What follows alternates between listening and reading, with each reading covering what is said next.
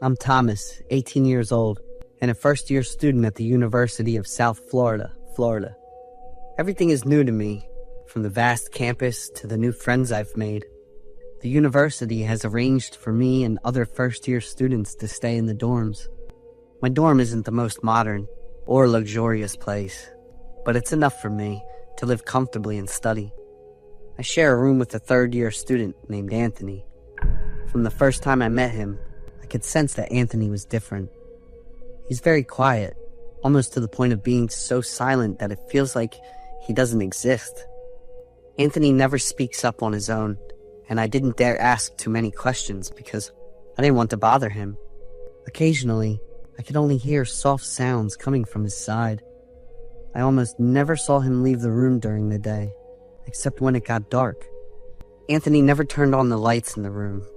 There was only a faint light from the window, whether it was day or night. When I first met him, I could say that Anthony was very handsome, but there was something oddly unusual about him. Anthony's skin was so pale, it was hard to believe. It wasn't the healthy fair type, but rather a sickly pale skin that was almost translucent. This could be due to him not being exposed to sunlight for a long time. His pale skin only made Anthony's full red lips stand out even more. But what truly sent a shiver down my spine whenever I looked at Anthony was his canine teeth. When facing Anthony, I couldn't help but notice the long, sharp, canine tooth that peeked out from behind his red lips. It made me feel like I was facing a creature that wasn't human. The way Anthony moved only made that eerie feeling more pronounced. He didn't walk naturally. Every step was very gentle, making no sound at all. Anthony's strangeness made me feel scared and panicked on more than one occasion. One evening, I was reading at my desk. Suddenly, I heard a noise, a few soft thuds echoing. It was hard to pinpoint where the sound was coming from, as light was a luxury in my dorm room. When I turned my head, my gaze accidentally caught sight of Anthony. With the appearance I had described, Anthony startled me, making my whole body jump. But what I saw in Anthony's hand the next second was even more shocking, to the point that my whole body went numb and froze. A glass cup. Inside is a dark red liquid. That deep, dark red color made me shiver involuntarily. Anthony didn't even pay any attention to me. He drank the liquid slowly, sip by sip, as if he were enjoying a special drink just for him. When the liquid in the cup was almost gone, Anthony gently closed his eyes, feeling the taste, a look of satisfaction evident on his face. I could only watch every movement. My heart beat faster. The feeling of insecurity increased more and more. The fear inside me seemed to rise in waves from within my chest and then spread throughout my body. Can't explain the uncomfortable and creepy feeling when I saw him drinking it. I didn't dare ask, didn't dare look for too long. Quickly turned away, trying not to let the confusion in my heart take over. But I couldn't concentrate on the book anymore. Is he a vampire? Since that night, I can't get this thought out of my head. Every time I look at Anthony, I see his skin getting whiter and his eyes deeper. I started avoiding Anthony and didn't dare tell anyone what I thought. Part of me wanted to believe that I was just imagining it all, but the other part of me admitted that strange thoughts were slowly taking over my mind. I started trying to stay in the library longer to avoid having to go back to my room, but the obsession with Anthony still wouldn't leave. I felt more stressed and tired, couldn't concentrate on studying, couldn't sleep well, and couldn't do anything but worry. I tossed and turned all night, listening to every sound from outside the room, afraid that Anthony would suddenly appear and I wouldn't be able to escape. Every time I see him, I feel like there is a predator stalking me in the dark, waiting for the opportunity to attack. The more scared I became, the more I paid attention to Anthony. I observed his every gesture and action closely. From fear, I gradually got used to fear and turned it into curiosity. One morning, I saw Anthony wake up early. He happily hummed a song, went to the bathroom to take a shower, and came back with a completely different appearance. Anthony is handsome, with vibrant white skin, neatly combed hair, and fangs have also disappeared. Anthony put on a white shirt and neatly ironed trousers, ate a sandwich and drank another glass of dark red water, then left the room with the file in hand. I was stunned for a moment, stuck in thoughts of whether the person just now was Anthony or not. Getting out of bed, I walked over to Anthony's glass of water, picked it up, and slowly brought it up to my nose to smell it. "Pomegranate juice," I exclaimed in surprise, sinking deeper into the feeling of confusion, not being able to do anything decent that whole day. That afternoon, when I returned to my room after class, as soon as Anthony saw me, he happily greeted me. Anthony was extremely excited, boasting about the fact that his graduation thesis, researching the psychological phenomenon of vampires, was highly appreciated. I feel lucky that I am smart enough to reason and understand everything for myself. A feeling of surprise and shock rose within me. All of my doubts about Anthony turned out to be just illusions that I created in my mind. Nothing more and nothing less. Luckily, I didn't do anything to embarrass and regret it.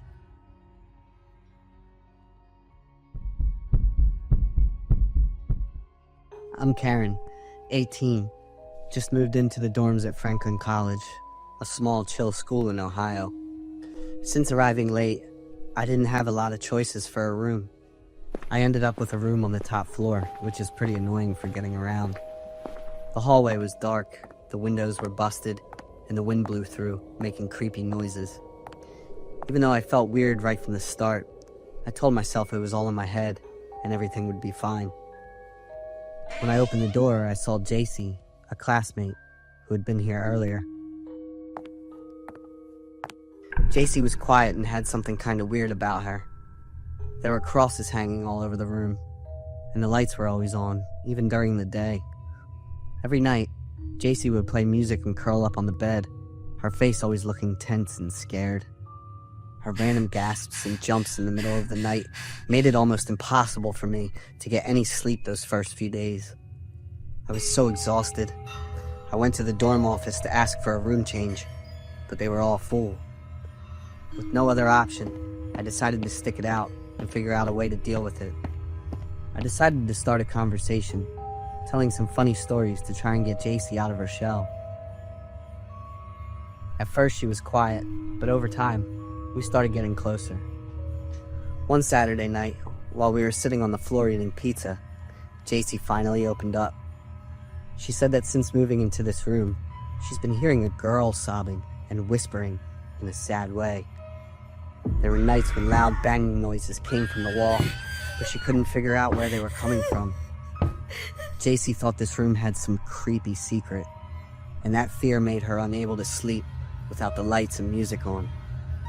Listening to her story, I got the chills and tried to tell myself that JC was just overthinking it. But after that day, everything started to change. The weird stuff JC told me about, I started feeling it too. One night, while JC was asleep, I was lying in bed and heard a soft knocking sound from the wall across from me. The knocking was steady, getting louder and louder, like someone was trying to break out. I jumped up, my heart racing and my whole body freezing. I shook JC awake, but when she opened her eyes, everything went silent.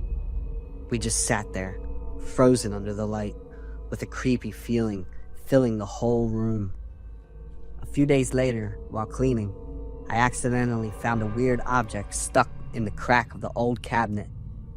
It was a dusty student ID with the name Tabby Nelson on it. In the photo, Tabby was this pretty girl with long brown hair and a big smile. When I read the info on the card, I realized Tabby was a student at the school, like 7 years older than us. That night, JC and I sat in front of our laptops looking up info about Tabby in the school system. The results shocked us both. Tabby Nelson had dropped out before even finishing her freshman year. There was no note, just the reason: sudden transfer. JC didn't stop. She kept searching through old news sites. Suddenly, JC stopped, her eyes wide, voice shaking as she read an article. Tabby Nelson went missing from her dorm. I just stared at the screen, reading those words. Almost 10 years ago, Tabby was last seen heading back to her room late at night. The police searched everywhere but didn't find a thing. What made me shiver even more was that the room Tabby had been in was ours now. I felt cold all over. The weird sounds JC heard, the crying and the knocking, it could have been Tabby Nelson. I tried to come up with a reasonable explanation, but I couldn't. This room wasn't just old and forgotten. It had a creepy story buried in it for years. Since that day, neither JC nor I could sleep. The knocking got louder and clearer, with whispers and sometimes soft sobs mixed in.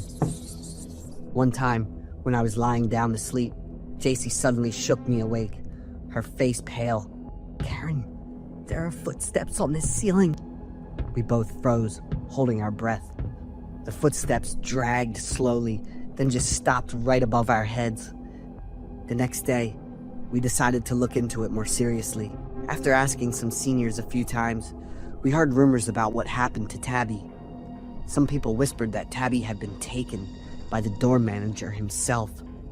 They said Tabby had found out something she wasn't supposed to know, and to shut her up, the manager tried to get rid of her. After that, no one ever saw Tabby again. The room she'd stayed in was locked up right after and stayed empty for years. But because so many students were coming in this year, the school had to reopen the old rooms. That night, JC and I decided to do something crazy. Search for evidence inside the room. We grabbed flashlights and checked every corner of the room to see if anything was missing.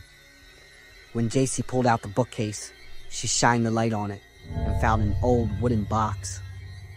When we opened it, there was a diary inside with the name Tabby Nelson on it. JC and I opened the diary.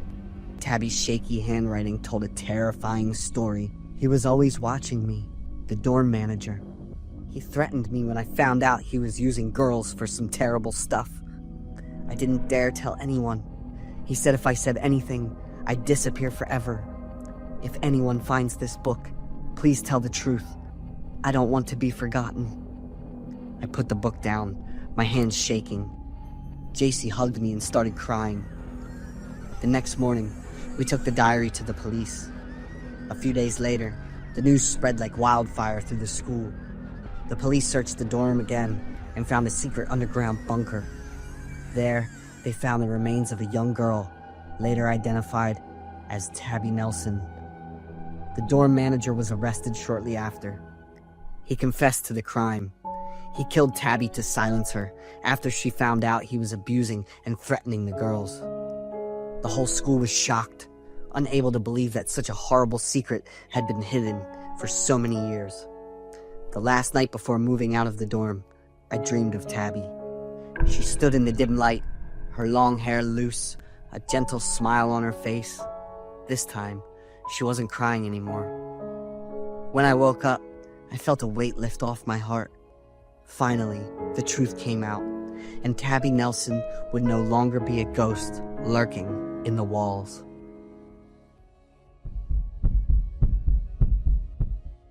I am Erica, 29 years old. I have a happy life with a fulfilling marriage and a successful career. My husband is Oscar, 32 years old. He is my high school sweetheart. Currently, we are living and working in Washington, D.C.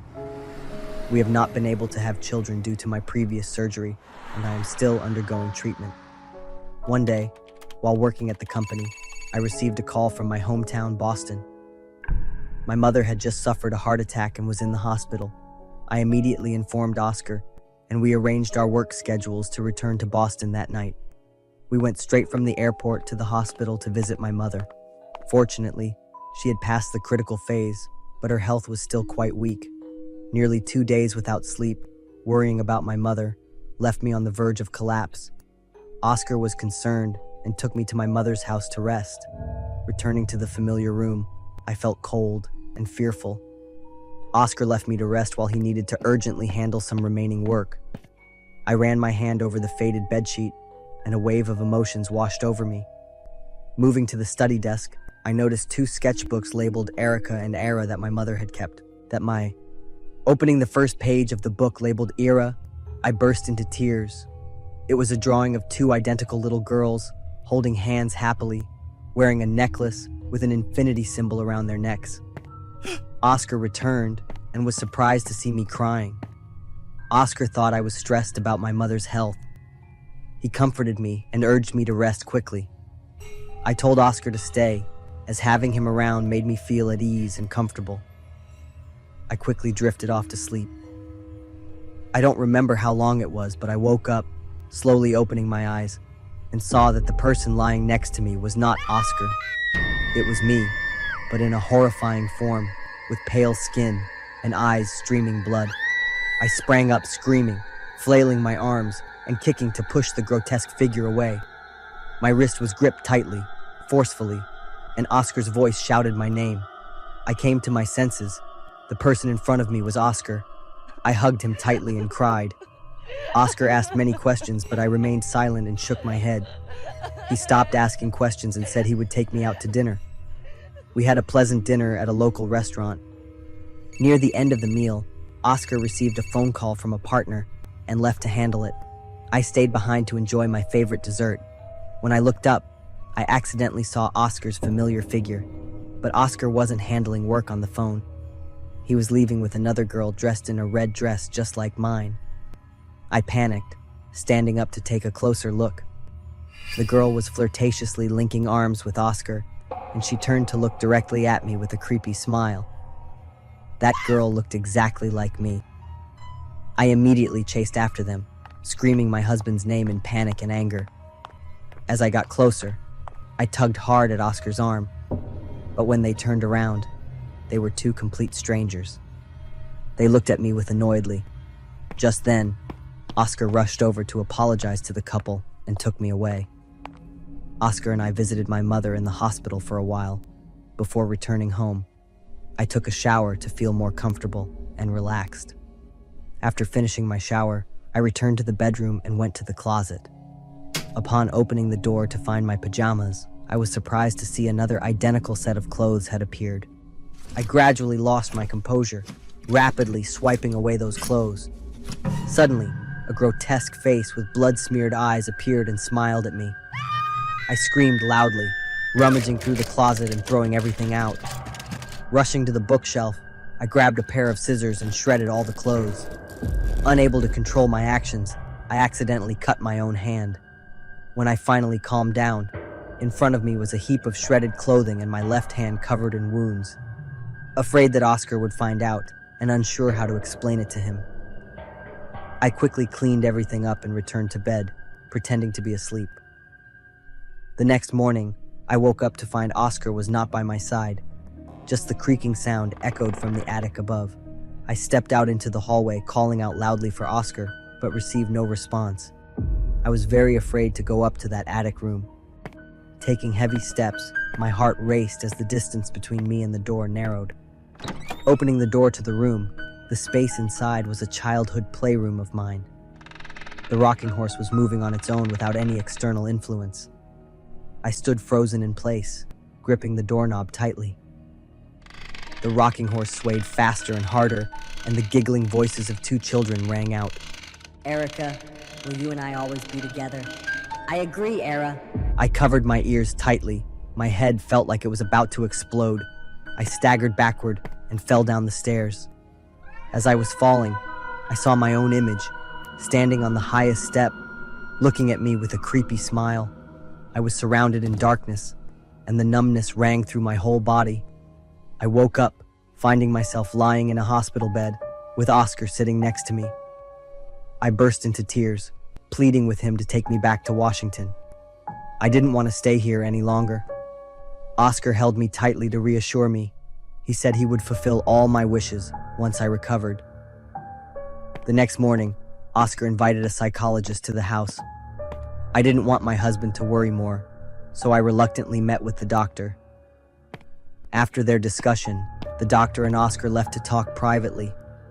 I went into the bathroom and looked at myself in the mirror. Had I fallen apart and become this exhausted? The image of me in the mirror suddenly smiled a haunting smile. I screamed in frustration. Whatever object was within my reach, I smashed violently against the mirror, shattering it. Oscar heard the noise and rushed to hold me tightly. The psychologist injected me with a sedative.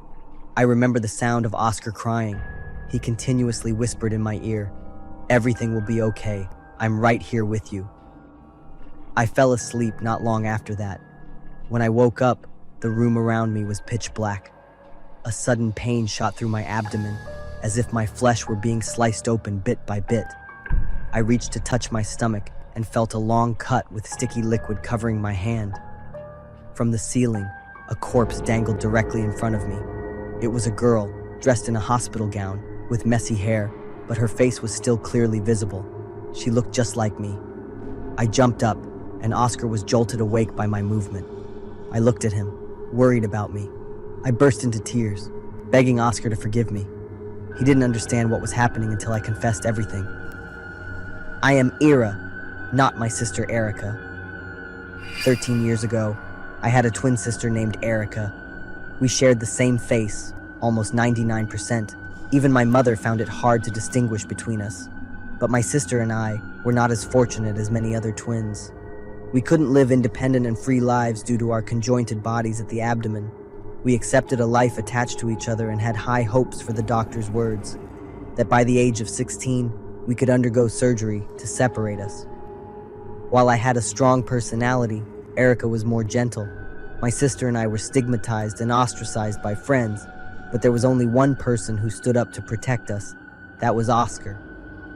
From the first time I saw him, I liked Oscar, but didn't dare to say anything. I eagerly awaited the day when we could have successful surgery, and I could confess my feelings to him.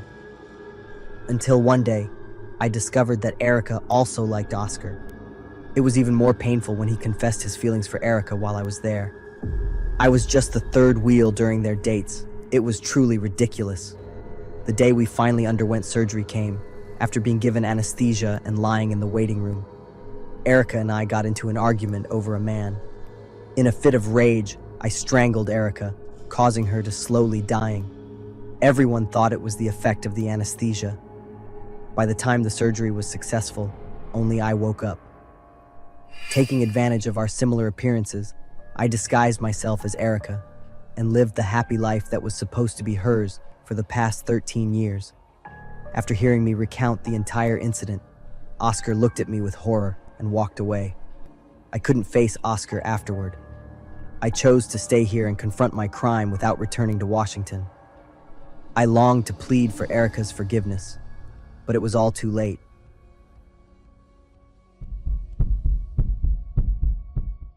I'm Selena, 24 years old. I'm a paralegal and live in Texas. My boyfriend Victor and I have been together for almost 2 years now. Victor's 4 years older than me and super into photography. My room's full of artsy portraits Victor's taken. He never leaves the house without his camera. Wherever he goes, he's always pulling out his camera and snapping amazing shots. Victor's picky about it. He likes to handle the whole process of taking and developing photos himself. Lately, Victor's been picking up a bunch of jobs, so his schedule's been crazy busy.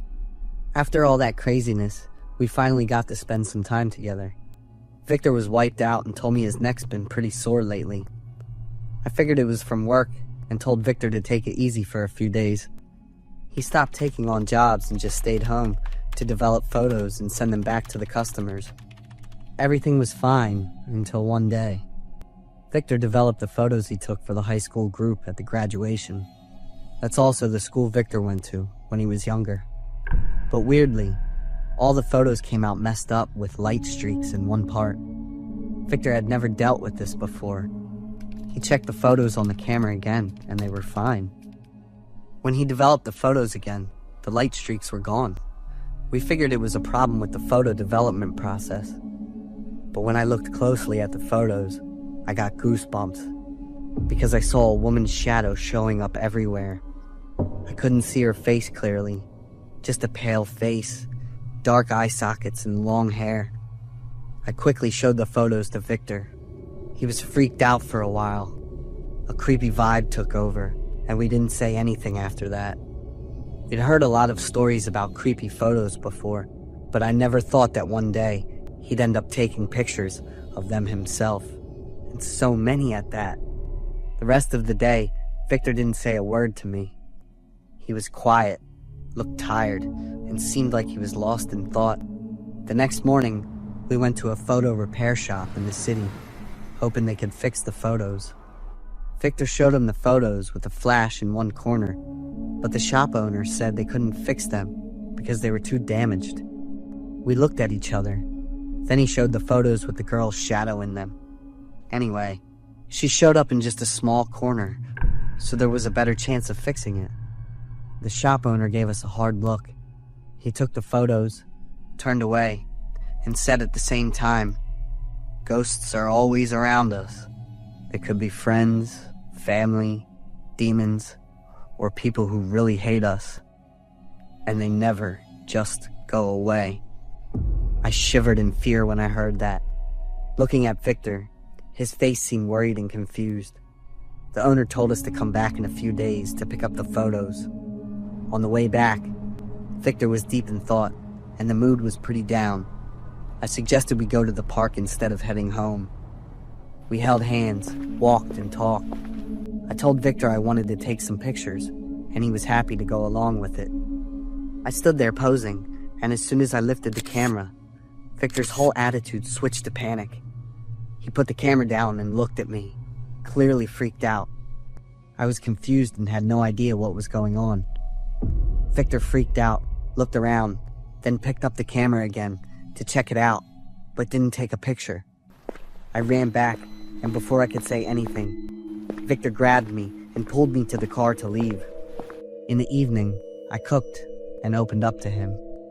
Victor must have been worn out from work, and on top of that, those creepy photos were probably messing with his head. That night, Victor went to bed really early. I couldn't sleep, so I went downstairs to get some water. As soon as I left, I heard water running in the room across the hall. That was the room Victor used to develop the photos.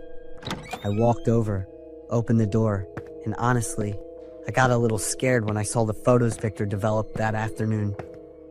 I slowly walked over to the sink where Victor kept his photo developing solution and saw bubbles rising. From under the water, a head of black hair slowly started to rise. I was frozen. I couldn't even breathe. The hair was pretty long, and it looked like it belonged to a woman. Then, two hands shot up really fast, grabbing the edge of the sink tightly. I jumped back, tripped, and ended up falling to my knees. Just as the head was about to fully emerge, I jumped up and realized it was all just a dream. I turned around and didn't see Victor. He was sitting by the window, staring out, looking really lost in thought. I walked over, didn't mention the weird dream, but gently asked him. Victor was really tired. He said his neck was getting worse and was causing him insomnia. The next morning, Victor and I went to the doctor to check out the pain in his neck. The results came back totally normal, which was pretty surprising. The doctor prescribed some medicine, told Victor to take it regularly, and said to keep an eye on it. On the way back, we stopped by the photo shop to pick up the stack of photos from the day before. The shop owner wrapped the photos up in some paper and handed them to us with a cautious look. He didn't answer any of our questions, just told us to check out the photos ourselves when we got home. When we got home, Victor quickly tore into the stack of photos to check them out. Both of us were shocked because the woman's figure wasn't edited at all. It was even clearer. She had changed her posture, and her face clearly showed the details and a hateful expression. Victor instantly burned all the photos and called the customer to apologize and sent over some compensation. Victor gave up his job and stayed home since the pain was getting worse. His health getting worse, along with not sleeping, put him in a bad mood. I caught him a few times yelling and even telling someone to stay out of his life. But when I peeked through the crack in the door, I was shocked to see he was alone. There were times when Victor would wake up in the middle of the night, stare at me, scream in fear, and tell me to go away. I rearranged my work and planned a trip so Victor could relax and hopefully ease his neck pain. We picked a place close to the city and drove there in our own car. The road was full of fresh, bright scenery. I played some soft music, and we both felt really relaxed. Those happy moments didn't last long. A few minutes later, Victor suddenly screamed in panic, gripped the steering wheel tight, and then slammed on the brakes. He kept panting, and it really confused me. Then Victor quickly jumped out of the car, looking frantic as he checked the front. I quickly unbuckled my seatbelt and got out of the car, asking him what was going on. Victor said he had just hit a girl really strong, and he needed to rush her to the emergency room. I hugged Victor, looked him in the eyes, and told him there was no girl. Everything was fine. Victor stared at me for a while, then calmed down and kept apologizing for his mood swings these past few days. I suggested we head back and get Victor to see a psychologist, but he firmly insisted that everything was fine and wanted to keep going with the trip. I saw how determined Victor was, so I agreed, but the trip just wasn't fun anymore. Victor's face was really tense as he drove, and I kept staring at him worried. The traffic light ahead turned red, right at the crosswalk. There was a schoolgirl walking across. I didn't see any signs of Victor slowing down, so I turned to remind him. Victor gripped the steering wheel, his eyes bloodshot, his face and neck swollen, shouting loudly as he slammed his foot on the gas pedal. "I told you to stay out of my life!" And then the awful thing happened. Our car sped up and slammed into the schoolgirl.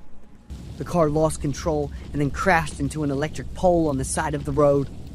There was red on the windshield, along with the twisted body of that poor girl.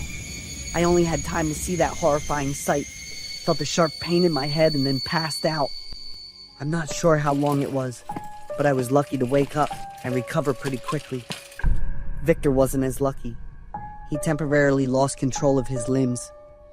My family pushed me in a wheelchair to visit Victor. He didn't look at me, just kept crying and saying sorry. Victor said he knew why all the weird stuff that had been happening lately was going on. In high school, Victor had a girlfriend named Bethany. Victor got really into photography back then, and he and his girlfriend would often take souvenir photos at school. One day, Victor found out that Bethany was being bullied by two of his close friends in the lab. Instead of protecting his girlfriend and standing up to his two friends, Victor just stood there laughing and taking photos. Bethany felt completely hopeless and ended her life when she turned 18. Haunted and exhausted, Victor lost consciousness, thinking the schoolgirl walking by was Bethany. Victor was feeling really regretful, thinking he was paying for his past mistakes. Victor said goodbye, not wanting my life to be affected. I cried a lot. I loved Victor so much, but just couldn't face him.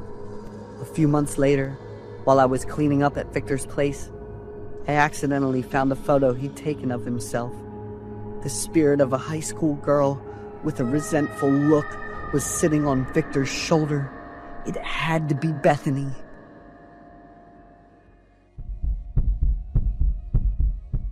I'm Aiden, and I've just returned after more than 3 months of treatment for psychological trauma from a psychiatric hospital. The cause of everything started with the girlfriend I fell for at first sight, Agatha. She is 3 years older than me, a woman of extraordinary beauty who made it impossible for me to look away. She had large eyes, a small face, long, shiny blonde hair, and a perfectly proportioned figure. I don't know how many times I silently thanked God for meeting and having Agatha. Not only was Agatha beautiful, but she was also very friendly, kind, and an excellent cook. I really wanted to quickly organize a wedding with her, and was incredibly excited, imagining our future daughter. But nothing is perfect. Agatha had a very strange and incomprehensible flaw. She always criticized her own body. I completely understood when a girl complained about being overweight or being unhappy with a certain part of her body. But with Agatha, it wasn't just insecurity. She hated herself. Agatha always used terrible words to describe herself, to the point where I imagined her as a monster. Agatha, You are the most beautiful woman. No, Aiden, look at me, she interrupted. These eyes, this nose, are so redundant and ugly. Even these feet, too. There are many people who are not as lucky and well off as us. Stop those silly thoughts. I'm serious. Seeing that my attitude was quite tense, Agatha stood up and left. I really love Agatha, but the more I love her, the more I can't understand her. Things won't be so scary when everything stops at words. Agatha gradually lives the role of a disabled person in a happy and enjoyable state of mind. She is no longer meticulous about her appearance, does not wear makeup or hair. Instead, her face is tightly attached to a pair of sunglasses. Agatha groped everything and asked for help from me because she thought she was blind. Furniture in the house is constantly falling apart and getting damaged. From surprise and helplessness, I gradually turned into discomfort and anger. But Agatha ignored everything. I was even more shocked when I read Agatha's search history. How to remove eyes quickly and with the least pain. Immediately, I pulled Agatha's hand into the dressing room, took off her sunglasses, and let her look straight into the mirror. Look! Why did you make yourself so pathetic? I continued to turn on my phone, which had a beautiful picture of Agatha as the wallpaper. Do you remember how beautiful you used to be? Agatha remained silent, staring into the mirror for a long time, and then slowly closed her eyes and groped her way out. I wanted to scream out loud. If I could, I'd love to see what on earth was going through that small mind of hers. In the following days, I tried to convince Agatha to see a doctor. I was sure my girlfriend was dealing with some kind of mental issue. Agatha would refuse to talk if I mentioned seeing a doctor, and she would even stop eating. I tried to handle it by inviting the doctor to our house, but she locked herself in her room and refused to meet with him. That evening, Agatha and I sat down to have a serious conversation with each other. I'll be going on a business trip for a week. Will you be okay? Of course. It is not the first time you've gone on a business trip, Aiden. Agatha, you know what I'm trying to talk about. Is that really your purpose in life? Agatha looked at me and remained silent. My purpose and dream is to have a happy family with you.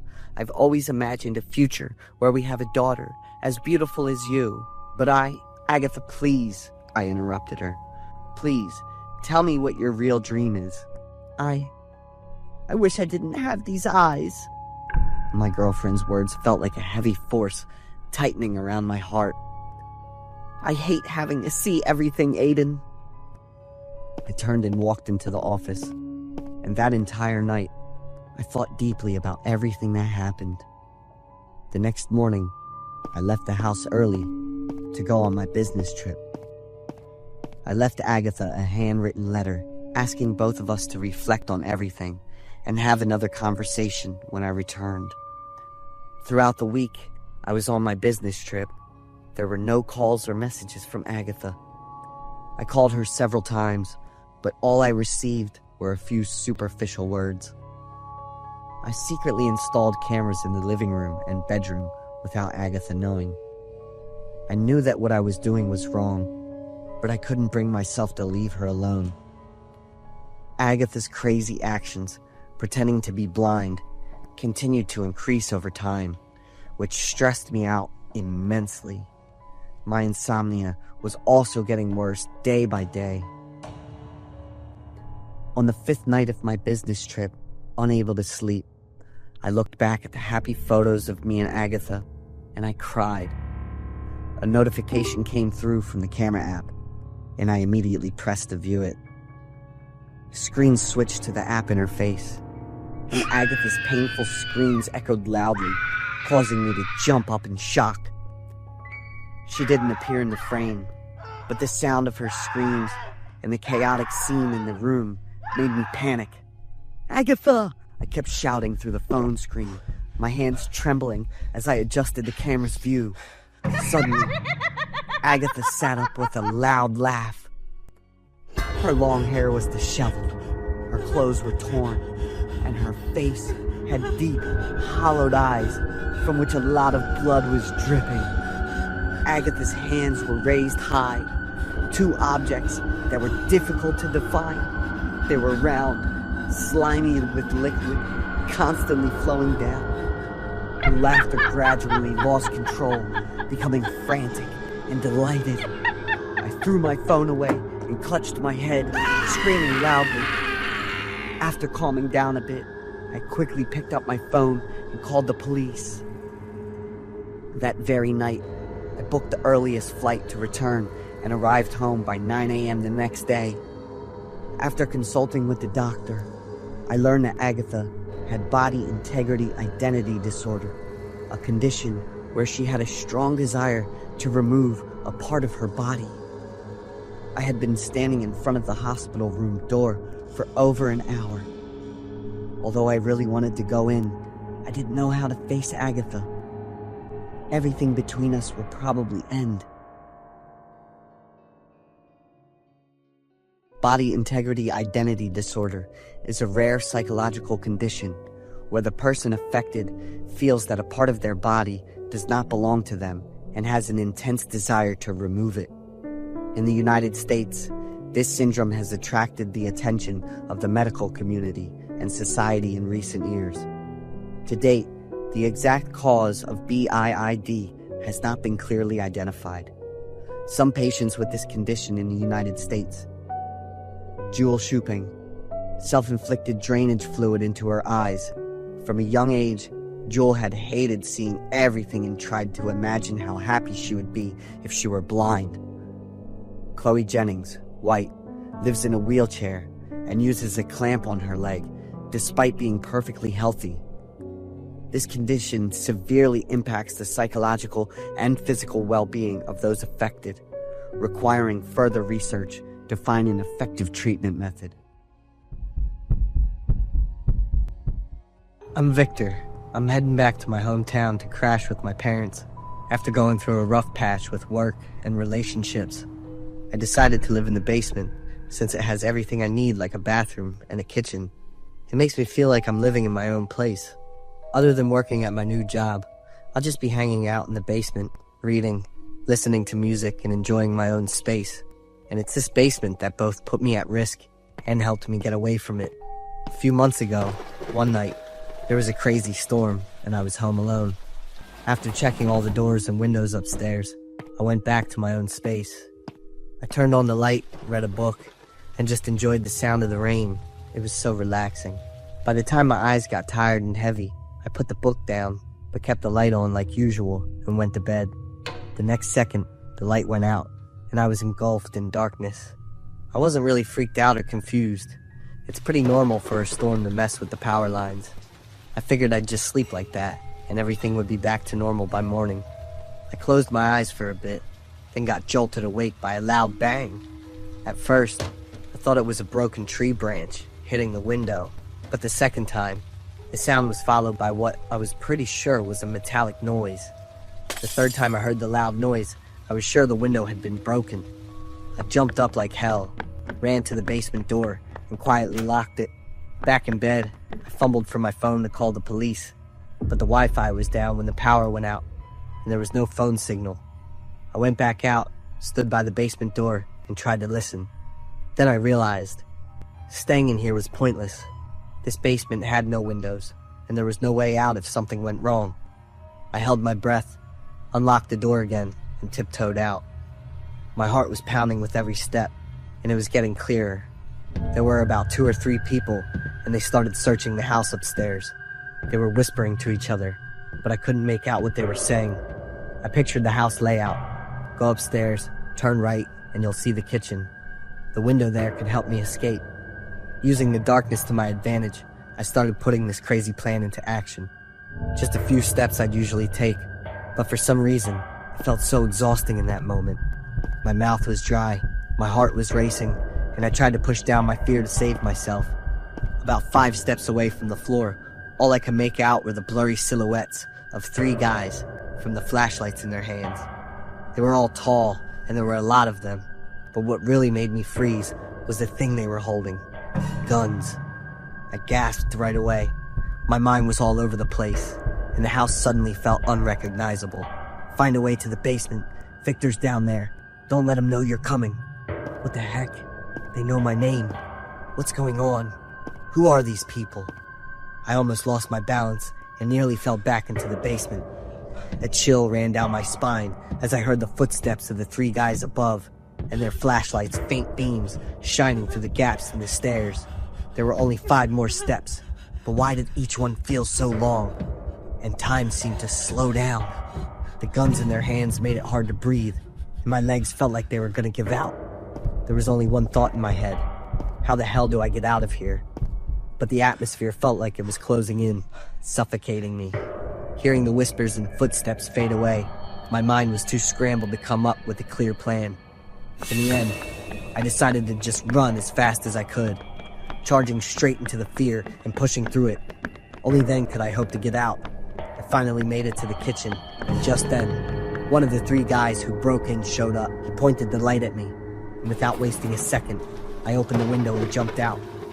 The cold and the force of the storm hit me right away, and it woke up my nerves. I had just one goal, to get as far away from the house as possible. The road ahead was pitch black, and the only light I had was the occasional flash of lightning to guide me. I tried not to look back, even though I could hear screams and gunshots getting farther away behind me. I ran to the neighbor's house nearby, knocked on the door in a panic, and when it opened, I just collapsed, totally exhausted and cold. The middle-aged neighbor, looking worried, quickly pulled me inside and called the cops right away. In the middle of the storm and all the chaos, I could only breathe a sigh of relief, knowing I was finally safe. Later that night, the place was a mess, with signs of a break-in, and all the valuables were gone. The aftermath of that horrible night wasn't just the stuff I lost, but also the mental scars that stuck with me. I couldn't go back to the basement anymore. Every time I thought about going back, I'd get this wave of panic, like the thieves were still out there, just waiting for the chance to hit again. The banging, footsteps in the night, and the dim flashlight on the stairs, everything turned into creepy memories. I started jumping at every little noise around me. I felt stuck between 2 worlds, my normal everyday life and this dark world of scary memories. I started going to therapy so I could talk about how I was feeling without worrying about being judged. I also started doing medication and working out to keep my mind and body in balance. But real peace still felt pretty far off. Every time it rains and night falls, the creepy feeling comes back.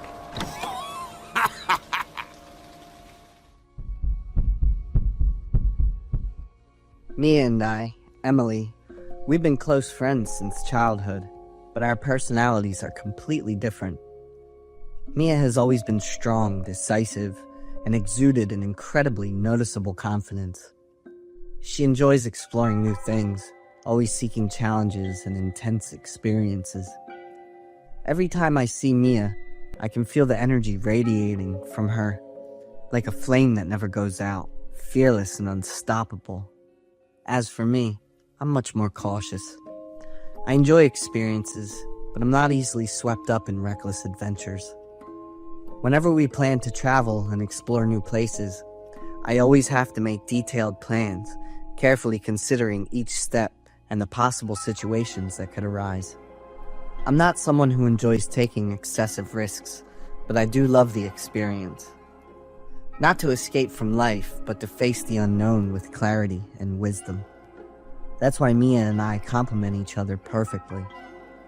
Mia is the driving force that pushes me beyond my limits, making me brave enough to try things I never thought I would, while I help Mia see different perspectives of life, so that she doesn't just rush through life based on fleeting emotions, but also learns to appreciate every moment and every decision. When we planned the hiking trip in the forest, it was a perfect blend of Mia's daring personality and my cautiousness. She wanted a trip that was truly challenging, not just a simple vacation, but a journey to explore her limits. As for me, I just wanted to make sure that we would be safe, not get lost, and avoid any dangerous situations. We decided to go together, because I knew that no adventure is without its challenges. and there was no better friend than Mia to share every moment of that journey with. We rented a small cabin tucked away in the forest, where phone signals couldn't reach, and the only companions were the sound of birds singing and the wind rustling through the leaves.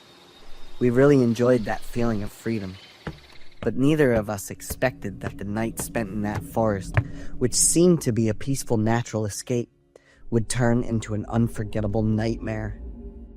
As night fell, the cabin became eerily quiet. We lit the oil lamps, sat next to each other, sipped on some hot tea, and shared stories of our past travels. There was so much to talk about that we lost track of time, and when we looked up, it was nearly midnight. The wind outside the window suddenly stopped, and the space seemed to freeze in a moment of unease. And then, we heard a cry for help. The cry echoed through the night, weak but filled with despair, as if a woman was being tortured. Help me. Please help me. The voice sounded so close, like it was right outside the cabin door. I jumped to my feet, gripping Mia's hand tightly. We looked at each other, our eyes exchanging a worried glance. We both had the same thought. We had to help that woman. But before Mia could do anything, I stopped her, placing my hand on her shoulder, gently but firmly. We can't go outside right now. We need to observe carefully first.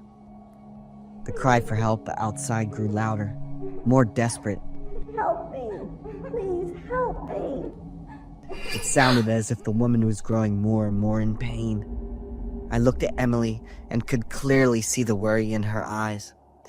Both of us started to move quietly, making no noise. We stood close to the window, our eyes tense as we watched the darkness outside, trying to make sense of the situation. The cry for help continued, growing more desperate with each passing moment, like a woman being tortured, in pain so intense it seemed hopeless. I felt a heavy sense of unease in my heart, but I still tried to remain calm. We checked every corner of the cabin, but nothing seemed unusual. Yet there was a feeling that everything around us had fallen silent, as if something was about to happen. Neither of us said anything, but I could feel the tension from Mia in the way she breathed, in every small movement she made. We stood there silently, only hearing the cry for help growing closer with each passing moment. But then, suddenly, the shadow of a man appeared in the dim light of the oil lamp outside the cabin. At first, we thought the man might be the one chasing the woman who was crying for help, or perhaps someone who was looking for assistance. But as we looked more closely, my heart suddenly tightened. The man had a strange appearance, tall and muscular, with bulging muscles beneath his torn shirt. His skin was pale, grayish, as if it hadn't seen sunlight in a long time. His eyes were the most terrifying thing about him, not because they exuded danger, but because they were empty, as if there was nothing behind them, no emotion, no humanity. His gaze was soulless, like a ghost standing there silently waiting. But the moment that truly stunned me was when I heard the cry for help coming from the man himself. The voice wasn't a woman's at all. It was his. He was pretending to be a woman in distress, trying to stir up fear and confusion in us. We no longer had any doubt. He wasn't just out there to scare us. He had some kind of plan. The truth hit us in a dark moment. We were being watched, and the cry for help was nothing but a trap. The fear I felt in that moment clouded my thoughts, making it impossible to think clearly. The only instinct that ran through my mind was to reinforce the cabin as securely as possible. We hurriedly closed all the windows and doors, leaving no gaps. Every sound from outside made my heart pound, but we couldn't afford to be careless. Although I knew there was no signal, I still tried to call the police. Mia and I hugged each other in the darkness, too afraid to move. I could hear footsteps outside, the rustling sound as if the man was circling the cabin, watching us. The whole night, We didn't dare to close our eyes. We could only rely on each other, not saying a word. But both of us understood clearly that this was no joke. Finally, when the first light of dawn filtered through the window, I quickly grabbed my phone, and this time, there was a signal. We quickly called the police and reported everything that had happened. It took nearly 30 minutes for the police to arrive and inspect the area around the cabin, but they found no one. We left in fear, and a part of me still couldn't forget the strange look in that man's eyes and the bizarre cry for help that he had made. Mia and I learned a valuable lesson. We would never choose isolated places to experience or stay overnight again.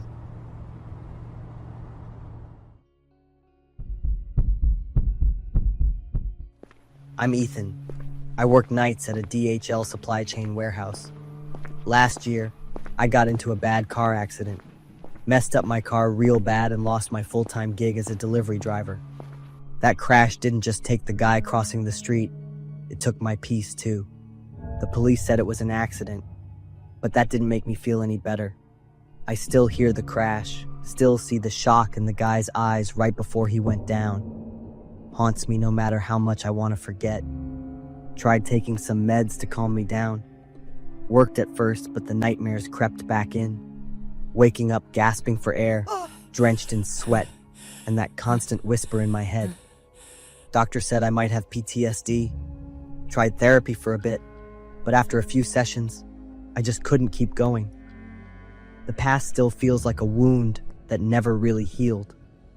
My next job was just a way to avoid sleeping at night, better than working during the day and drowning in guilt.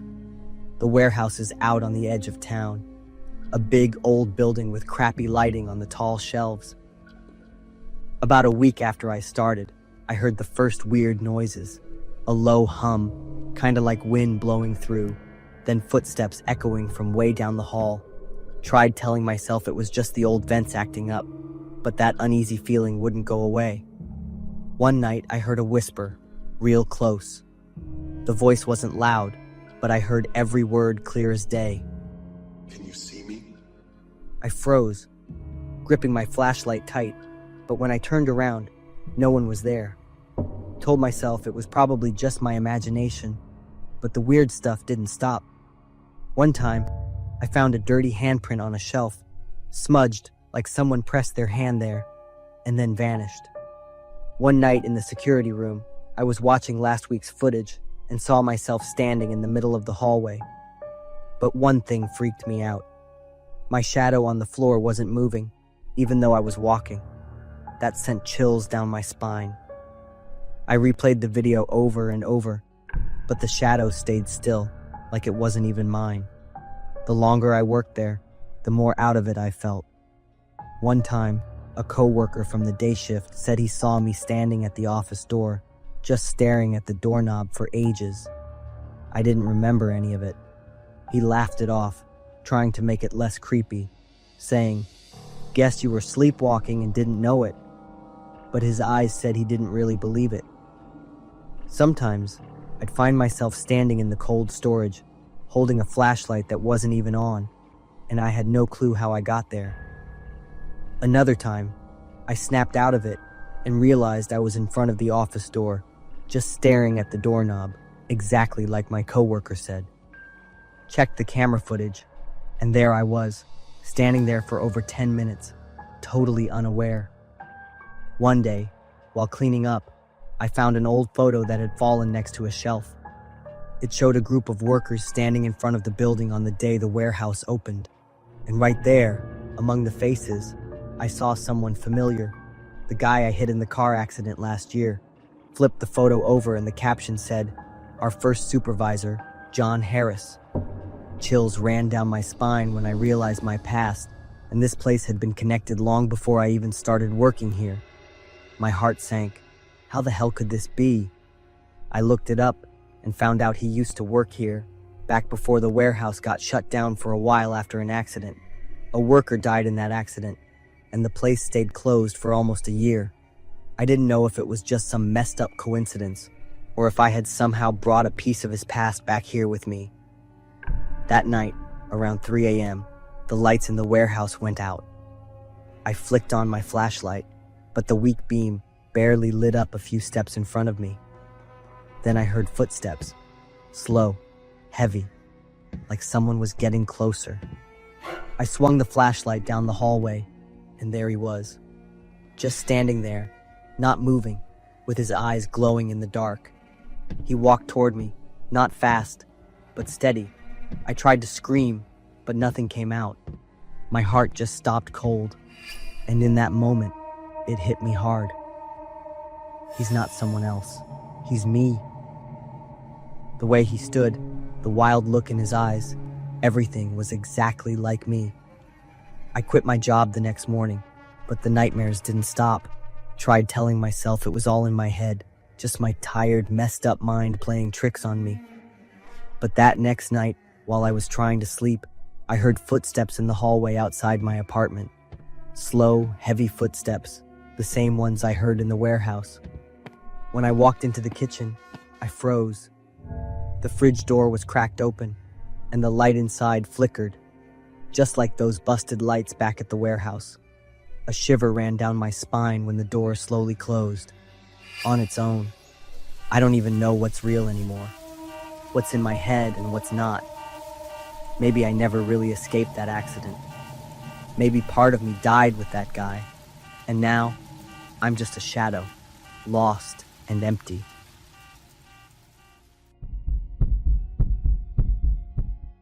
I'm Rose, 26 years old. I'm having a rather happy life, getting married soon to my beloved fiancé and a stable job. I have a brother, 3 years my junior, Beavis. We had an unhappy childhood, separating from one another, with me going through foster homes, while Beavis was hospitalized in a psychiatric ward. 16 years ago, I had a happy family with my parents and my little brother. Thanks to our father's flourishing business, we lived in a large and cozy household. My mom was a wonderful woman. She was just perfect, and for the three of us, she's our world. Her lifelong passion was arts. She loved collecting the objects that carried with it some resemblance of antiquity. I remembered on my mother's birthday, my dad went home with a bundle of flowers and a carefully covered gift for such special occasion. It was rather large and wrapped in a luxurious silk canvas, requiring 2 people to carry, and it was an antique mirror stand. My mom was in love with that gift already. She was so ecstatic that she came over and repeatedly kissed my dad, despite our embarrassed look. It was then told this mirror stand was truly an antique of 200 years old. Dad must have spent a lot of time and money just to get it, and truly, he knew his woman well. The mirror stand was double my height and as wide as my shoulder width. My mom was really excited, and she left the mirror in the living room as a precious decoration. About my mom, she's not actively working. She dedicated her time for home caring. She always tried her best to maintain her beauty. One day, I saw my mom standing in front of the mirror, her hands wrapped around the C-section scar delivering us to the world. She must be very sad, and thinking about ways to improve that scar. However, the moment I saw my mom in the mirror, she was completely different. Let out a wide smile, her features becoming borderline inhuman.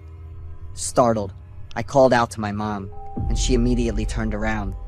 Suddenly, the reflection in the mirror turned back to normal. I stared down on both my mom and her reflection in the mirror. Maybe it's all just a trick of the eyes. In the evening, my parents told me and my brother to wait in the TV room until they worked something else. Me and Beavis happily agreed. We brought snacks to eat and enjoyed our TV.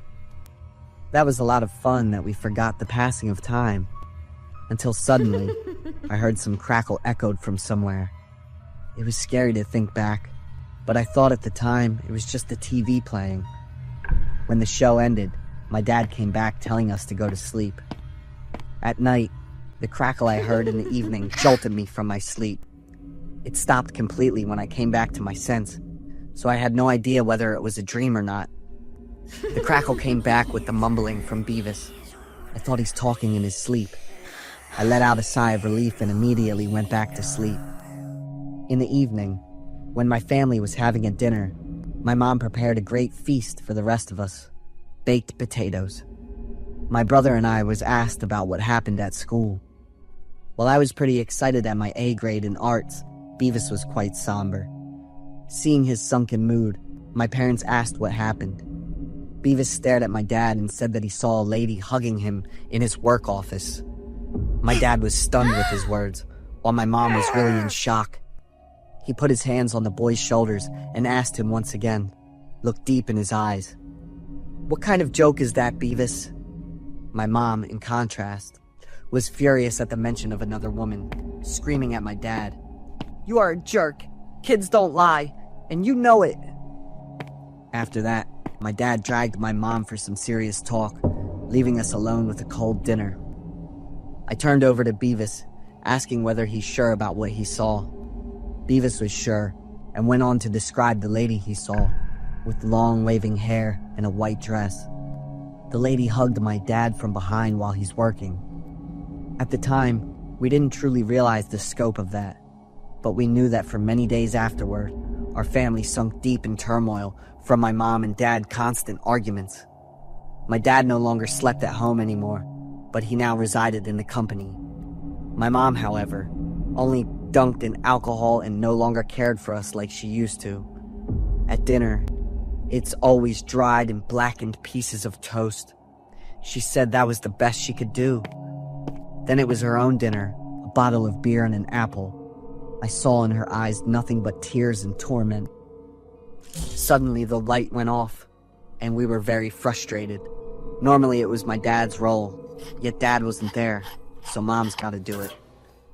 After changing the light bulb, my mom smiled, then grabbed onto her half-eaten apple. The sound of broken glass echoed through the air, and when my mother turned around, we were shocked. In her hand was a broken light bulb, and within her mouth was blood and broken pieces of glass, covered in blood. My mom shakingly pulled out the broken glass pieces from her mouth, groaning in pain. Beavis was so scared that he cried out loud. I immediately pulled my mom to the bathroom for some first aid, and then went back on to console Beavis. That night, I hugged a sleeping Beavis at my side, fighting the churning empty stomach, while my mom would only stare at her mirror, motionless. Later in the morning, I called my dad and told him about what happened. He immediately returned, hugging us too and trying to make peace with Mom. After days of intense atmosphere, finally normalcy returned to us. In the weekends, I often went to my dad's workroom, where I had a large table for myself and could draw as much as I wanted with a bunch of colored crayons. That day, I noticed my dad with a plaster of band-aids on his finger, which he explained that it was an accident when dining with a customer. He said he's all right, and proceeded to remove the band-aids due to it being very restrictive on typing over a keyboard. After some time, I asked my dad to bring some food in, and he said yes. When I came back with a snack bag, I dropped it on the floor, seeing my dad trying to pry out his entire fingernail from its socket. Successful at last, he brought up a bloody fingernail still attached with flesh and blood and cheerily talked to me. "This is one tough band-aid, kiddo. Took me a while to get rid of it." When I screamed in terror and ran away, that was when my dad realized what he'd done. Another day, when my brother and I just came back from school, we stopped dead on our tracks after we heard loud yelling from my parents' heated arguments. We dared not venture any further. The scene of the previous fights still haunted me. Then there was my mom's blood-curdling scream, followed quickly by a loud gunshot. Quickly covering Beavis's ears, I could see my brother shaking uncontrollably, eyes sunken down and his little fist shivering up. My dad walked out of the door, blood covered his clothes. Seeing us huddled there, my dad stopped, then laughed out loud, completely ignored us on his way out. Making our way inside, I saw my mom lying on the floor, blood pooling from under her lifeless body. I tried my best to cover Beavis's eyes so he didn't see anything. He squeezed my hands tight too, then cried out loud in panic. The mirror in front of us showed the two of us directly on its gaze. We were so pathetic, broken, and shattered.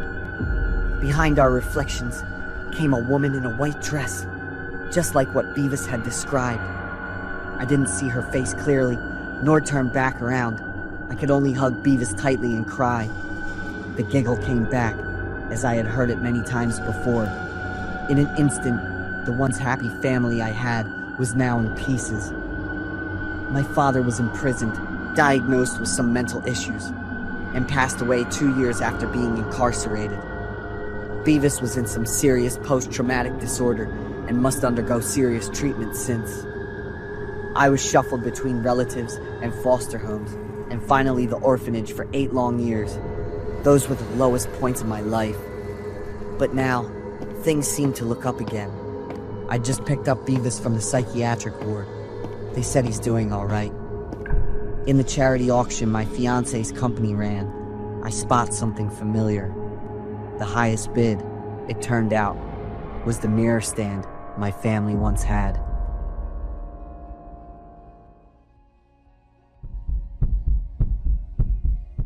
My name's Sandra, 35 years old. I'm a single mother with a 10-year-old daughter, Lainey. We were enjoying a rather cozy life due to my established real estate firm. I was going to be assigned a renovation project of an abandoned high-rise in downtown city. This project I had always been wanting for the last 20 years. It wasn't until now that I had enough finance to run it. This project was my father's legacy. But when the project went to its final stage, my father's company encountered some heavy problems and went bankrupt. I brought it back years later and running a renovation for his sake. On the day of site survey, I went along with the construction crew and Lainey. She was so excited and ran around the place with all her youthful joy. After just a moment, my eyes moved off her. Lainey was gone from my sight. I dragged myself all around the place calling for her, but there's no response. I called Lainey on her phone, and she said she's on 13F. Lainey turned the front camera on so I could see the surrounding. Upon seeing what she was showing, both familiar and creepily alien, I yelped aloud at Lainey, telling her to come out of there quickly. However, the phone suddenly lost its connection, so I frantically ran over that accursed place to get her. This building wasn't finished yet, so the only way from 6F to 13F was using the stairs. The high heel I wore really became a nuisance, where the leather ground on my skin and bled me. The moment I saw the familiar shape of my daughter, I rushed to her side. Lainey's action puzzled me. She was putting her hand over the picture of 2 hands holding each other on the wall. I dragged Lainey out, asking whether she was all right, only to have her say that the signal was really bad, she couldn't hear anything. Lainey and I went back down, and before leaving, I glanced back at the hands on the wall, and my stomach turned. I felt guilty thinking about it.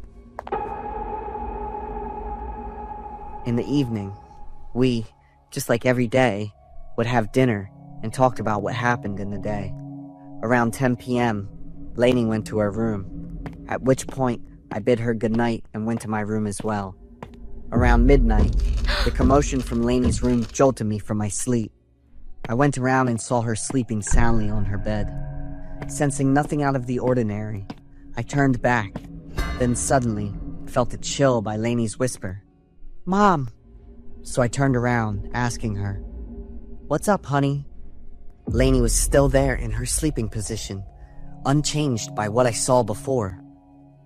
It might just be my mind speaking, I thought to myself, before tiptoeing back to my room to not wake my daughter up. Next evening, I had to stay up rather late, until midnight to work. Then a slight humming jolted me from my working trance. That was clearly Lainey's voice, but that song she's humming, made me shudder. I ran to her room, seeing her not yet asleep, but sitting on her bed singing. The tune, the lyrics, all of them was slowly draining my sanity away, so I shook Lainey's shoulders. She opened up her eyes as if snapped from a trance, then stared at me, full of suppressed anger. "You'll pay for it." It was no longer my daughter's voice, but of someone else I knew too well. Her words stunned me. I could only squeeze my fingers in terror. Lainey woke up from the intense pain I accidentally caused her. She immediately told me that she's sleeping and not remembering anything that had just happened. However, the strings of creepiness didn't stop there, because the very next day, at exactly midnight, Lainey was this time in the living room, mumbling. I rushed downstairs immediately upon hearing it. The living room lights were all off. Lainey, in darkness and sleepiness, ran over to the front door, opening it. She invited in an invisible guest. Invisible indeed, because I could clearly hear the footsteps over the floor, which gave me goosebumps all over. Lainey happily asked the guest to sit down. Then she casually poured the juice to the glass opposite her. I couldn't take it any longer, so I rushed over her, shaking the girl out of her sleepwalking trance. Yes, she was really unresponsive, not yet snapped from that trance. A sound came over from behind me, and I was startled, realizing that the juice glass had emptied itself out. I immediately dragged the girl back to her room and locked the door. That's it. I'll watch over her tonight. A ringtone rang aloud from somewhere in the room, and it didn't take me too long to spot a strange phone under Lainey's pillow. Opening up the phone, it was the pictures taken of me and my friend back then in high school. And on that phone, I could read clearly the last text message sent to that person I knew too well. It was just too much for me. I could no longer hold back my tears anymore, hugging her, and fell asleep somewhere down the line. The next morning, Lainey got up and seemed to act normal again. "Where do you get this phone, honey?" Lainey told me that she got this phone on 13F of the building I was assigned to renovate. I gut-wrenched at her word. Something bad was about to happen. That ominous entity had likely followed us home, and soon it would come for Lainey, my daughter. That morning, I came alone to 13F. The closer I got to the graffiti, with two hands holding on each other's, a sense of dread and guilt washed over me. 15 years ago, I had a friend, and her name was Emily. We're like inseparable back then. Our families were close too. My father and Emily's all invested greatly into this building project. Emily and I were very excited on the prospect of us residing together in this apartment complex. But at that crucial part of the project, my father made a huge financial mistake that heavily impacted both his company and Emily's father's. My father had no other choice but to declare bankruptcy. My family must moved out of the rundown house in the city's shantytown, while Emily's family tried to hold on, yet slowly sinking into further debt. Emily and I, we both spiraled further and further to despair. We grew to hate living in such hellhole outside of our control. On our very last text message, we decided to leave this hellish world together. One afternoon 15 years ago, Emily and I, we came together to 13F of this very building. Emily carried her father's shotgun. We planned to take turns shooting ourselves. Emily, without any hesitation, went first. And I was too panicked at that and ran away after seeing her turning inside out, so I left her there, alone, and not telling anybody about it. The regret washed over me. I should have been aware of that stupidity and stopped Emily altogether, but I didn't. I knelt over the wall. I begged Emily for forgiveness and for her to leave my daughter alone. Suddenly, a scribble appeared beside the two hands graffiti that read simply, "Payback." My body shook uncontrollably upon seeing it. I booked it right back home. The first thing I did was call out for my daughter. Inside her room, I was shocked, seeing all the graffiti drawn from red markers all over her walls. Lainey was holding the shotgun and pointing it to her head. I jumped over with all haste. If there's a life to end, it's mine and not my daughter's. The moment I could touch the gun, the trigger slipped and shots fired. Blood oozed out all over my body and Lainey's, and I wielded the last of my strength to carry her outside, frantically calling for help. Immediate assistance meant my daughter's stable now, but due to the bullet trajectory to her brain, she's still in a very bad shape. The horror subsided, replaced with tragedy, and the graffiti disappeared. For now, I am still trying to take good care of Lainey. Let's hope she might have the chance to recover. The weird thing about Emily seems to no longer be there anymore. Let's hope she forgives me.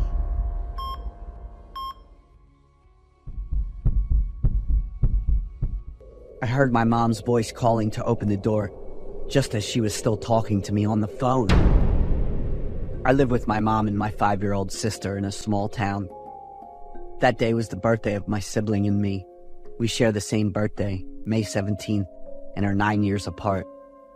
Every year, my mom prepares a very lavish birthday party for the two of us. And my grandmother would come to the birthday party with a cake she prepared herself. On that birthday, we waited a long time, but my grandmother hadn't arrived. My mom called her several times, but there was no response. The dining table was only missing my grandmother's cake to be complete. A few minutes later, my mom received a call, and immediately her demeanor and expression changed. "Where is that place? I will be there right away." My mom's voice became more choked as she spoke, and she quickly took long strides toward the front door, leaving my sibling and me in confusion. "Mom!" I shouted. My mom turned around in surprise to look at us. "I'll be back soon. Melvin, remember to keep an eye on your sister." Then, my mom quickly drove away, and I locked the door carefully before going back inside with my sister. To be honest, I didn't like watching over her and all. Kathy was extremely loud, unpredictable, spoiled, and got bored quickly. I believed my mom would be back soon. About 10 minutes later, I received my mom's call. "Melvin, are you and your sister okay?" My mom seemed very panicked. "Yes, we're watching TV, but I'm not sure when Kathy will get bored and start being needy, so please." "Melvin, listen," Mom interrupted me with a very serious tone.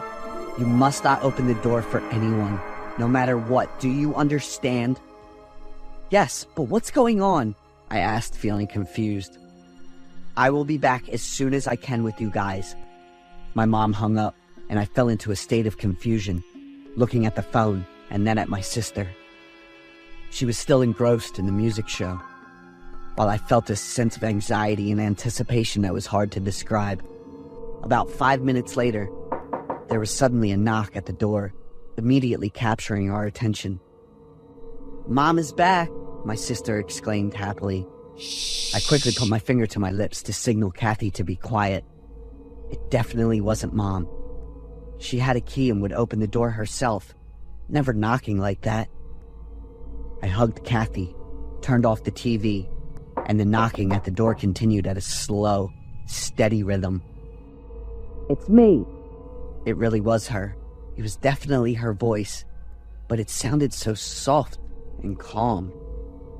"Mom is back, Melvin," Kathy reminded me, and I grabbed my phone to call her number. "I'm listening, Melvin." Mom's voice on the other end was worried and rushed, picking up before the first ring had even finished. "Mom, are you at the door?" I asked skeptically. "No, Melvin, I'm on my way home." I immediately picked up Kathy and ran quickly to the nearby bathroom without even turning on the light inside.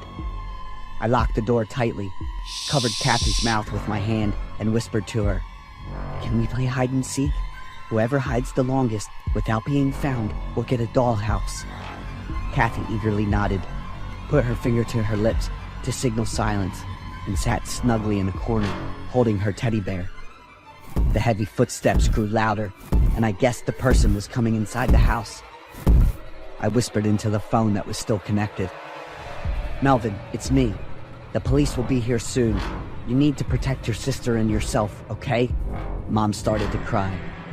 I sensed that the situation was no longer simple. Kathy was playing with the bottles in the bathroom, something my mom forbade her from touching every day. "Let her be. At least she isn't asking for anything right now," I muttered. "Kathy, Melvin, Grandma is here." This time it was my grandmother's voice. I immediately signaled for my sister to be quiet and then spoke into the phone. "Mom, Grandma just arrived, right?" No, Melvin, my mom yelled into the phone. That's not Grandma. I'm right next to her. She passed away just a few minutes ago. Mom broke down in tears. I was shocked to hear that news. So what on earth is in my house right now? The phone died and disconnected. No, not now. I exclaimed in frustration. Open the door right now, Kathy, or I'll unwrap all your birthday presents. Oh God, this time it was my own voice. Kathy looked at me with confused expression, took a few steps back, and burst into tears. I tried to comfort her, but I was the one who had completely lost my composure and clarity at that moment. The sounds of police sirens rang out, but I still couldn't be sure that my sister and I were safe. I held my sister tightly, curled up in the bathtub, shaking uncontrollably and praying. The sounds of the police and my mom calling only made me more panicked than ever. It wasn't until the police broke down the bathroom door and brought us outside. Kathy couldn't stop crying, while I was filled with doubt about everything around us. The police extracted data from the outdoor cameras at my house. Images of a strange creature appeared. It was tall, extremely thin with long limbs, and its head had two enormous speakers. "Siren head!" an officer exclaimed after watching the camera footage. After my grandmother's funeral was completed, my mom took us to live in a busier city. I never mentioned that birthday party again, and had never told anyone about this until today. I'm Oscar, and the creepy stuff I went through was like 15 years back. Back then, unlike most guys my age, I was pretty shy and kept to myself. When I was a kid, I didn't hang around or anything. Just stayed home, watched TV, and read stories. When I got older, like in high school, I was still pretty quiet. I didn't cause trouble, but I wasn't killing it in school or great at any subject either. Back then, my buddies were all flexing with their girlfriends, while I was just showing off the skills I leveled up in my game. There wasn't much to say since everyone was into their own stuff. But I was the only one up front, so those group hangouts made me feel totally out of place. I got self-conscious about how I talked, especially if I was talking to a girl. There were a couple of girls in school who'd come up to me, but after like 3 sentences, they'd bounce. I only felt confident in my skills when I was gaming, so I started spending more and more time on it. And then, I met my first crush in the game. Her name was Casey, or at least, that's what I figured from her game tag. Funny enough, both Casey and I lived in New York. After a few times of being on the same team, I noticed Casey, but I wasn't really looking to get to know her. Then, out of nowhere, she hit me up first. Casey's way of talking was pretty hilarious. Had me laughing all the time. I figured she was around my age. Just a guess though. Didn't want to ask anything too personal. We talked a lot about our shared love for gaming, and slowly started chatting about life and feelings too. Talking to Casey made my heart feel tired, because it just wouldn't stop racing. Every day, I couldn't wait for game time, and seeing Casey's name online would have me grinning like an idiot. After we'd been chatting for like 2 weeks, Casey just suddenly dropped that she liked me, and I sat there staring at her messages for like 10 minutes, totally shocked. So, I had a girlfriend and was all proud, showing her off to my friends. They were doubting it and told me to bring Casey to the next hangout. Before I could even bring it up to Casey, she was the one who suggested we meet. Casey's always like that. Her being so upfront and taking the lead totally surprised and made me happy. Casey wanted to hang at my place, just the two of us, and only in the evening when no one else was around. I said yes to Casey, but I was low-key stressing about how to tell my parents and brother. But fate really hooked me up and made it easy to meet my first love. My parents said they were going to a party at a friend's place, and my brother and his crew were heading out for the night. I was hyped and texted Casey, and we set a time to meet up. To be all suave, I offered to pick Casey up, but she turned me down and told me to just wait at home for a surprise. I sent Casey my address and got everything ready for our first date. I cleaned up my room, threw on a nice suit, and secretly used my brother's hair wax and cologne. My phone buzzed with a message, and I grabbed it quick to check out Casey's profile pic. "I'm outside your house." My heart started racing. My hands and feet were sweating, and I was so freaked out I totally forgot to open the door. I took a deep breath, opened the door, and no one was there. I stood there for a minute, ran to the gate to check around, then ran back inside to grab my phone and text Casey again. She said she messed up the address and would be over in a sec. I ran to the bathroom, fixed myself up, then plopped down in the living room to wait. I couldn't sit still, kept wringing my shirt, and then the door knocked again.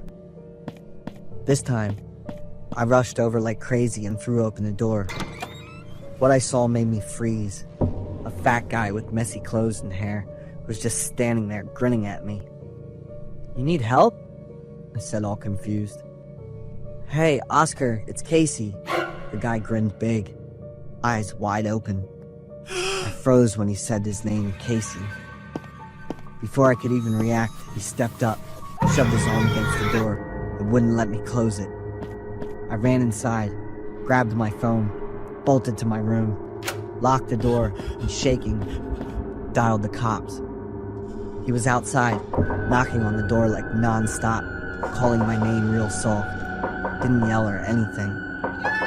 Each knock made my whole body freeze up, and I covered my ears in both hands till it hurt. The fear had me, 14-year-old, crying like a little kid, even though I was in my own house. The cops showed up, and the guy was gone, along with some small stuff from the living room. My parents and brother came back soon after, and they totally freaked out when they saw the house and how out of it I looked. After more than 3 days of looking, the cops finally caught Casey, but I couldn't bring myself to face him. I didn't even dare to tell anyone how stupid I was for giving a stranger my address and personal info. It was so embarrassing, thinking I had feelings for a freak for almost a month. Definitely a lesson in being careful that I'll never forget.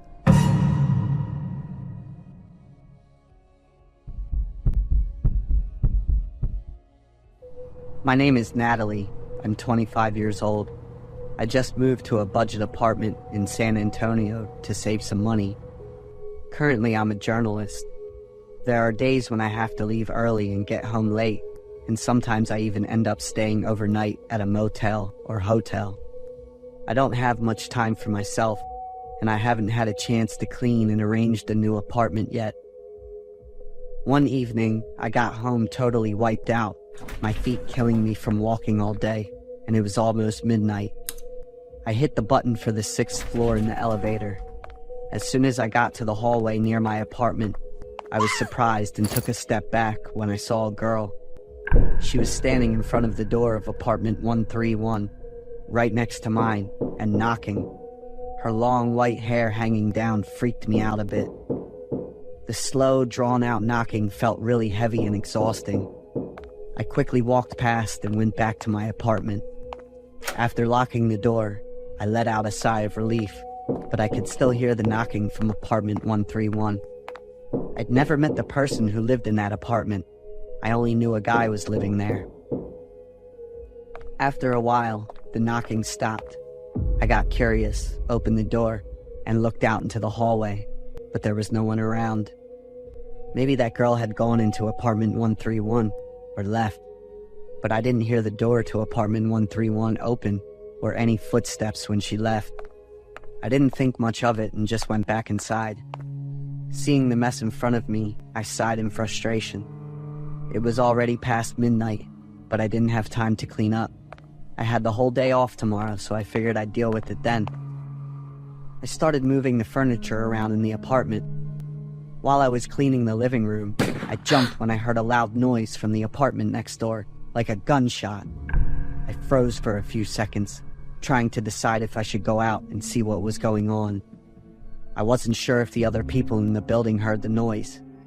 I didn't see anyone react, and I didn't have the nerve to check it out by myself, so I decided to stay put. The next day I woke up at 10 and continued cleaning the apartment. When I swapped out the mattress and sheets on the bed, I found 3 $100 bills and 3 notes under the pillow. What was written on the notes was pretty strange. "I'll pay you 10 times if you take on one of my challenges, 131. Feeling pretty confused, I decided to hold on to the money in case the previous tenant came back to claim it. The apartment was mostly set, so I left the house early in the afternoon. I also got home pretty late the next night. When I walked into the hallway of the apartment, I ran into another weird girl. She was also standing at the door of apartment 131, knocking over and over, and she had long white hair too. That guy living in that apartment must be quite a playboy. Around 3 a.m., I woke up suddenly from a loud noise, but I decided to just ignore it. Just think, with a cheap apartment like that, there were a ton of issues that people like me on a tight budget had to deal with. The next day, I got home late and didn't run into any other girls. When I walked into the apartment, I saw a $100 bill and a note on the floor. "I'll pay you 10 times more if you take on one of my challenges, 131. What was going on? I checked the spot where I'd put the $300 and the dollar bills the day before, and they were all still there. Looking at the last digit on the note, I opened the door and glanced over at the apartment next door. Could the number 131 on the note be the apartment number? I shut the door and tried calling the building manager, but I couldn't get through. Could it be that the girls who came to that apartment the past few days were also looking for the $100 bills and the note? I had a feeling that the owner of apartment 131 wasn't good, so I crumpled up the note and tossed it in the trash. Of course, I kept the $100. The next day I got home early, and when I walked past apartment 131, the door was wide open. A bit curious, I peeked inside. There was just a dim purple light, and I couldn't see anything else. I stood in front of the apartment door for a long time, trying to see inside and debating with myself whether to go in or not. I took a few steps closer to the apartment door and was startled to see a figure standing there staring. I immediately ran away. Once I was sure I was safe back in my apartment, I looked up information about the building online. There was something off. The article mentioned that the building owner was a woman named Emily, but when I signed the lease, I remember it being a guy named Marcus. I couldn't find any information about an owner named Marcus. Emily, the owner, hadn't updated her personal page in over 2 months. Scrolling through Emily's pictures, I noticed she also had pretty long white hair. With my reporter's instinct, I could tell this building was hiding something weird, and I wanted to figure it out. It took me about half an hour to get ready and head over to the apartment next door. The door opened after I knocked 3 times. I quickly moved around to check out the whole apartment. In the kitchen, I saw a girl standing next to the refrigerator with her back to me. I called out to her a few times, but she didn't answer. As I moved closer, I noticed that her lower body was naked. I touched her shoulder and pulled her back. She fell to the floor, her face turned away, and I saw a bullet wound right in the middle of her forehead. I sat down, covering my mouth tightly to keep from making a sound. This was the girl I'd seen on the first night. When I turned around, I was shocked again. Another girl who looked similar was stuffed under the drawer. When I looked closer, I went limp, realizing that the apartment was full of female corpses. A nearly decomposed corpse in a dress, which had been cut to show her lower half, was propped up on the living room sofa. Feeling dizzy, I noticed a weird smell in the air. I pulled out my phone to call the police, but there was no signal. I rushed to the door, screaming and banging on it, hoping to get someone's attention. Suddenly, an arm reached out from behind and yanked my hair. He shoved me hard against the door, and with his other arm, tried to pull down my pants. I pulled out a mini dagger and struck his gross hand that was on my hip and still grabbing my hair. That crazy guy let go of me and screamed in pain. Outside, I heard a bunch of loud gunshots, and right after that, the apartment door swung open. The police quickly came in and arrested the guy. I asked the police for help when I started feeling dizzy and having trouble breathing. I woke up in the hospital room, due to the side effects of an overdose of propranolol. I woke up in the hospital because of an overdose of propranolol and its side effects. The guy in apartment 131 was Marcus, but the building owner wasn't him, it was Emily. She was the body that was almost completely decomposed. The other victims were people living in the building, and they all had one thing in common. They were single and had long white hair. The sicko Marcus got a life sentence without parole. The police rewarded me with a big chunk of money, and I ended up in the newspapers. I moved to a more comfortable and safer apartment. After that incident, I really grew to love my job even more and wanted to contribute even more.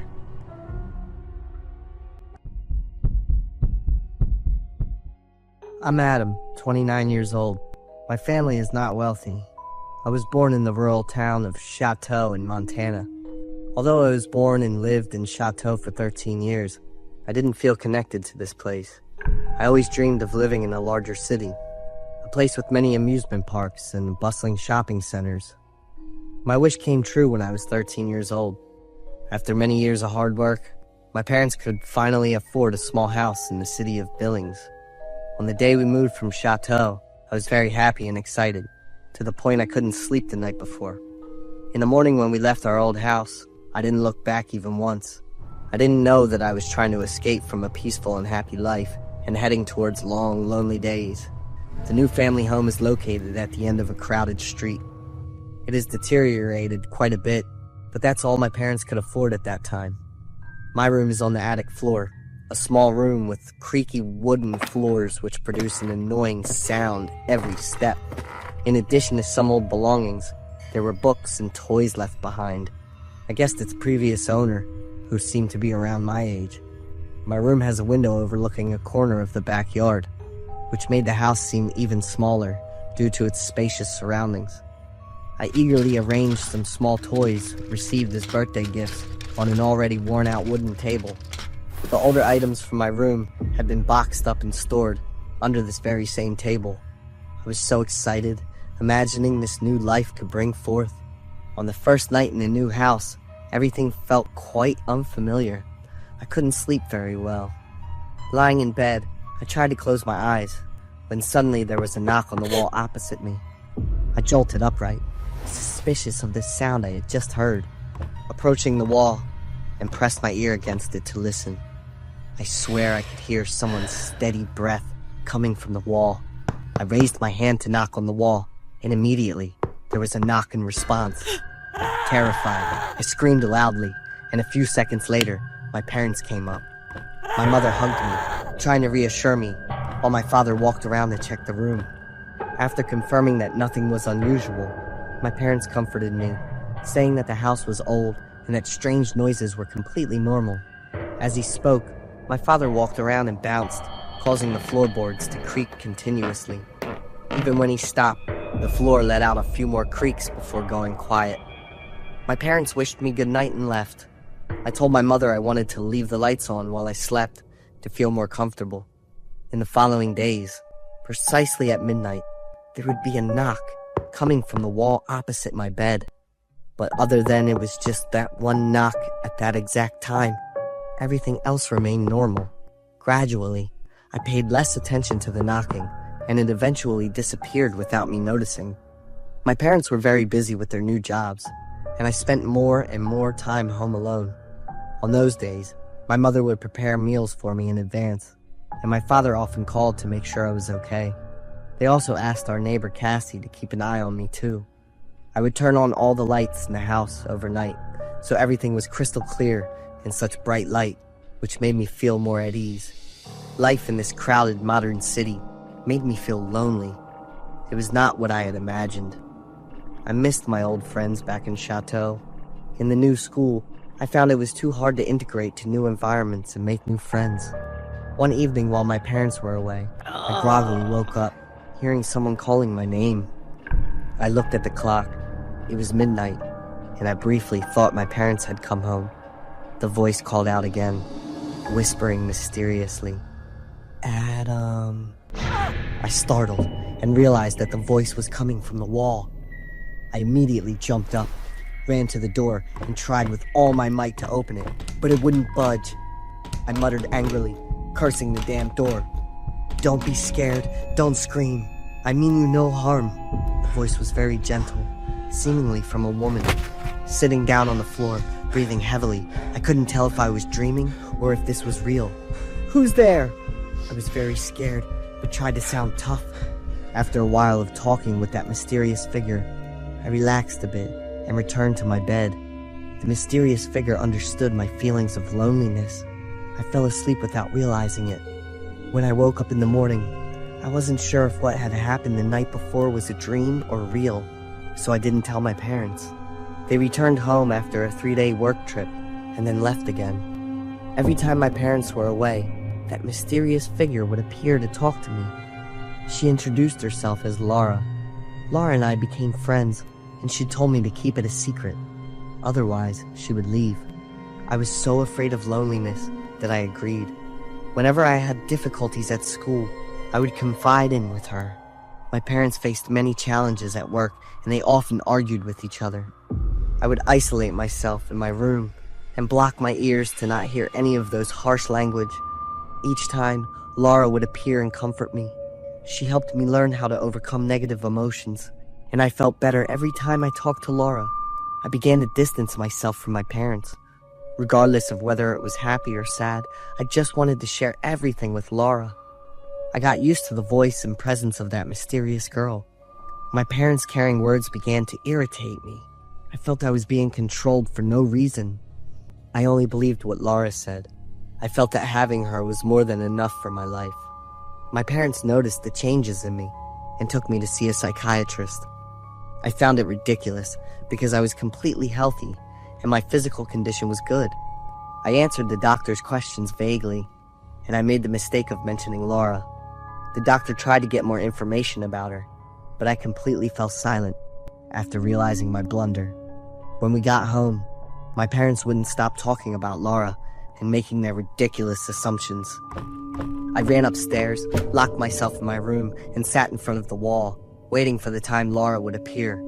I would apologize and hope she would forgive me for not keeping my promise. At exactly midnight, I called my mysterious friend's name as usual, but there was no response. I became anxious and frantic, yelling loudly for forgiveness and repeatedly banging my hands against the wall. I felt like I was going insane, digging and smashing at the wall in an effort to find Laura inside it. Outside my room, my father was trying to unlock the door while my mother was crying and begging me to calm down. About 15 minutes later, the police burst into my room, and seeing me in that state left them stunned. My mother screamed loudly and then passed out. The wall appeared to be smeared with a dark, red, stenchy liquid. I sat on the floor with most of my nails completely ripped off. I was taken to the hospital and admitted to a psychiatric ward, diagnosed with severe depression. I spent 5 years there trying to escape the thoughts of that mysterious girl. Now my life is better. I have a girlfriend named Laura, a real person who is ready to love and accept my flaws.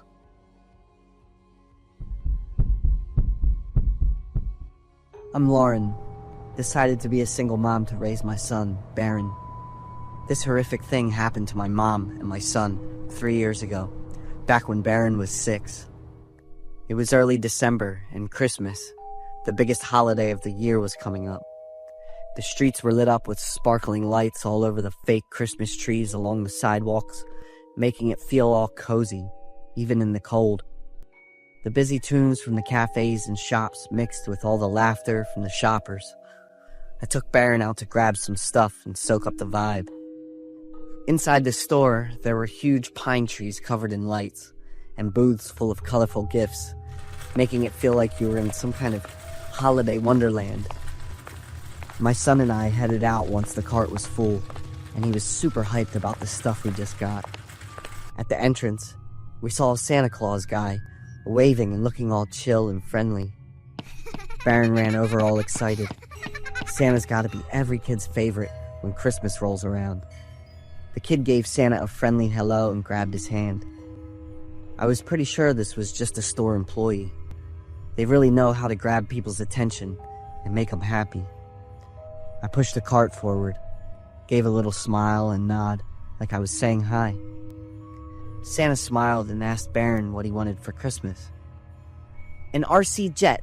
I love it. It's so cool. Baron was totally pumped. I laughed a little, since that was actually the gift I was going to get him. You'll totally get the gift you want, for you're a good kid, right? Santa's compliments, along with a little reminder, made Baron nod. The way the guy acting like Santa talked was hilarious. He also asked how things were going for me as a single mom. At first, I was touched by the sympathy, but then it was clear I hadn't told him anything about myself, but he knew all about it. I smiled kinda shy and gave him a suspicious look. Hey, you ever heard that song about Santa kissing the mom on Christmas Eve, kid? He asked Baron, but his eyes, smile, and the whole vibe of the question were aimed at me. Before Baron could even react, and I was totally surprised, that Santa came up and kissed my hand all close-like. He didn't stop there, though.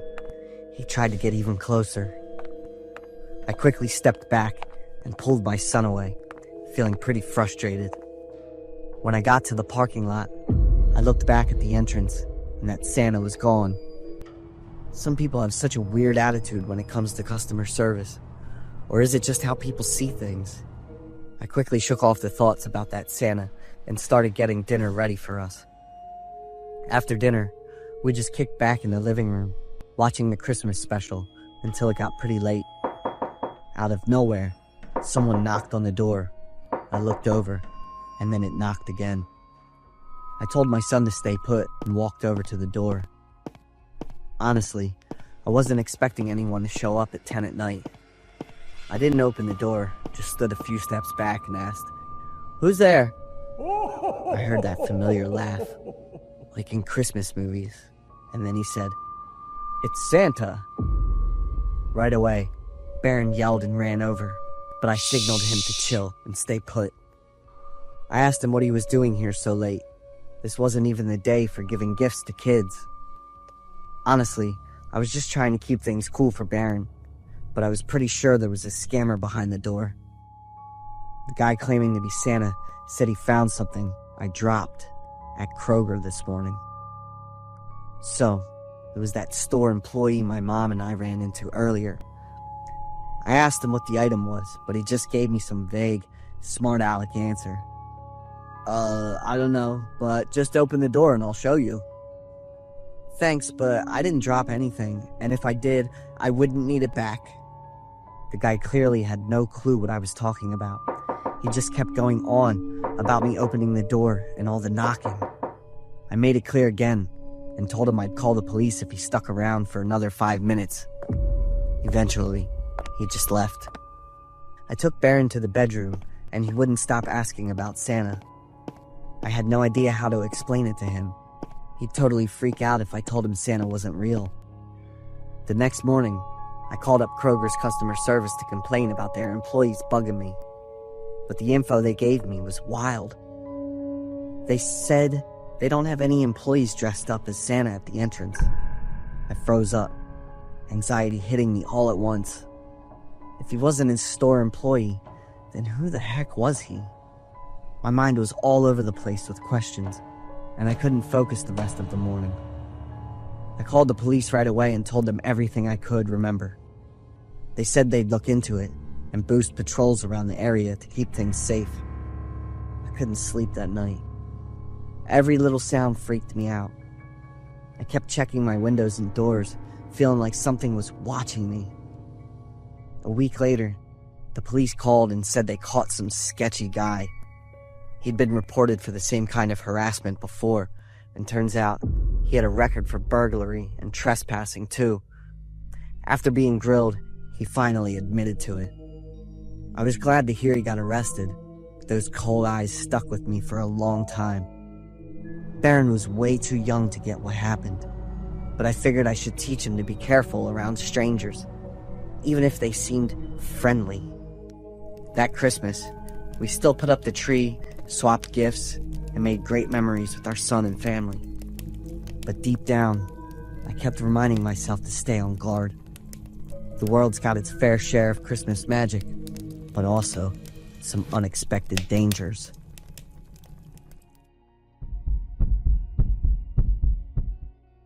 I'm William, about to enter my senior year at Rice University, Texas. I just moved from the apartment I rented near campus to my house, accepting the fact that I would spend nearly 4 hours every day commuting by bus between home and school, because of a haunting story I went through a month ago. It has kept me living in constant panic and stress. My academic performance has declined, and I've lost nearly 20 pounds. I still clearly remember the excitement I felt when moving into the new apartment. It was an affordable apartment, not spacious, but enough for a college student like me. I've always had a healthy lifestyle and maintained a serious attitude toward my studies. Therefore, having a private space to focus on studying and resting is something I always wish for. Although the rent was cheap and the apartment was nothing special, I felt lucky to find a suitable, quiet, and convenient place. The first days passed very peacefully. I lived in a small apartment, rearranging the space myself to be as neat and comfortable as possible. My daily life is pretty routine. I go to school, come home, cook, and then study until late at night. Everything is going as I planned, a stable, orderly life.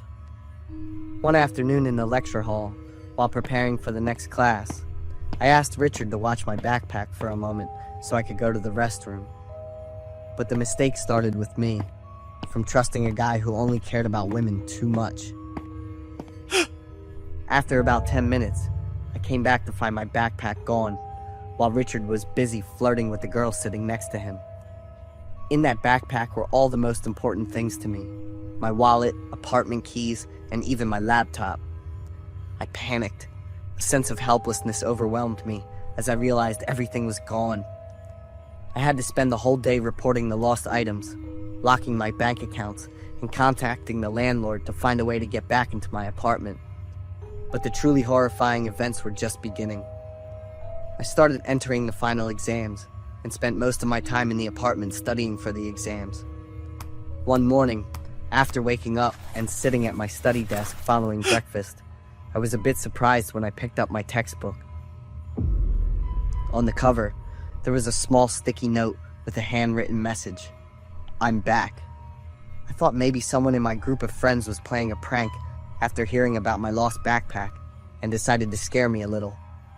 I didn't think much of it and threw the note away, trying to focus on studying.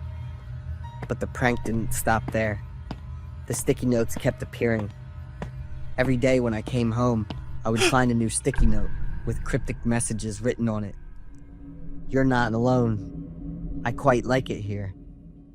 Every time I saw those words, I felt a shiver run down my spine. I asked my friends about the prank, but they all firmly insisted they had nothing to do with it. Still, I reassured myself that this was just a mean-spirited prank from them. I didn't want to overthink it and make myself more anxious. One day, after returning home from a day of studying at the library, I noticed that something felt really off about the apartment. A few items I had left on the desk were gone. My favorite water cup, a few books I hadn't gotten around to reading. I searched everywhere but couldn't find them, and that left me feeling confused. When I went into the kitchen, I froze in shock when I saw that the food in the fridge had been half-eaten and thrown around haphazardly. That was the food I had bought for the entire week. I immediately called the landlord and then reported it to the police. They came to investigate, but there were no clear signs of a break-in. I was certain that there was an intruder, and it was highly likely that he was the same person who had stolen my backpack 2 weeks ago. He wanted to disrupt my life, or was there something else he wanted? I couldn't sleep after that night. Every small sound in the apartment made me jump. my heart racing wildly. I felt no longer safe, as if every wall around me had become fragile, unable to protect me anymore. The next day, I suggested to the landlord that we change the locks and install cameras. He was very kind, and everything was taken care of that morning. But that still wasn't enough to make me feel at ease. Every time I entered the house, I felt as if someone was watching me from the darkness, eyes hiding somewhere, tracking my every step. I didn't dare turn off the lights while sleeping, but the light didn't ease my fear. It only made the darkness seem deeper. It felt as if something was waiting in the darkness, ready to emerge when I let my guard down. The sleepless nights went on, and the obsession grew stronger with each passing day. Every morning when I woke up, I anxiously looked around, checking if anything was different or if any items had been moved. I felt like I was living with a creep, but I couldn't figure out who he was.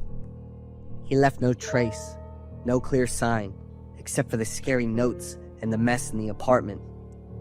The feeling of being invaded, watched, and helpless made me lose the confidence and peace I once had. I decided to leave the dorm and go back home, leaving all the fear and obsession behind. I didn't want to find out anything, and I believed that my choice was the best to keep my current life peaceful.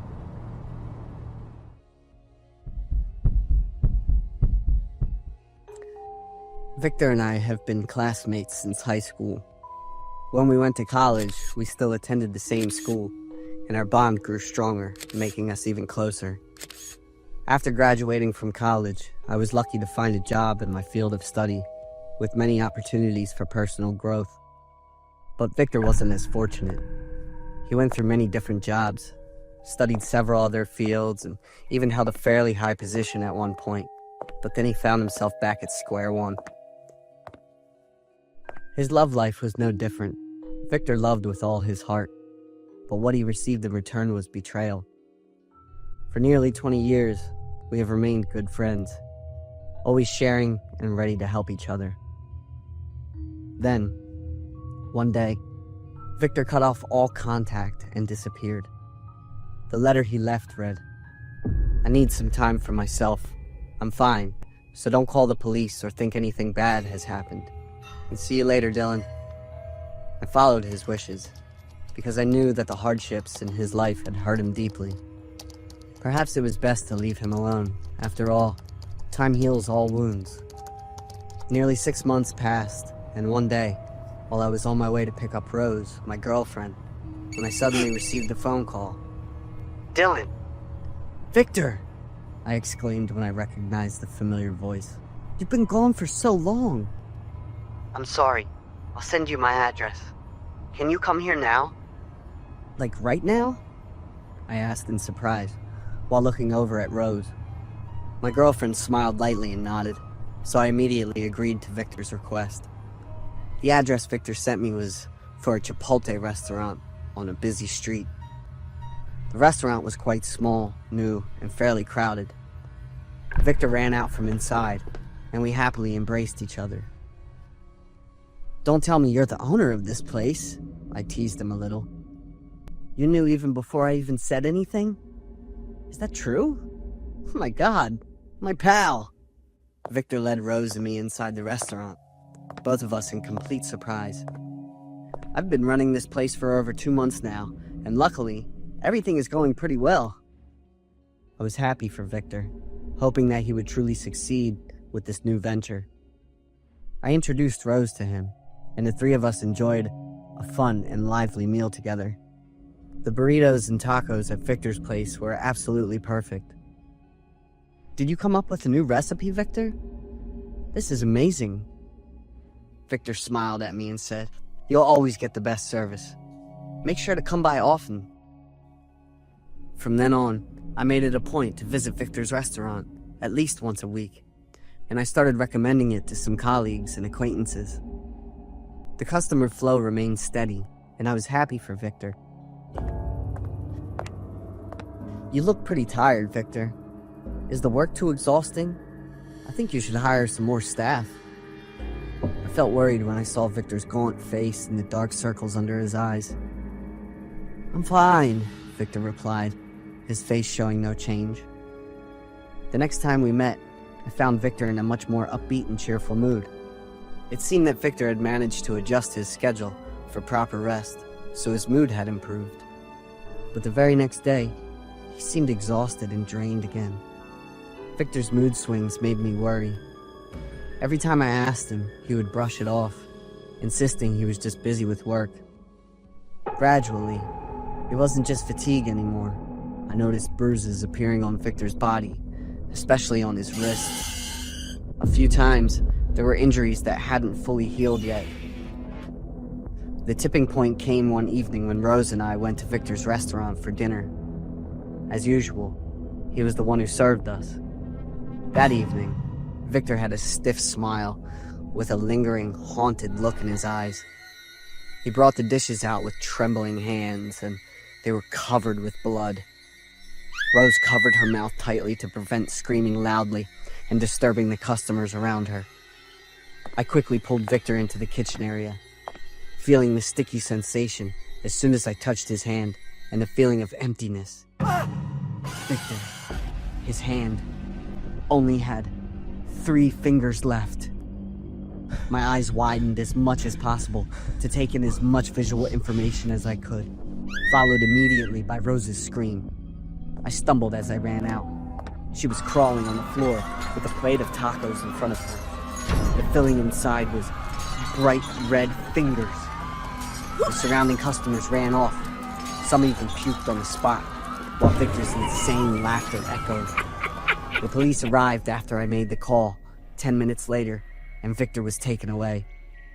He just kept laughing, a haunting smile of emotions that couldn't be expressed.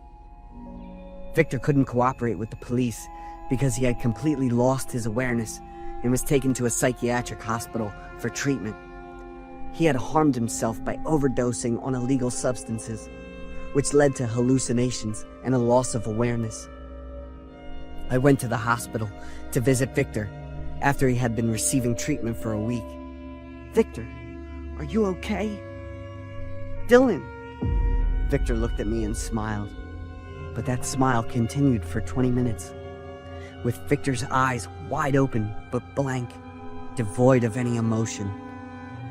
Perhaps he had endured too much pain from the broken family, the beatings from his perverse stepfather, and the countless hardships in his life.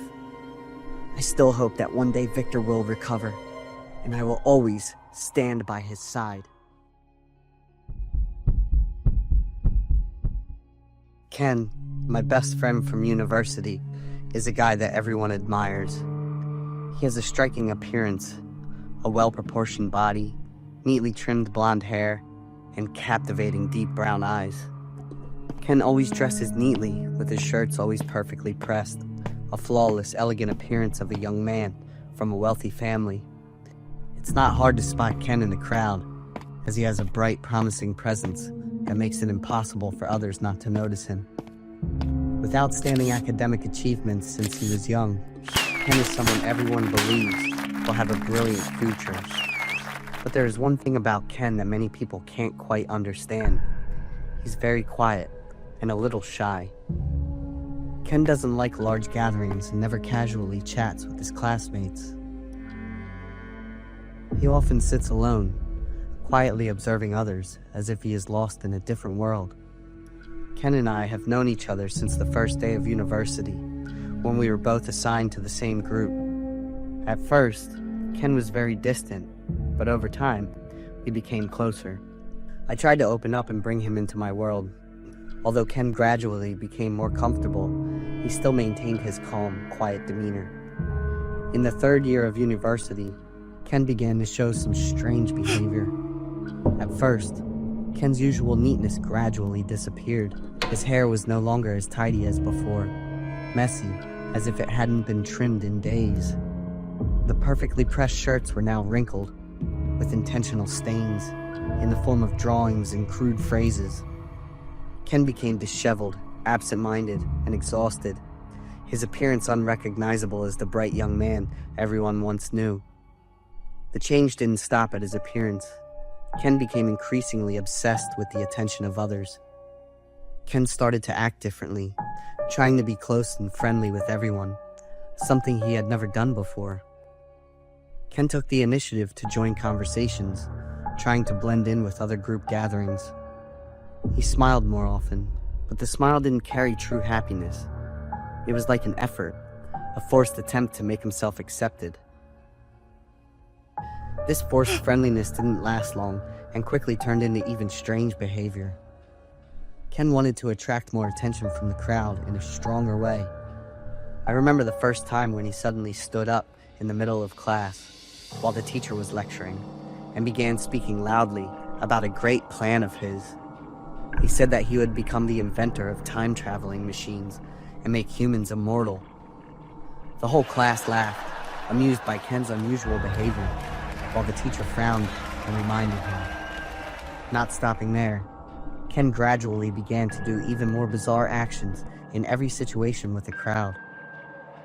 He would suddenly stand on a chair in the middle of the school cafeteria, shouting loudly about his absurd plans. A few times, he shouted incomprehensible slogans while everyone was quietly studying. I could see the desperation in Ken's eyes as he tried to attract attention, a longing that bordered on obsession. He wanted everyone to look at him, to be the center of attention, even if it meant Ken had to become strange, even bizarre. Ken's change left me confused and questioning.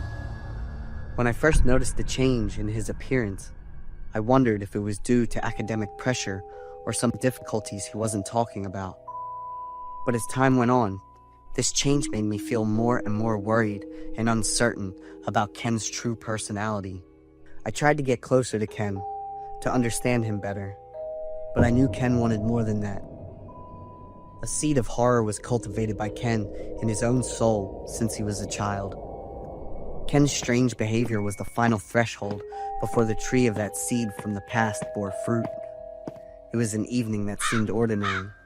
I sat in my dorm room, books spread out in front of me, but my mind was drifting somewhere else, trying to focus, but failing. At that moment, my phone rang. A message came from a mutual friend of mine and Ken. Just a few short lines, but enough to leave me stunned. Ken went to the police station and confessed. He killed his mother. My hands trembled. My eyes couldn't leave the phone screen, and the words seemed to dance before my eyes. I read the message once, then again, but I couldn't believe what I was reading. My mind went blank. Time seemed to stop, and all that was left was panic. My heart began to race, and my body went stiff. A cold sensation spread from my chest, as if an ice block was pressing heavily on my heart. Ken, my best friend, is a murderer? No, this can't be true. Ken went to the police station, standing in front of the officers, dressed in a neat outfit, a spotless white shirt, black trousers, and shiny leather shoes. Ken's hair was carefully combed, and his face showed no emotion, as if everything that had happened was of no importance. He spoke loudly and confidently, outlining his plan and the crime he had committed. The police began their investigation and slowly uncovered the tragic yet condemnable story of Ken's mother. They discovered that Ken had lived under the twisted and cruel upbringing of his mother. Ken was expected to become a perfect gem, flawless and without a single blemish, by his ambitious mother. But she didn't use a scientific approach to parenting, combined with the love of a mother to raise Ken. All the frustrations and resentment from the darker side of a seemingly perfect family, she poured them onto Ken. His impressive appearance and outstanding academic achievements were the mask she created to cover up her own cruelty. Every action, every thought, every moment of Ken's life had to be under his mother's surveillance. He lived with his physical functions, but his emotions were controlled and permitted by his mother. The price for that perfection was that Ken's childhood and soul were distorted, forced into a mold with no way out. Ken endured that torment in silence, never daring to speak out. He just wanted freedom, to escape the controlled life, and chose to end it all. The utter helplessness and despair were expressed through the 13 knife wounds Ken left on his mother's body. When I learned about Ken's past, I felt an endless sorrow, a deep regret for my friend. I can't forget the look in Ken's eyes as he was led away by the police. Empty, soulless eyes, but with something that seemed like a sense of relief. It was as if he had finally escaped that nightmare, even though the price he had to pay was too great. The pressure from an environment lacking love and understanding can cause deep wounds, leading a person to lose themselves, and sometimes the only form of release comes from the most brutal actions. My name's Steven, 30 years old. I'm an architect. Together, me and my wife, Marie, had been married for a year now. Our courting time was rather short, yet both of us seemed to synchronize our zing very well. Marie's 5 years my junior, and she was very youthful for her age. She's a chief advisor for a financial firm. However tough she might seem to be, she's really in love with her inner child. Her cup of tea was everything that appeared to be cute or fluffy, or both. Teddy bears, cute decorative stickers, to name a few. Sometimes I thought I was even less important than those she deemed little angels. But I was deep in love with her personality and self, so it didn't matter that much. I even designed a single room dedicated to her unyielding passion of putting the cute things on display. I might likely have to redesign a bigger room, or maybe even purchase another estate due to her growing passion. At our 1-year anniversary, I brought a special gift for her. I was pretty sure she's gonna love it. Looking at her excitedly opening up the gift box filled me with a sense of pride and happiness. It was a wooden puppet in the shape of a joker, a clown. Marie held the puppet in hands, excited since she never had any puppets within her collection. She kissed me, then looking attentively at the gift. She even mimicked the voice of a clown in thanking me. I spent quite a lot on that gift, but it didn't matter much, as long as she's happy with it.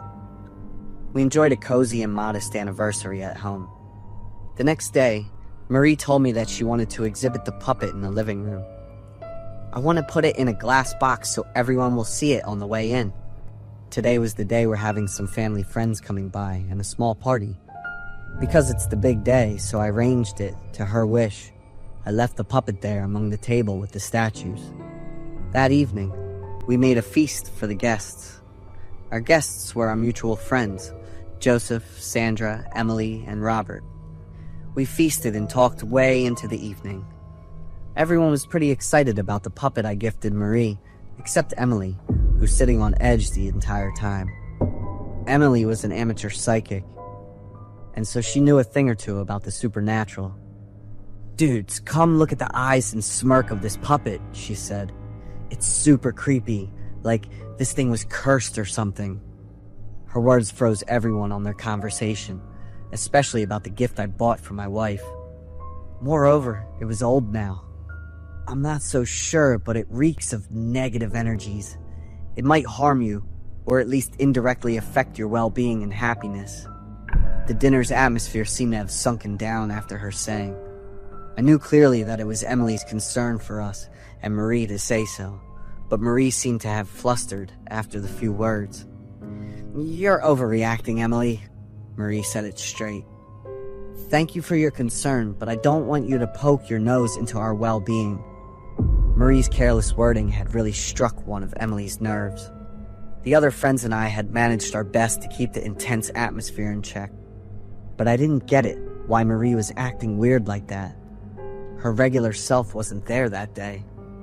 She spat out some of the most venomous words that slowly eroded away Emily's patience. Then the two broke into a quarrel. It surprised me the most that my wife would resort to using the high-pitched voice of the clown to evoke anger within their quarrel. At that moment, I had no other choice but to step in, dragging my wife back to her room before returning to my friends. I apologized to Emily, reasoning that maybe it was the many shots of drinks that led her to act that way. But everyone was visibly upset, especially Emily. She swore that it would be the last time she even set foot inside my home, ever.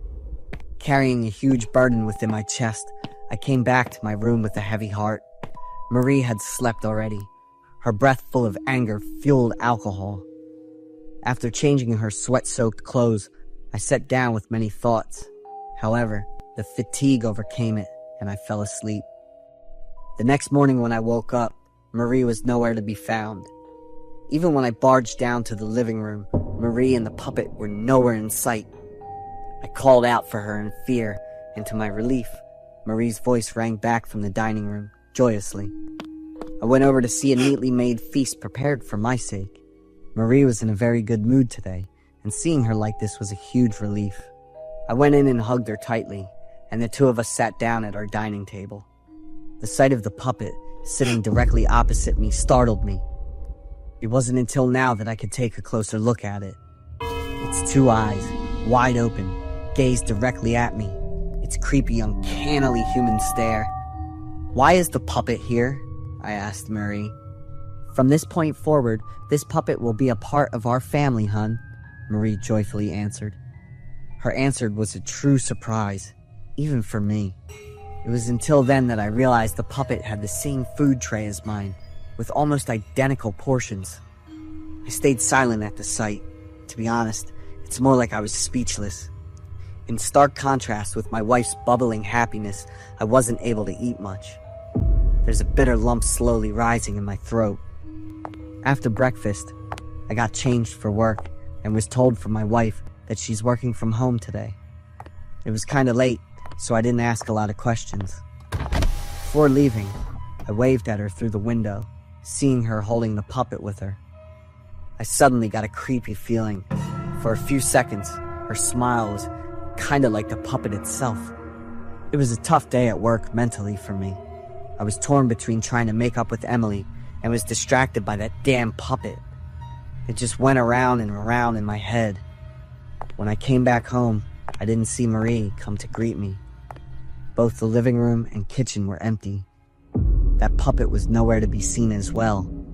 When I came to my room, I was startled with the clown turning back on me. "Hey, who are you, and where's my wife?" I raised my voice. Only silence answered me. "If you don't respond, I'll call the police." I came closer, raising my voice. Surprised, suddenly that clown swiftly jumped into me. It was Marie, answering with a clowny voice that was of my wife, dressing up like the puppet I gifted her. She made some lame jokes, despite my protesting voice and facial expression. It was as if she's not there, or didn't care about it. I held her tightly by the shoulders, beaming my stern gaze into her. "Honey, this prank's getting old. I do not like this at all." She still maintained that lame joke, as if she deliberately not understanding what I was trying to say. I grumbled and gritted my teeth. It was then that Marie turned back to her normal self, claiming it was all just a joke, that I was overreacting. I nodded, agreeing with her statement. The atmosphere slowly returned to normal, to the point that I was calm enough to ask her to go downstairs for dinner. Except the fact that the puppet was still eyeballing me. Everything was pretty okay. But I didn't like that at all, especially when she's putting the puppet in between us during mealtime. In hindsight, I had no idea why I was so calm back then to put up with this. When we went to bed, I turned my back toward Marie and fell into an exhaustion-driven sleep quickly. A creepy chuckle jolted me off my sleep in the middle of the night. It took some time for me to get whose that chuckler was. By then I was completely drenched in sweat looking around. It was Marie, staring into the mirror, twisting and turning her head, mimicking the laughter of the puppet. There seemed to be some clicking sounds coming from my right side, prompting me to look there. It was the goddamn puppet, moving on its own. When I yelped at my wife, she swiftly turned her head to me, which again filled me with dread. She had somehow put on a clown makeup identical to that puppet. She burst into laughter, gazing at me with white rolling eyes. I snapped completely and turned around. Marie was hugging that puppet really tight in her sleep. That puppet's face was something completely out of this world. That's it. I had enough, I thought to myself, then grabbing the pillow into the couch. For the entire night huddling around the sofa, I couldn't sleep at all. Any sound would jolt me wide awake. The next morning I got up exhausted, tortured by a nasty migraine. I tried calling Emily to let her know that I believed her on the puppet affairs, but she didn't pick up the phone, likely still very mad about what happened last time. I groggily brought the glass box away to the storage, then I'd go to wake up Marie in our room later. I had to get rid of that damn puppet. More and more, Emily's words started to make more sense. I wasn't sure whether Marie's sudden changes had anything to do with it or not, but I was sure that this puppet haunting face would cause me more nightmares to come. But as soon as I got to the stairs leading to the bedroom, that puppet was there, moving on its own. Behind it was hundreds upon hundreds of my wife's collections, staring at me, having the identical creepy smile. Then they all came at me, knocked me off the stairs. I fell hard on the ground, hitting my head. The sensation of pain struck me hard, jolted me up from my bed. What just happened? Was it all a dream? I mumbled aloud, seeing Marie turning her back on me, seemingly asleep. I was surprised, knowing that I just leaned my head and slept upon the puppet. I shook Marie to wake her up to no avail. When I turned her body around, I was too stunned to move. She was there, stiff as a log, and her beautiful face got a deep scar to mimic on the puppet's creepy smile. I yelled out and furiously smashed that puppet with all my strength before immediately took Marie to the ER. For now, Marie's in much better shape, yet it's still many months of psychiatric treatment before she completely recovered. I almost have lost her, yet I am still unsure whether that accursed puppet had a hand in this or not, as Emily had stated it earlier.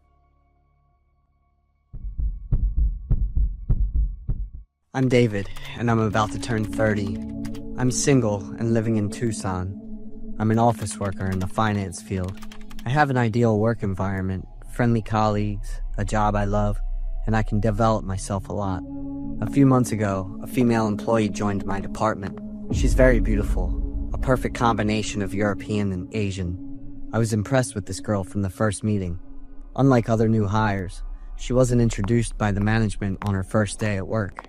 She came to my office and introduced herself. At that time, 2 colleagues in the same room were out, so I was the only one to welcome her. She is smart and learns quickly. However, after working at the company for a while, she still had no other friends besides me. I noticed that she was shy, often sitting alone looking sad and not communicating with those around her. Other colleagues in the company also ignored her. They passed by as if she didn't exist. Each time this happened, I would go over and encourage her. As we grew closer, the distance between me and my other colleagues widened. One close colleague called me into a private corner to talk.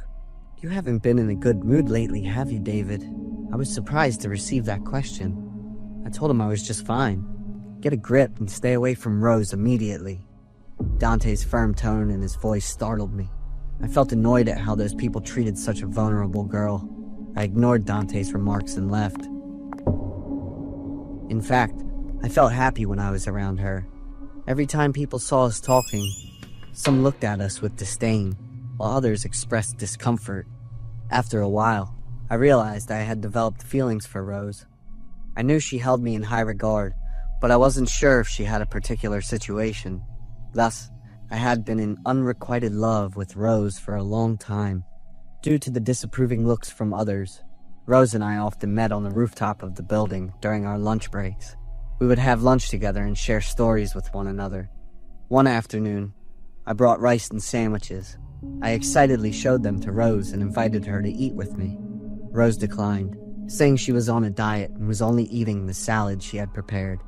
I noticed that Rose ate very little, almost nothing at all. I thought that most women believed they needed to lose weight, while in reality, they were quite skinny. After a while, Rose told me she needed to use the restroom, so she left for a moment. I watched the petite figure leave. Rose always moved slowly and deliberately like that. Just seconds later, Rose had vanished. Clearly, she had still been quite a distance from the door just moments ago. Rose's speed could not have been that fast. I looked around in confusion, not seeing her. I blinked, and Rose reappeared, moving toward the door again. I must be imagining things. I thought it might be due to my frequent use of electronic devices, coupled with the hot weather today. I continued with my lunch. By chance, I noticed Rose's food container. I knew I shouldn't, but was curious about the ingredients in her salad. When I opened the lid of her container, I was shocked to see the content inside. The vegetables and fruits were badly spoiled, leaking and emitting a foul smell, even with maggots crawling all over. I almost vomited. How could Rose eat this disgusting thing? I sat there, bewildered, with a dozen questions swirling in my mind. Suddenly, Rose approached. She was very close. A few seconds before, I hadn't seen her here, had I? I hurriedly closed the lid of her food container. Rose smiled at me, a smile that made my heart flutter. My lunch that day ended. I couldn't concentrate on the stories Rose was telling. I observed whether Rose was actually eating that terrible thing in the container, but she wasn't eating. However, when we cleaned up afterward, that salad container was completely empty. Only a little dressing was left, as if it had been eaten entirely. What was happening? Could it be that I was seeing things? That day there were many tasks to handle, so I temporarily forgot about what happened at lunchtime. That night, I stayed late at the office, and I didn't know when Rose had gone home. She didn't say anything to me. She hadn't acted like that before. I left the office at 10 p.m., feeling sluggish as I walked down to the parking lot, and I began driving home. Just as my car rolled out, Rose suddenly jumped out from somewhere to block my car. I was startled and slammed on the brakes as Rose looked at me with a big smile. She walked up to the driver's window and asked if I would give her a ride home. I was both happy and surprised to see Rose here. I stood there, hesitant for a moment before rushing to agree. I stepped out and politely opened the passenger door for Rose, but she had already sat in the back seat. She said she felt more comfortable sitting there. I looked at her in confusion, while Rose kept that beautiful smile on her face. Rose gave me directions to her house. She hadn't shared much about her personal life before. The road to Rose's house was quite dark, and I learned this was also a place where robberies and a few assaults frequently occurred. I asked Rose why she hadn't gone home, but stayed late at work instead, and I hadn't seen her in the office. Rose didn't answer, but smiled and changed the topic. Suddenly, a man ran out into the lane and fell right in front of my car. Luckily, I reacted in time, quickly running over to check on him, realizing he was drunk. I helped the man up. He was so inebriated that he couldn't stand straight, but unexpectedly, he reacted violently, panic on his face, and he ran away screaming. Rose and I looked at each other, puzzled, not understanding what was happening. Continuing on the way to Rose's house, after a while, we encountered a girl. She appeared rebellious with her short and tight clothing. She waved my car down and spoke in a flirtatious tone, indicating that she wanted a ride. I felt confused and didn't know how to respond. The girl accidentally glanced back at my car and suddenly switched to a look of horror before running away. I turned back to look at Rose, and she was also staring at me, both of us bewildered by the odd behavior of the people here. Continuing to follow Rose's directions, we passed through a residential area and came to a deserted road. I felt uneasy and stopped the car, glancing at the clock which displayed nearly midnight. I was quite tired and anxious, and I turned back to ask Rose for a specific address. She told me I would reach it by going further down this road, and Rose smiled, seeming to still be full of energy after a long day. Suddenly, a force pressed down on my leg, causing me to slam on the gas pedal. I couldn't control my leg, and from behind, an arm wrapped around my neck. I panicked and screamed as that eerie laughter echoed in my ear. I crashed head-on into a large rock. Everything before my eyes turned red and vanished in the darkness. I groggily woke up. My whole body ached, and I couldn't move. I realized I was in a hospital. I heard a doctor asking me questions, but I couldn't understand what was happening, nor could I speak. I shut my eyes and fell into a void. The surrounding space was pitch black. I woke up, panicking as I couldn't determine my position or direction. From a distance, two graves appeared along with the figure of someone. I rushed toward them, crying out for help with the last bit of strength I had. I slowly recognized that figure was Rose. She looked at me, still wearing that very bright smile. I glanced at the two tombstones.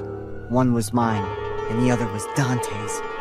According to the engraving, Dante had died 2 months ago, while my gravestone had a question mark engraved on it. I looked at Rose. She was still smiling. But why did that beautiful smile seem so haunting and horrifying?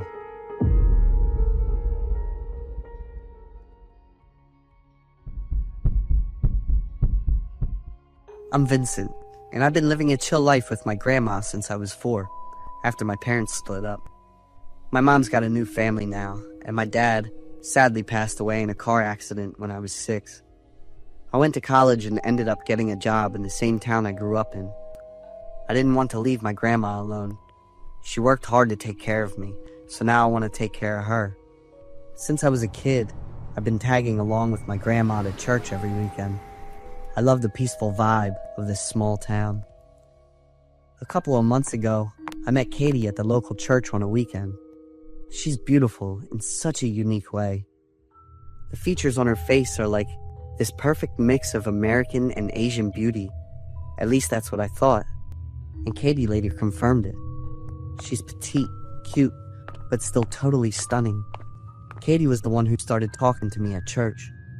She was friendly and laid back, but also pretty cautious and private about her personal stuff. I couldn't help but feel my heart race every time I saw Katie. I couldn't deny it. I really liked her a lot. All I knew about Katie was her name and a little bit about her mixed background. I didn't even know how old Katie was. One day after church, Katie asked me to grab something at the Dunkin' nearby, and I had no reason to say no. We talked for hours, but it felt like only 30 minutes. Around midnight, Katie asked me to give her a ride home, since it was getting late. Even if Katie hadn't asked, I would have done it anyway, just to show I care as a man, and also to get to know her better. Something felt off from the start, but I was so caught up in the excitement of a new love that I didn't even notice. Katie didn't give me the exact address. She just gave me directions to drive instead. After more than 20 minutes of driving around, with Katie giving directions and checking her phone, I finally made it to the highway. But I didn't ask any questions. I was just patient, doing whatever Katie wanted. When I got pretty far from town, I suddenly realized I was on an interstate highway, and it was going to take almost 2 hours to get to the end. I asked Katie again, and she was totally sure about the route we were on. I didn't ask any more questions and just focused on driving. Katie got a phone call and started speaking a language I'd never heard before, sounding pretty cheerful while she did. I figured it was Katie's family, and I was right because she got home pretty late. After Katie got off the phone, I turned to her and asked if it was her family who had called. Katie looked at me, smiled, and answered with a dreamy look, "Probably." After driving a bit farther, she suddenly told me to stop because we were there. I looked around confused and was pretty sure we were still on the highway. Katie was sure and confident about what she said. She hopped out of the car all cheerful, walked around to the driver's side, bent down, and knocked lightly on the window. "I've got a surprise for you." Katie waved her hand, motioning for me to get out of the car quickly. I was totally confused by what was going on, but my love-struck heart was too silly to think twice. I reached for the door handle, but then I saw someone pop up from the bushes behind Katie, which made me stop for a few seconds. When I looked closer, I was shocked to see a bunch of other moving things besides that black shadow from before. Katie's attitude totally shifted when she saw me hesitate. I whispered to Katie to hurry and get back in the car, but she got even more upset and told me to get out. There was a rustling sound from the bushes behind Katie, and then 4 tall guys in black suits rushed over all at once. I freaked out and shouted, "Katie, get back in the car, quick!" But those guys in black weren't after Katie. They were after me. Katie stepped back, crossed her arms like she was the boss, and watched as her tough guys kept attacking my car and cursing.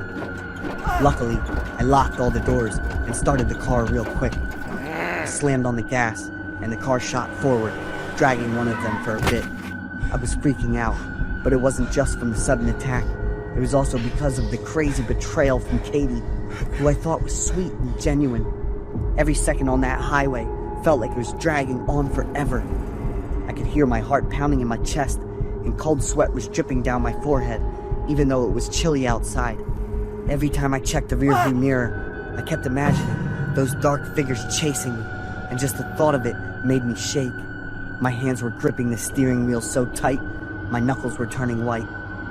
Drove all the way to the next state, found a motel, but couldn't sleep at all because I was still in shock. The next morning, I drove home, totally out of it. I was thinking I should call the police and report what happened, wondering what happened to the guy I hit last night while I was driving away. If things went south, would I be the one who ended up committing the crime? I'm Alice, 62 years old, living in Forsyth, Georgia. I've just experienced the most terrible pain a mother can feel, losing my 32-year-old son, Joe Thompson, so suddenly. The boy was found in the sofa in the living room with a blanket covering him, and he was in a state of suffocation. The cause of death was determined to be arrhythmia. Joe was a healthy and kind police officer. For 32 years, my son never showed any unusual signs of heart health. The boy was still in the process of reconciling with his girlfriend in hopes of returning to the happy life he once had with their 2 young children. The sudden loss of my son has plunged my life into severe turmoil. A few weeks after Joe's passing, I received a handwritten letter from Marie, 69 years old, living in Cobb County, Georgia. I had no knowledge of her. We lived more than an hour's drive apart, but reading Marie's heartfelt words and sharing her thoughts made me cry a lot. Hello, Mrs. Thompson. I am Marie Rose. You must be very curious about why I am writing this letter. I have seen the case of your son, and I truly sympathize with and share in your sorrow during this difficult time, because I have been through it myself. My son was also an exemplary police officer, but he passed away 6 years ago, with the same cause of death as your son's. I sought a way to contact Marie, as if my soul was searching for a bit of warmth and comfort. We called each other to talk. I'm a little luckier because I still have 2 grandsons, while Marie only has 1. 2 elderly mothers, united by the same pain and understanding. We quickly became close. I gained a friend, a great source of comfort that helped me get through the difficult times. After about 2 months of talking on the phone, we arranged to meet at a location halfway between Forsyth and Cobb. As soon as we met, we hugged each other and burst into tears. Marie is very gentle, warm, and always smiles with optimism. We ate and chatted happily. You told me that you have 2 grandsons, right? Marie asked. That's right. They're 5 and 3 years old. Very much like Joe, my son. But right now, they're living with their mother. My relationship with their mother isn't very good. Can I see some pictures of them? I used to wish I would have little ones calling me Grandma, but then I quickly opened my phone to show Marie the family photos from when my son was still alive. How wonderful! They look just like their father. Marie's compliment made me smile, my eyes welling up with tears. Alice, Marie's voice suddenly turned serious. This is, she pointed to the photo of my son's girlfriend.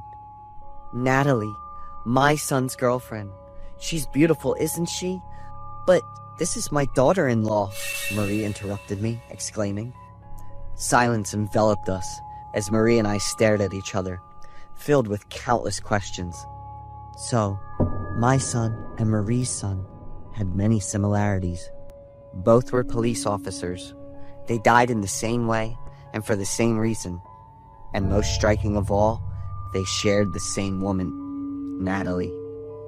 Immediately, we exchanged information about Natalie.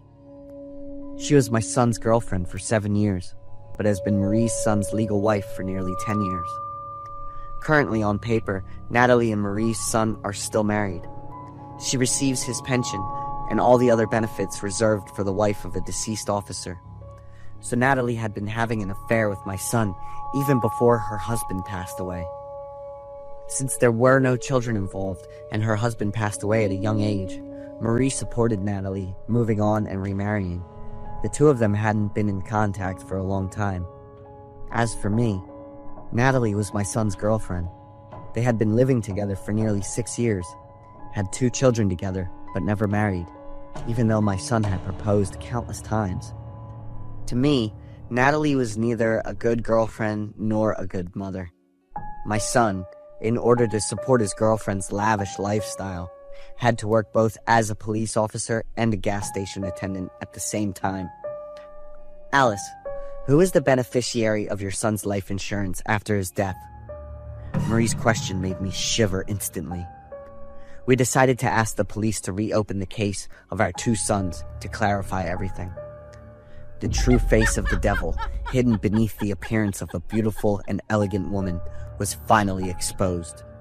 Natalie. She was like a parasitic bloodsucker, with my son and Marie's son as her victims.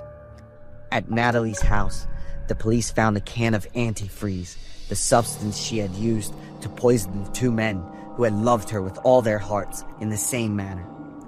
What she wanted was nothing but worship and money, repaying love with disgusting cruelty. In the end, Natalie had to pay the price with a life sentence without the possibility of parole. Marie and I became close friends, like sisters, living positively and meaningfully in our later years.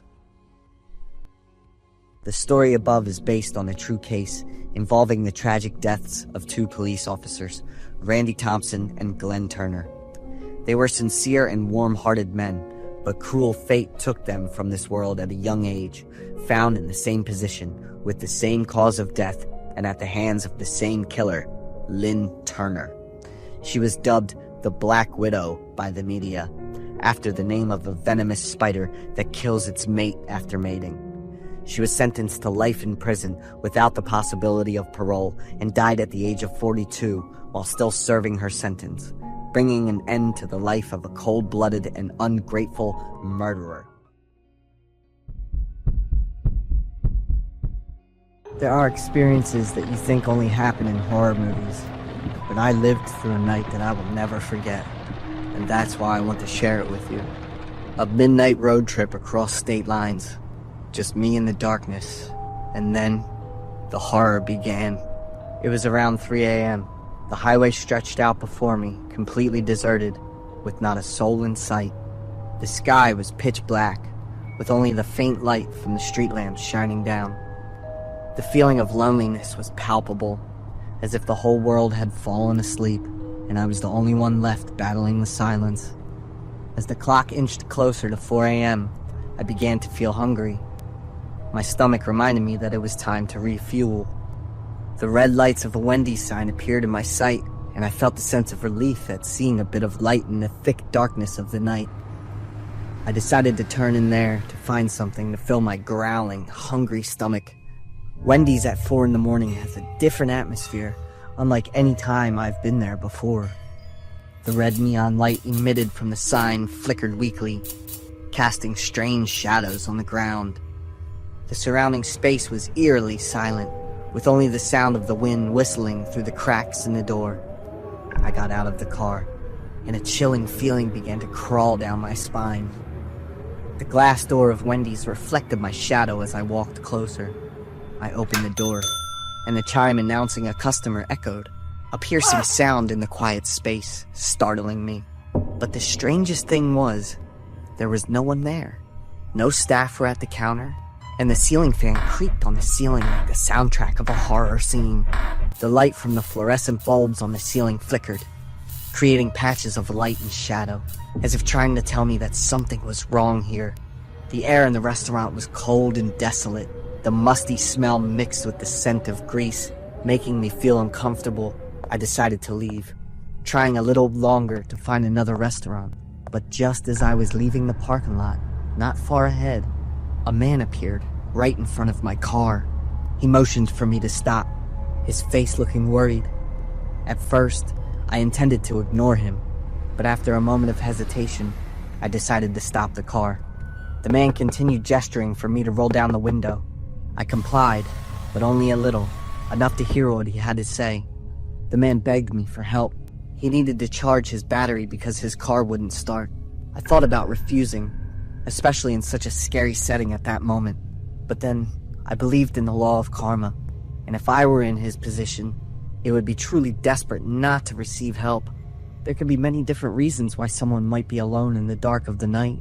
Isn't it true that I'm also driving across states at 4 in the morning? He was overjoyed when I agreed to help, constantly thanking me and pointing toward his car. Why was it parked at the edge of the forest, instead of in a more spacious area? I had those doubts, but I still followed through with my decision, maneuvering my car so that the front of my car was close to the front of his. I turned on the flashlight on my phone and connected the batteries of the 2 cars together. Suddenly, 2 other cars rushed toward me, their headlights blindingly shining directly into my face. The 2 cars blocked the rear of my car, and from the darkness, 2 other men stepped out. The headlights illuminated their faces, cold, piercing eyes, expressionless faces, and gazes that seemed to be directed straight at me. All my instincts immediately went on alert. I briefly saw a flash of light reflecting off one of the men's hands. It was a long knife with a gleaming blade. The other man was equally frightening. He was holding a gun, his face cold as if he had already prepared for something terrible. The feeling of doubt had now turned into sheer terror. I knew I was in real danger. Tangled thoughts spun in my mind. Why are they here? What do they want from me? There was no time to think further. Survival instincts took over, and I knew I had to leave immediately. Leaving everything behind, I turned and fled into the forest, the darkness enveloping me like a thick, suffocating blanket. I ran relentlessly, pushing past bushes and sharp, dry branches, each cut serving as a reminder that I had to get as far away from this place as possible. The entire night, I hid in a bush, not daring to move. I stayed silent, listening to the wind whistling through the branches and the sound of insects, unable to stop myself from imagining the terrible things lurking in the darkness. A few times, I heard footsteps somewhere very close, and immediately my heart felt like it was about to jump out of my chest. I tried to control my breathing, each breath feeling like a betrayal in my effort to hide. Time seemed to stretch on endlessly. Each passing second felt like an agony. But finally, the light of dawn began to filter through the canopy of leaves. I let out a sigh of relief, feeling as if I had just been freed from a nightmare. My body was numb from sitting curled up all night, but I knew I was safer now. I carefully stepped out of the bush, groping my way back to the narrow trail that led out of the forest. I needed to call the police, but my hands were still trembling, and my heart wouldn't stop pounding. My car was gone, along with the 2 cars of those lying criminals. The car of the man who asked for my help was actually severely damaged, just a junk pile in disguise. I looked at the empty road, my heart filled with frustration and a sense of helplessness. The thieves had vanished, and no one knew who they were or where they had come from. To this day, my car and the identities of the 3 criminals have still not been found.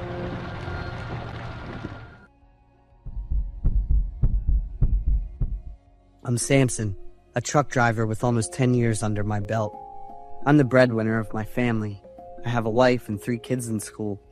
This driving gig gives me a steady paycheck, but it doesn't leave me much time with my family. The nightmare that night went down while I was hauling a load across the state. At first, I wasn't planning to take this job, but in the end, needing the cash made me trade off my health and time. It was probably stuff like dishes because I heard glass clinking when I hit bumpy roads. Hopefully they were okay and everything worked out. I really didn't want an accident and to lose my paycheck covering the damage. The interstate highway is always the #1 choice for drivers like me, saving a lot of time and effort. The highway felt never-ending in the quiet night, lit up only by the headlights of the big rigs speeding through. The view on both sides of the road changed real slow. Sometimes it was old gas stations with flickering signs. Other times, it was the shapes of old billboards disappearing into the dark. I was listening to a story on a podcast, sipping on some coffee to stay awake. Out of nowhere, up ahead by the side of the road, there was a 7-seat SUV parked with no hazard lights on. I slowed down and pulled over, thinking I might help the owner out. As soon as I got out of the truck, I waved hello, but no one replied. I went up to the driver's side and knocked on the door, said hello again, but still got no response. With the flashlight from inside the truck, I walked around to check out the car. Didn't see any damage, just a few deep scratches on the side. When I went to check again, I accidentally noticed the trunk was slightly open and not locked. I debated for a few seconds whether to open it or not, and in the end, I opened it. Inside the trunk were big and small black plastic bags, and I couldn't tell what was in them.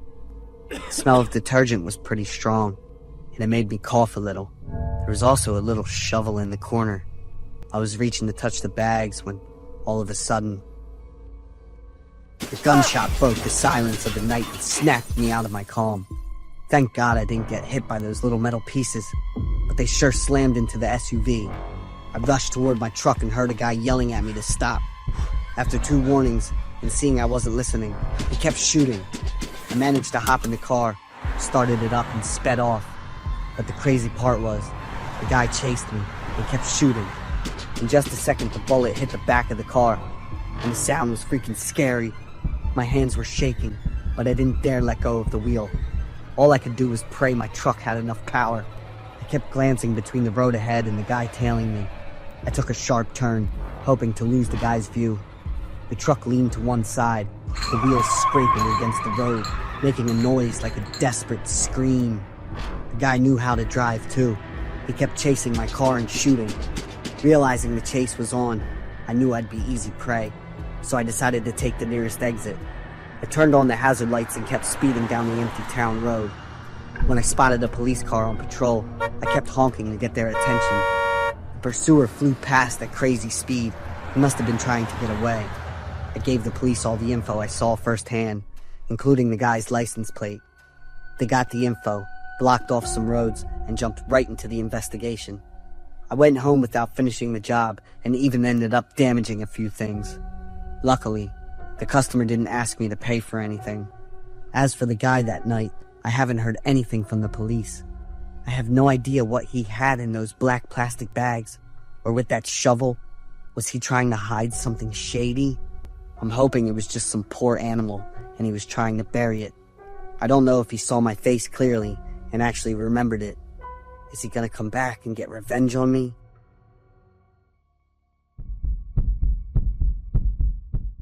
I'm Chasey, 28, and going to school to start a new job.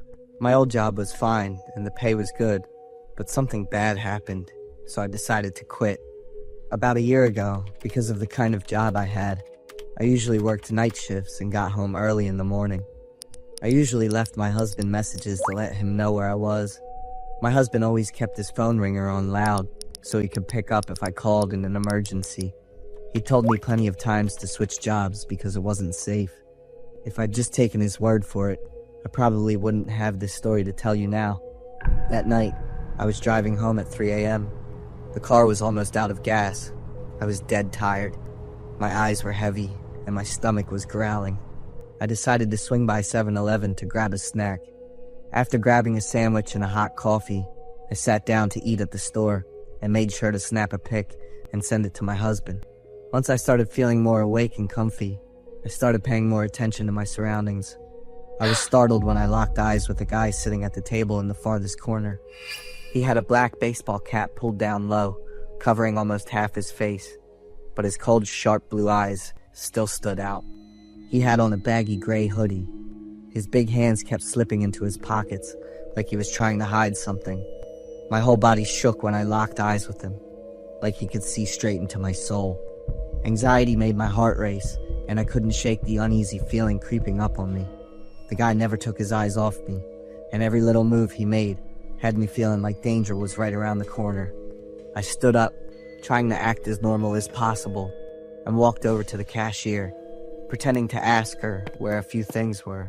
The guy walked by and left the store, and I let out a big sigh of relief. I grabbed the stuff I asked the employee about to be polite and quickly left. As soon as I got in the car, I locked the door quickly and took off.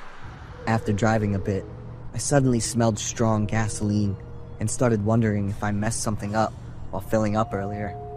The car drove a little further, Then the gas light kept flashing, and the speed started slowing down.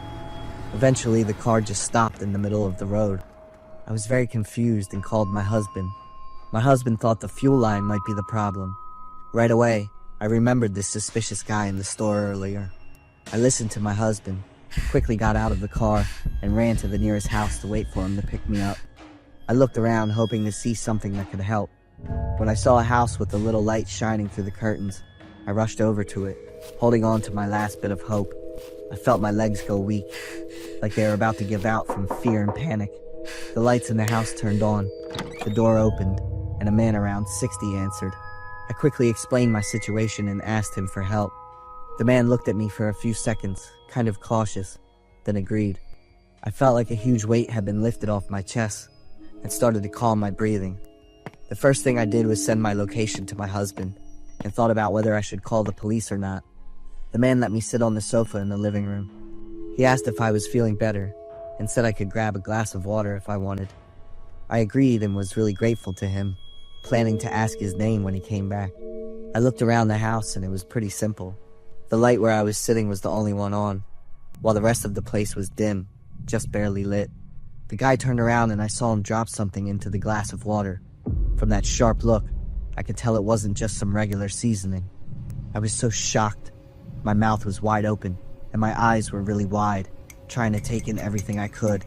My heart, which had just slowed down not long ago, started racing again with fear from the new situation. I got up, opened the door, and ran out of that house. I heard the man's footsteps rushing after me. I ran toward the thick bushes, crawled inside, and curled up like a little animal. The man's footsteps echoed loud in the quiet night, and every step felt like it was hitting my heart, which was pounding like crazy. After a while, he cursed, went back into the house, and slammed the door. I took out my phone, one hand covering the light on the screen, the other sending my location to my husband. When I heard a car engine, I didn't dare step out until I heard my husband calling my name. I ran to him, jumped in the car, and only then could I finally cry, freak out, and let out all the emotions I'd been holding in. It took me a few days to calm down and hand in my resignation.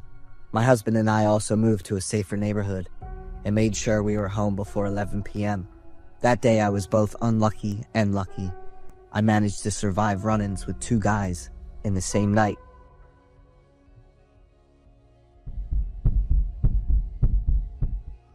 I'm Jonathan, 31 years old. I work as a long-haul bus driver.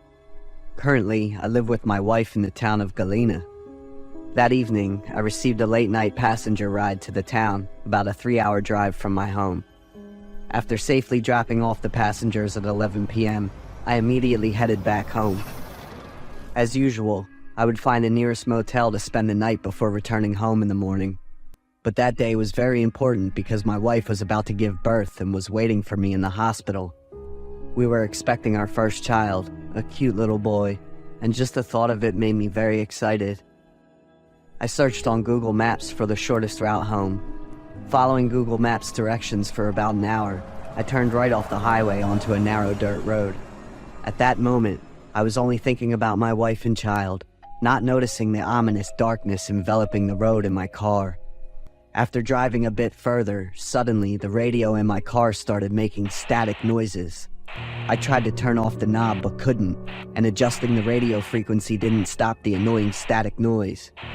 Feeling helpless, I lightly tapped the radio and thought there might be a problem with it. Suddenly, a woman's voice came from the radio. Please be advised, ahead you will encounter a landslide on the road. Absolutely do not talk or make eye contact with the people there unless you want to endanger your life. I was extremely surprised, but then thought it might be some program airing on the radio. After driving a bit more, the road ahead indeed had a landslide, and there was a warning sign. I looked around in astonishment, and two rescue workers emerged from the darkness. I couldn't see their faces clearly, only their silhouettes. One was very overweight and the other was thin. They slowly approached the BMW parked in front of my car. The owner of the BMW stepped out and politely greeted them. Suddenly, the thin rescue worker rushed forward and grabbed the BMW owner. They both fell in front of the BMW, so I couldn't see what was happening. I was quite panicked at that moment, wondering if I should run over to assess the situation or not. The horrifying began to unfold. The overweight rescue worker was staring directly at my car, but it wasn't a normal look. He turned his head 180 degrees, his face and back facing towards me. He was smiling, a wide, ear-to-ear grin. He maintained that posture and walked towards my car. I was extremely frightened, quickly shifted into reverse and pressed on the gas to back up. But my car didn't budge. I became even more frantic. That rescue worker had now walked right next to the driver's side window of my car. I remembered the instructions from the woman on the radio, not to talk or make eye contact with the people there. I trembled, trying to keep my gaze straight ahead. The rescue worker leaned down to look into my car, still wearing that eerie smile. He repeatedly pounded on my car window, not with his hands but with his head. My heart was pounding at full force, and I closed my eyes, gripping the steering wheel tightly. The pounding grew louder and more intense. The only thing in my head at that moment was my wife and the soon-to-be-born child. I don't know how long after the pounding stopped. I took a deep breath and slowly opened my eyes. The overweight rescue worker was still staring into my car and smiling. In front of me was the thin rescue worker, his body covered in blood. I didn't know what he had done to the BMW owner. My car was now started. I immediately reversed and sped away at 62 miles per hour. After driving a fair distance, I calmed down. I suddenly remembered I had to call the police. I tried to describe in detail everything I had just experienced. The police told me to stay calm and send them my location. After identifying my location, the police asked me to stay put so they could find me as quickly as possible. I agreed, but as soon as I hung up the phone, I remembered my wife in the hospital. Without much thought, I immediately pressed on the gas and sped away. When I saw the turnoff leading to the highway, I was relieved. But as soon as I turned the steering wheel to enter, in front of me was the dirt road with the landslide and those two rescue workers. What on earth is happening? I immediately turned the car around and sped off, not wanting to encounter those two terrifying figures again. But everything seemed to be mocking me. Once again, I returned to that road. The two rescue workers looked at me, still with that wide grin, but this time the laughter was very loud and echoed in the dark. It was as if those two lunatics were mocking me. At that moment, I didn't slow down but pressed the gas pedal even harder. I didn't know why I acted like that. The car sped up, aiming straight at those two rescue workers. In front of me, everything was pitch black. I couldn't comprehend what had happened next. Suddenly, the eerie faces of the two rescue workers appeared. Their large, wild eyes, wide grinning mouths with sharp, jagged teeth dripping with blood. They were getting closer and closer to me, the mouth gaping wide as if to swallow everything. They emitted the cry of a newborn baby. It pierced my ears painfully. I woke up. In front of me was the hospital scene, my wife holding our son sitting on a wheelchair next to my bed.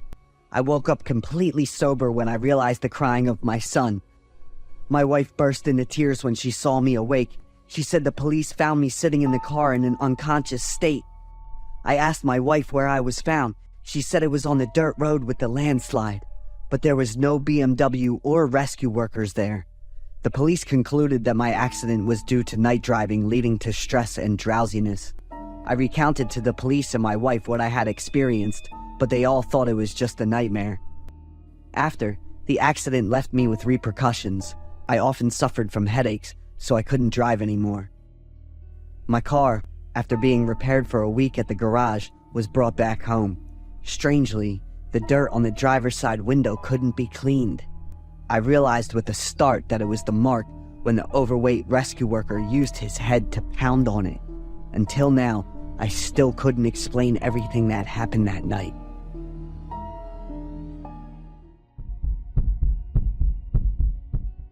A woman dressed elegantly, with a seductive figure, is standing on the street talking on the phone. From across the street, a disheveled-looking man stands watching her for a long time. His gaze is like a lion longing to taste the beautiful doe. Suddenly, the man rushes at her with a knife, peeking from his jacket pocket. He does not hesitate at all, and plunges the knife into the woman's body. That was a detail that spontaneously burst forth while I was sitting, jotting down the tasks I needed to accomplish for the day. I'm Maggie. My dream is to become a writer specializing in detective stories. Anything I observe daily can become a plot point in my writing. Since my income from writing isn't stable, my life has been quite tough. I take on any job I can to earn extra money, to nurture my passion. Today I accepted a job painting the walls of a nice house located in downtown. I arrived at the provided address and rang the doorbell. A young man, and extremely handsome, opened the door. "Hello, I'm Mike." His bright smile made me uncomfortable. I immediately thought of charming-looking perverts. Yet still I greeted him, and he led me into the house. The space of indoor was indeed impressive. Everything was neat and tidy. He seemed to appreciate art. There were paintings hung all over the walls. The atmosphere had a soothing floral scent that was very relaxing. I was so absorbed in admiring the house that I forgot my main task until Mike spoke up. He pointed out the wall that needed painting. He had thoughtfully prepared everything and had already laid down plastic to protect the floor. I approached to arrange the tools and prepare the paint as required. Suddenly, I heard a click along with a flash of light. Looking back, I saw Mike just taking a picture of me with his camera. I felt slightly annoyed and asked him why he did that. He smiled and explained that he wanted to take a photo as a keepsake. He apologized to me with a very sincere attitude. Mike went into the bedroom, saying he would leave me a comfortable space to work. I picked up the paintbrush, rolled some lines on the wall, but then couldn't concentrate again. I imagined that behind that door could be a room full of secrets. The sounds of screaming, crying, laughing, and a saw echoed. Those sounds were exactly those of horror coming from the bedroom. I hadn't had time to react when Mike opened the bedroom door, holding a laptop that was emitting the sound of a chainsaw. He was intently glued on the screen of the laptop as he walked toward the kitchen. I sighed. I had to take my work seriously. When painting down to the base of the wall, I pulled back the floor covering a bit to make it easier to roll the paint. I accidentally noticed the dried red mark. Pulling the covering a bit more, I was even more shocked to see more red streaks appearing. Suddenly, I discovered something else in the corner of the wall. It was a woman's fingernail. I was certain because it still had the red polish on it and was adorned with stone. With the skills of a storyteller, I calmly observed everything in the house. Everything was really clean, as if it had been tidied up recently. I closely examined the photographs on the walls, discovering a common point that they all depicted women. I added percentages to confirm my hypothesis. I wouldn't waste a second. I pressed call on 911. "I am with a pervert who specializes in murdering women. Did you finish your work?" Mike's voice startled me, making me want to jump up. I immediately accused him and brought up a series of my deductions. First was the red stain on the floor. He was afraid I would discover it, so he covered it before I came, which is likely blood. Next is the fingernail. It was definitely a real fingernail, belonging to some girl, possibly the same owner as the red mark on the floor. He interrupted me, trying to explain, but I couldn't process a single word. I pushed him hard, then rushed toward the door, but was yanked back by a strong force. In the struggle, suddenly 2 police officers arrived. I told the police all my deductions and hoped they would quickly catch that pervert. The police let him explain, but the more I listened to his excuses, the more I became frustrated. I presented final evidence to the police that behind that photo could be a hidden camera. As I spoke, I rushed over and forcefully knocked the picture down. Behind it was the wall. There was no camera at all. I was stunned by my deductions. The 2 police officers shifted their gaze toward me. They thought I was the troublemaker and intended to take me away. But he stood up to explain and help defend me. In the end, the police also left. I stood still with a blank expression while he was seeing off the 2 police officers. What was I doing? I felt extremely embarrassed. He turned back. I intended to apologize, but that smile on his face made me... "You should have trusted your instincts." He looked at me and then looked down at the floor. Behind the last photo, something was revealed that I and the 2 police officers hadn't noticed. I picked it up. It was a stack of photographs of many young girls taken in this very house from various angles. A thought crossed my mind. It seems they were photographed discreetly, just like I was earlier. This was exactly a pervert who specialized in murdering women.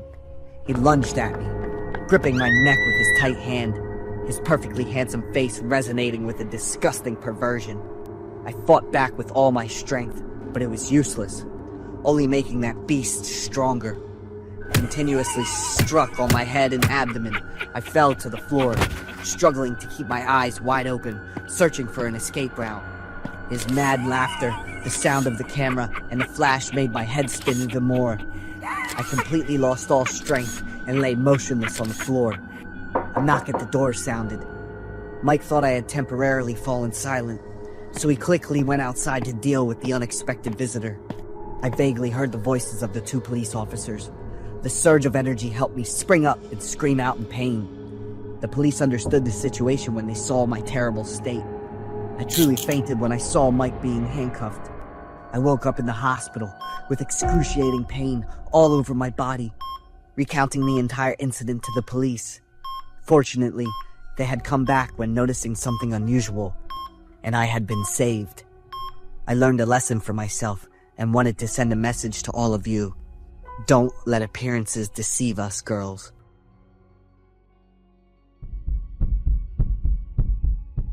I'm Daria, 26 years old. My husband is Marcus. He is 4 years older than me and is a businessman. Before getting married, we bought an apartment in Phoenix.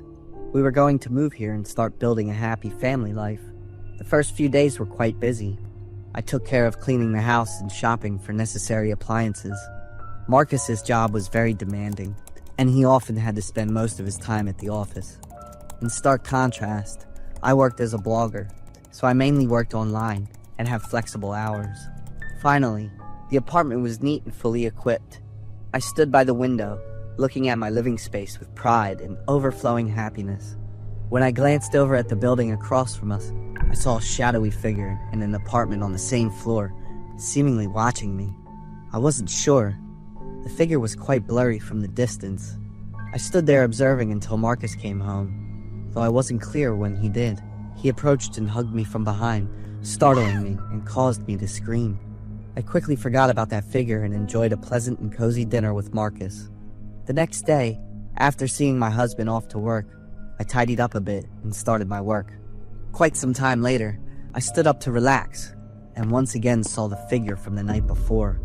I stood and watched for a while. That person did not move at all. Not sensing any danger, I pulled the curtains closed and continued with my work. That evening, when Marcus came home, I chose not to mention the figure in the apartment across. I thought it wasn't a big deal. But the figure was becoming more and more distinct, and I could tell it was a man. One morning, after going out and returning, I paused to observe that apartment again. The old curtain completely covered the window, as if it had been vacant for a long time. That evening, I didn't see that man anymore. After having dinner, Marcus and I decided to go out for a walk. We returned home around 10 p.m. A crowd at the apartment across the street drew out our attention. As we approached, we saw many people gathered, discussing, with 2 police cars and an ambulance parked nearby. Marcus asked someone standing there and was informed that there had been a homicide in the apartment on the 13th floor of the building. The victim was a young woman. The perpetrator had brutally decapitated the girl. My husband and I looked at each other in shock and hastily made it back home shuddering. The next morning, news of the case at the apartment across was on the news. This was one of the serial murder cases committed by a sick bastard. He had no motive, but only wanted to satisfy his madness. The police were actively investigating and operating a manhunt for the perpetrator. I was very worried and told Marcus about the shadowy figure I had seen over the past few days. Marcus thought it was just my imagination. It was probably just a playful child or the odd behavior of a tenant. Yet Marcus reminded me to lock the doors carefully when I was home alone and not to let strangers in before rushing off to work. However, I felt helpless that he didn't listen to what I was saying. That day I went to a cafe to change my atmosphere, but I simply couldn't focus on my work anymore. I researched the murder case of the girl living in the apartment across. The only witness was the victim's close friend. She said that the victim had felt like she was being watched for many days before her ultimate murder. I shuddered, because I had felt the same way over the past few days. After that, I began leaving the cafe to go home. I felt scared and wary of people walking behind me. Only when they passed by did I feel relieved. That evening, I brought up my feeling of being watched with Marcus. He gently hugged me. Marcus thought I was overly worried with the case of the girl from the previous day. He said the police would catch that murderer soon and everything would be fine. Marcus gave me a movie ticket, saying it was to a very interesting film just released in theaters, and that the movie could help my writing. I was excited, thinking that the two of us would have a romantic date night like when we were dating. But Marcus said I would be going to the movie alone. He needed to work with an important client the next day. I felt a bit sad, but understood that Marcus was trying his best for both of us. The next day, I didn't see that mysterious figure at the window anymore. Everything was probably fine. I must have been thinking too much, just as Marcus said. That evening, I watched the movie alone with a pretty relaxed mood. The theater had only me and 2 other latecomers. A while later, someone walked in, slowly approached, and sat right behind me. Why choose to sit here when there were many empty seats? I trembled as I looked down and saw a shoe. It was a man. Judging by the shoe size, he seemed to be quite tall.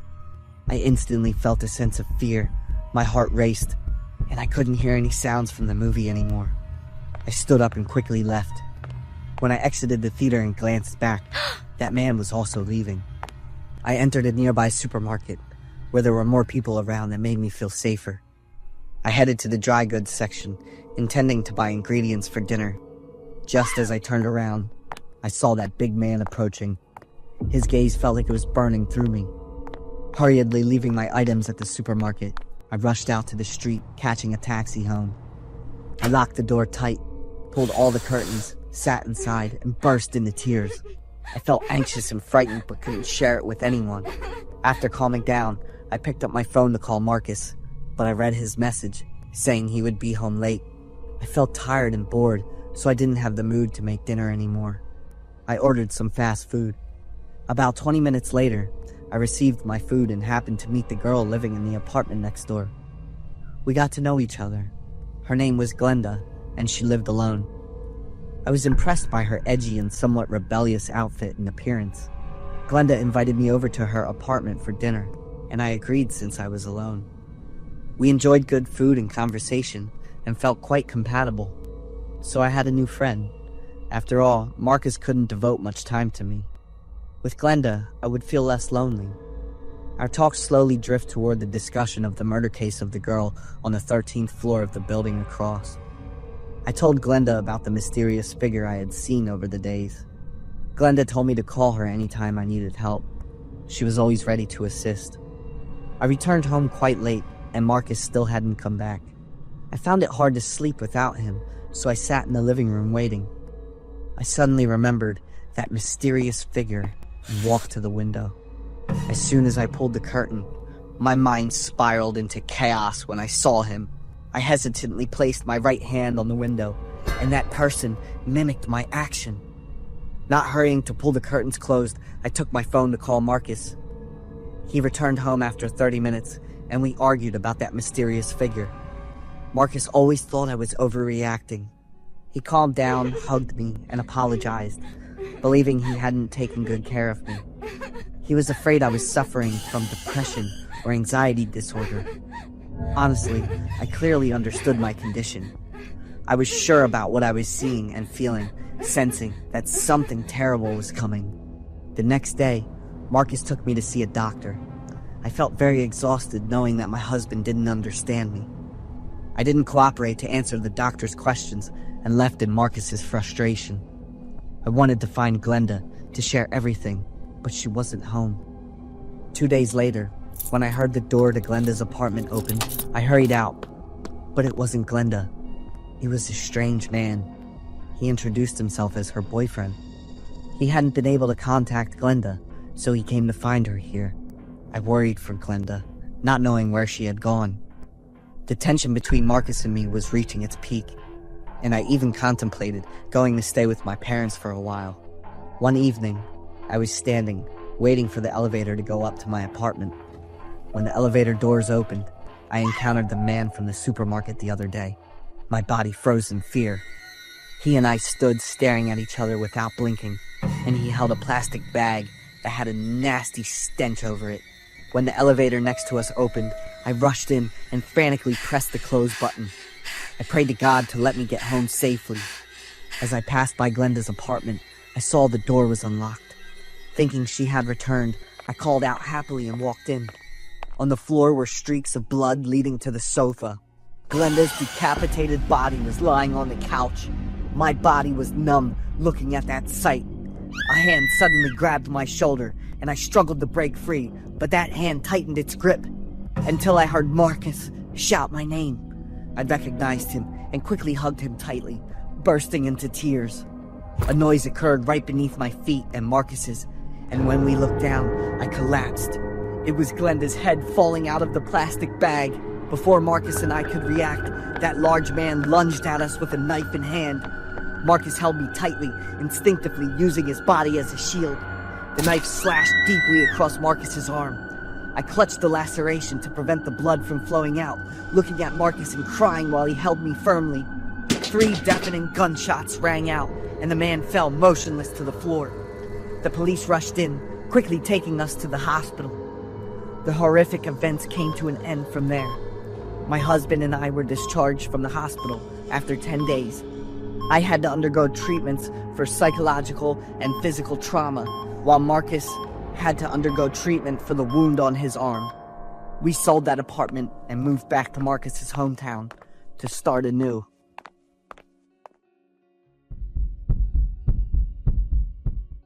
I'm Logan, 36. Moved back to my hometown in Texas after over 10 years of living in other states and trying out all kinds of jobs. Started everything from scratch, but it's all good. I'm fine and feeling optimistic about it all. For the past 3 months, I've been working at a Circle K near my place, doing both gas station attendant and cashier stuff in the store. The job's not hard, but it eats up almost my whole day.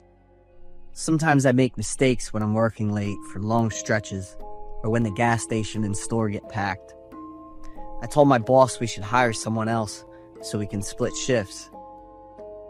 A week after putting up the job ad, the store got a new employee named Benny. He's 7 years younger than me, tall and skinny, with green eyes under a mess of hair. He's really into his old Converse, worn out soles and covered in layers of dust. He always walked heavy, shoulders hunched, looking like a human clothes hanger. He always smelled kind of burnt. Wasn't bad, but it threw people off. Benny was quiet, just a few words to customers like hello and thanks. Even though Benny looked and acted kind of odd, his work attitude was solid, always on time and really detailed. Since Benny showed up, my job's been a little easier. But trouble hit after just 2 weeks. The store started noticing stuff going missing. Not sure when this started, but I only noticed when the stock and sales numbers were way off. So I told the boss. Benny and I are the first ones to take the fall for this. The boss just stayed calm when he heard what I had to say. There are security cameras in the store. Can you check the footage from the last 5 days to see if anything's weird? You're off tonight and I'll pay you full. That's what the boss offered, and I had no reason to say no. Maybe I had been working for a long time, so he decided to trust me. Yep, Benny's weirdness made people around him feel like he was unpredictable. That night I just chilled, did some stuff around the house and ate. Then I crashed on the couch, popped open my laptop, and started checking the footage. 9:30, August 26th. Benny was at the register, messing with some random stuff. A few minutes later, a customer walked in. Anna. I know her. She's a regular. Anna grabbed a bottle of shower gel and a magazine. As soon as she left, another guy walked in. A tall, brown dude. He grabbed something.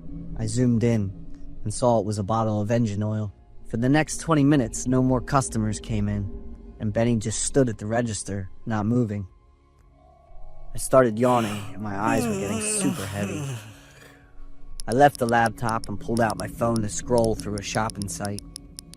It wasn't until I heard a noise that I remembered I was actually getting paid for this and focused back on it. Benny was arranging stuff in the freezer section. I watched him closely, and he wasn't doing anything weird. The customer bell rang again. Yep, it was Anna.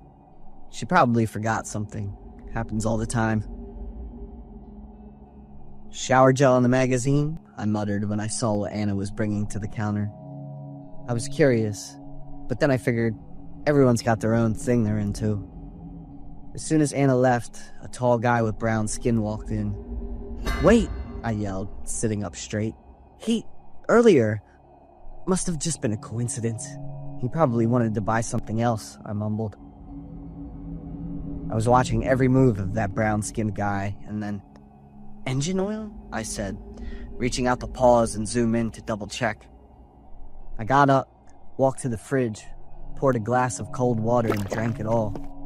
I was more awake, went back to the couch, put the laptop on my lap, and focused on watching.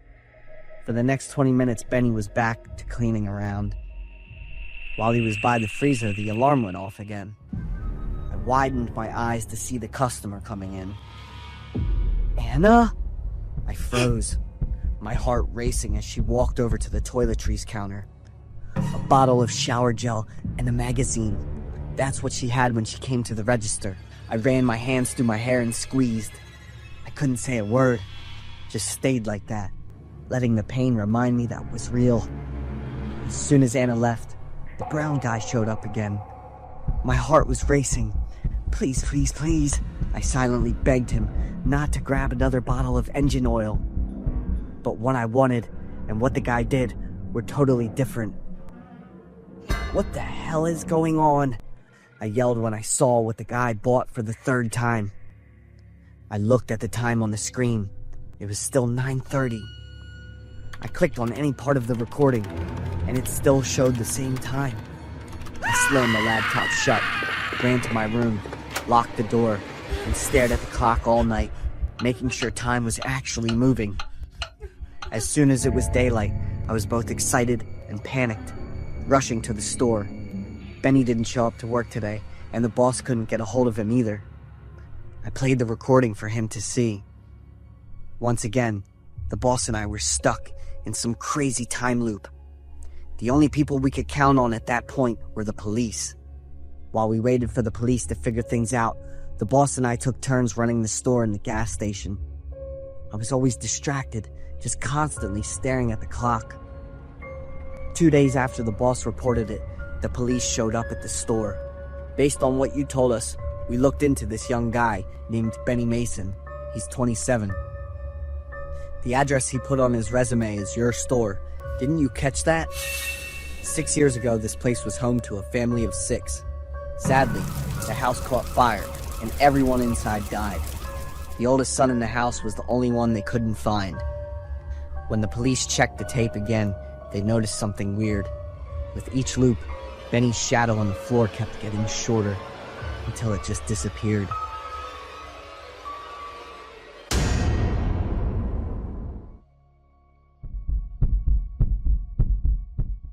My name's Ira, 28 years old. I'm a paranormal investigator. I live in Chicago with my foster mother. I had no other siblings. My father passed away when I was 9 years old.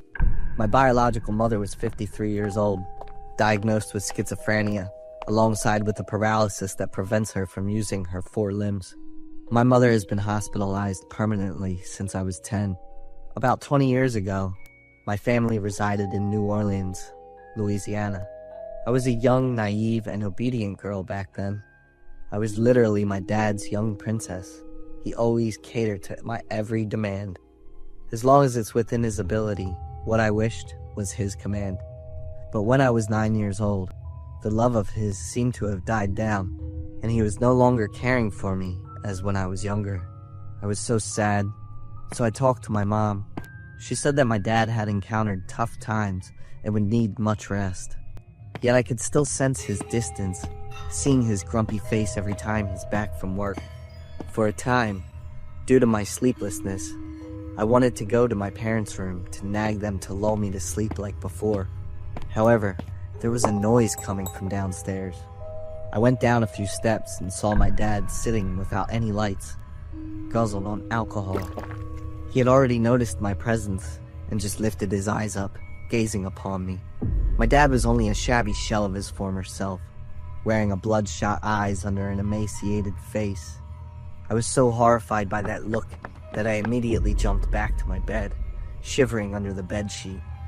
Some other times, I could hear Mom and Dad fighting, and there would be a lot of yelling that lasted a long time, where both sides would go on with heavy words and heavy hearts afterward. A tense atmosphere blanketed my household, while my dad's business worsened. For many days I had seen him at the living room dousing in booze. All night until morning, when I went to school, I could see my father staying there, sitting like a statue. One night, when I woke up in the middle of the night, I could feel some presence in my room. Sitting up, I felt like someone's watching from the right corner.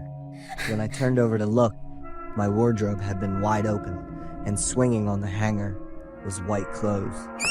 Too terrified, I burst out crying, straddling to my parents' room. As soon as I touched the doorknob, my mom came rushing out, hugging me tightly, herself crying and screaming. She demanded me to close my eyes and not look into the room. Her order took many seconds for me to process completely, and in that amount of time, I was horrified by what I saw inside, still haunting me to this day. My dad was lying on the bed, now covered with blood, his neck twisted hard to one side, staring at me with his bloodshot eyes, while blood kept oozing from his mouth. I was completely numbed by what I saw, as if some part of me had been gone, forever scarred by this trauma. My mom dragged me to my room, hugging me tightly, sobbing. Cradled within the safety of her arms, I fell asleep. In the morning, I was startled by strangers' voices from outside the living room. When I came out, there was 3 police officers and a woman. My mom, in an exhausted state, kept staring to the window and refused any questionings from the police. Seeing me, the woman went over to say hi, but I was so scared I ran back to my bedroom and hid under my bed. What happened last night made me panic about everything. The woman tried to open up conversations with me, introducing herself as Cecilia. She didn't just sit on my bed, but also went under the bed with me. I truly could feel the warmth in her words and actions, the thing that I had not for a long time. Cecilia tried her best to ask me what happened last night. I avoided answering the question. I didn't want to relive that horrible moment ever again.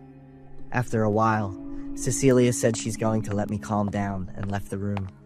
Many days after that, the police constantly came over my home and had a lot of conversations with my mom. Miss Cecilia often came over, saying that she needed to talk to my mom and me, but my mom always declined it. I had never seen my mom getting so exhausted. After the autopsy, they failed to come up with a conclusion on the cause of death. I remembered how struggling my mother was in trying to convince she's not the perpetrator. Yet she remained silent of the whole ordeal and never had a word about my dad. My mom moved in to stay in my room. She forbid me to venture to her room, even to the door. She cried a lot every night. The weight of the world on her shoulders decimated her visibly. She grew very thin in just a short time. I began seeing my mom showing what Dad used to have, starting with the bloodshot eyes. One night, I was jolted from my sleep, sensing my mother's strange behaviors. She closed her eyes, mumbling something while hands and feet shaking uncontrollably. And all of a sudden, her eyes opened wide, full of crisscrossing red vessels, then snapped her head to one side. I was so scared, so I did the only thing I thought was logical. I called her from her sleep. It took a few minutes for my mom to return to her previous normal self. She stared at me the whole time. I was so afraid, my gut screaming at me that this wasn't my mom. I fell back, trying to squeeze my inner screaming from coming to sound. My mom slowly settled down and went to sleep. I then was able to get closer to her, trying to get some warmth and comfort. For a few days after that, my mom was around with a canted neck that somehow reminded me of my late father, and it was horrifying. I couldn't take it anymore, so I called Miss Cecilia. She took both of us to the hospital. My mother was diagnosed with a broken neck, but by some miracle, her spinal cord and motor function was spared. I, however, was diagnosed with stage 2 malnutrition and borderline depression. After some treatment at the hospital, my mom and I were discharged home. However, it was then that the true nightmare began. I had seen for many nights my mom kept on mumbling, twisting and turning her body constantly. It drove me to the point of insomnia, where I wouldn't sleep at night anymore, but huddled in the corner in terror. I remembered that one night when my mom seemed to be herself again and kissed me on the forehead, wishing me a good night. I was so joyful about that. It was a feeling that I hadn't had for a very long time now. However, at midnight, she was twisting and turning again. This time, however, there was a severe cramping all over her body. This time I could clearly hear the snapping and cracking of bones, as well as her humanly screams of agony. I could only dial 911, providing them with my address, all the while fighting the terror within. When the police finally arrived, I was there, witnessing my mom being in the same thing as my dad before. There was no blood oozing out of her body. However, her body was twisted and turned much more like a rag doll. EMS got in just in time for her to be alive, yet she had lost all motor functions. Once again, the police were clueless on what happened with my mom. Witnessing 2 tragedies in such a short time drove me to severe mental health issues. Miss Cecilia volunteered in rearing me with her family, while my mom, she would have to spend the rest of her life in palliative care. 2 cases had very similar outcomes, yet nobody came to a definite conclusion. The police made an official record of psychological imprinting, yet I believed deep down inside that this case was of something supernatural. For many years, my family tragedies drove me to be a paranormal investigator. I kept searching for the truth happening to my parents without any success, until recently I came across my late father's notebook about sleep paralysis demon.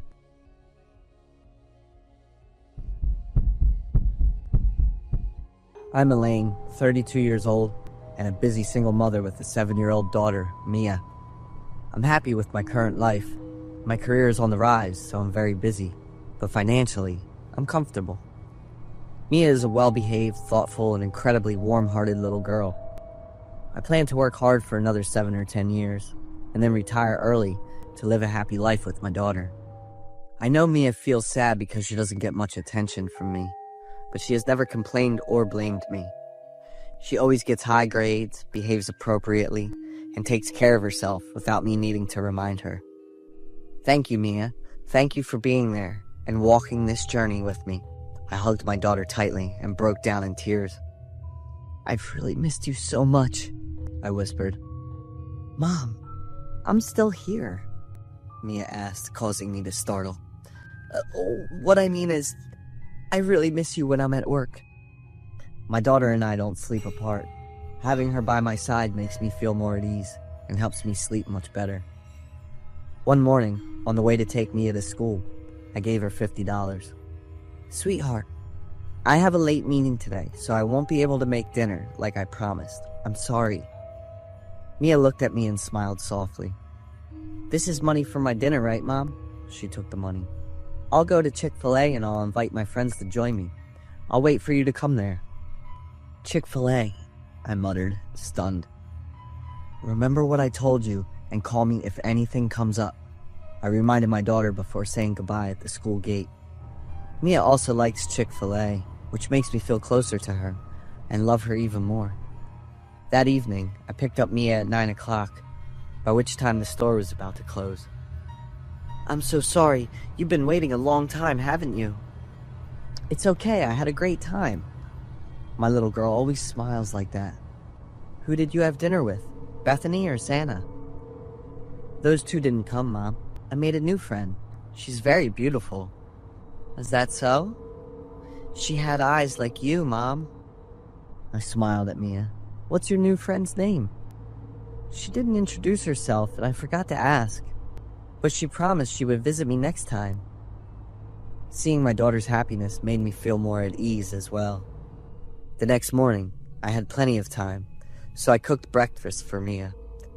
As I was preparing a little salad, I heard my daughter talking. "Do you like this egg dish too? My mom cooks it really well, right?" "Mia," I called my daughter. "Who are you talking to?" Carrying the plate of salad to the dining table, I saw my daughter sitting alone. "My friend. She said the eggs you made are really delicious." "Your friend? Where is she?" "Why did she come to our house so early?" I asked, quite puzzled. "She just left, Mom," Mia said cheerfully, then continued eating her breakfast. I didn't ask her any more questions, quickly finished my meal and got ready to go to work. But gradually, I realized that the friend Mia was talking about was someone only she could perceive. One day when I picked Mia up from school, her teacher kindly asked to speak with me privately. Mia has been showing signs of distraction lately. She doesn't focus and often talks to herself, just so you know. I was very surprised.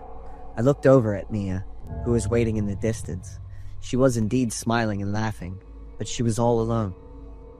I thanked the teacher and promised to keep a closer eye on Mia's situation.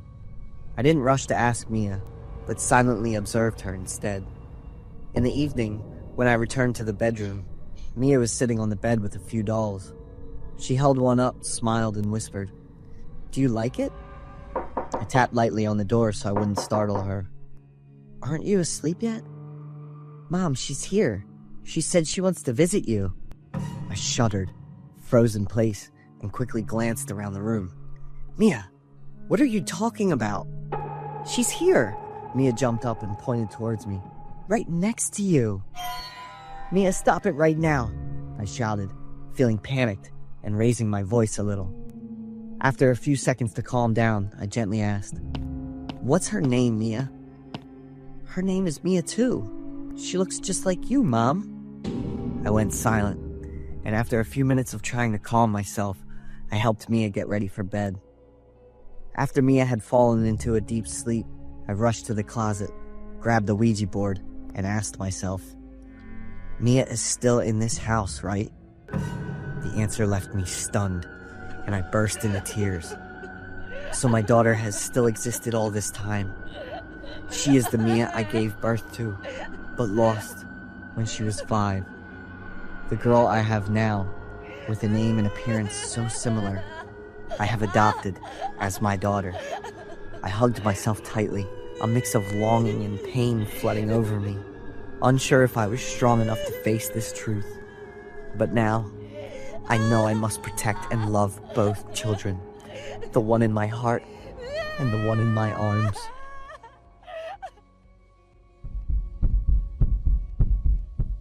I'm Beavis, an employee at the Food Lion supermarket branch in Concord, North Carolina.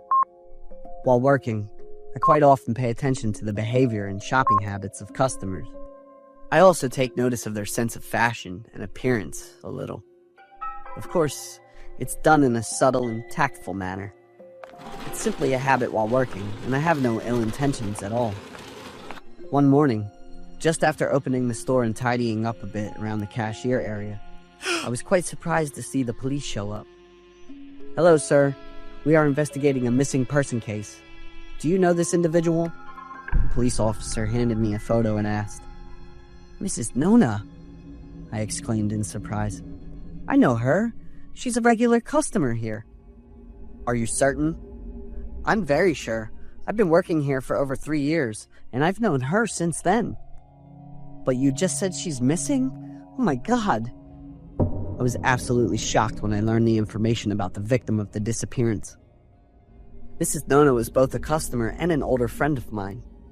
She was fashionable, youthful with her striking golden blonde hair, lively at 76, and very wealthy. As far as I know, she was still quite open to relationships. "Do you remember the last time Mrs. Nona came here to shop?" It was about 3 days ago, I think.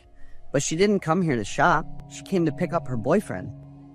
"Can you provide the footage from the front door camera for us?" "Yes, of course." I quickly cooperated with the police, providing all the information I knew to help speed up the investigation as much as possible. I know Nona's new boyfriend. And I don't like him because of his arrogant attitude and the constant sly look he always has. When Nona introduced him to me with cheerfulness and a bit of pride, he looked at me with a sneer. If what I'm feeling is truly the truth, then the data extracted from the camera confirmed exactly what I had said. The man stepped out with a small bag in his hand, heading towards the gray car where Mrs. Nona was waiting in the driver's seat. About an hour later, the car returned to the parking lot in front of the store. But the person sitting in the driver's seat was no longer Nona. It was her boyfriend. He parked Nona's car next to his, then went to open the trunk, transferring items from her car to his, and quickly drove away. The police had difficulty determining what items he was moving because the distance was quite far. But for me, it was a chilling feeling when watching the footage, because the item he moved had strands of striking golden yellow. I think that thing is Mrs. Nona's body. My words made the police officers even more tense. Since the victim was someone I knew and deeply respected, I closely followed the investigation. By extracting additional footage from the camera at the cashier counter, the police quickly identified the man who was with Mrs. Nona that day, Ven Prince. He's 59 years old and had previously served a 30-year sentence for kidnapping women. 3 days after I provided the information and camera footage to the police, Mrs. Nona's disappearance was officially solved. The only regret is that my gut feeling was completely correct. Mrs. Nona had been murdered by him. After being summoned to the station twice for questioning, along with a series of clear and convincing pieces of evidence, Ven finally confessed to the crime after coming up with countless excuses and fabricated stories to lie and stall. At Ven's house, the police found another very convincing piece of evidence: the yogurt container he had bought at the Food Lion store that day. Inside the yogurt container, there were various drugs that would put a person into a deep coma-like state. This would have allowed the murderer to easily carry out his attack on the victim. The police also revealed that Mrs. Nona was the fourth victim of the cold-blooded person called Ven Prince. The news of Mrs. Nona's case left the residents of the neighborhood in shock. Many people attended her funeral to show their sympathy for the unfortunate woman. The story above is based on a true event. Daniel Prince, a criminal who was sentenced to 30 years in prison for kidnapping, was granted parole and released in 2009. After his release, he continued to commit horrific murders. On August 27, 2021, 80-year-old Edna Suttles was last seen when she picked up Prince, and after that, she disappeared. Security camera footage showed Prince transferring Mrs. Suttles' body into his car, then attempting to erase any traces. After the investigation, the police discovered that Prince was also linked to the deaths of 3 other women: Leigh Goodman, Dolores Sellers, and Sellers' daughter, Nancy Rigo, who had left him the benefits from her life insurance before she passed away.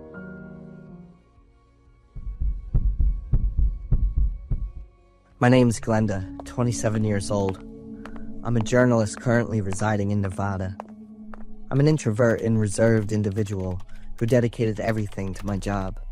I did not have a lot of friends as well, and felt a great deal of anxiety talking to people due to me being an albino. I did not have any experience with romance. To be fair, I never thought that there would be a single person in the world wanting a relationship with me. Things turned upside down the moment I met Jim. He's a strong, tall, perfect man, super friendly too. Jim was an already established person with a great family to back it up, enough to hit me up at first sight. I, of course, thought that he was totally out of my reach and not even dreamed of him glancing at me. But he made the first move indeed. A lot of attack from a love-struck Jim from me on the get-go. Flowers, expensive gifts kept showering me from Jim. He always tried to find ways to see me, spending time with me. Yet when he expressed his feeling after 1 week, I declined. Don't get me wrong, I really liked him, yet this quick of a pace worried me that he would lose interest as quickly. But Jim was very persistent, for over 6 months, and I finally agreed. When I saw Jim's happiness, I almost cried myself. Finally, I could feel what love was. Jim was very caring. He looked after me in almost every aspect, especially my well-being. One afternoon, when I ended my shift early, I was about to arrive to Jim's workplace to surprise him. The door was unlocked, so I could easily sneak in. Seeing his familiar silhouette, I felt so happy. My heart started pounding within my chest. Jim had no idea I was right behind him. "The mark this time was great, Mom. I felt it's an opportune time for us to continue with your experiments. I'll introduce to the family maybe on the next weekend." I happened to listen to his family conversation. It seemed like there's some family business. Yet the cold and emotionless voice, I never heard from him before. I was so much in my thoughts that I stood there for a long time, until Jim turned around. He was startled and confused with me being there. He immediately demanded to know why I was here and what I had heard. That attitude was really annoying to me. But after my explanation, he was much more relaxed and hugged me tight. Afterward, we're having dinner together.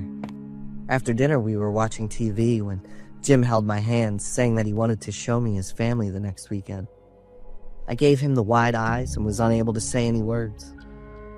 Jim was rather restless with my nonverbal answer. He repeated one more time his request.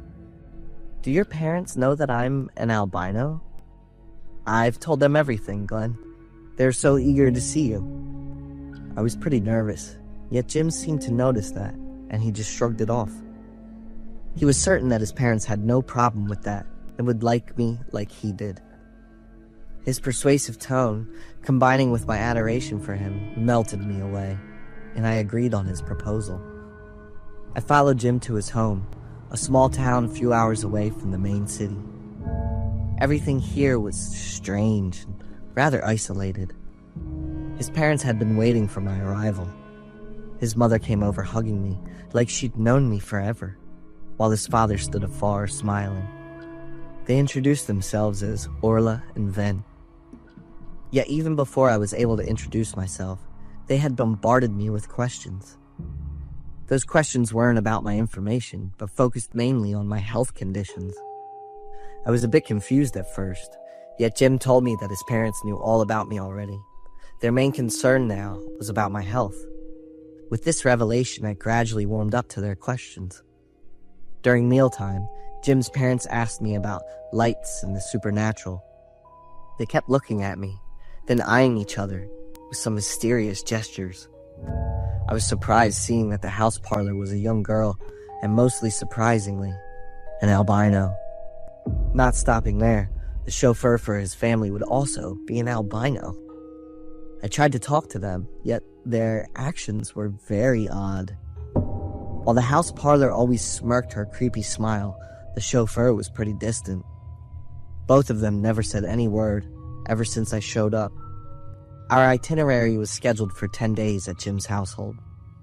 At night, while Jim was soundly asleep on his familiar bed, I was really hard to sleep, so I decided to venture downstairs for some water.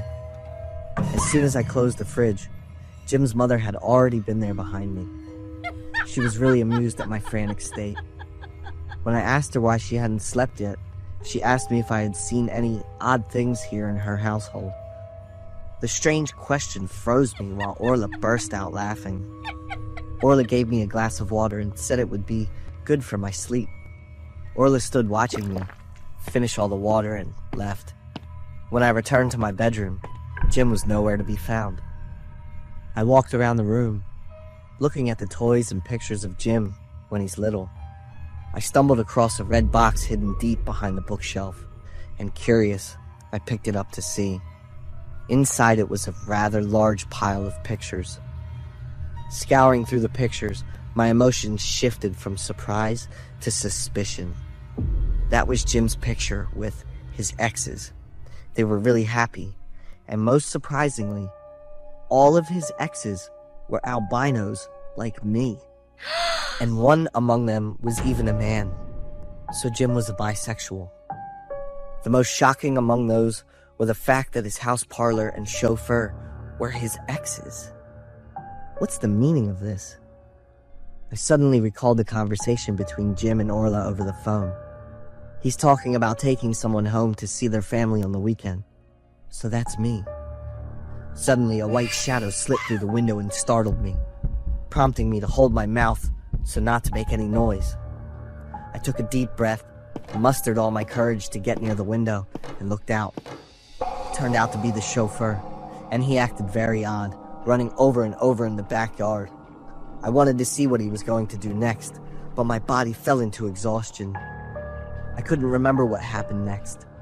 When I woke up, I found myself sitting at the dining table, everyone in the family enjoying breakfast and laughing together. Jim gently smiled at me and pulled me a dish of food.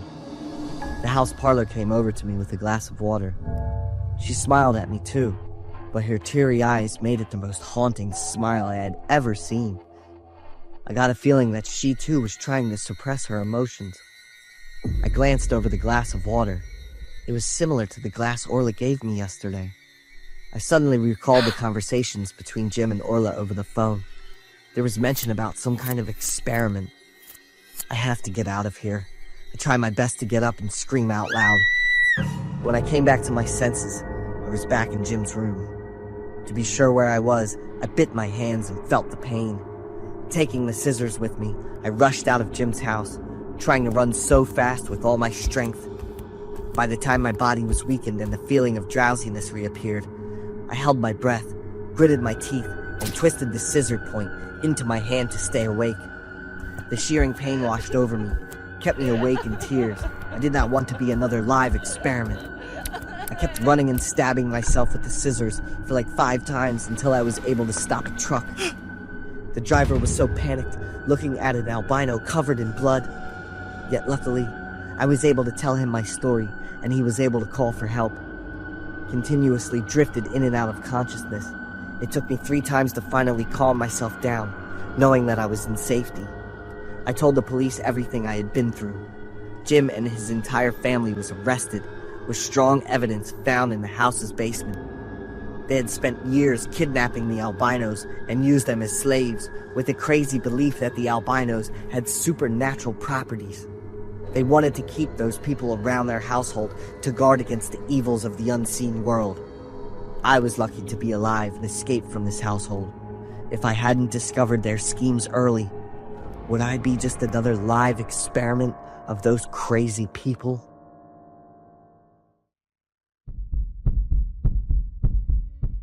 I'm Selena, 24 years old. I'm a paralegal and live in Texas.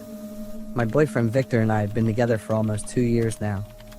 Victor's 4 years older than me and super into photography. My room's full of artsy portraits Victor's taken. He never leaves the house without his camera. Wherever he goes, he's always pulling out his camera and snapping amazing shots. Victor's picky about it. He likes to handle the whole process of taking and developing photos himself. Lately, Victor's been picking up a bunch of jobs, so his schedule's been crazy busy. After all that craziness, we finally got to spend some time together. Victor was wiped out and told me his neck's been pretty sore lately.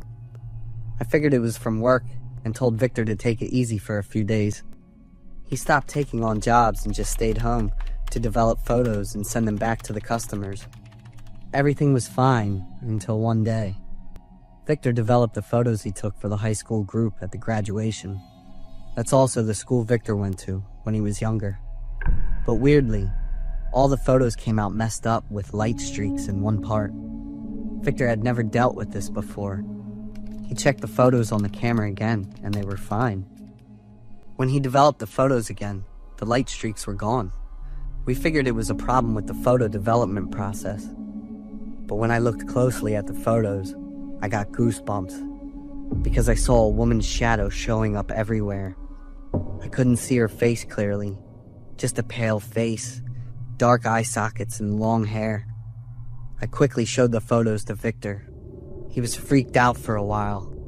A creepy vibe took over, and we didn't say anything after that. We'd heard a lot of stories about creepy photos before, but I never thought that one day he'd end up taking pictures of them himself. And so many at that.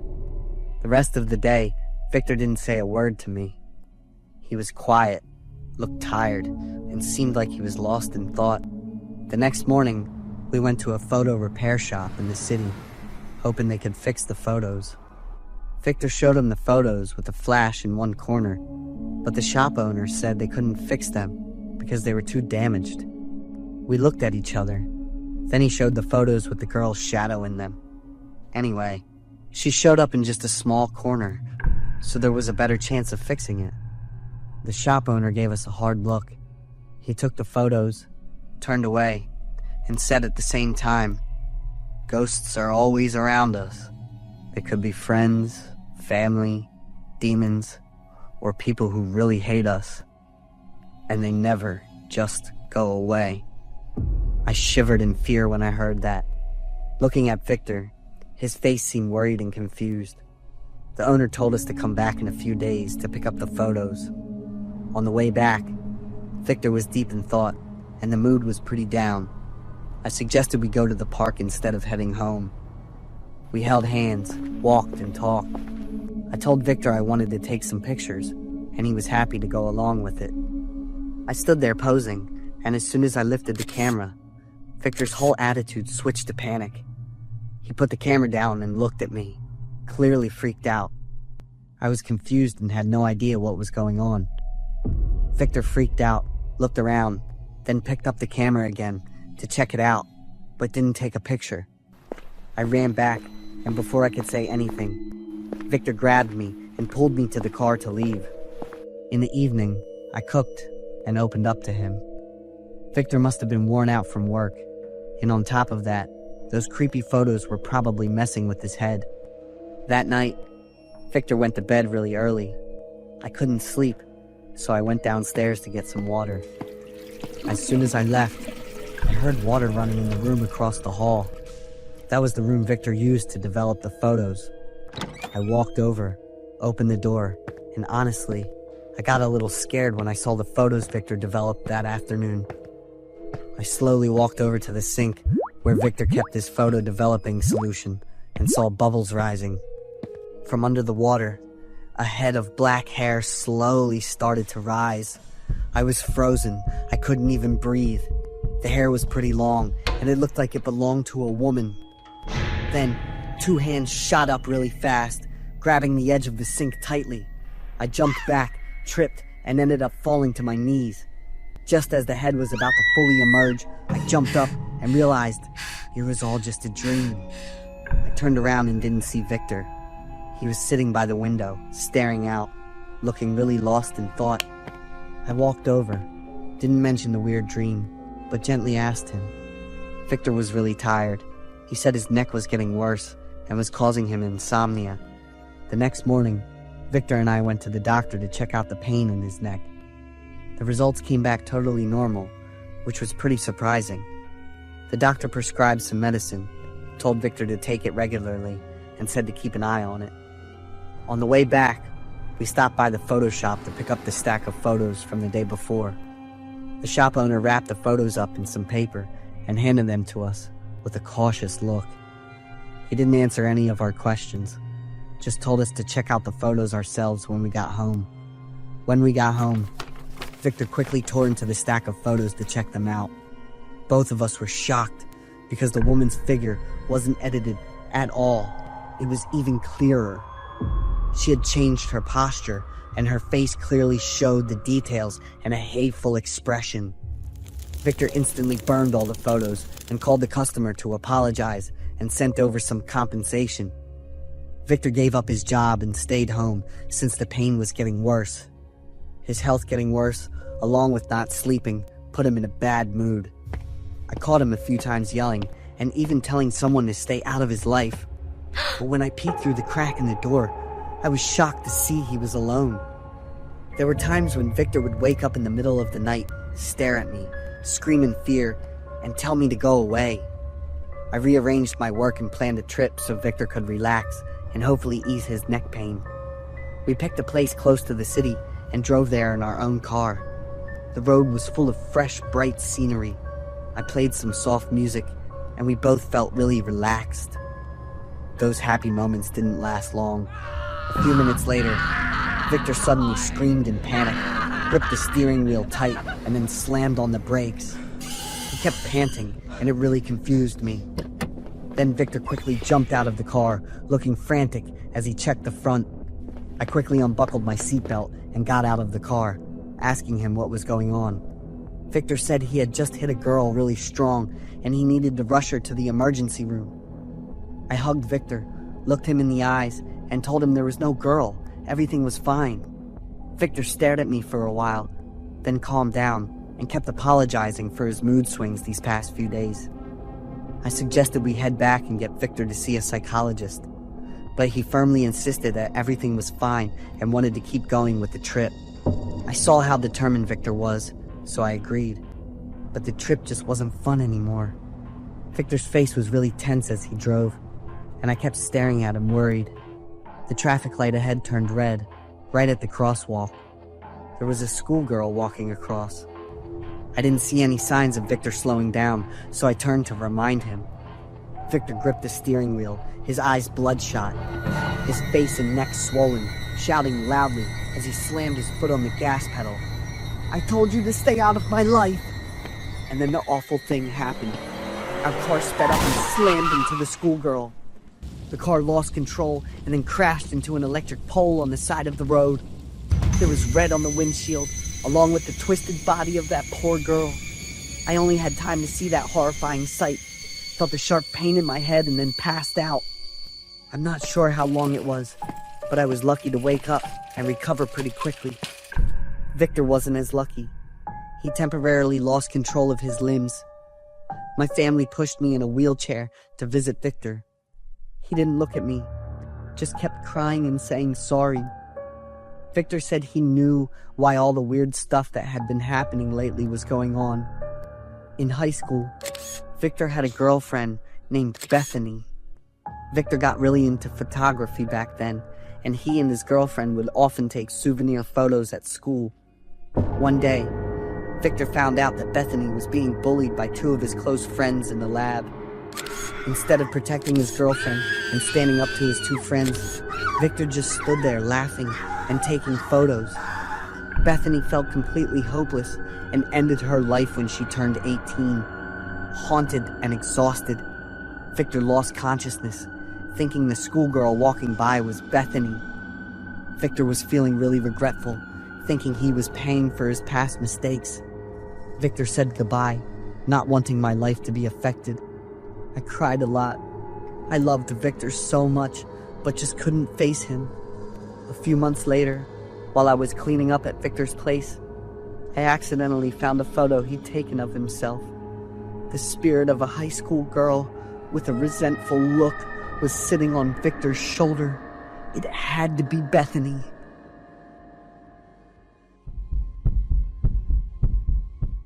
Have you ever witnessed a shooting? That is a memory from when I was 14 that my family and I will never forget. I am Tunner, and that terrifying story happened 15 years ago. My family and I lived in a small house in Tacoma, Washington. I have a close friend named Dennis. He lives with his grandmother and uncle in the house across from my family. It was a Sunday, and we had planned to ride our bikes to the edge of the forest near our house. It was a mischievous activity that Dennis and I often did when we had free time. At the scheduled time, I stood in front of the door, looking over at Dennis's house. After about 15 minutes of not seeing him, I was considering running over to Dennis's house to call him directly. I wondered why I hesitated instead of just running over, especially since the two houses were only separated by a small road. Because Dennis's uncle was extremely unpleasant and aggressive. His uncle Robbie had a bald, shiny head covered in tattoos instead of hair, and a muscular body often clad in the same sleeveless shirt. Many times my family heard Robbie shouting and cursing at Dennis, and sometimes even at his grandmother. My parents were also uncomfortable with me playing with Dennis. They always told me never to go to his house, and that I could only hang out with him freely when he was outside. I was about to go inside to use the landline to call Dennis after waiting for more than 20 minutes. Suddenly, "No, stop!" Dennis's loud shout startled me. Then came a series of shouts from Dennis, mixed with his uncle cursing, and echoed through the air. Dennis's cries and the sound of his grandmother continuously begging filled the air. I froze for a few minutes, then decided I would run over to his house. "Tunner!" My dad calling me in a serious tone echoed from inside the house. I froze in place, and immediately a strong force from my dad's firm arm pulled me back into the house. My dad locked the door, and I was frantic as Dennis's cries continued, accompanied by several more loud bangs. "Dad, Dennis is being abused again. I have to help him." "Tunner, Robbie has a gun. It's very dangerous if you go outside. I will call the police right now, so stay here, okay?" My dad emphasized each word and looked at me with a very serious expression. I turned my gaze toward Dennis's house through the crack in the door, and the gunshots my dad had mentioned occasionally echoed loudly. "There is a domestic violence situation. Please come as quickly as possible. There is an elderly woman nearly 70 and a 14-year-old boy inside. The elderly woman's son has a gun and he's losing control. I'm the neighbor across the street.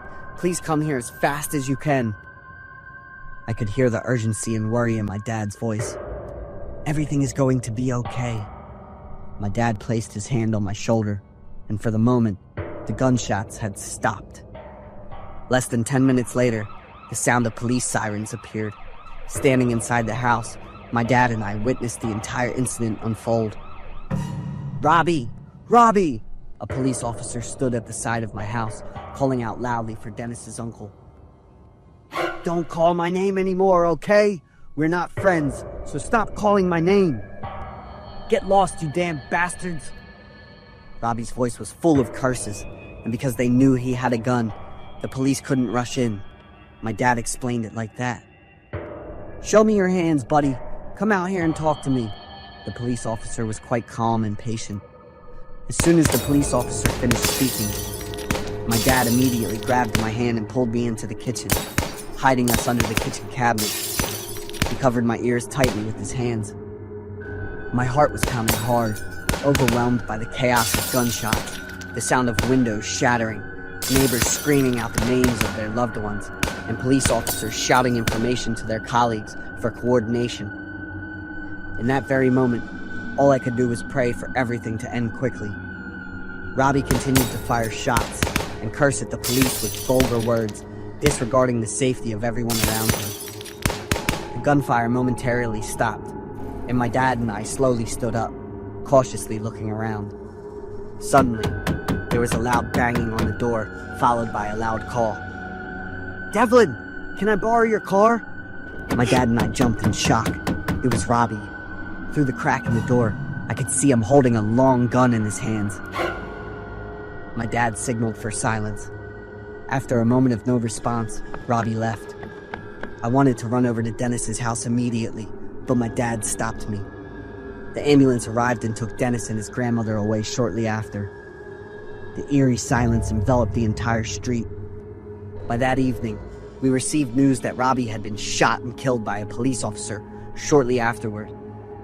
The memory of the gunshots, the chaos, and the feeling of helplessness from that day still lingers deeply in my mind, and Dennis's. The story is based on a true event that occurred in 2022 in Tacoma, Washington, USA. The local police received a call reporting a domestic violence incident from a nephew who accused his own uncle. The boy made sure to remind the police that his uncle owned firearms. The suspect, Peter, opened fire continuously after the police arrived, disregarding the safety of the surrounding residents. Additional information from the police revealed that Peter had a history of violent crime. He was convicted of first-degree assault in 2009 for repeatedly beating his pregnant girlfriend, who was 7 months pregnant, causing her permanent injuries. On the same day as the shooting incident, Peter was shot and fatally wounded by a police officer, and he passed away shortly thereafter. I'm Colleen, 35 years old. I live alone and am still focusing on developing my career. My neighbor is Christy. She's a single mother with a 6-year-old son named Aiden. Christy moved into this neighborhood when she was still carrying Aiden. We got to know each other and quickly became close. Christy has a beautiful face, blonde hair, but her eyes always carry a deep sadness. I haven't heard her mention her parents, nor has any family come to visit Christy since she moved in. Christy's life was quite difficult with her job at the nearby Kroger supermarket while heavily pregnant.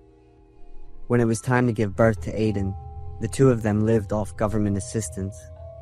But I think that wasn't the hardest thing for a single mother like Christy. I often saw a man with a rather fierce appearance visiting the home of her and her son. Every time he comes, it won't be long before there will be arguments and curses between the two of them. Many times, Christy appeared with injuries on her body. I told Christy about my suggestion to call the police to protect mother and daughter, but she had a rather harsh reaction. "I'm so grateful, but this is my personal matter." Christy endured a lot, raising her children and trying to study more to find a stable job. Currently, the life of the mother and child has become much more stable, and the man rarely appears now. Aiden is a smart and understanding boy, with a face that looks exactly like that man's. "Good morning, Aunt Colleen." That adorable source of energy always makes others feel warm and touched. One evening, it was already late, and I was sitting on the living room sofa, finishing some work when I heard a knock on the door. "Aunt Colleen!" Aiden's voice sounded strained. I quickly ran to open the door, and the boy hugged me tightly, crying uncontrollably. "What's wrong, Aiden?" I asked anxiously. And when I heard the arguing and the sound of an unfamiliar car in front of Christy's house, I understood. I led Aiden into the house and poured him a cup of warm milk. After drinking the milk, Aiden lay his head on my lap and fell into a deep sleep. I gently patted Aiden to help him sleep peacefully and waited, knowing that Christy would come to pick him up. Around midnight, the sound of an engine revving and speeding away echoed loudly. Not long after, Christy knocked on my door urgently and called out loudly. I carried the deeply sleeping Aiden and walked over to open the door. Christy, with a bruised body, her mouth still bleeding and her eyes swollen, avoided making eye contact with me. "Let me help you clean your wounds," I offered. "No need, thank you so much," she said as she picked up Aiden and quickly turned to leave. I truly felt heartbroken, seeing the two of them like that, but there was nothing I could do, as I had no right to interfere in their lives. The next day, following my schedule for a 3-day business trip, I left the house early. I left a note and some candy in case Aiden came looking for me and couldn't find me. When I returned, I was quite surprised to see that the note and candy were still untouched. After putting away my things, I took the gifts I had bought for Christy and Aiden and went over to their house. "Christy! Colleen, you're back? Are you going somewhere?" I asked curiously as I saw Christy loading a suitcase into the trunk of the car. "Oh, right. I'm going on a trip for a few days." "By yourself? Where's Aiden?" I looked around searching for that adorable figure. "He's sleeping in the car. I bought a little gift from my business trip for you and Aiden." Thank you so much." Christy suddenly became emotional and walked over to hug me. She said her goodbyes and began her trip. I watched as their car disappeared from sight until it was out of view. The following days were quite boring without little Aiden around. It's been a week. Christy and her child still haven't returned. Their trip must be quite long. That's fair. They deserve to relax and enjoy themselves after those exhausting days. One evening, while I was having dinner, there was a knock on the door. I immediately thought of Aiden, assuming he had returned, so I hurried to open the door. It was the police. I was a bit surprised and somewhat disappointed. They said they were investigating a case and asked for my cooperation. "Do you know anything about them? Christy and Aiden? They're longtime neighbors of mine. They're currently on a long trip." "Is this the car?" the police asked, showing a picture of Christy's car, and I quickly confirmed it. "How about this suitcase?" "I'm not sure. She went on a trip, so she definitely had a suitcase, but I can't remember the exact style or color." Inside the suitcase was the body of a 6-year-old boy, found when it was placed in the trunk of the car and abandoned in the forest. At the moment, we have not yet found the woman named Christy. The police announcement left me stunned. So, the day I saw her loading the suitcase into the trunk, I was shocked that my body froze. The police conducted a search of Christie's house that very night. There were no signs of a struggle, and no poison or drugs were found. The house was very neat and orderly. Many days and months passed, and the police search for Christie's whereabouts continued. The news spread throughout the state and even made national headlines. There were a few reports claiming to have seen Christie, but after further investigation, it turned out to be people who only resembled her. I requested permission to organize a funeral for Aiden, the lovely and warm-hearted boy. I don't know why, who the culprit is, or whether Christie is alive or has already passed away. I hope that in this world or another universe, the two of them will always find the happiness they truly deserve, far from any pain and misfortune. I'm Adam, a retired local police officer at the age of 36. 5 years ago, my life was very happy with my wife, children, and my job in El Paso, Texas. The fateful day arrived on a beautiful, clear morning. "Good morning, my love," my wife smiled, placing a sandwich on the dining table before adjusting my uniform for me. "Dad, look at this smiley face on my pancake," Rich, my 6-year-old son, eagerly showed me his breakfast. My family had a happy breakfast together, and I cherished every moment with my wife and son. Because of the nature of my job, I didn't have much time to spend with them. After finishing breakfast and saying goodbye to my wife and son, I noticed a yellow sticky note stuck to the door. It had a crudely drawn smiley face and red pen on top. It was probably Rich, I thought, recalling the smiley face on the half-eaten sandwich he had this morning. I chuckled softly and slipped the sticky note into my shirt pocket. "Good morning, Adam." "Oh, Uncle Frank, good morning to you too." It was from our close neighbor, Uncle Frank. He lived alone, spending his days taking care of his plants and pets. His warm smile reminded me of my late father. In contrast to the cheerful atmosphere at home, the police station where I worked was tense, dealing with a serial killer case. He had committed 13 murders so far, all using the same method, but he left no suspicious traces behind. My team and I quickly analyzed all the data, carefully examining every image collected from the crime scenes. We had to find the killer quickly. People in the city had been living in fear and confusion these past few days. "Adam, look at this," my teammate exclaimed. "I've been observing, and I found it in 4 of the cases already. It's a sticky note, I think. They're all yellow, with a red smiley face drawn on top." My teammate zoomed in on the crime scene photo and began analyzing it. Sticky note. Smiley face. Suddenly, a wave of dizziness hit me. My heart tightened for a moment, then suddenly began pounding at an alarming rate. I grabbed the mouse from my colleague's hand and double-checked the images and data. As I reached into my shirt pocket to pull out the item, I breathed heavily, struggling to keep my composure. In my hand was the sticky note from the door earlier this morning. It was identical to the image on the computer screen in front of me. I dialed my wife's number with my hand, slick with sweat. By the 3rd ring, when she still hadn't picked up, I anxiously hung up and dialed the landline in the living room. The cycle between the 2 numbers continued, and my body shook uncontrollably. My lips kept muttering the names of my wife and son. "God damn it!" I screamed in panic and helplessness. Adam, where are you going?" My colleague called after me, but all I could do was slam my foot on the gas pedal, desperate to get home as fast as I could. Every second felt precious to me then. "Skylar! Rich! Please, God!" I rushed out of the car, threw open the door and ran into the house, shouting my wife and son's names at the top of my lungs. The space was dark and cold, and the smell of something foul hit me hard, filling my nose and mouth. I seemed disoriented, taking a moment to orient myself before flipping the light switch.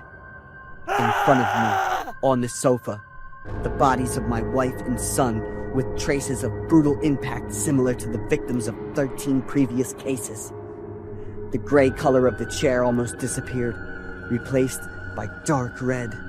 My mouth gaped wide and stiff, with groaning sounds escaping laboriously and painfully. I struggled to take in the scarce air and the space that haunted me down to every cell. Taking heavy steps toward my wife and children, a powerful force struck my back with such searing pain that I couldn't utter a word. I immediately collapsed to the floor, feeling a warm stream flowing down my back as everything before my eyes gradually blurred. But with the determination of a police officer, I regained my composure, turned around to see clearly, and faced whatever came next. Uncle Frank! I fell straight into another shock. Before my eyes stood the kind and friendly neighbor, now wearing an amused smile and holding a large kitchen knife. Why? I asked him coldly. Because I adore your family, he said, then tilted his head back and laughed triumphantly. I was losing consciousness, my eyes heavy with despair and pain. In the final moment, I heard the sound of gunshots ringing out. Just as Frank was approaching, bullets struck his body, and the voice of my teammate called my name loudly. But in front of me, there was only darkness enveloping everything. I woke up in the hospital after 3 days, receiving the good news from my teammates that the murderer had been arrested and the case was solved. There's another piece of news. Your wife and son. He choked up and squeezed my hand tightly. In that moment, I smiled, because I saw my wife and son standing in front of me, smiling at me.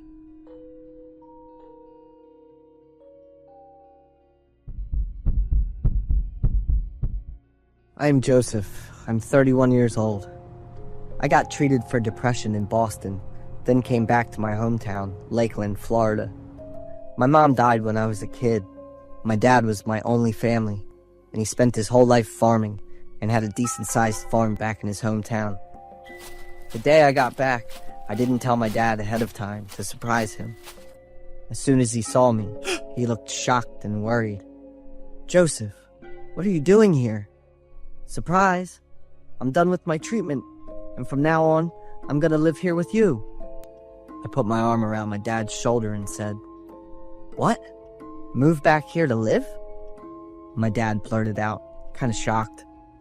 I just stared at him for a sec, then he smiled, gave me a pat on the shoulder, but he still looked worried. You're really gonna trade being a software engineer for this tough farming job? I'm good, I told my dad to chill. Right then, some guy walked up to my dad, called him boss, and said the watering was all done. Seeing the confused look on my face, my dad goes, This is Robert. He runs the planning area. But this is Owen's... I didn't even get a chance to finish asking. Owen took off 3 months ago, my dad said, and went right back to work. After walking around, I noticed all the old workers were gone. Maybe they quit as Owen did. I saw on the farm's website that my dad was always hiring, but only people without families, since the work's tough and takes up a lot of time. But there's enough workers now. Probably more than before, I mumbled. I'm so stoked to see you back. Relax for a bit. Don't stress about the farm. Dad came in and slapped me on the shoulder, totally catching me off guard. I'm good, no worries. But why'd all the workers at the old farm quit? I asked. That's on them. Don't stress, Dad said as he walked out. The first few days back home, I felt chill with the fresh, cool air. I heard Dad say the farm's eggs sell for a good price because they're high quality, and now they're focusing on cranking up the amount. Joseph, what's your plan? Robert yelled, totally scaring me. Morning, Robert. I'm gonna check out the chicken feed warehouse. That's a spot nobody's supposed to go, didn't you know? I was totally thrown off by what Robert said. We'll handle everything else on the farm except this spot. The boss will take care of the chicken food himself. Thanks. Keep doing your thing. I headed over to the orange grove. I only saw my dad at dinner all day. After asking about stuff on the farm a bunch of times and seeing how uncomfortable he was, I stopped asking. One evening, I woke up to a noise, thinking it was a thief, so I jumped up fast and ran to the window to check it out. A dark shadow zipped by, heading toward the farm behind the house. I ran straight to my dad's room. "Dad, looks like someone broke in," I whispered, serious as hell. But my dad wasn't in the room. Where'd he go? Or was that dark shadow actually him? I quietly made my way to the back of the house. The whispering was coming from far off, but I couldn't make out what they were saying. It was Dad and Robert talking in front of the chicken feed area. I was gonna move closer to listen, but those two had already gone inside. Robert straight up said this area was off limits. So what's going on? I stood outside really torn about whether or not to sneak in. I didn't hear anything else coming from inside. After about 10 minutes, the grinding machine kicked on. The sound was low. Maybe Dad had soundproofed it or turned it down. Why grinding chicken feed at this time? I had so many questions and doubts. It was making me feel all restless and uneasy. I slowly pushed the door open to peek in, and after a few seconds, my eyes went wide. My stomach flipped, my throat went dry, and I felt like I was gonna puke. Dad's eyes suddenly shot over to the door where I was standing. I quickly turned around and ran straight to my room, locking the door behind me. The next morning, I booked a flight back to Massachusetts and just shot my dad a text that I was in Boston, but I was actually in New Bedford.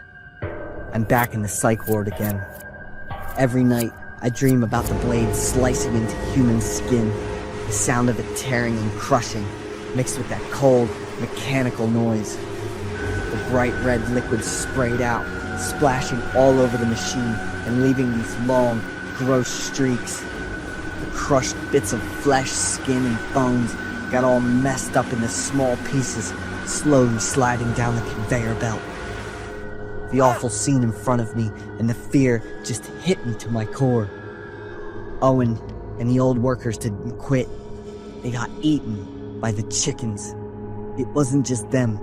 It was a bunch of others too. What do I do now? Snitch on my own dad?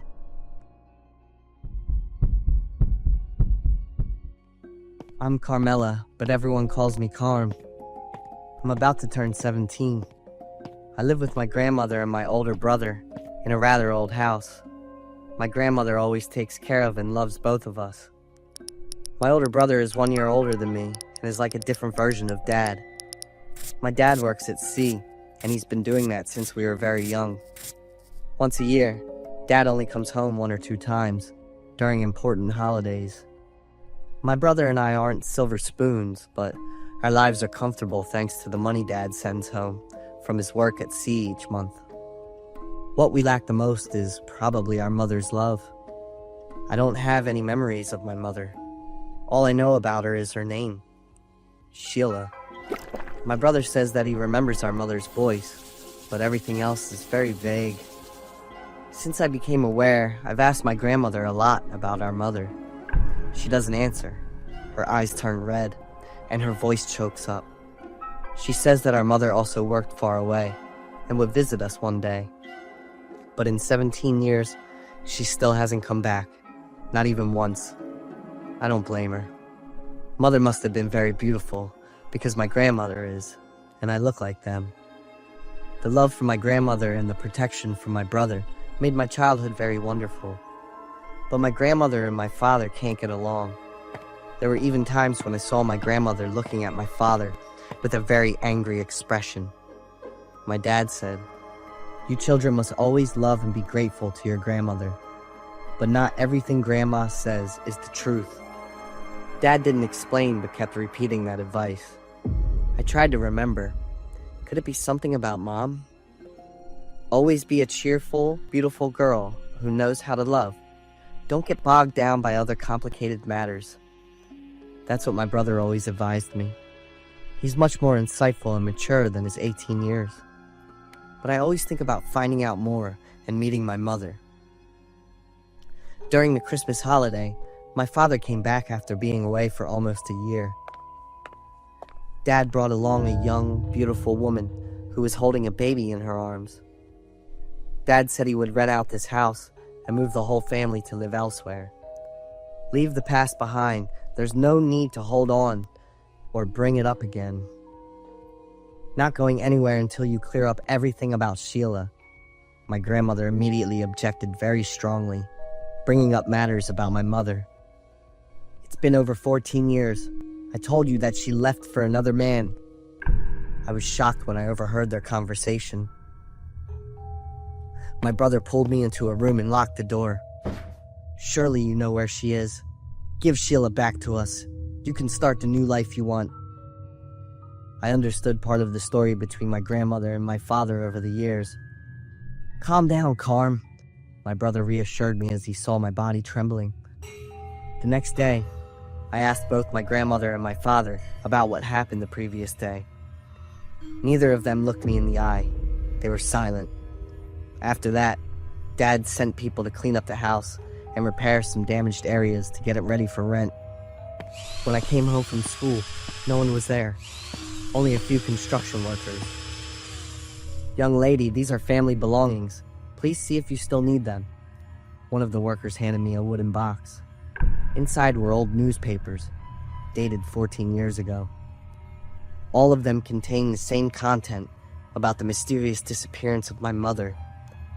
I read every piece of information without missing anything. My mother vanished without a trace when my brother was 4 years old, and the police searched for 2 years without any results.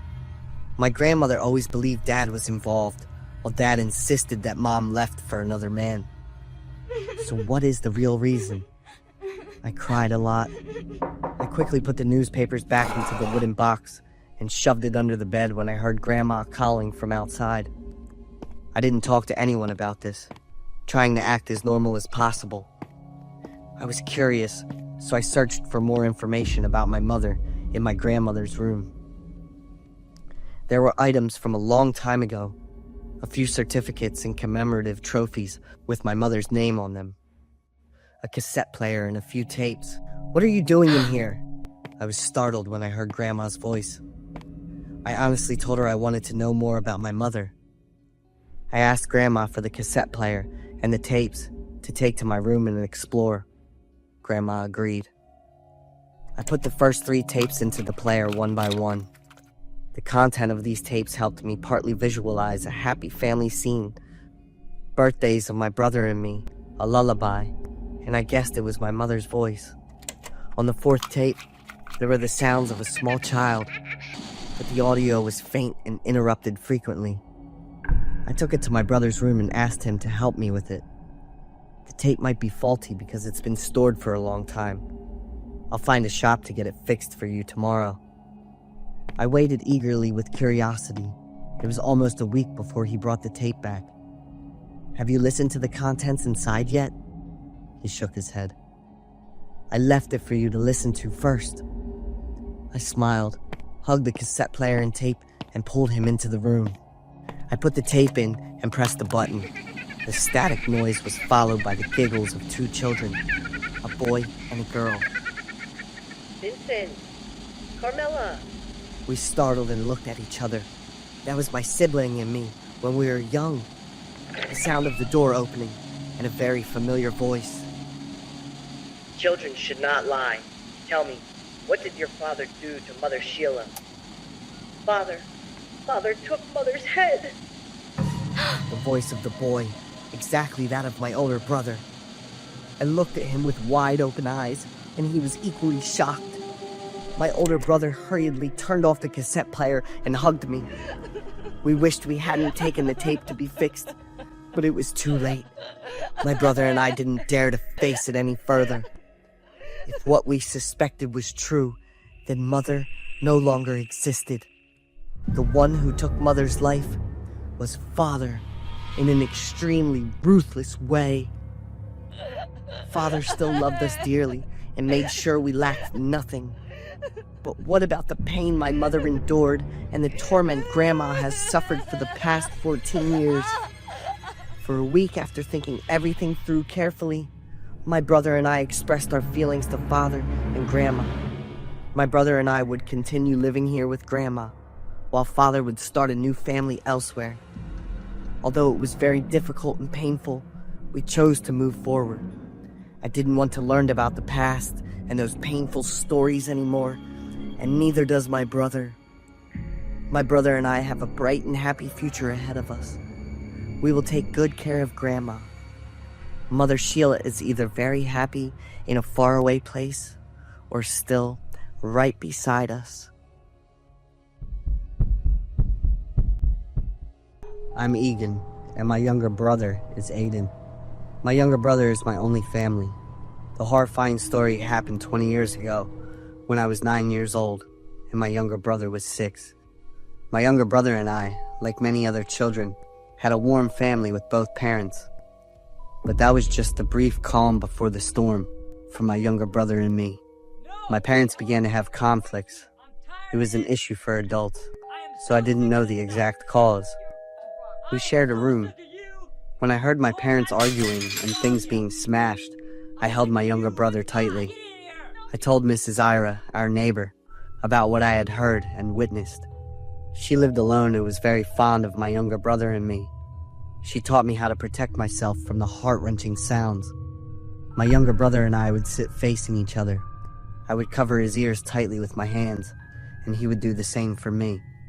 My younger brother and I would look at each other, think of happy things, and smile with joy.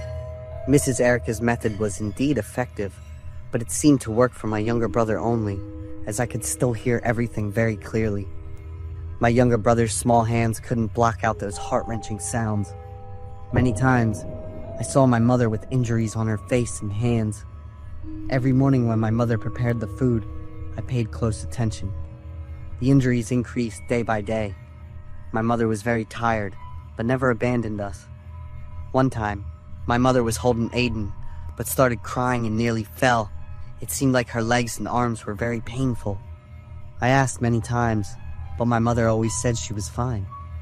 A few months later, my mother disappeared. My mother left without saying anything and didn't take my younger brother and me with her. My younger brother and I cried a lot because we missed our mother. No one was left to cook us delicious meals and read us stories before bed.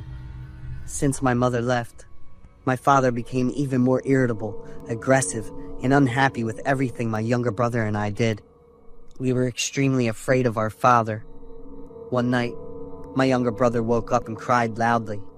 I was startled awake and tried to comfort him, because if our father heard, my younger brother and I would definitely be in big trouble. Egan, I want to see Mom. Can we go see her? My younger brother said this while crying, and I didn't answer. I tried to soothe him so he could go back to sleep. Since our mother left, my father would often take my younger brother and me to Mrs. Erica's house whenever he was away. My younger brother and I really enjoyed the time spent at Mrs. Erica's house. We loved her attention and the delicious meals she cooked. Even when our father came to pick us up, my younger brother cried and refused to go home. One night, I woke up because I was thirsty. I tried to be as quiet as possible and went downstairs to the kitchen to get some water from the fridge. The kitchen light was on, and someone was standing near the fridge. I approached and saw that it was a woman with blonde hair, just like my mother's. Feelings of joy surged within me. I ran over and called out loudly, "Mom!" The woman was startled and turned towards me. She was a complete stranger.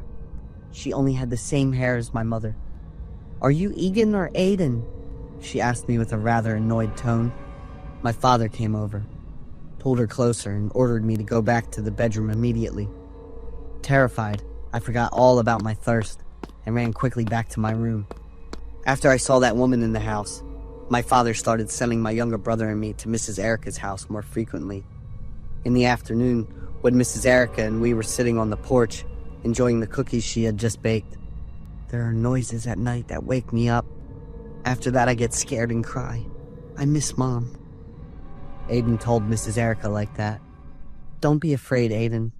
It's just a branch brushing against your window when the wind blows. But there aren't any trees near my window." I quickly explained to Mrs. Erica. "It's in the wardrobe. I know it very well." My younger brother continued to talk nervously. I quickly shoved a piece of cookie into his mouth to stop him. She just smiled and opened her arms to hug my younger brother and me. The sound of a car parking in our driveway meant that Dad was home. We were used to the sound of the car and Dad's schedule. Neither of us wanted to go home at all. "Hello, Mrs. Erica. Did the kids cause any trouble or inconvenience for you?" "No, not at all. They are very well behaved and lovely." While Dad checked in with Mrs. Erica, my younger brother and I hurried back home. I looked inside Dad's car and then ran into the house to look around. Once I was sure that the woman was not there, I led my younger brother into the house. That night, my younger brother woke up and cried loudly, constantly calling for Mom. No matter how much I tried to comfort him, my younger brother continued to cry. My father opened the door to the bedroom and shouted, "Why haven't you gone to sleep yet?" My younger brother, even more frightened, cried louder and continued calling for Mom. "Shut up and go to sleep. I don't want to hear any more noise from you." I held my younger brother tightly and covered his ears. "Dad, let Mom go." My younger brother's words made my father, who was turning to leave, freeze in place. "Dad, you've locked Mom in that wardrobe. Let her go." I quickly covered my younger brother's mouth and whispered into his ear with a trembling voice, "This is our secret. You must not tell Dad." I didn't think much more about it and quickly pulled my younger brother's hand, running away. My father easily caught up with us. I bit his hand with all my strength. Suddenly, a loud gunshot rang out, and the door flew open. I heard the police. They demanded that my father come out immediately.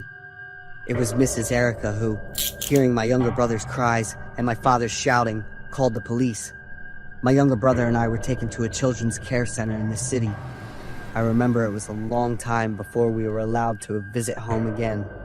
My father was no longer at home, and the atmosphere was very cold and desolate. When Mrs. Erica called, my younger brother and I joyfully ran to her and hugged her. "Mom has been taken out of there by the police, hasn't she?" Mrs. Erica was stunned when she saw me pointing towards a mound of earth in the garden. I witnessed everything because I was also awake that night to get some water. I knew that Mom had gone to heaven, and I always told my younger brother that. I also didn't ask about Dad because I was very afraid of him. When my younger brother turned 10, he became aware of everything. The hardships we endured made my younger brother and me mature beyond our years. Currently, we have a fulfilling life with good jobs. My younger brother and I visited our father and shared with him our upcoming plans. My brother and I will host the wedding together, and Mrs. Erica will witness that happy day. My wife Carrie and I have a little house in a quiet suburb with lots of trees around that make it feel kind of gloomy and cut off. That night was super quiet. The only thing you could hear was the chirping of insects, way off in the distance. I looked outside by the window. The weak moonlight shined through the leaves and lit up the dim shadows on the ground. That messed up dream about the company's problems woke me up, sweat dripping down my forehead. I felt so heavy, like there was some invisible weight pushing down on my shoulders. I headed down to the living room, walking lightly, but my steps still echoed in the empty house. When I opened the fridge to grab a beer, I felt this chill in the hallway. Not just from the air, but from this weird, uneasy vibe. I sat down on the couch and turned on the dim reading light. The pale yellow glow hit the wall, making these wavy shadows that looked like they were dancing. I tried to focus on the page, but my mind kept wandering back to the stuff going on with the company. Suddenly, all the lights went out, and the house was totally dark. The sound of leaves rustling in the wind startled me, and my heart started pounding. A cold breeze brushed the back of my neck, and it felt like the house suddenly wasn't familiar anymore. I tried to figure out what happened, and just focused on staying calm. Power outages weren't rare where we lived, but this time, something felt off and made me uneasy. I decided to step outside and see what was going on around me. The cold night wind hit my skin, making me shiver. I noticed the neighbor's house across the street was still lit up, so it was clear that only my house had an electrical issue. But when I turned around to go back in, the front door was locked. I tried turning the doorknob, but no luck. I walked around the house, and that uneasy feeling just kept getting worse. I looked through the window, next to me, and freaked out when I saw two figures moving inside the house. The chubby figure was bent over, checking the drawer. while the tall, skinny one was going through the bookshelf. I caught a glimpse of something shiny in one of the thieves' hands. A gun. My heart stopped for a second, then started pounding so hard I thought it was gonna burst. I quickly came up with a plan to run over to the neighbor's house and ask them to call the police. But then I remembered my wife was still inside. My whole body went stiff, and a cold shiver ran down my spine, making it feel like I was frozen in place. Worried thoughts were swirling in my head, all jumbled and unfocused. Then I thought about my wife, and just wanted to rush in to protect her. But the fear of getting caught and facing the gun kept me from moving. I turned around and ran straight to the bedroom window.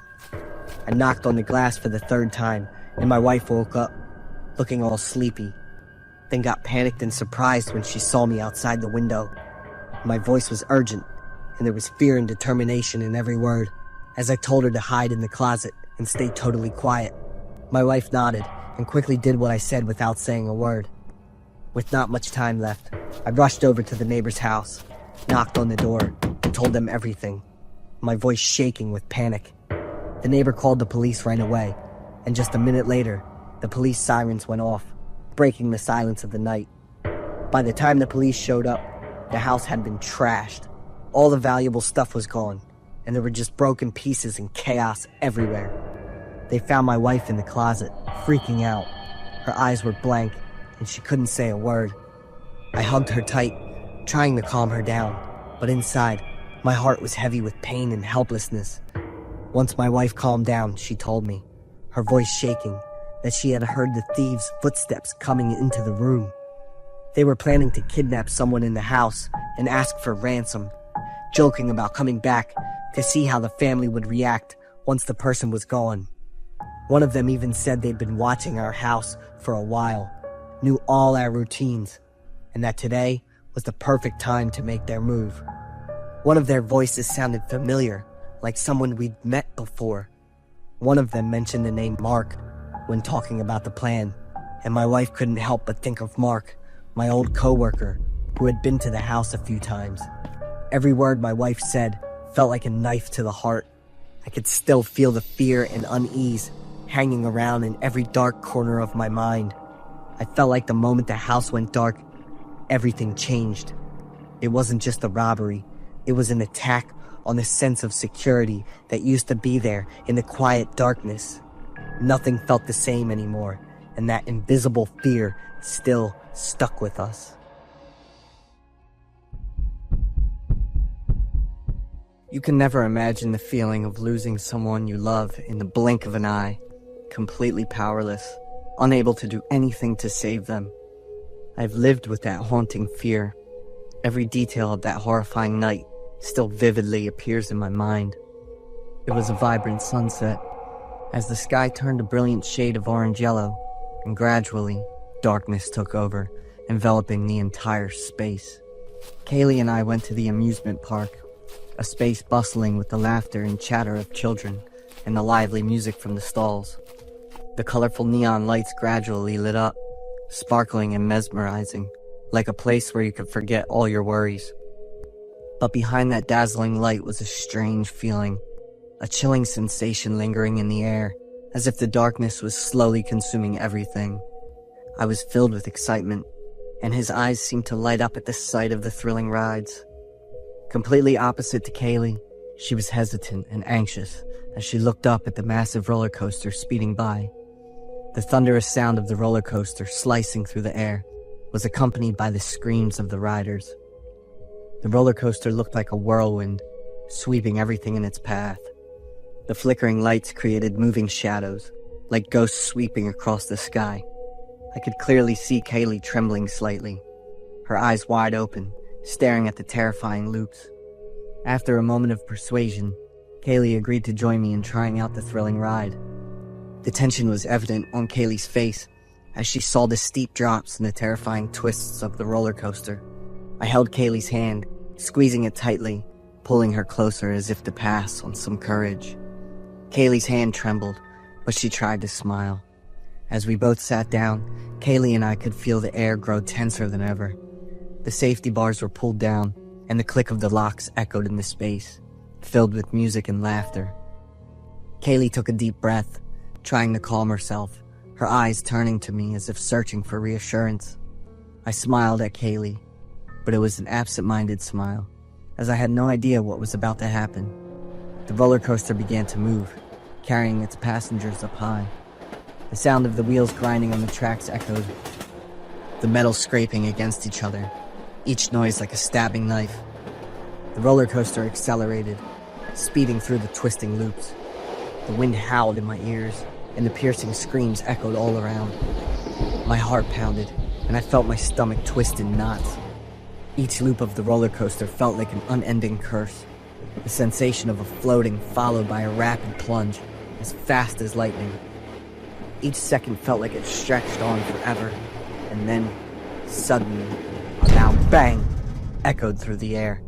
The roller coaster came to a sudden halt without warning. The sound of metal ceased, and everything plunged into thick darkness. The blinding lights of the amusement park also went out, leaving behind an eerie silence.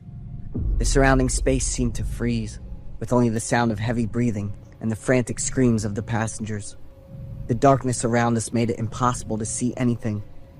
A sense of unease surrounded us, and Kaylee's safety harness began to shake, as if it wasn't secure enough to hold her in place. She grabbed my arm tightly, whispering in a panic, Ethan, my body feels like it's about to fall. I turned to her, just as my hand was about to reach Kaylee. Before I could say anything to her, suddenly, a horrifying sound echoed, the clink of metal colliding, the sound of an impending end. Kaylee's safety harness suddenly snapped open. I still remember that moment clearly. Everything seemed to slow down, happening right before my eyes, yet I couldn't do anything to stop it. Kaylee's face was pale with fear, her eyes wide open in hopelessness. Kaylee fell from her seat, plunging into the dark, undefined void. The feeling of total loss of control, her limbs thrashing in desperation as Kaylee's body fell freely. I reached out, trying to grab Kaylee, but I only touched the air. The wind swept Kaylee away, taking her into the cold darkness with no sound, no words of farewell.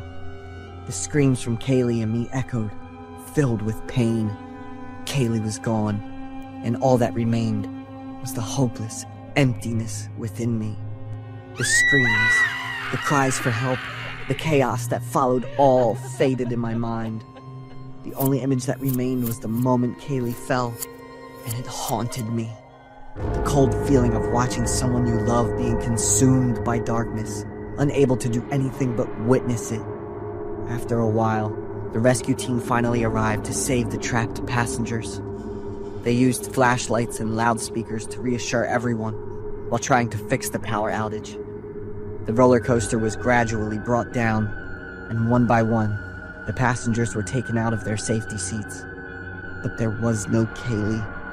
Her absence created a void that could never be filled. I was taken out of the roller coaster, but I completely shut down, unresponsive. My eyes were empty, my face pale, and I seemed to have no energy left. I couldn't utter a word, no screams left, only a deathly silence that engulfed my soul. In the weeks that followed, I was like a shadow, drifting in pain and loss. I refused to meet with friends, no longer caring about the things I once loved. Every night I was haunted by nightmares, the image of Kaylee being consumed by darkness, and her screams echoing in my head endlessly. A few weeks later, I returned to the amusement park. I stood under the roller coaster, my vacant eyes gazing up at the place where Kaylee had been consumed by the darkness. The neon lights still sparkled, the upbeat music continued to play, and the laughter of children still echoed. But for me, everything had become a painful memory that can never be erased. There was no more joy, no more laughter. There was only a terrifying silence, a lingering obsession, something that could never be erased.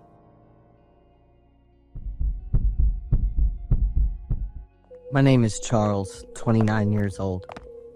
My wife Maddie and I have been married for over 4 years, and she's exactly the kind of person I was looking for, beautiful and independent. Throughout the years we've been together, We have never had any loud arguments. One evening, I came home after a stressful day at work with a new project. As soon as I stepped through the door, the smell of food made my heart skip a beat. Maddie, I'm home. What is that delicious smell, darling? I quickly threw my coat and briefcase onto the sofa and rushed into the kitchen. Kebab, awesome. Can you believe it? I was just thinking about it this afternoon. I was like a child excited to finally eat my favorite dish. Maddie smiled at me, holding out the dessert. I'm glad you like it. Let's dig in. The fatigue from a long day quickly disappeared. From that day on, Maddie gradually increased the frequency of making kebab for me, first once a week, then every day. Maddie, I'm about to get sick of the smell of this dish. Eating so much grilled food isn't good for you, you know. And how do you still have time to prepare this meal? Maddie looked at me with a somewhat awkward expression. Because it's your favorite dish. I really like it, but that was just a few weeks ago, darling. The next day, on my way home from work, I passed by a food truck selling fast food. A second later, I was startled and looked back in the rearview mirror. It was Maddie, and she seemed friendly and happy with the owner of the food truck. At that moment, I was just a bit curious, but I didn't suspect anything, and soon after, I forgot about it. One day when I got home from work, I saw Maddie watching TV in the living room. I hurried over and hugged her from behind. I'm home, sweetheart. Maddie wrapped her arms around mine and smiled lightly. Maddie, why? I leaned down to sniff her shirt. Why do you smell like kebab? My wife stood up quickly. Oh, I just went out to eat with Kaylee. Does the smell cling that much? Let me go change, and then we can go out for dinner. Seeing Maddie's awkwardness, I couldn't help but feel curious. On the way to the restaurant, I asked her again. You had plans with me, yet you still went out to eat with Kaylee? What's going on? Does the restaurant we're going to have tiramisu on the dessert menu? Maddie immediately interrupted and changed the subject, not even looking me in the eye. I decided not to bring it up again for the moment, but I was sure Maddie was hiding something. As time went on, she became more distant and avoided making eye contact with me.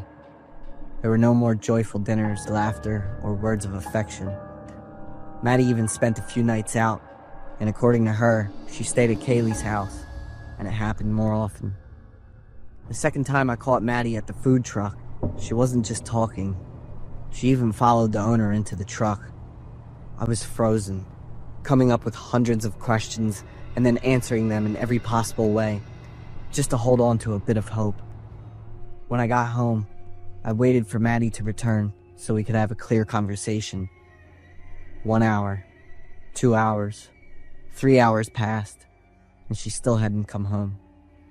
When I called, the phone went straight to voicemail. At that moment, I couldn't stay calm anymore. My mind was filled with all sorts of terrifying images. After waiting another 2 hours, my patience was completely gone. I rushed out of the house and ran to where the food truck had been, but it was gone. Like a madman, I ran up and down the street searching for the truck, calling Maddie hundreds of times, but I still couldn't reach her. I blamed myself for being so foolish, for leaving instead of confronting the situation and clearing things up right then and there. I was overwhelmed by despair, collapsed on the street, and before I knew it, the sky had already turned to dawn. The truck reappeared and parked in its usual spot on the street. I stumbled towards it, repeatedly shouting Maddie's name. The food isn't ready to be served yet, sir, the owner of the truck said, smiling faintly. I rushed forward, grabbing his shirt tightly and yelled, "Where is Maddie? Where is she?" But that bastard just looked at me and smiled without answering. Maddie! Maddie! Where are you? I searched for her, thinking there might be a secret room inside the truck. The owner of the truck didn't stop me, didn't shout at me. He just stood there, watching my every move, and smiled. In the kitchen area, I found jewelry and clothes that I was certain belonged to Maddie. The feeling of betrayal clouded my mind, and I couldn't control my actions. I rushed over and punched that bastard in the face. He laughed even harder when I did that. Exhausted and with my hands covered in red, I left in utter despair. For the next 3 days, Maddie disappeared and I couldn't get in touch with her. I'd reported to the police and an investigation was launched with a search team looking for Maddie, while other officers kept a 24/7 watch on the truck owner. He continued to sell food with a bruised face as if nothing had happened, and there were no suspicious actions from him. My testimony, along with Maddie's belongings found in the kitchen, wasn't enough to convict him. How could a normal person disappear so mysteriously, leaving no trace or clues behind? Nearly a month after Maddie disappeared, that morning when the news broadcast reported, a serious food poisoning incident occurred with 28 people in Coral Gables, Miami. After being admitted to the hospital for treatment, all 28 individuals were diagnosed by doctors with blood parasitic infections. After testing the leftover food in their stomachs, the doctors were shocked to report the food they consumed contained human DNA. After gathering information from the patients and their families, they all stated that they had eaten kebab from a food truck on the street. About a month ago, at the same food truck, the mysterious disappearance of the young woman named Maddie occurred.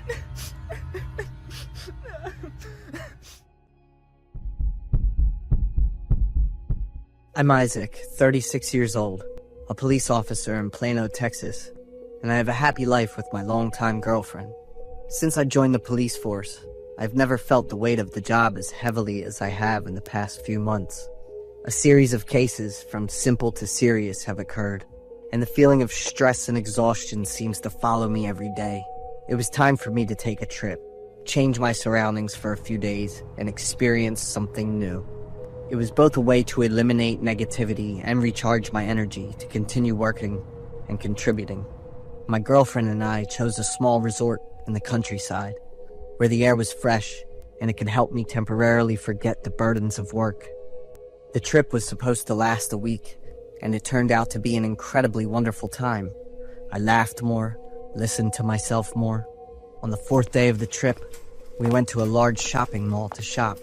The place was crowded and bustling, with the sound of people chatting, the clattering of shoes on the tiled floor, and the shimmering lights creating a lively atmosphere.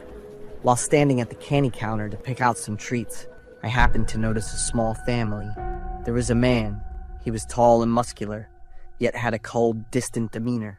His face showed no emotion, his deep, sharp eyes seeming to look right through everyone around him. The way he moved, with his hands occasionally tightening, as if he were holding back something inside. The mother had dark skin, and she was tall and slim. She had a sneaky demeanor, as if she was always on extremely high alert. The girl is about 5 to 6 years old, with long black hair, big round eyes, but full of fear. Looking closely, she doesn't have many characteristics like her father or mother. The little girl cried loudly while her mother pulled her hand, as if there was something that made her unable to stop screaming, but she couldn't say it. The image of their family is like a strange painting among the bustling crowd. I decided to buy a candy from a nearby counter and walked closer to the girl with the hope of comforting her a bit. The girl was probably begging for something, but got no response. Children are always whiny like that, especially a little girl. When I gave the candy, I could feel the girl's eyes, a little surprised, then filled with joy. The little girl cried even harder and squeezed my hand, not interested in the colorful candy. The mother, seeing this, quickly came closer and apologized to me and yanked her daughter's hand away. All eyes were immediately focused on me, not with appreciation or happiness, but with a sharp look, as if assessing. She awkwardly stammered something, then quickly pulled the girl away, the man still silently following behind. I looked at them for a while, feeling like something was wrong. The girl's eyes were still following me. That look was like a request, a wordless cry for help. When I turned back to look at my girlfriend, she was also silent. Her eyes were a bit sad. I know what my girlfriend is thinking. She is thinking about our unborn daughter. To escape my gloomy thoughts, I took my girlfriend out for a snack and continued shopping. We left the mall in the late afternoon and as soon as we stepped out into the parking lot, I saw that family again. The girl was still crying. Her voice was broken. Her lips were pale and dry. Her eyes were panicked and wary of her own parents. "You've been crying for almost 10 hours. You're the toughest one compared to the other 8 kids. Shut up, because my patience is about to be washed away by your tears," the man hissed, trying to speak in a low voice. Even though I was on vacation, I couldn't help but use my professional instincts. I immediately started the observation and judgment mode of a police officer. There's definitely something wrong with that family. That's not the way a father talks to his young daughter. Furthermore, he mentioned about the remaining 8 children. Is this family that big? Or is there another secret? There was a gloom, a heaviness about them, and I couldn't pinpoint it, but I knew I had to do something. I convinced my girlfriend to return to the hotel first. I needed to clarify this incident with the responsibility of a police officer. And moreover, I was confident that I knew something terrible about this disguised little family. My girlfriend is very familiar with emergencies. She told me to be careful but chose to wait for me at the shopping center instead of going back to the hotel. After following them to a deserted street, I slowly observed. The man entered the small house and gave the girl to another man who was waiting. They exchanged something with each other, a secret transaction that I couldn't see clearly. From this feeling, I immediately knew I couldn't let this continue.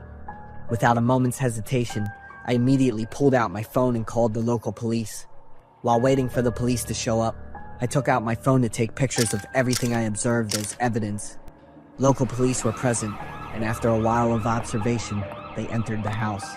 Everything happened very quickly. The man who received the girl from the other family did not have time to react when the police group entered. He was captured, and the girl was immediately freed.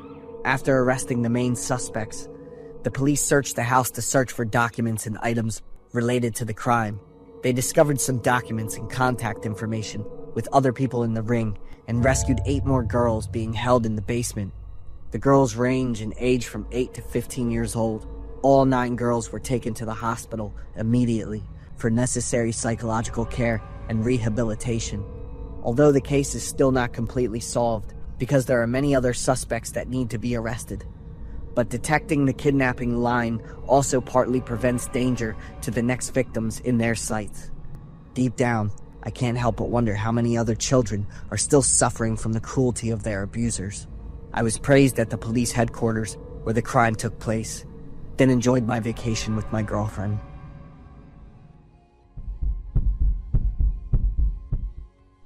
I'm Thomas. I'm 37 and work as a doctor at a small clinic here in Austin, Texas.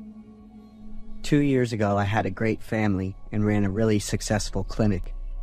But then something happened. My clinic went under.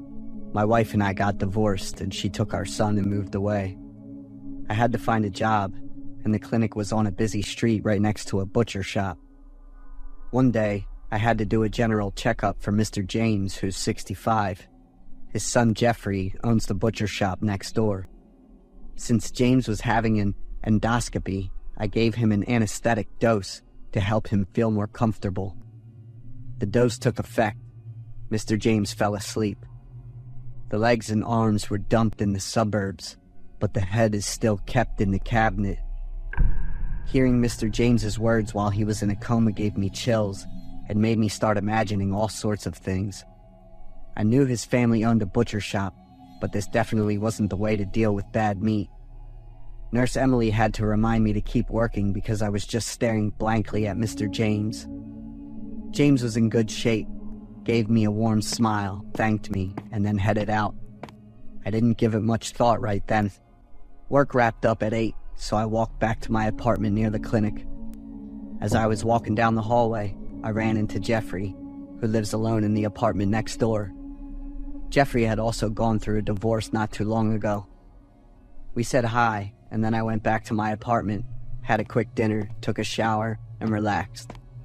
In the middle of the night, I heard a loud argument between Jeffrey and a woman. The argument didn't go on for long, and it wasn't really my business, so I just went back to sleep. The next day, on my way to work, I passed by the butcher shop. Remembering what James had said the day before, I stopped and took a look at the place. I was immediately drawn to a black bag on the table. When I looked closer, I saw that it had some strands inside that looked like black human hair. Just then, Jeffrey showed up to open the shop. He patted me on the shoulder to say hi, which startled and embarrassed me a bit. I came up with an excuse that I wanted to order some cold cuts and chicken, and then I left. That day at work, I happened to overhear a conversation between two patients.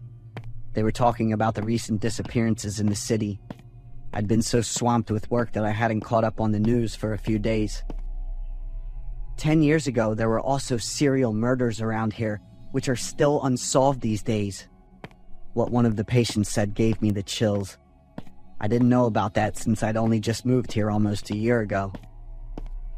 That day I left work early because I had a dinner appointment with my ex-wife Keva and my son. I wanted to patch things up with Keva because I still loved her a lot and wanted my son to have a complete family. After we finished dinner at my place, I started the conversation, but it quickly turned into an argument and my son ended up crying. Suddenly there was a knock on the door. It was Jeffrey, delivering the meat I'd ordered this morning. He noticed Keva's high heels, glanced inside the apartment, and then quickly left. After Jeffrey left, Keva took our son and went away too. A little while later, there was another knock on the door. It was Jeffrey, and he invited me to come over. Jeffrey's apartment was pretty cramped because of all the furniture. There was a big freezer in the kitchen, a really tall bookshelf packed with books on solving mysterious cases. Jeffrey invited me to try some new cold cuts with cheese and wine. We had pretty similar situations, so it was easy to chat. Jeffrey asked me a lot about myself, especially about my family. We had a few drinks together, and then Jeffrey got up and said he'd grab more cold cuts and cheese. As I was looking at Jeffrey, I noticed a black plastic bag in the refrigerator. I was already feeling a bit dizzy from the alcohol, so I just kept drinking with Jeffrey and temporarily forgot about everything.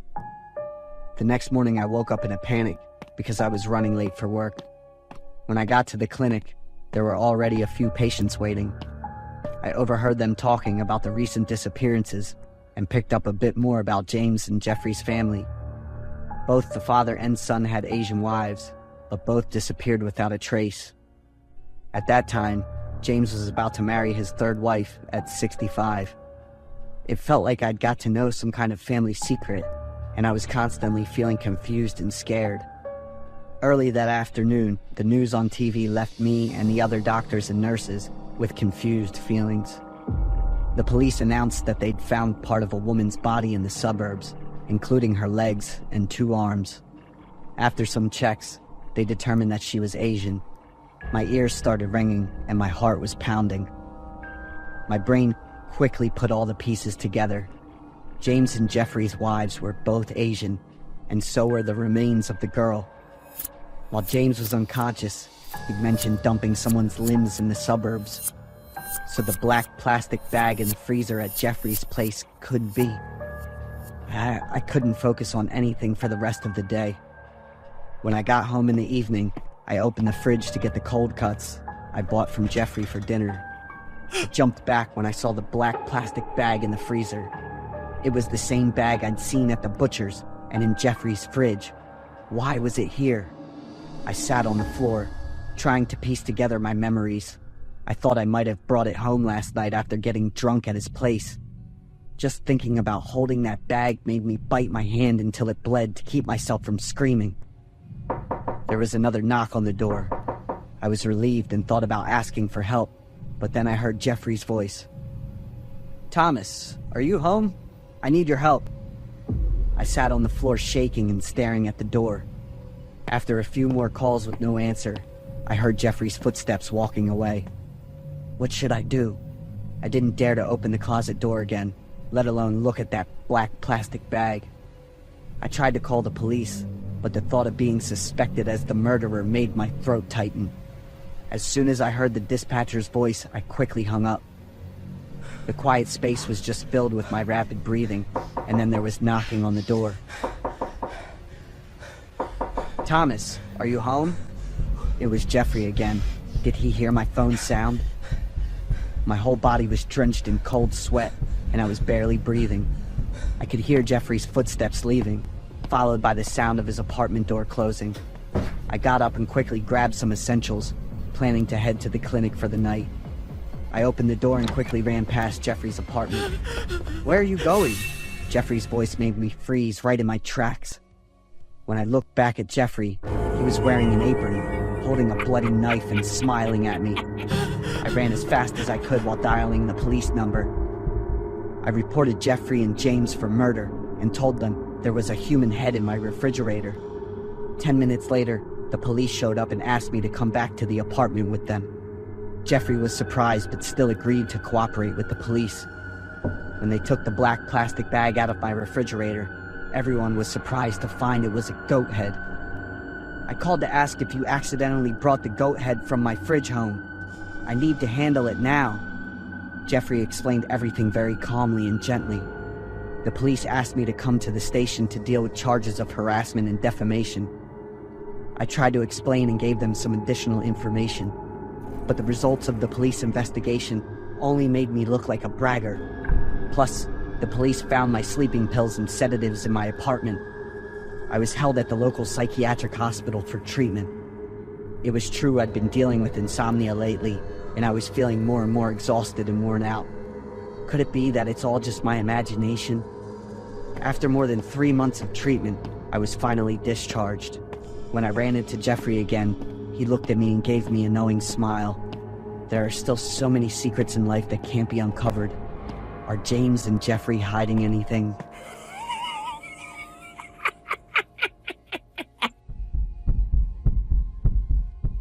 I am Mia, 31 years old, and I work as a manager at Rudy's Country in Austin. I just moved to a new place to make it more convenient for commuting to work. Everything here would be perfect if it weren't for the eccentric neighbor across from my house. My job allows me to have plenty of free time every morning. Therefore, I usually start my day with a cup of tea and watch the news. The Austin City Police Department has reported the disappearance of a young woman named Gail Morgan, 29 years old. Disappearances always target women and children, those with weaker ability to resist. I muttered to myself, simultaneously considering the idea of applying for a permit to own a gun for self-defense. Seeing the image of the young woman on the news was really pitiful. It seemed like I had seen her somewhere before. It was just a fleeting thought, and I quickly got ready to go to work. The workday was busy since it was the weekend, but the image of the missing girl kept lingering in my mind. Driving home from work at 10 p.m., I accidentally saw my neighbor dragging a cart full of cardboard boxes. I politely greeted him, but all I received in response was an indifferent and emotionless attitude. After a whole day of work until late, I didn't feel tired at all, but just a brief encounter with the neighbor left me feeling frustrated. I told myself I wouldn't bother paying any attention to that eccentric guy anymore. But things didn't simply just end there. I took a shower, changed clothes, and lay down on the bed to relax around midnight. As I was about to drift off to sleep, a noise from an object I couldn't identify woke me up. I sat up, looking toward the window with annoyance and irritation. It seemed to be coming from the neighbor's house, and it sounded like a chainsaw. I got out of bed and walked over to open the window. It was definitely coming from his house, as the lights inside were still on. As I was thinking about how to respond to the noise, it suddenly stopped. But I was already wide awake and tossed and turned until nearly 2 a.m. In the following days, I was busy with work, so I only spent about 6 to 7 hours at home each day. Finally, there came a day when I could relax and rest. I slept straight through until 2 p.m., woke up, had a light salad, and planned to go back to bed, but the sound of arguing from the neighbor's house caught my attention. In front of the neighbor's house across the street, 2 women from the neighboring houses were showing clear signs of frustration. I could faintly hear the argument, which seemed to be about the neighbor refusing to clean his house, causing garbage smells to affect the 2 families next door. The neighbor threw them hostile glares, his mouth constantly muttering to himself. "I'll clean up this afternoon," he said, then stormed inside and slammed the door shut. I sighed in frustration and went back inside. Thankfully, The unpleasant smell hadn't reached my house yet. By evening, I saw that neighbor drive back in a small pickup truck with something large and heavy in the back, like a wardrobe. At that moment, I wondered what kind of noise the night would bring. But after that day, there were no more noises or complaints about the unpleasant smell coming from the neighbor's house. I thought maybe things would settle down as long as I didn't pay any more attention to that guy. But fate had one final encounter in store for me with him. One that would leave me with an obsession I couldn't escape. Once again, I saw the news report about the mysterious disappearance of Gail Morgan. In that moment, I jumped up, my gaze instantly turning toward the neighbor's house. That's right, it was her, the girl who had lived at his house for a while. I had seen her a few times, but just only briefly. Chainsaw, the smell, the wardrobe. I pieced everything together and suddenly shuddered. I rushed to lock all the doors in the house, called the police, and chose to remain anonymous. About 20 minutes after the police arrived, he was handcuffed, escorted to the car, and another SWAT team arrived to search the house. I couldn't see what happened inside. The next day, following the news, the police announced that they had found Gail, but she was not intact. She had been hidden in the fridge and freezer in the neighbor's house. The reasons behind the neighbor's brutal actions and his criminal mindset were beyond the explanation of any expert. I didn't go home for a week after that and chose to stay at a hotel because of the haunting fear. I couldn't bear the thought of living across from the home of a cold-blooded, sick murderer. The story above is based on a real event that occurred on May 22nd, 2019. The Michigan police in the United States received a tip-off call. The caller concealed their identity and provided the police with a single address, telling them that they would find Kelly Jean Warner, the woman who had been missing for weeks, at that location. At that moment, no one could have imagined that the phone call would lead them to uncover a truly horrific case, one that would haunt many of the American police officers involved. The perpetrator was the victim's boyfriend. He imprisoned her and used all kinds of brutal torture to make his girlfriend lose her basic human physiology and have to rely entirely on him. Finally, he murdered and dismembered the unfortunate girl into many pieces and hid them in the house, living as if nothing had happened. The killer was considered one of the most cruel and perverse criminals in U.S. history.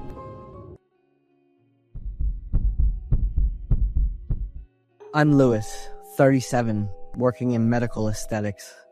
I've got 2 spots, one in Dallas and one in Houston, Texas. So this story isn't about me. It's about a friend who works in the same field, and yeah, I kinda had a hand in that whole mess.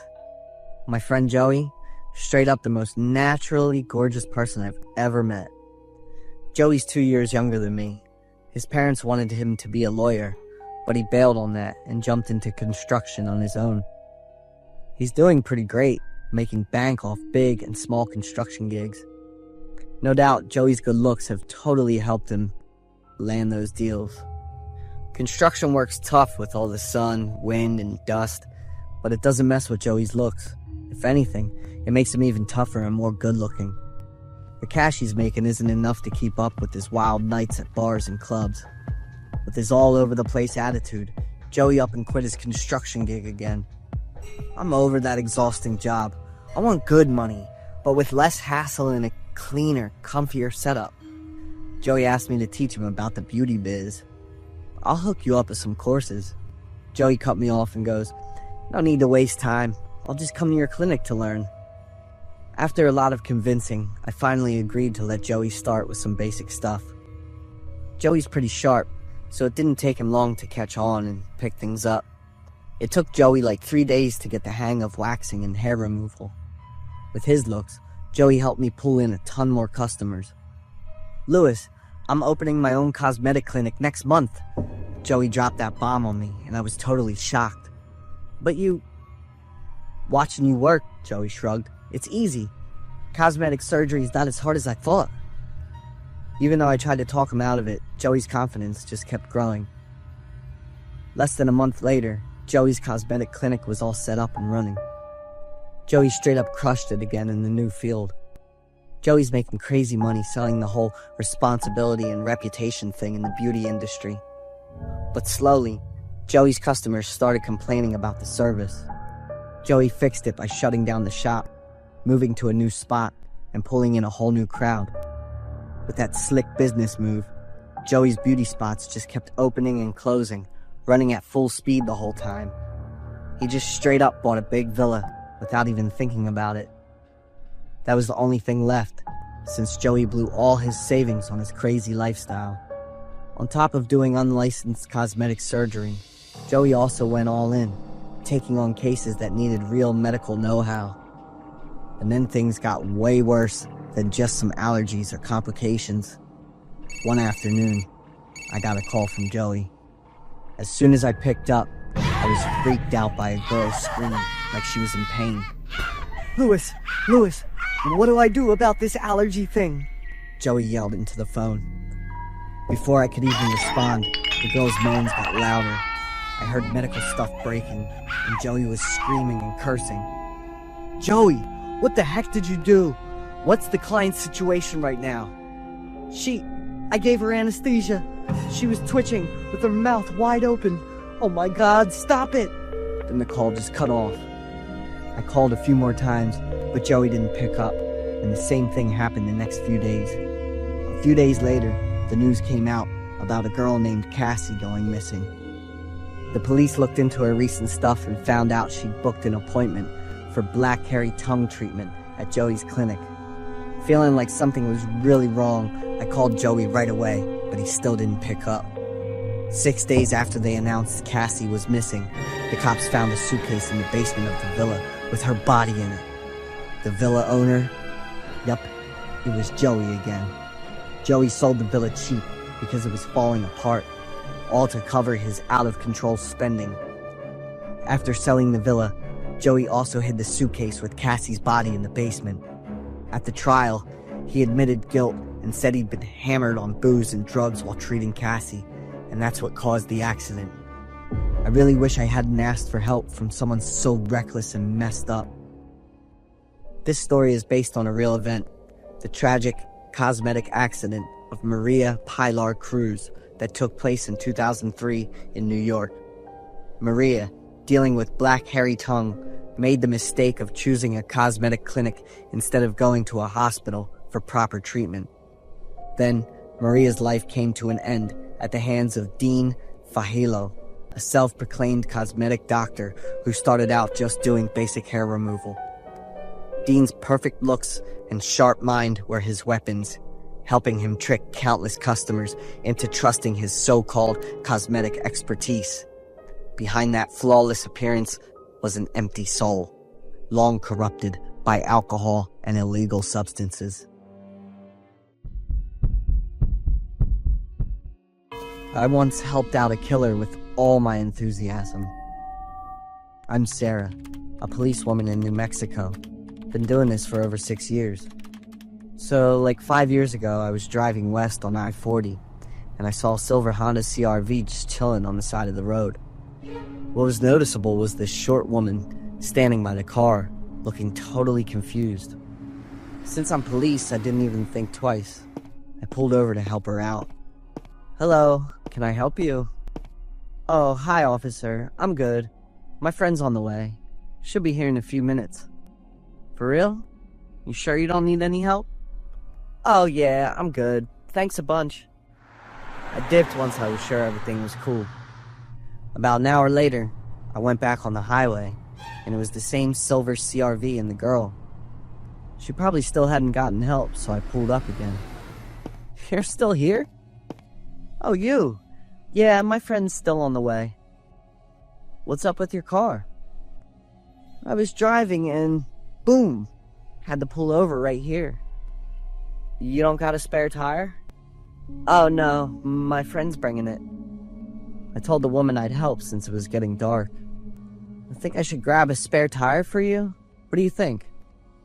"Awesome, thanks a ton. Come to my car. I'll see about getting a spare for you." Can I grab the bag from inside the car first?" She seemed iffy when I suggested going to the police car. Nah, no need. Get over here quick before it gets dark and we waste more time. The woman still seemed iffy. Looked at her car for a sec, like she was thinking, then hesitated before following me. Right when I got to my car and was about to grab my phone, the radio buzzed with a message from dispatch that gave me the chills. Attention all units. State Investigation Force requests assistance. Officer is with a female suspect. License plate check indicates the woman is a suspect in a New York murder case. Proceed with caution. My heart started racing. My ears were ringing, and my head was all spinny. It took me a few seconds to wrap my head around it, chill out and deal with it. Good thing I didn't let her grab the bag from the car, or things could have gone way worse for me. The woman was standing in front of me all calm, but her eyes were non-stop scanning everything around us. I grabbed my phone, called my partner, and tried to drag out the convo with her. How long you been here? Had to ask 3 times before she finally answered. I think like 20 minutes.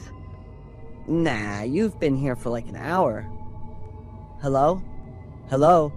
Oh man, I'm with the owner of the busted car. Yup, that's the license plate I just reported.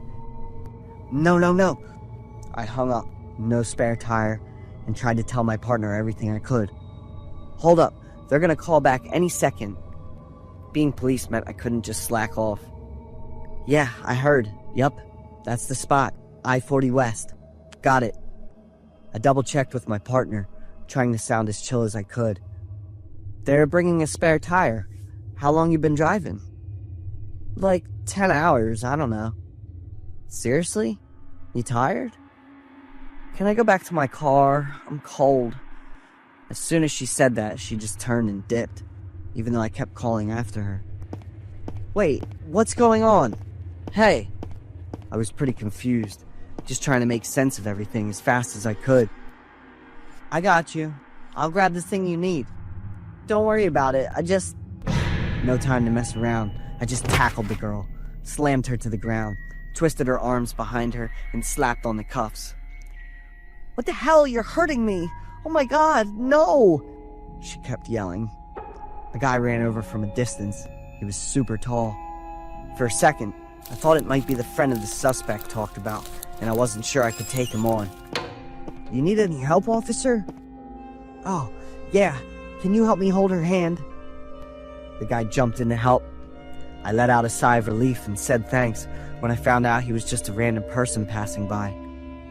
My partner showed up just in time to take the female suspect to the station, and right after that, she got handed off to the NYPD for more questioning. This story is based on a true event, and the whole thing went down in 2021. The suspect's identity was identified as Hayan Deng, 31 years old, of Chinese origin, working at a nightclub in New York. The victim she killed was her lover, Justin Lee, originally from Fujian.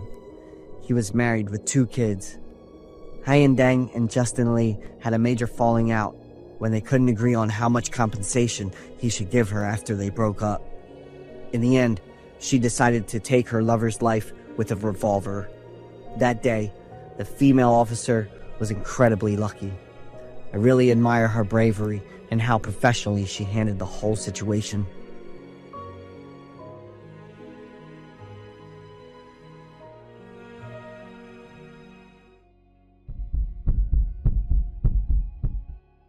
I'm Stella, a new student in New York University's Tisch School of Art. As I lived away from my family, so when I went to school, I chose to stay in the school's dorms so that I could get acquainted with the new environment. I'm in the same room with 2 other friends, Agatha and Hebe. Ever since the first day, we had already discovered a lot in common. All 3 of us were living away from our family, and we all shared the passion with painting. After our first few days, we assigned our bunks and arranged our luggage and personal belongings. There was 2 double-layer bunks, so there was 4 beds in total, yet there were only 3 of us. Agatha said it was likely due to the dorms not having a full stack of female students, which was no big deal. Even better, the less of us, the more space we had for ourselves. I arranged myself the second deck of one bunk, while 2 others would reside on the other bunk bed. It was until the late afternoon that we finally arranged our belongings. We ordered fast food, which was the first party for the 3 of us. That night we talked a lot about our lives, our interests, and our future plans. Agatha tells us some ghost stories that are rumored around the school and the dorms. I didn't believe in the paranormal, so it was just stories to me. However, Hebe was visibly frightened. Suddenly, Agatha rolled over the floor and stiffened up. Mouth continuously whirled, eyes bleached white in convulsion. I rushed to her, while Hebe could only crawl away and start crying. Then all of a sudden, Agatha stood straight up and laughed out loud. Her joke was surprising, to say the least. Our feast lasted until 11 p.m. Then each of us dragged ourselves back to our bunks. Needless to say, I slept soundly that night. The next days we got used to the student lives really quickly. Agatha even bragged that there's a dude hitting on her in her class. One night, I couldn't sleep due to the amount of caffeine I shoved myself in the afternoon. No matter how hard I tried to get some dozing, my eyes betrayed me at every turn. Suddenly, I was startled by a shadow over Agatha's side. It looked to be a man, and he's climbing over Agatha's bed. I was really scared. That must be a perv or a thief, or both. But the door to our dorm was still locked, so there must be someone opening the door to that man. My thought drifted toward the dude Agatha bragged about in the afternoon. She must have opened the door for him. So I swiftly turned on the light, awakened both Hebe and Agatha. "Hey, why'd you let the dude into our room, Agatha?" I angrily questioned her, much to her surprise. Seeing the confusion in her eyes, I told her the thing I had seen, only to have her shrug it off, claiming I was seeing things. And when I scoured around the room, there's no man to be found. Well, maybe my eyes were playing tricks on me. So I did the logical thing there. I apologized to both of them and went back to bed. It must be the stress for the incoming midterm. The next morning, I got some coffee for Agatha as an apology. She didn't mind it at all and said so to me. But Agatha asked me about someone named Maria. Agatha said she heard the name Maria somewhere and was impressed by it. My guess was Agatha heard it when she was in class, and I don't have any impression of who's named like that. That night, I went to bed very early after a very exhausting day. At night, I was startled by the noise on the other side of the bed. I looked around and was immediately baffled at the shadow trying to blend in the darkness. This time, the shadow was climbing over Hebe's bunk. That was exactly the dark shadow I've seen yesterday. I wasn't planning on turning on the light. This time, I would film it as evidence. Then I would yell out to catch that dude red-handed. Unfortunately, the phone's flash woke up Hebe instead. She was groggy and grumpy at what I did, and the commotion woke Agatha up also. I immediately told them everything I was doing, even showing my evidence about it. But in the video, there was nothing of the perv. Okay, this was odd, and I couldn't say anything at their shower of questions. Hebe guaranteed that I was in some deep mental issues and demanded me to see a psychiatrist right away. At that point, I wasn't so sure about myself anymore. The next morning, when the 3 of us were preparing for our first session, Hebe suddenly mentioned a girl named Maria. Agatha immediately jumped at the name, as if the name Maria was seared into our minds. The next night, I didn't sleep anymore. I stayed up because I believed that the shadow would come back, and I really wanted to know what it was. At 12 o'clock at night, that black shadow appeared again, but this time, it came out from the empty bunk beneath mine. So this thing had been under my bunk all along, and without me knowing it. So I feigned sleeping to watch the thing further. This time it slowly climbed up the ladder to my bunk. Close up, I realized that this wasn't a man, but a woman instead. She slowly made her way to me, a creepy smile over her emaciated face, her eyes swollen in such a natural bulb, and her hair short and messy that I didn't see until very close. I shivered in fear, squinted my eyes shut while this woman crawled over me and whispered into my ears, "Maria." The whisper was as if it come from the deep levels of hell. I could smell her awful breath over me. I immediately sprang into action, swinging my arms and yelling out. 2 others quickly got to my side. Agatha climbed over the ladder and jolted me off my sleep. I opened my eyes wide, swinging wildly around the room, looking for that woman. The actions I did made the 2 of them really worried, and they were hesitant to go any closer. I told them of what happened and mentioned them the creepy woman saying the name Maria. The 2 girls were quite surprised, and they looked at each other as if they were saying anything. Agatha told me to sleep over her side of the bed to avoid seeing the nightmare again. The next morning, I woke up with a nasty headache that drained my energy for the entire day. I felt like my hair was shorter somewhat, but that I wasn't so sure. When my ears echoed the moaning and screaming of agony from a woman I wasn't sure who.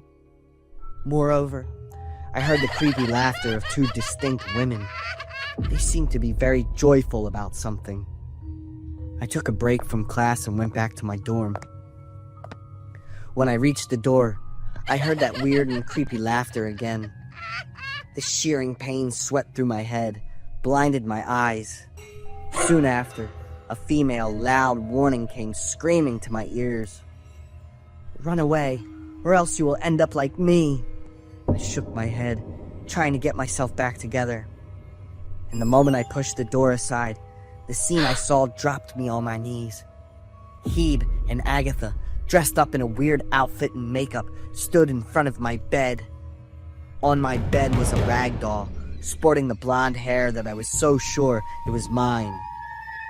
Over the rag doll was scraps of paper with weird icons. A loud scream in my ears urged me to run away, and I immediately hurried toward the school's executive office. And everything went blank after that. When I came back to my senses, I was in the hospital, with my parents and the executive representative.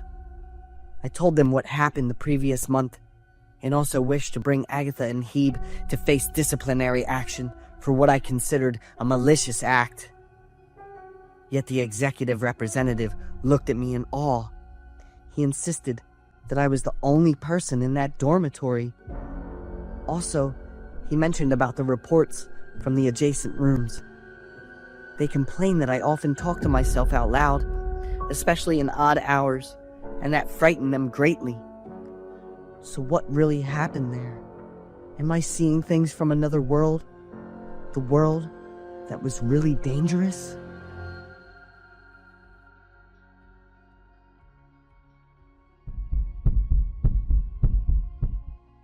I'm Oscar, 30 years old. I lived with my paternal grandmother since I was 5. In my small memory from that time, I don't remember everything exactly. I remember that I used to live in a different house with my parents. The memory is fragmented afterwards. I was moved to live with my grandmother. The reason for moving houses was later explained to me by my grandmother. Because my parents had jobs far away, and it wasn't convenient to take me along. Life with Grandma was also very happy. To her, I was everything. At first, I would often cry at night because I missed my mom. Every time I received a call from my parents, I would also cry. By the time I was about 6 or 7 years old, when I began to understand things a bit more, I asked my grandmother many questions about everything around me. The familiar spot at the dining table was that I sat on the left side, while my grandmother sat in the middle. Suddenly, I felt that something was missing. The scene before me was very familiar. It was the spot where I was sitting and the same dishes on the table. But there was something missing. "Grandma, where's Alvin?" That name suddenly popped into my mind, like a spring being released after being tightly compressed. My grandmother was stunned for a few seconds and said, Do you mean Buddy? Isn't he over there enjoying a snack? No, I mean Alvin. I remember there was someone who used to sit and eat with us. There's no one, dear. Hurry and eat before the food gets cold. Grandmother's face became serious as she continued eating. I didn't know how to explain that hazy memory to her. As time went on, I began to remember more images and fragmented memories of Alvin. In every corner of the house, in every nook and cranny. To be honest, I can't remember his face, and I'm not sure if Alvin actually existed. Whenever I remembered something, I would always ask my grandmother, "I'm fed up with that name Alvin already, Oscar. It might just be your imaginary friend." But I didn't think so. The feeling about Alvin was very real. He was completely different from my imaginary friends. Whenever my parents came to visit, I was very happy because there would be lots of toys and sweets. "Mom, do you know Alvin?" Hearing my question, my mother was stunned and stared at me. You remember Alvin?" I nodded innocently, continuing to chew on candy while telling my mother about it. "Not much. I just remember his name and that he seemed to have been here before." My mother quickly placed her hand on my shoulder and turned me to face her. "Do you remember where Alvin went?" "No. Do you know Alvin?" "Don't eat too many candies, Oscar. They're not good for your teeth and digestion." Grandmother appeared and interrupted my conversation with my mother. I ran over to show Grandmother the items my mother had brought for me. "Candies again?" Grandmother looked at my mother with a somewhat irritated tone. My mother pulled me away, saying she would take me to the playground while my father stayed behind to talk with my grandmother. I was very happy on the days when my parents came to visit. Many times I asked my parents to either take me and grandmother with them or to stay here with us. My mother agreed, but asked me to wait a little longer. My parents left again, and I cried for a few days afterward because I missed them. But with grandmother by my side, things were okay again. One time I brought a school friend home to play after school. I proudly showed him grandmother's baked cheesecake.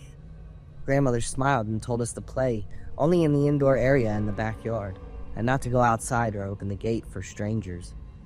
We obediently followed her instructions, playing together in the backyard while we waited for grandmother to bake the cake. Bubby played with us.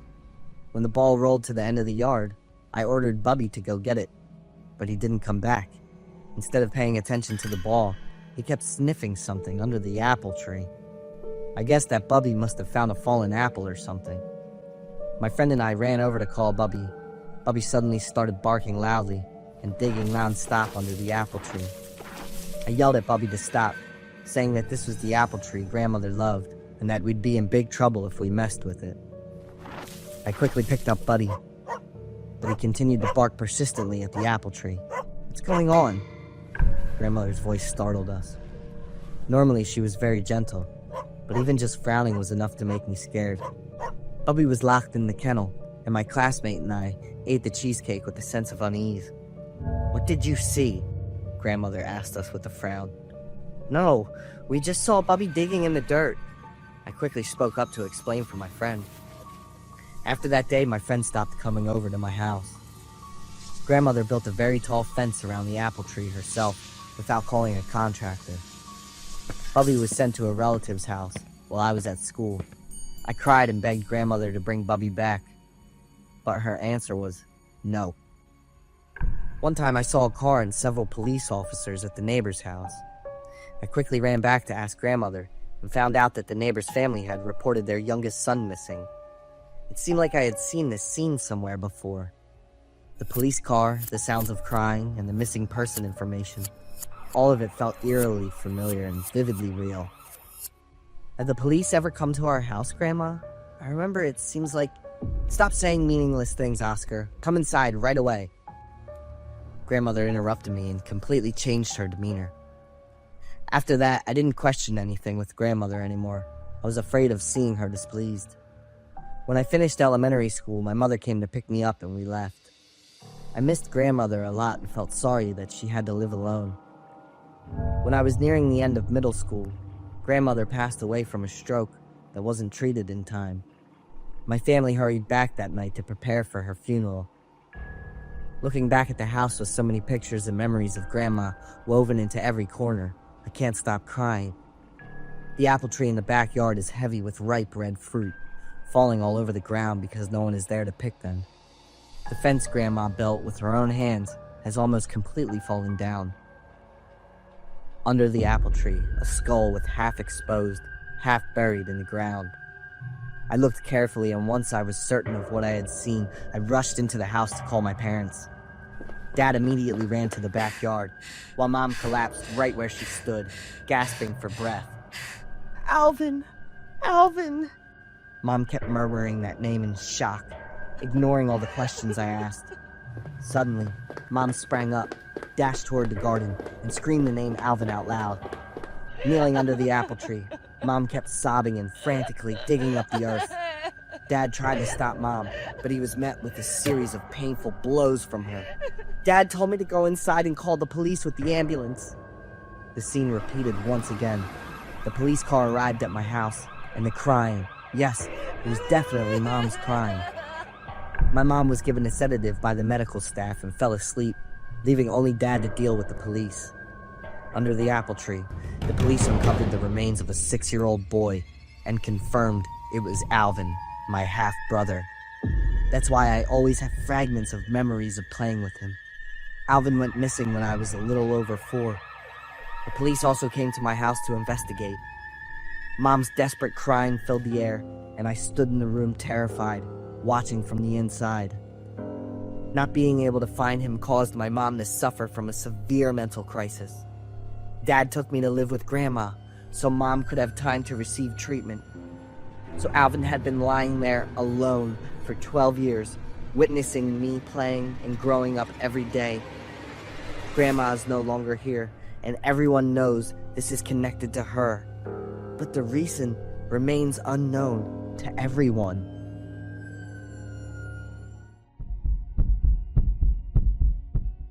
My name is Gina. I'm 18 years old. I'm the only daughter and a treasure of my parents.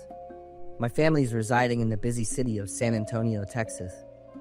Even though I was born and raised here in San Antonio, my heart truly belongs to my grandparents' home in Modesto, California, and it had always been ever since I came there to visit them. I love the fresh air of that place, so at every long school break, I always asked my parents for a chance to visit my gramps. The elders were delighted every time I came to their door. They typically took me around the almond garden, where I could really enjoy the peaceful atmosphere that the big cities could never give me. Old-fashioned as they were, my gramps didn't watch TV, but they listened to the radio instead. I was a fan of my grandma's little radio. Also, my gramps had a loyal shepherd named Max, who's their best friend. Max was a really smart dog for its type. Every afternoon I often grabbed my grandma's radio and jogged along the backyard hills with Max. I would then listen to music, have a snacking picnic with Max until the gramps called out for dinner. Those happy times I wished would last forever. But everything changed 3 years ago. My family had just returned after a long flight from our vacation with our grandparents in Modesto to San Antonio. 3 days later, my dad received a phone call saying that my grandma had passed away from an accident in the almond garden. That evening after school, I saw my dad and mom had prepared a huge luggage. Sadness lingered in their eyes. I didn't know what's up, and sensing my confusion, my dad told me what happened to Grandma. I didn't cry at all, and in hindsight, I wasn't sure what I was thinking back then, but I had almost no emotion at all. I dragged my suitcase out and literally just went out of the house.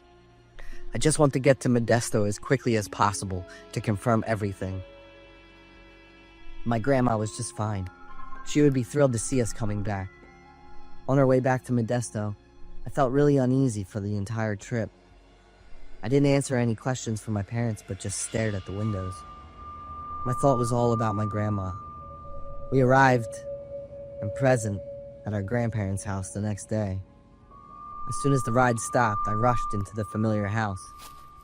I yelled aloud, but the familiar sight of my grandma, granddad, and Max were no more. The house was unusually quiet and gloomy. Max barked very loud, and when I came closer, I noticed that he's chained. Never before did my grandparents chain him, and thinking he's in a lot of stress, I released him away. He immediately came rushing inside. My parents also rushed in. The once beautiful and tidy house was now so empty without my grandma. Everything was messy. Even my grandma's favorite vase was broken as well.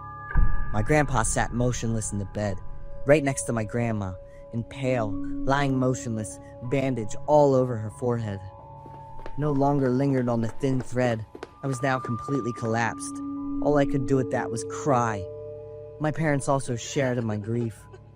I didn't remember for how long I had been kneeling down like that, but I did remember that Max barking snapped me out of my trance. Max had never done this before. He stared at my grandpa as if he's an enemy. My grandpa angrily looked at Max. He kept mumbling something, and without any words, he picked up his pistol in the locker and shot his dog in the head. Everything happened so fast that Max could only let out a weak whimper before completely ceasing any motions. Me and my parents were all stunned looking at that carnage. What the hell was going on here? What happened to my grandpa? I seemed to have lost every bit of sanity in me, and therefore I couldn't shed any tears anymore. My mom said it's due to the extreme grief that my grandpa had acted irrationally like so. My parents suggested a local funeral in the local church. It was also Grandma's favorite destination when she was alive. However, Grandpa insisted not. He only allowed his wife to rest in the place two of them had resided for 30 years. For 2 days, I remained close next to Grandma's coffin and ate and slept very little. My dad had also picked up a good place to rest Max, next to her. I did not see my grandpa, wept, or showed any kind of grief. He chose silence, just staring into Grandma's picture. It would be a closed casket funeral, he demanded. Every visitor could only view her coffin from afar, he requested. Even for my parents, my grandpa demanded for them to stay away. We did not dare argue with those irrational demands. After all, he was the one that was supposedly in the deepest grief. In the evening when I was next to my grandma's and Max's coffin, I opened up her favorite radio. Suddenly, the radio digital display showed up. "Hello, Gina." When I was dumbfounded with the device, suddenly her singing voice rang over. This was her favorite song, which she used as my lullaby when I was a kid. She must have recorded this song to the radio, I thought. Hearing her voice again, the surge of emotion came back, and I couldn't hold off my tears. When the song was halfway through, a strong hand grabbed on the radio and snatched it from me. It was Grandpa, who mercilessly smashed the radio on the ground and broke it in pieces. I couldn't hold back my emotions anymore, and that was the first time I snapped at my grandpa, yelling to his face. My parents immediately jumped in to intervene, and my mom dragged me to the bedroom. She told me to wash myself up. It would calm me down. The family had enough problems already. I groggily dragged myself to the bathroom, and when I looked in the mirror, I could see my sanity hanging on by a thread. My grandma suddenly appeared in the mirror, where she smiled at me and whispered something. I believed from her mouthing that she was calling for my name. Suddenly on her forehead there was a hole, and from that hole, blood kept oozing out. She kept smiling, even though the blood had covered her entire face and mouth. When I turned my back around, she was gone. But I did spot something on the ground that looked like a spent cartridge case. A cartridge case, and the hole in my grandma's head. Things seemed to link in with each other. It prompted me to spring to action. I dropped the casing in my chest pocket and made my way down to Grandma's coffin. I had to see it, so I pushed open the casket and tried to look at my grandma's obscured, bandaged head, when suddenly, a strong hand grabbed my arm tight to the point of it being very painful. I had to bite my lips to not yell aloud. It was my grandpa.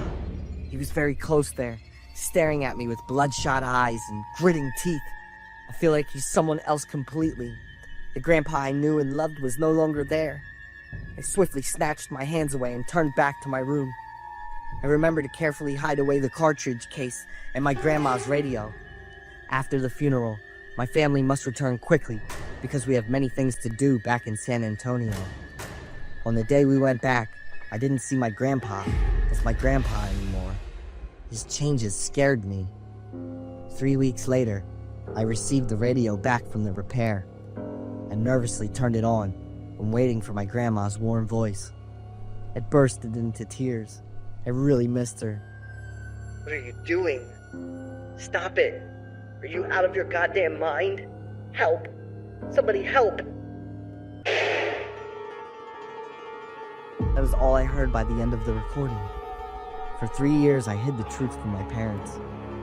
I tucked within me the haunting last moment that completely changed my loving grandpa.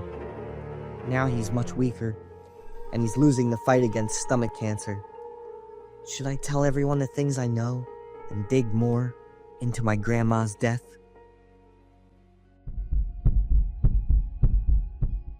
I'm John, a senior student at the University of Chicago. I'm not the type of person who gets emotional easily. A life with little attention from a young age shaped me into a tough, independent person.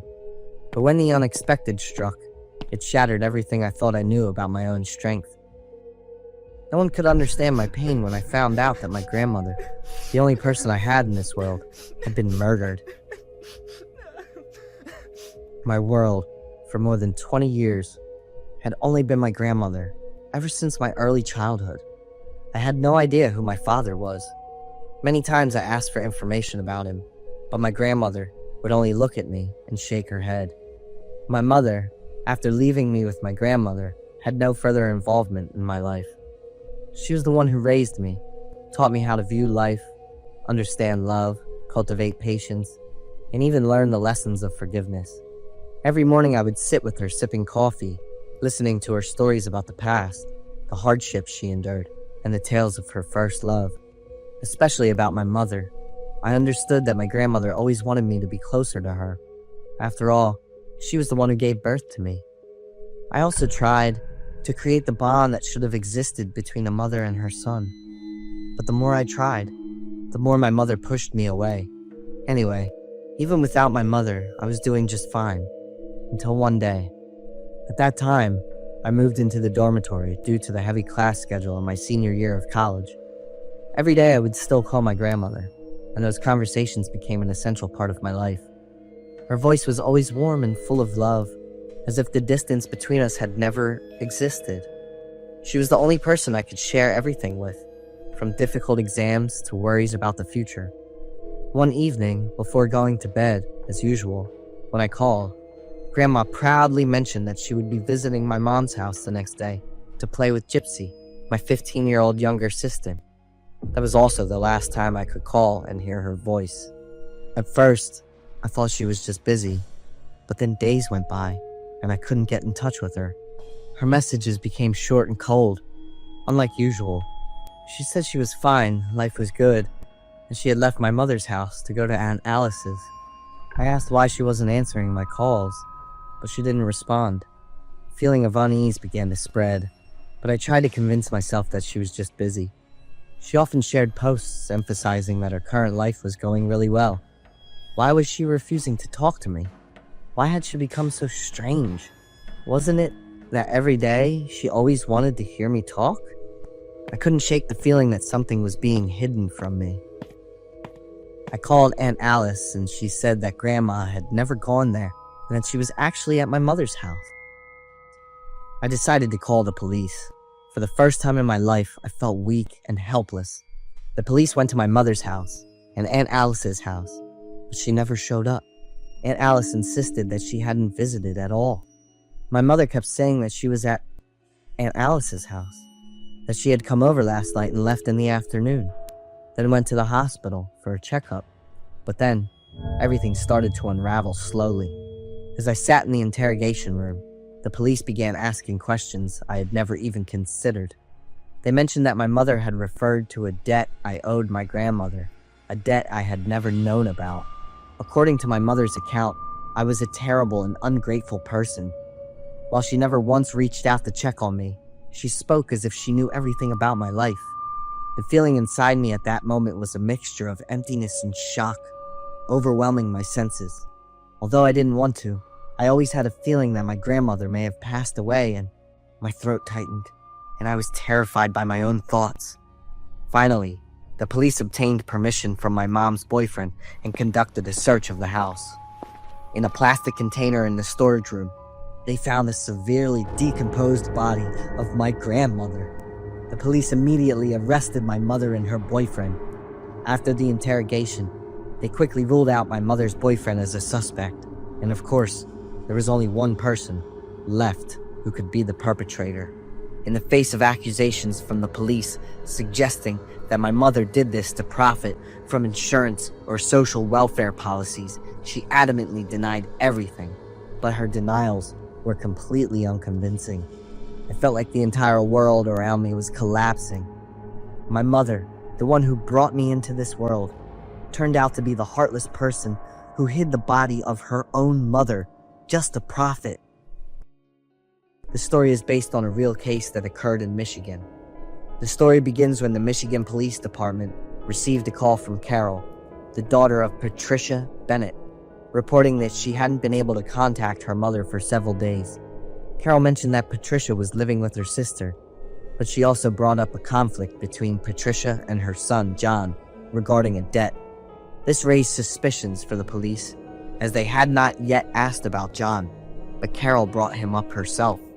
The police continued to question Carol and grew suspicious that she was hiding the truth. They accused her of possibly hiding her mother's body if she had passed away in order to profit from insurance or social security benefits. Carol repeatedly denied the accusations and panicked, which only increased the suspicion surrounding her testimony. The police believe that Carol might be hiding the disappearance or death of her mother. Can you open that? She fit in here? I mean, she's in there. Oh, she's in there. I am Merlin, last year of Williams University. I had a girlfriend who's 1 year my junior named Mia. Mia's sweet and clever. One night when I just got a new laptop, I opened it up to call Mia. When I turned on the Instagram, it was linked to an account named Adela. I thought it's the account previous owner. I logged out from Adela and logged in mine. When I called Mia, she's so glad seeing me having the new stuff. Me and Mia shared with each other about the usual school stuff, and we planned on our date this weekend. Suddenly, my account logged out on its own. Strangely, the laptop logged back in with the girl named Adela. I did not react when there's a message. Do you want to have a sweet evening with me tomorrow? That guy seems to be a typical Casanova asshole. He seemed to have a date with Adela tomorrow. I didn't mind much, so I logged out and completely deleted Adela from the login history. I went back to my account and called Mia, but she didn't pick up the phone. Now I realized that Mia had texted me as soon as the call ended. Gonna go to shower. Talk to you later. As I sat there waiting for Mia, a group of my college friends started Skype calling me. The whole crew was here, including Dylan, Marcus, and Donna. Everyone seeing my image quality today was different, and Marcus started teasing me. Merlin, you're looking really sharp today. I smiled and showed them my newest laptop. When I was talking happily then, the Adela account started logging in again. A stranger messaged me, but this time he's not talking to Adela but me. He claimed to be the owner of the laptop and demanded me to return it immediately. The other friends of mine was kinda confused at my facial expression. Dylan asked me what's up. I smiled and said everything's okay. I didn't plan to answer that man anyway. But really though, I did feel kinda worried, because I didn't buy this laptop. But I picked it up in the school's library. It was left there deliberately for like 3 to 4 weeks now. That man messaged to Adela again.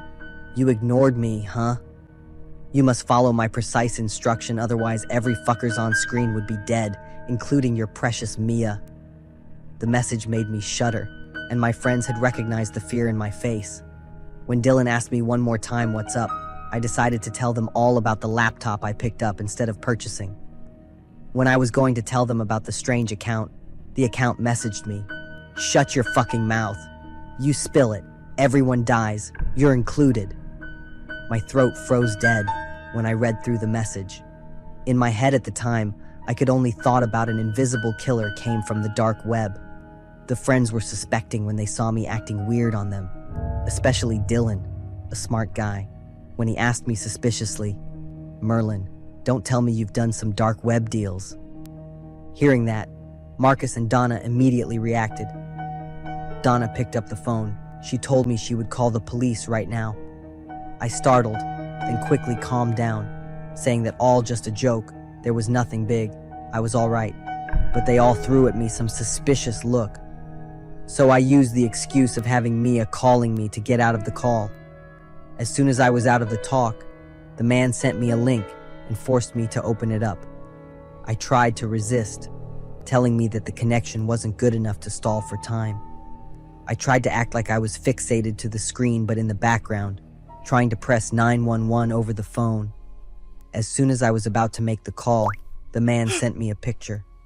This was a picture from a man wearing a black mask. His face was really sinister, with the background being Mia, still relaxing around the bathroom, without any idea she was being watched. My heart seemed to skip a beat. I wanted to scream aloud, my mind filled with the potential things the man could have done to my girlfriend. I immediately resisted the thought of delaying further. Mia and my friends had already within that man's sight. I clicked on the link he sent. Suddenly, there was an unknown bank account with $10 million. He demanded me to provide the information of that bank account so he could sign in. I quickly followed his instructions. He also sent me a video clip where I clicked on a video named Adela, 1 minute in length. I opened it up, startled by a woman's scream. She was chained in a dark warehouse. Her leg was locked on a metal pole. On the opposite end, a lawnmower had been started and was menacingly made its way to her. She tried to run away, frantically trying to free herself from the metal chain. Tried as she might, the machine made its way through, and her scream, filled with blood splatters, echoed through the video. I immediately turned the video off, feeling ventilated by what I had just seen.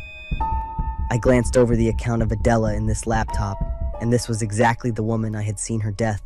I went on the internet to look for the information of the girl named Adela Garcia, and I found quite a lot of them, all in the missing person sections. Okay, so now I had been to the Devil's Lair. What should I do now? Suddenly, there was a Skype call that startled me. That was my crew. I clicked on answer and saw only Dylan and Marcus. I tried to smile, but the two others looked at me, wide-eyed. They told me that Donna had tried to call the police when I wasn't around. Some minutes later, there was someone over her front door. Now it's been 15 minutes already, and she wasn't come back yet. I tried to assure Dylan and Marcus, however. Dylan was pretty smart. He blamed me to be so stupid that I joined the dark web. Marcus suddenly cut off Dylan, saying that there was a video from Dylan broadcasted over the internet. There was multiple scenes of Dylan on that video, and that video had the tendency of inciting violent domestic terrorist activities. Marcus just stopped, and suddenly, there was police surrounding Dylan's home. They had already breached the front door and demanded Dylan to immediately surrender. Dylan was panicked and tried to surrender to the authority, but the heavily armed police officers thought he was armed and they gunned him down. Dylan was killed right in front of our eyes. Marcus told me to find Mia immediately, he'll be all right, then swiftly shut down the call. I suddenly thought about Mia and tried to call her to no avail. I had gone mad and jumped out of the house driving like crazy. When I was driving like a few minutes, Mia called me back. I felt a huge relief with that, but still, she was in danger. So I asked where she was. Didn't you tell me to come to your house? I've just exited the car and going to your front porch. Upon hearing it, I made a hard U-turn to go back to my home as quick as I could. Arriving home, I quickly dashed through the door, only to see blood everywhere on the floor. But Mia was nowhere to be seen. What the fuck's going on? I hunched down screaming. My head felt like exploding. The laptop received another link.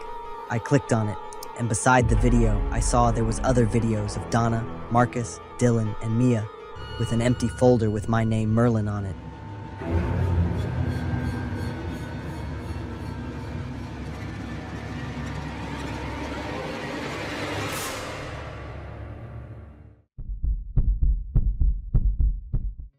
I see that the names of family members are being searched a lot on the dark web. I am Beavis, 17 years old. I live with my father and mother in a small house at the edge of town. We moved into this house 2 years ago. To be honest, I don't like this current house very much. It always feels cold. That's just how I feel, but my parents don't feel that way. 2 years ago, we moved here because my parents said that the old house haunted them. Our neighbor next to the old house was murdered. Her name was Erica. I still remember her a lot. She was a warm and kind woman. Miss Erica's murder shocked the entire street at the time, but only my family moved away. My parents kept repeating that they felt scared and haunted, but I didn't think things were that serious. The old house was much more spacious and comfortable than the current one. When we first moved here, I was very stressed about adjusting to the new school and making new friends. And I met Ven, whose family had also moved here just over a month ago. Luckily, Ven and I got along quite well and quickly became close friends. My parents are very fond of Ven, and his parents also see me as a second son. Most of the time, we would be at Ven's house, and I even stayed there for a whole week. My parents don't have any issues, they're always busy. The meals cooked by Ven's mother made me gain over 8 pounds in just the first month of summer vacation. Ven and I share the hobby of sitting together for hours, each glued to our own laptop. I'm into gaming, while Ven enjoys programming. Recently, Ven discovered the dark web, and he's been wandering around it all day. There's a lot of bad content on there, Ven. Be sure to filter the information you access and receive. I don't like that he's using that website at all. Before agreeing to buy me a laptop for my 16th birthday, the dark web was the first thing my parents forbade me from exploring. I listened to my parents because I wasn't really curious about what's on there anyway. There are plenty of other websites to use, and I'm more interested in games anyway. One morning, I woke up at 8:30. As a habit, the first thing I do is check my phone. A dozen messages appeared, all from Ven. This isn't the first time he sent messages like this, so I wasn't very surprised. Beavis, are you asleep yet? Beavis, I have something very important I want to show you. Beavis, please read the message. The content of the remaining messages was similar, and they were sent at 1 a.m. I sat up and replied to Ven's message with just 3 curt words. What's going on? Ven isn't online yet. He might still be asleep. I didn't worry about it anymore. It was probably some unusual news or a new app he had just finished programming. I took care of my personal hygiene and went downstairs to the living room. My parents weren't home. I had no idea where they had gone so early. While I was rummaging for some food in the cupboard, my phone rang. It was Ven. Beavis, Ven is missing. Ven's mother, crying, informed me of the shocking news. I immediately ran over to his house. The police were inspecting around the house and talking with Ven's father. His mother was deeply distraught. She couldn't stop crying. When she saw me, Ven's mother repeatedly asked for help to find her son. When did he disappear? I'm not sure. I didn't see him when I woke up this morning. I recounted that Ven had still been texting me the night before and showed the message thread to the police for investigation. May I please go into Ven's room? The police instructed me to preserve the crime scene and to wear gloves. I went into Ven's room, and the laptop, being the most valuable item, was still there. Sitting at Ven's desk, I went through his computer. Many browsers and applications were still open. Dark web. There were nearly 20 tabs open about this website. I ran out, gently locked the room door, and went back to carefully examine the activity on Ven's laptop. Beavis Miller, the search content on the dark web by Ven, and that's my name. There were at least a dozen tabs with such search content, but there were no search results. Why was he searching for my name? A heavy question weighed heavily on my mind. Additionally, in other tabs, I saw that Ven had searched for my parents' names and found some results, including a few videos. This situation feels anything but simple. I stood up and left the room, and Ven's mother hurriedly asked how things were. "Did you notice anything unusual?" No ma'am, I have to go now. I'll ask around with friends about Ven." I ran home quickly, turned on my laptop, and searched the dark web. I typed in my parents' names and 2 videos appeared. Click on the first video. Miss Erica. I gasped when the image of the old neighbor appeared on the screen. She was tied to a chair in the middle of a dark and empty room. Her face was terrified, and she was continuously pleading with someone. At the 15th second, 2 other people appeared, and they were my father and my mother. The most terrifying and haunting 5 minutes of my life began. My parents slowly made their ways to Erica, and they cut her into pieces. I felt short of breath, had a headache, dizziness, nausea, and chills. So Miss Erica was murdered by my own parents. The reason my parents insisted on moving houses was also because of this matter. Could Ven's late-night messages also have been to warn me? My body trembled uncontrollably. There's one more video. I took a deep breath and played it. A man had a bag over his head. Muffled sounds were coming out, and I had no idea who he was. My parents appeared again, and they were laughing with great enjoyment. The barbaric laughter made me cry. These weren't my parents. They were holding a sharp machete and yanked the bag off the man's head. "Ven!" I shouted, panicked and surprised. I almost screamed when Ven's face showed up on the screen. My best friend, the one I thought of like a brother, was tied up and freaking out. Ven struggled, totally helpless, his eyes wide with fear. The image of my parents, who'd always been my rock, standing there with cold smiles, like they were enjoying every scary moment. My dad was holding a sharp kitchen knife, and my mom was standing next to him, her eyes full of cruelty I'd never seen before. I couldn't believe what I was seeing. My hands were shaking. I almost dropped my laptop. I felt nauseous, dropped to the floor, and my whole body just felt completely drained. Each image on the screen felt like a knife digging into my mind, making it hard to breathe. I wanted to turn off the video, wanted to toss the laptop, but I just couldn't look away from that nightmare of a truth. Ven was getting torn apart, his cries fading as my parents got closer. They whispered something to each other, and then the light in Ven's eyes just went out. The screen went dark, and I was tossed straight into a nightmare. How could I believe the people who'd always protected and loved me could be this cruel? My mind kept spinning between the good memories and the nightmares right in front of me.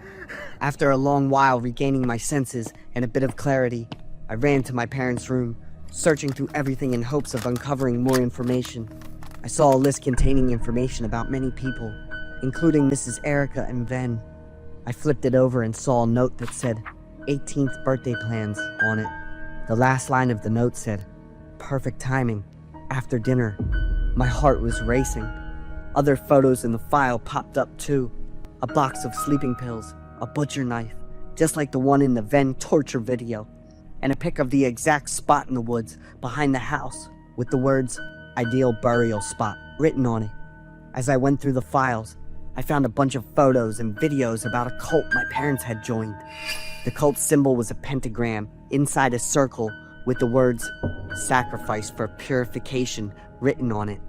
One of the pictures showed a secret meeting with a bunch of masked guys doing some kind of ritual on a person tied up in the middle of a dark room. There was a voice in the video I didn't recognize, but then I heard a voice I knew, my mom's. She was reading from this thick book, talking about how human sacrifice was the only way to achieve true salvation. I couldn't breathe. My heart sank as I realized I was the perfect target in their messed up plan. It felt like my world was crashing down. The love, the safety, it was all just a mask. I'd been living a lie for years and didn't even know it. Now I was just a target, a victim of some twisted plan. And the betrayal hurt so bad I wanted to scream, but couldn't. Every time I looked in the mirror, all I saw was a messed up face, torn apart by doubt and guilt. Every night I'd wake up from a nightmare, drenched in sweat, with my parents' empty eyes and Ben's last smile stuck in my head. I wanted to believe this was just a dream, but every time I looked at the document with my name on it, the pain hit so hard, I had to face the fact there was no going back. I cried, I screamed, I prayed for everything to go back to how it was. But in the end, I realized that staying silent only made things worse, and I couldn't just sit back and watch. I held the phone in my hand, my fingers shaking on the dial pad. These were my parents, the people who raised me and took care of me. But Ben's innocence and the evil plan with my name on it wouldn't let me stay quiet. If I didn't do something, I'd be the next victim. I cried as I hit the call button, tears streaming down my face like they could wash away the pain and guilt. I knew this choice would ruin everything, but it was the only way to protect myself and maybe others too. When the voice on the other end picked up, I wasn't that shy 17-year-old anymore. I was just a witness, hurt and ready to face it all, to expose the awful truth. I decided to stand up and do what my gut told me, even if it meant tearing my family apart. I went to the police station, holding the laptop with all the awful evidence. The investigators watched every frame closely, their faces going from disbelief to total shock. My testimony, along with the videos, was what kicked off the full investigation. The accusation against my parents put me right in the spotlight. They denied everything, but the solid evidence brought them into the courtroom. Sitting in the witness box, I had to face their cold, hateful eyes. These weren't my parents anymore. They'd become strangers I didn't even recognize. When the verdict was read, I felt relieved, like a huge weight had been lifted off my shoulders. But this freedom didn't come without a cost. I couldn't shake the guilt of putting my parents in prison. That pain and torment wouldn't leave me alone, so I had to walk away from everything. As soon as I turned 18, I moved to a new city, changed my name, and started fresh. I promised myself I'd leave the past behind and live a life without the darkness and painful memories. But deep down, the scars will always remind me that the truth, no matter how painful, has to come out.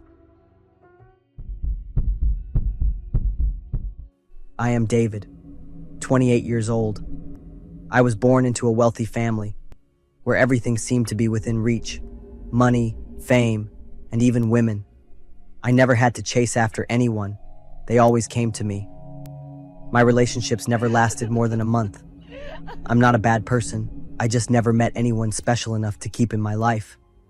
Until I met Maya. She wasn't extraordinary. From her edited appearance, it wasn't hard for me to tell that, and her way of speaking was quite ordinary as well. One strange thing about her face: her eyes, a mix of gray and blue, blended in a way that was hard to understand, making it impossible for me to look away. What's more, the way she rejected every attempt I made to approach her. Maya was different. It was as if she knew everything about me, from my hobbies and habits to the stories I had never told anyone. Whenever I asked why, she would just smile and say it was a lucky guess. Instead of feeling disturbed, I was drawn in. She was the only one who wasn't easily within my control. She was like a maze. The more I tried to find an exit, the deeper I got lost. That Valentine's Day, I managed to get a date with Maya. For the first time in my life, I was truly serious about a relationship. I wanted Maya to know that I had changed because of her. I don't know when exactly I started to fall in love with her. This love goes beyond the desire to conquer. It was like a kind of magic, an invisible force that I couldn't resist. Maya was the only thing I thought about every day, and I decided that I had to have her. The restaurant was booked a week in advance, a luxurious, cozy place with soft golden lighting. Our table was in a quiet corner, with a large bouquet of roses and 2 glasses of wine on it. Maya arrived, still with her usual gentle demeanor. The long black dress hugged her body, her soft hair cascading down her shoulders, and her lips were lightly tinted with a wine-red color. Throughout the dinner, we talked and laughed together. I felt happier and more at ease than ever before. When the dessert was brought to the table, I nervously looked at Maya. On the white porcelain plate, the words were written in bold chocolate. "Will you be my girlfriend?" She saw it without showing any surprise.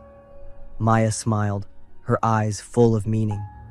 Maya opened her handbag, took out a small blue gift box, and pushed it toward me. I held the gift, feeling a mix of excitement and curiosity. When I opened it, inside was a stack of photos tied together with a red ribbon. The first photo was of Maya, radiant and beautiful. But the following photos made me freeze. They were photos documenting her plastic surgery process. The photos were arranged in reverse chronological order, each step, each process being revealed. Layer by layer, her face transformed, revealing a terrifying truth. In the last photo, I was speechless. It was Maggie, a shy girl who had stood in front of me at university, holding a love letter. I remember that day very clearly. Maggie with her frizzy hair, wearing messy clothes, and her awkward posture. I had laughed at her innocence, even teasing her loudly in front of the crowd. Have you ever looked at yourself with those strange, dull gray eyes? My heart felt like it was being squeezed by someone. I didn't know whether to call her Maya or Maggie anymore. Her gaze no longer held that gentle look. It was a cold, calculating look. Maya continued by placing another gift box down, larger than the one with the photos. It was carefully wrapped in glossy red paper with a golden ribbon tied on top. I stared at the box. All my senses were screaming that something was wrong, but my hands felt compelled to open it. My heart pounded as I untied the ribbon. Beneath the wrapping paper was a heavy, solid wooden box. I slowly lifted the lid of the box, and a strong chemical smell immediately wafted up, causing me to instinctively step back. As I looked inside, I felt like all the air in my lungs was being drained. Inside the box was an eye, preserved in a jar of chemical solution, still intact with an unusual gray color. A small piece of paper lay at the bottom of the box, with scrawled writing in red ink. "This is one of the things Maggie had to sacrifice to become the person you love." Not stopping there, Maya reached for the fake blue eye and placed it on the table. I felt frozen. Everything around me seemed to stop, leaving only me and the horrifying image in front of me. Her right eye socket was empty, dark and deep like an endless abyss, pulling all the light and reason from me into it. A wave of intense nausea surged in my throat, but I couldn't tear my eyes away from the scene before me. My head buzzed, fragmented memories of Maggie flooding back, each image pushing me deeper into a panic. My whole body trembled, my limbs cold as ice. Before, I had never considered the pain or effort someone must endure to change themselves. But now, in the most ruthless way, Maya had forced me to face it. A chilling sensation washed over me as I thought about this.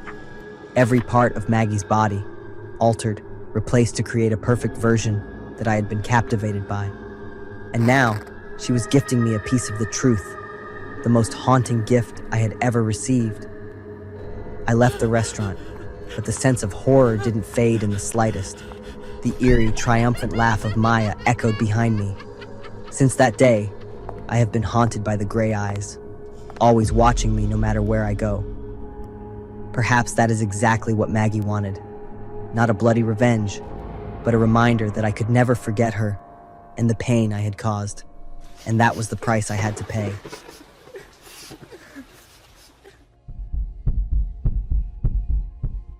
The warm yellow lights light up the fancy restaurant, giving it a cozy, romantic vibe.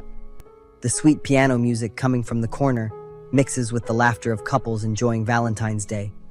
Vincent and Lena are having dinner together at a table by the window. Vincent, in his sharp black suit and confident smile, gives off the vibe of a successful guy. Lena, rocking a tight red dress that shows off her curves, gazes lovingly at the guy across from her. Everything about Vincent makes Lena happy.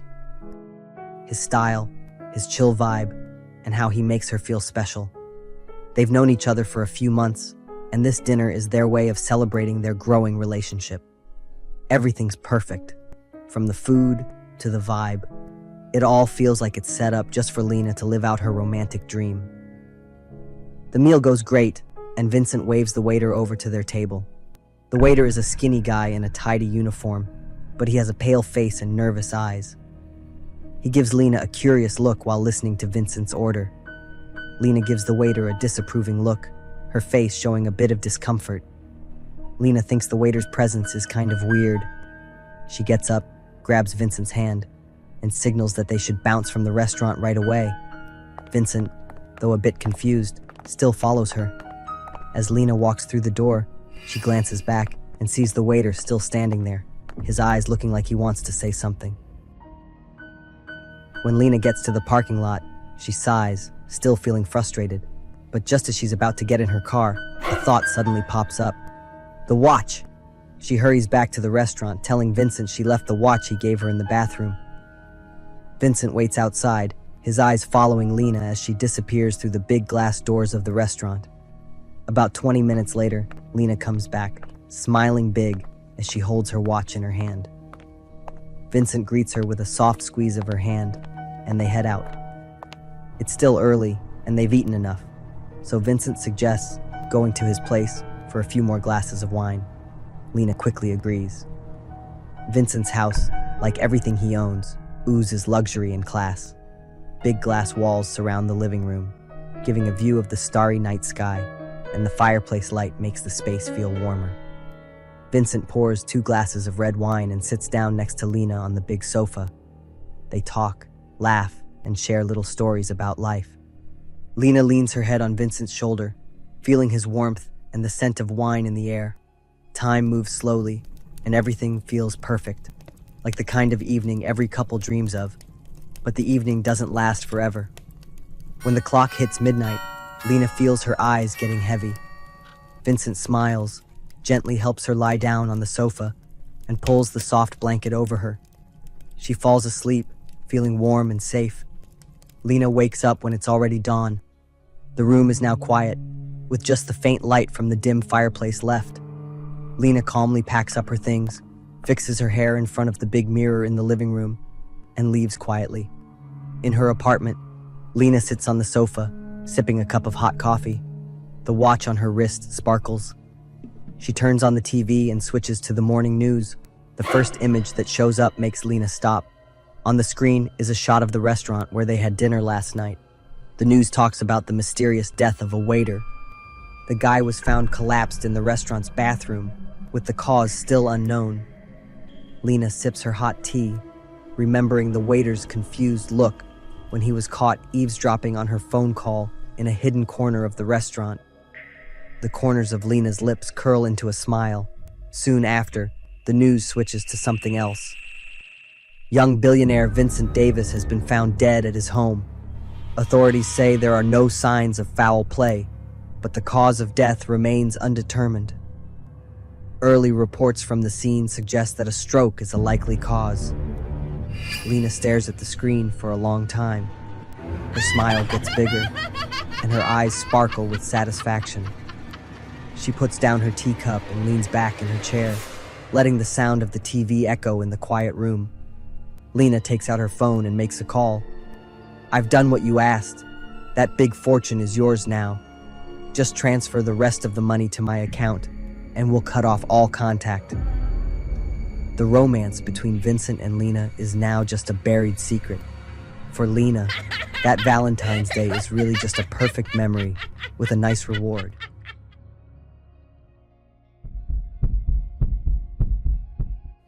I'm Bianca, 27, working in an office and making enough to enjoy the things I love. I've been single for years. Past relationships really broke my heart, but I still believe I'll find my other half, and I'm always ready to open my heart to someone new. Last year's Valentine's Day was just like every other year, quiet and nothing special. But that morning, I found a handwritten letter in my desk drawer.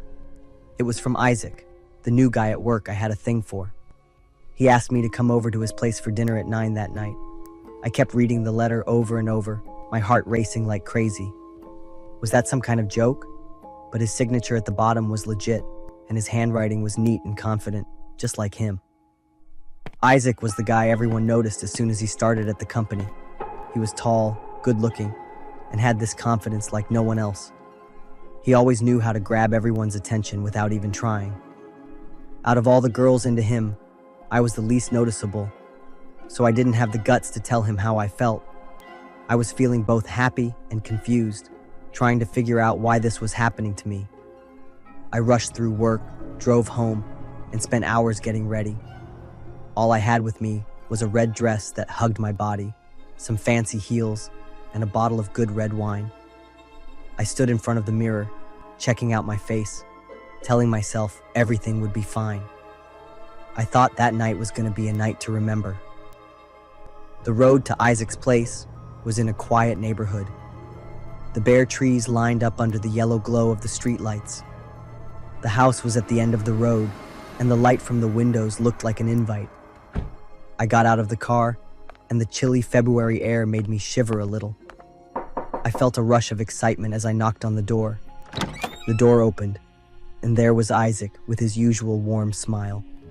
He looked perfect as usual, with his shiny black hair and sharp suit that really showed off his confident vibe. "You're here."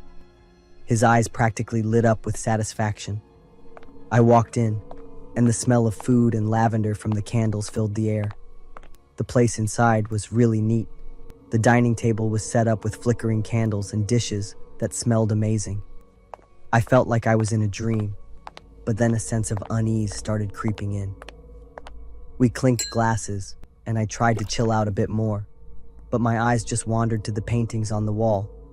At first, I thought they were abstract paintings, but when I took a closer look, they kind of looked like drawings of human anatomy. The details were so vivid, it was creepy.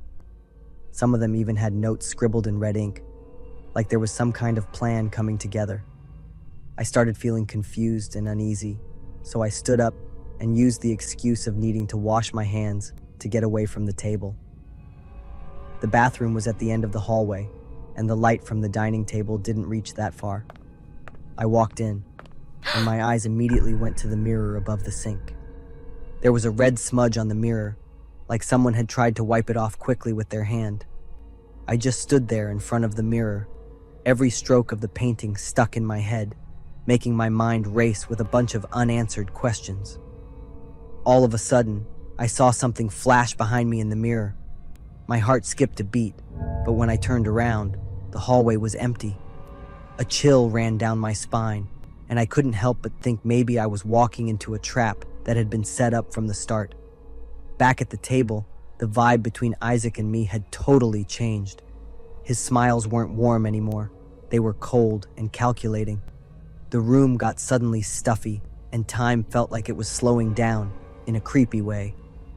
My eyes landed on a big painting on the wall. In the painting, there was a girl with blonde hair and big eyes. Sarah. That name just popped into my head, a former coworker who left a few months ago. A wave of horror hit me. I couldn't stay calm anymore. I stood up, quickly said thanks, and asked if I could leave.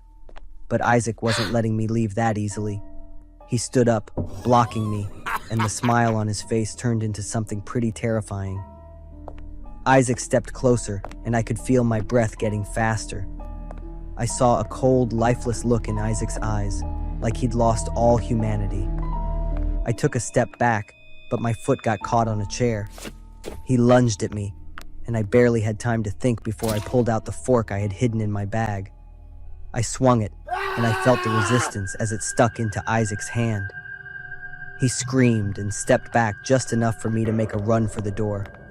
I rushed to the front door, but it was locked from the inside. I could hear Isaac's footsteps and curses echoing behind me. I turned around and saw him coming at me with bloodshot eyes and a face twisted in pain. His hands were red, but he didn't stop. I ran to the nearest window and used all my strength to smash the glass. As the glass shattered, I climbed through, even though my hands got cut by the sharp pieces.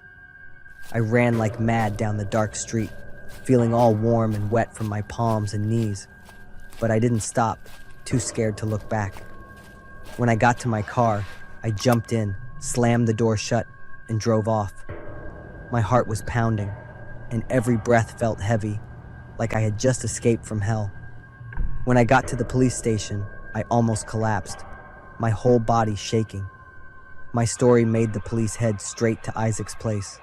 They found his secret basement, where he kept stuff and pictures of his past victims. Isaac was caught trying to hide not far from the house. His cuffed eyes kept staring me down through the police car window, like he wanted to haunt me forever. The house, the paintings, and Isaac's eyes still popped into my head every night when I closed my eyes. I knew I dodged death, but the darkness Isaac brought would always stick in my head, something I could never shake off.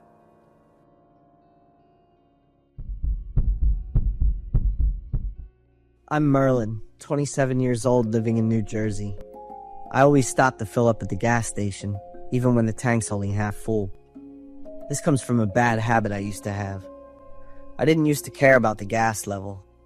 Even when the gas gauge was on empty, I'd still stupidly think I could squeeze out a few more miles. That bad habit almost cost me big time, maybe even my life.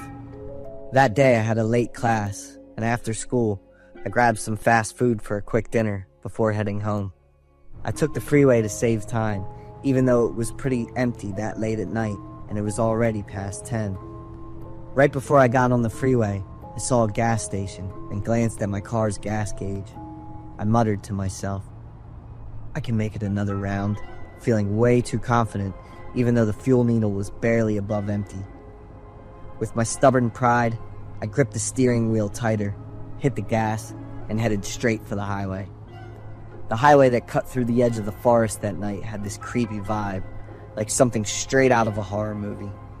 The darkness covered everything, with only the car's headlights lighting up small bits of the world around me. On both sides of the road, tall trees were packed close together, their branches reaching out like skinny arms, almost like they were trying to pull someone lost deep into the forest. There were times when the wind would suddenly stop and everything went completely silent. For a second, it felt like all sound just vanished, and it was like something was watching and waiting, leaving this heavy, empty feeling. Out of nowhere, the low fuel warning light kept flashing. I was pretty confused when everything was way more than I expected. In that moment, I kept driving, trying to decide whether to head home or get off the highway to find a gas station. Finally, I could feel the car slowing down, and I started freaking out. But it was too late. As soon as I got off the highway, the car died right on the road next to the dark forest, and it gave me the chills. The bad luck didn't end there. At this spot, my phone had no signal whatsoever. I was freaking out, not knowing what to do in that situation. Everything was totally out of control for someone like me, who usually just went with the flow and had always gotten lucky. I turned on the hazard lights, kept trying to restart the car and dialing my phone, but the more I did it, the more helpless I felt.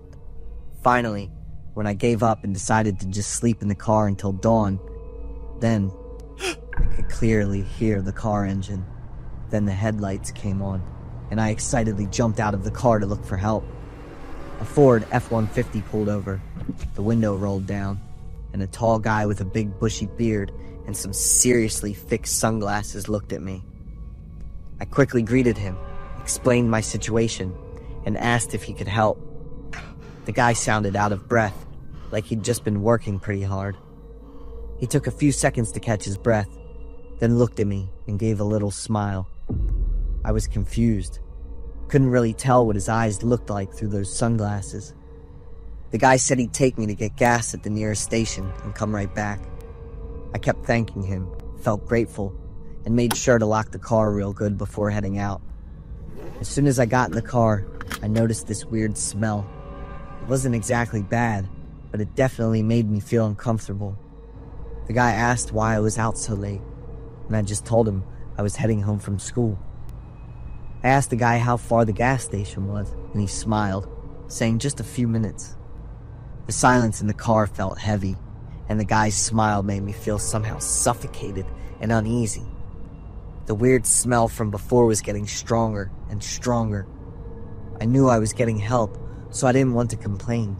I just tried to hold my breath and stay as still as possible. I jumped instinctively, looking at the trunk, and then that sound happened again. My mind started racing, going through a million different scenarios. It could have been stuff bumping around in the trunk, but that sound, it was steady, like a heartbeat, or maybe a distress signal. The driver smirked, his crooked smile showing in the dim light from the car's dashboard. It's probably just some little things, don't worry about it.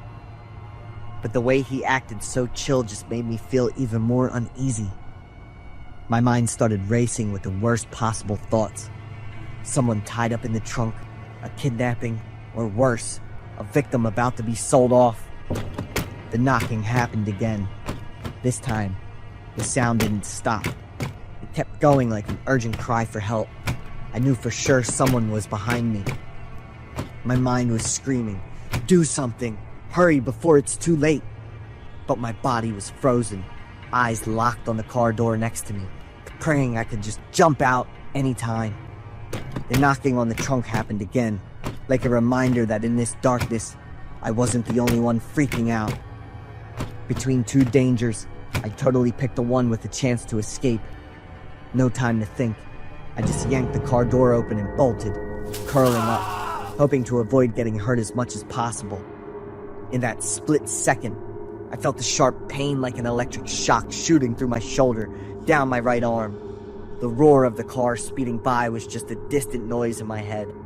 A small groan slipped out, but I bit my lip, trying not to make any more noise. I did my best to get up, then dragged myself toward the bushes by the side of the road.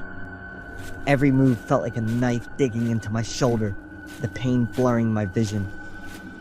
I felt like I was reborn when I saw the light from a little restaurant up ahead. They helped me call the police and an ambulance. I gave as many details as I could about where my car was and what the guy looked like before I started dealing with my busted shoulder. 2 days later, I was feeling way better. So the first thing I did was call the police to ask about the investigation. The police were still looking for the guy, and I just hoped the person he kidnapped would come back safe.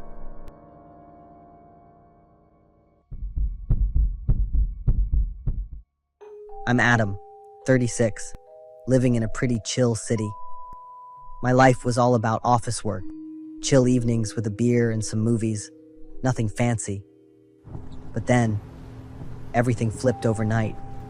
I can still remember the freezing air, the wind whipping through every corner of the street, making everything feel gloomy and blurry. I was driving home after a long day at work. The car clock was pushing midnight, and all I wanted was to get home, take a shower, and crash. Out of nowhere, while driving down this empty street, I saw a woman on the side of the road, waving like she needed help. She was drenched from the rain. Her hands were freezing, like she'd been standing there for ages. I slowed down and pulled over. I felt bad for her. I couldn't just ignore a woman who obviously needed help. When the car stopped, she came over, struggling to walk in the rain, her eyes looking at me all sad. In the dim light from the sign, I could see her face better, maybe in her 30s. Her skin was pale, her eyes looked tired, and her long hair was all wet, sticking to her forehead, all wrinkled from the rain. She was wearing an old, thick coat, wrapped tightly around her skinny body, her hands still shaking as she pressed against the car window. I quickly opened the car door and rolled down the window a bit, telling her to hop in fast. She said thanks in a tired voice and sat in the passenger seat. She didn't answer any of my questions, just nodded a little, her eyes glued to the window the whole time. I asked for her address, but she just told me to keep going straight. After a bit, I stopped at a gas station to grab some gas and water, and before I left, I asked if she wanted a cup of tea or something warm. She kept staring out the window and didn't answer, like she was too tired to say anything. I finished pumping gas, grabbed a bottle of water, and even got a cup of hot cocoa, then turned around. But when I opened the car door and looked inside, she was gone. There was a small puddle of water on the seat, like she had just gotten up and left. At the time, I didn't think anything was too weird. I just thought the rain had stopped and she didn't need to keep riding with me. I got back in the car, started it up, and drove home. The next morning, I woke up feeling refreshed and wide awake. I grabbed the keys and headed to the garage to go to the store and grab food for the week. As soon as I sat in the driver's seat and bent down to buckle my seatbelt, my body suddenly felt all stiff and out of it. I slowly turned to look at the back seat, my heart racing, and a wave of fear hit me right away. At the spot where the woman had sat last night, there was no puddle of water as I thought, but a pool of dried blood. The dark red had started to dry and stick to the seat, making a creepy stain. I sat there, eyes wide, my mind racing. How could this be? I clearly remembered that nothing weird happened in the car last night. No strange noises, no odd behavior from her. I was so confused, not sure if she was hurt or not, but with how big the stain was, the wound had to be pretty bad. I went back inside and decided to have breakfast first. I mean, I did a good deed, and if the girl left without saying anything, that was on her. I decided I'd have breakfast first, then go clean the car. While I was eating breakfast, I turned on the TV, and then the sandwich got stuck in my throat when I heard the news. In breaking news, Marlene Nelson, the woman who has been missing for a month, was spotted for the first time last night. Highway camera footage shows what appears to be Marlene getting into a black Toyota Camry. Authorities are currently working to identify the owner of the vehicle as part of their ongoing investigation. I called the police right away, and they were at my house 15 minutes later. They asked about the woman from last night and wanted me to confirm if it was Marlene Nelson. I confirmed it was her. I could still clearly remember her face. The police said the highway security cam caught her getting into my car. After that, Marlene Nelson didn't show up on any of the cameras again, like she just vanished. My eyes went wide. I couldn't believe what was going on. After I told them about the blood in the car this morning, the police asked to search it. I agreed right away. No reason to hide anything. I hadn't done anything wrong. Still, the anxiety and tension inside me wouldn't go away. It felt like I was getting caught up in some weird situation I couldn't explain. The police started taking blood samples from the passenger seat to test. When a police opened the trunk, I didn't dare look inside right away. But then, he froze, and the whole place went silent, with only the sound of my heart pounding in my chest. He bent down to take a look, then stared up at me with a horrified look on his face. Suddenly, I got a chill down my spine. I took slow steps toward the trunk. My legs felt like they were gonna give out, but I couldn't stop. I bent down and looked inside, and what I saw was unbelievable. The body of the woman from last night, the girl I'd given a ride to, was lying there quietly with no signs of resistance. Like she'd been lying there, just waiting quietly for a long time. Her hair, still wet, was as matted as it was last night, but now the bloodstains on her pale skin made my throat tighten. I looked up at the police, but they didn't say anything, just stared at me with silence and suspicion. Questions kept racing through my head, but I couldn't answer any of them. My life totally changed from that moment on. My work relationship started to fall apart. My coworkers got distant, avoiding me like I was some kind of threat. I wasn't the Adam they knew anymore, just a suspect in some weird case. Outside of work, my personal relationships took a huge hit too. My friends slowly started pulling away from me. They didn't say anything, but I could feel the change in their eyes, in the way they talked to me. It was honestly a really painful feeling. And then, for the next week, I mostly worked with the police, answering questions and giving them all the info they needed. Each time, I felt like I was the one on trial, even though I didn't have anything to hide. The tension, exhaustion, and fear felt like this storm that just wouldn't let up, making it impossible for me to chill or feel any peace. Every day I woke up felt like a fight with myself, full of questions I couldn't answer. In the end, the police said I was innocent. The forensic team found a bunch of stimulants in Marlene's system, and her injuries were probably from her losing control. They didn't find any trace of me on her, or any signs of a fight or attack. Part of me felt relieved. but the rest of me still felt empty, like I couldn't shake the fear. I sold my car, moved to a whole new city where nobody knew me, and started over. I never thought being kind would end up turning my life upside down. My name is Taylor. 12 years ago, when I was still a naive 9-year-old girl, I had a close friendship with Maddie. We were in the same class and lived in the same neighborhood, so we were always inseparable, like a pair of twin sisters. Both of our parents loved each other's friends, so I often stayed over at Maddie's house, and he did the same. My house was at the end of the neighborhood, while Maddie's house was in the middle.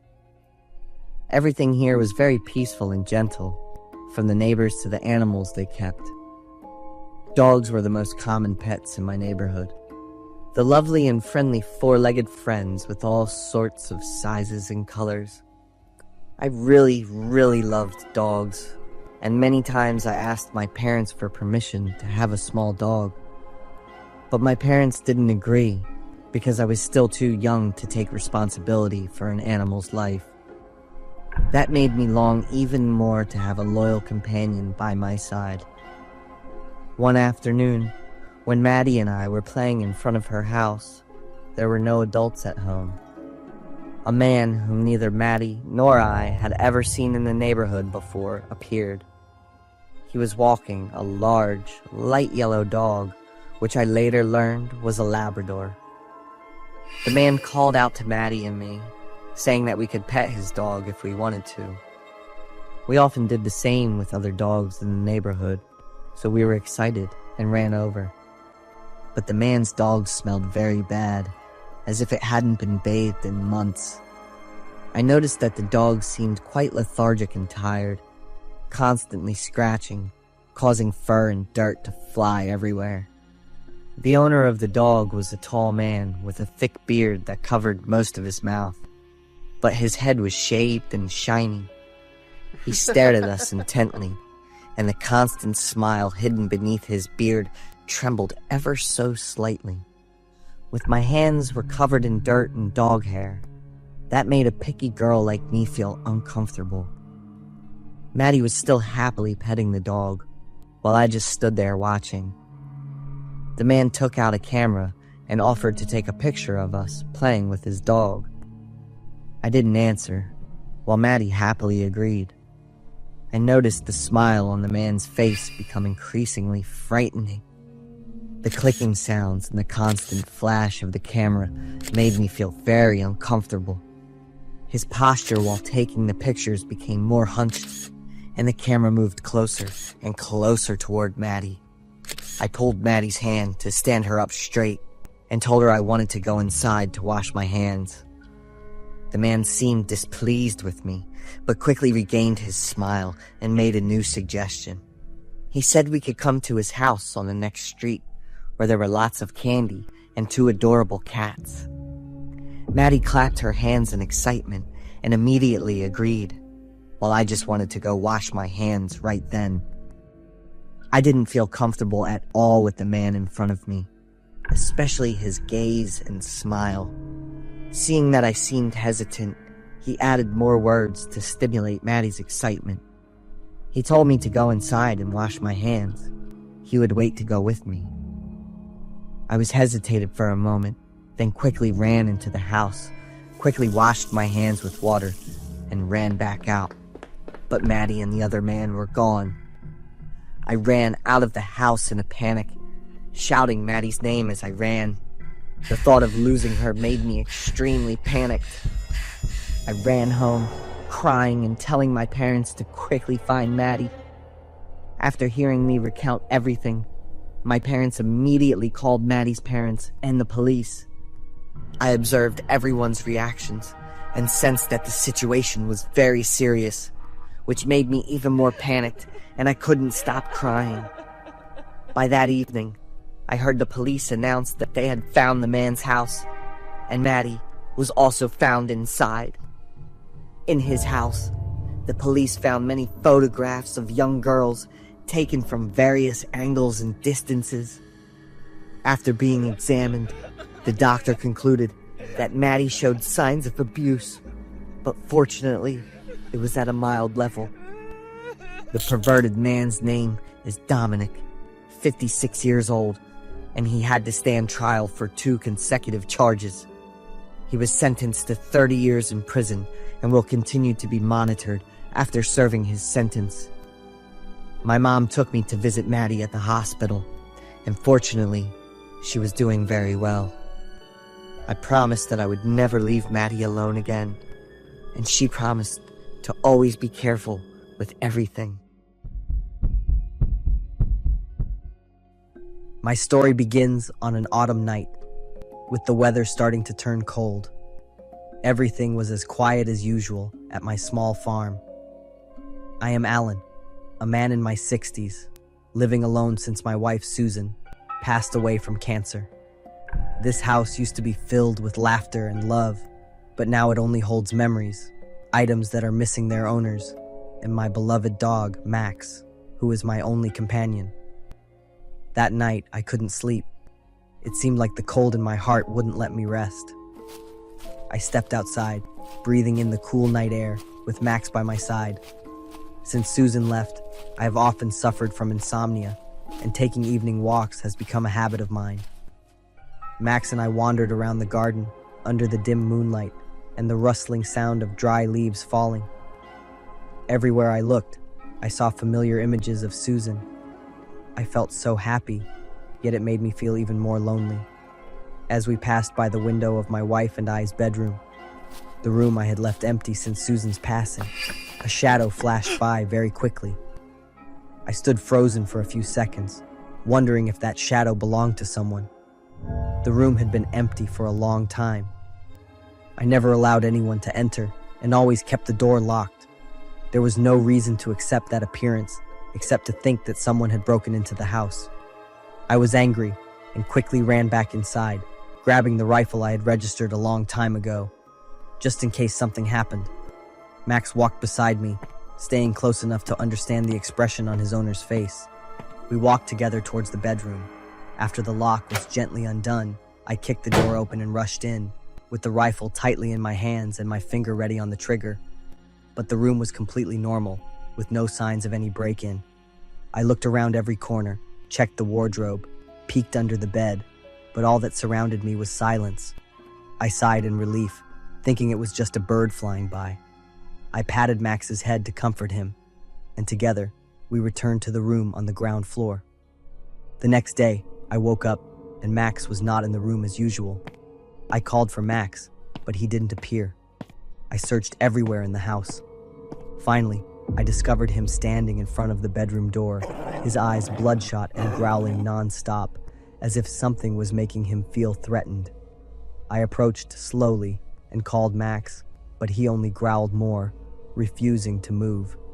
I stood there silently, my heart filled with confusion. Max is a smart dog. He wouldn't be making noise unless he sensed something unusual, but sometimes a strange smell in the air could make him uncomfortable. I comforted Max by patting his head, hoping to make him feel better. Since that morning, I've always felt a sense of unease. Max is not a stubborn dog, nor does he bark unnecessarily unless it's an emergency. Yet he still stood growling in front of the bedroom door, a place that now only held coldness and emptiness. I comforted Max and paid more attention to him, telling myself that it was just his keen senses reacting to a strange smell. But a week later, everything began to get even more strange. Sometimes, I would hear footsteps in the middle of the night. They were soft and definitely not Max's. The bedroom door would sometimes open on its own, even though I was sure I had locked it securely. One morning, I discovered Susan's wedding dress, the dress I had carefully folded and placed in the wardrobe, now lying on the floor. I started to worry for real. The house, that was once my safe haven, now seemed to have something invisible lurking within it. A chilling feeling crept in, as if someone were watching me every time I passed by that bedroom. Max also became more tense. He no longer wandered around the house comfortably like before. Instead, he would often lie in front of the door, his eyes wide open and alert. Then one night, when it was pouring rain, I heard scratching at the door. The noise was coming from the bedroom door. A cold shiver ran down my spine, and this time, fear wouldn't let me ignore it any longer. I decided that I had to get to the bottom of it. I grabbed the flashlight, my heart pounding as I approached the room. Max was standing there. This time, he didn't growl, but just silently stared at me, his eyes filled with worry. I bent down to reassure him, then reached for the door handle. The door slowly creaked open, and the space around me was engulfed in darkness. The flashlight beam illuminated, and I saw a figure sitting at the edge of the bed, a faint shadow that I never wanted to face. My heart seemed to stop, my hand gripping the flashlight tightly, unable to move. The figure slowly turned around, and I froze in shock. It was Susan, her face pale, her eyes empty, and the weak smile I remembered turning into a twisted, eerie grin. Could it be Susan's ghost? Why is she here? In that moment, I realized something. This room not only held memories, but also contained the unresolved pain of Susan that had yet to find peace. She had never left here, never truly rested in peace. My loneliness, my pain, and my longing had kept her here, preventing her from finding peace. That was the reason I always felt her presence in this house. I sat down on the floor, my heart racing, tears streaming down my face. Looking at Susan's figure, I realized that I had trapped her. What I had been feeling all this time was not the intrusion of a stranger, but the presence of my own memories. Memories of the one I missed every single moment. Susan, I miss you so much. A cold breeze swept through the window, and I startled awake, finding myself lying on the floor, holding Susan's wedding dress in my arms. Max quietly approached and lay down beside me, his eyes softening. A sense of peace washed over me as I understood everything. The house felt lighter, as if the burden that had weighed on me all this time had finally been lifted. In the evenings that followed, I no longer heard footsteps, nor did I feel that chilling sensation when passing by the bedroom. Max also returned to his usual self, happy and comfortable as before. Now, I know that Susan has truly gone, and the only thing I can do is cherish the beautiful memories we once shared together. I must continue to live joyfully and happily, just as she would have wanted. I will still take evening walks with Max, still remember Susan, but no longer with the pain and regret.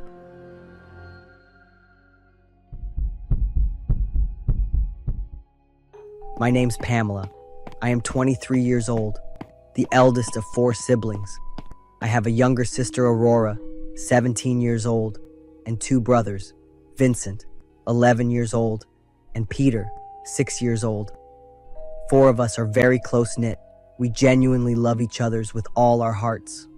Our parents always teach us about family values. One of them, the most important of them, is caring and forgiving. We resided in a small town around Fairfield, Alabama. I dropped out from college to go to work to support my family. We were facing tough time, made worse by my mother's sudden paralysis. She must use the wheelchair at all time and must rely on others' support. Her arms were gradually weakened as well. To my mom, seeing her family enjoying the dinner she cooked up had always been her life's ultimate goal. And yet, ever since her ailment, the light of her life became dimmer and dimmer. I had done many types of work, mostly part-time, so I could do multiple at once and could spend more time taking care of my mom. My 3 younger siblings were very understanding and would never throw a tantrum like many kids their age. After school, they would stay home and help with the chores. As my mom's condition gradually worsened, it was harder for her to do anything by herself, hence the need for us to leave her with a chiming bell so she could alert us if there's anything she needed. We all knew the drills. Bell ringing meant mom's needing. It's general quarter for all of us. After a while, my mom started to act strangely. She was easily agitated being alone. At that time, she would be very aggressive, cussing everything she could.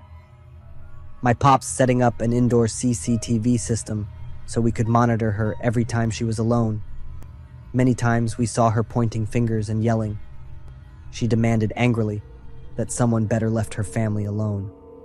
Normally after anger, came fear. She would then plead that someone let us be in peace. Who should I send? You said, here am I, send me. Every time we're seeing my mom did that, it made me shudder because she was by herself and seemingly talking to herself the whole time. It's likely the ailments had taken their tolls on her mental health as well.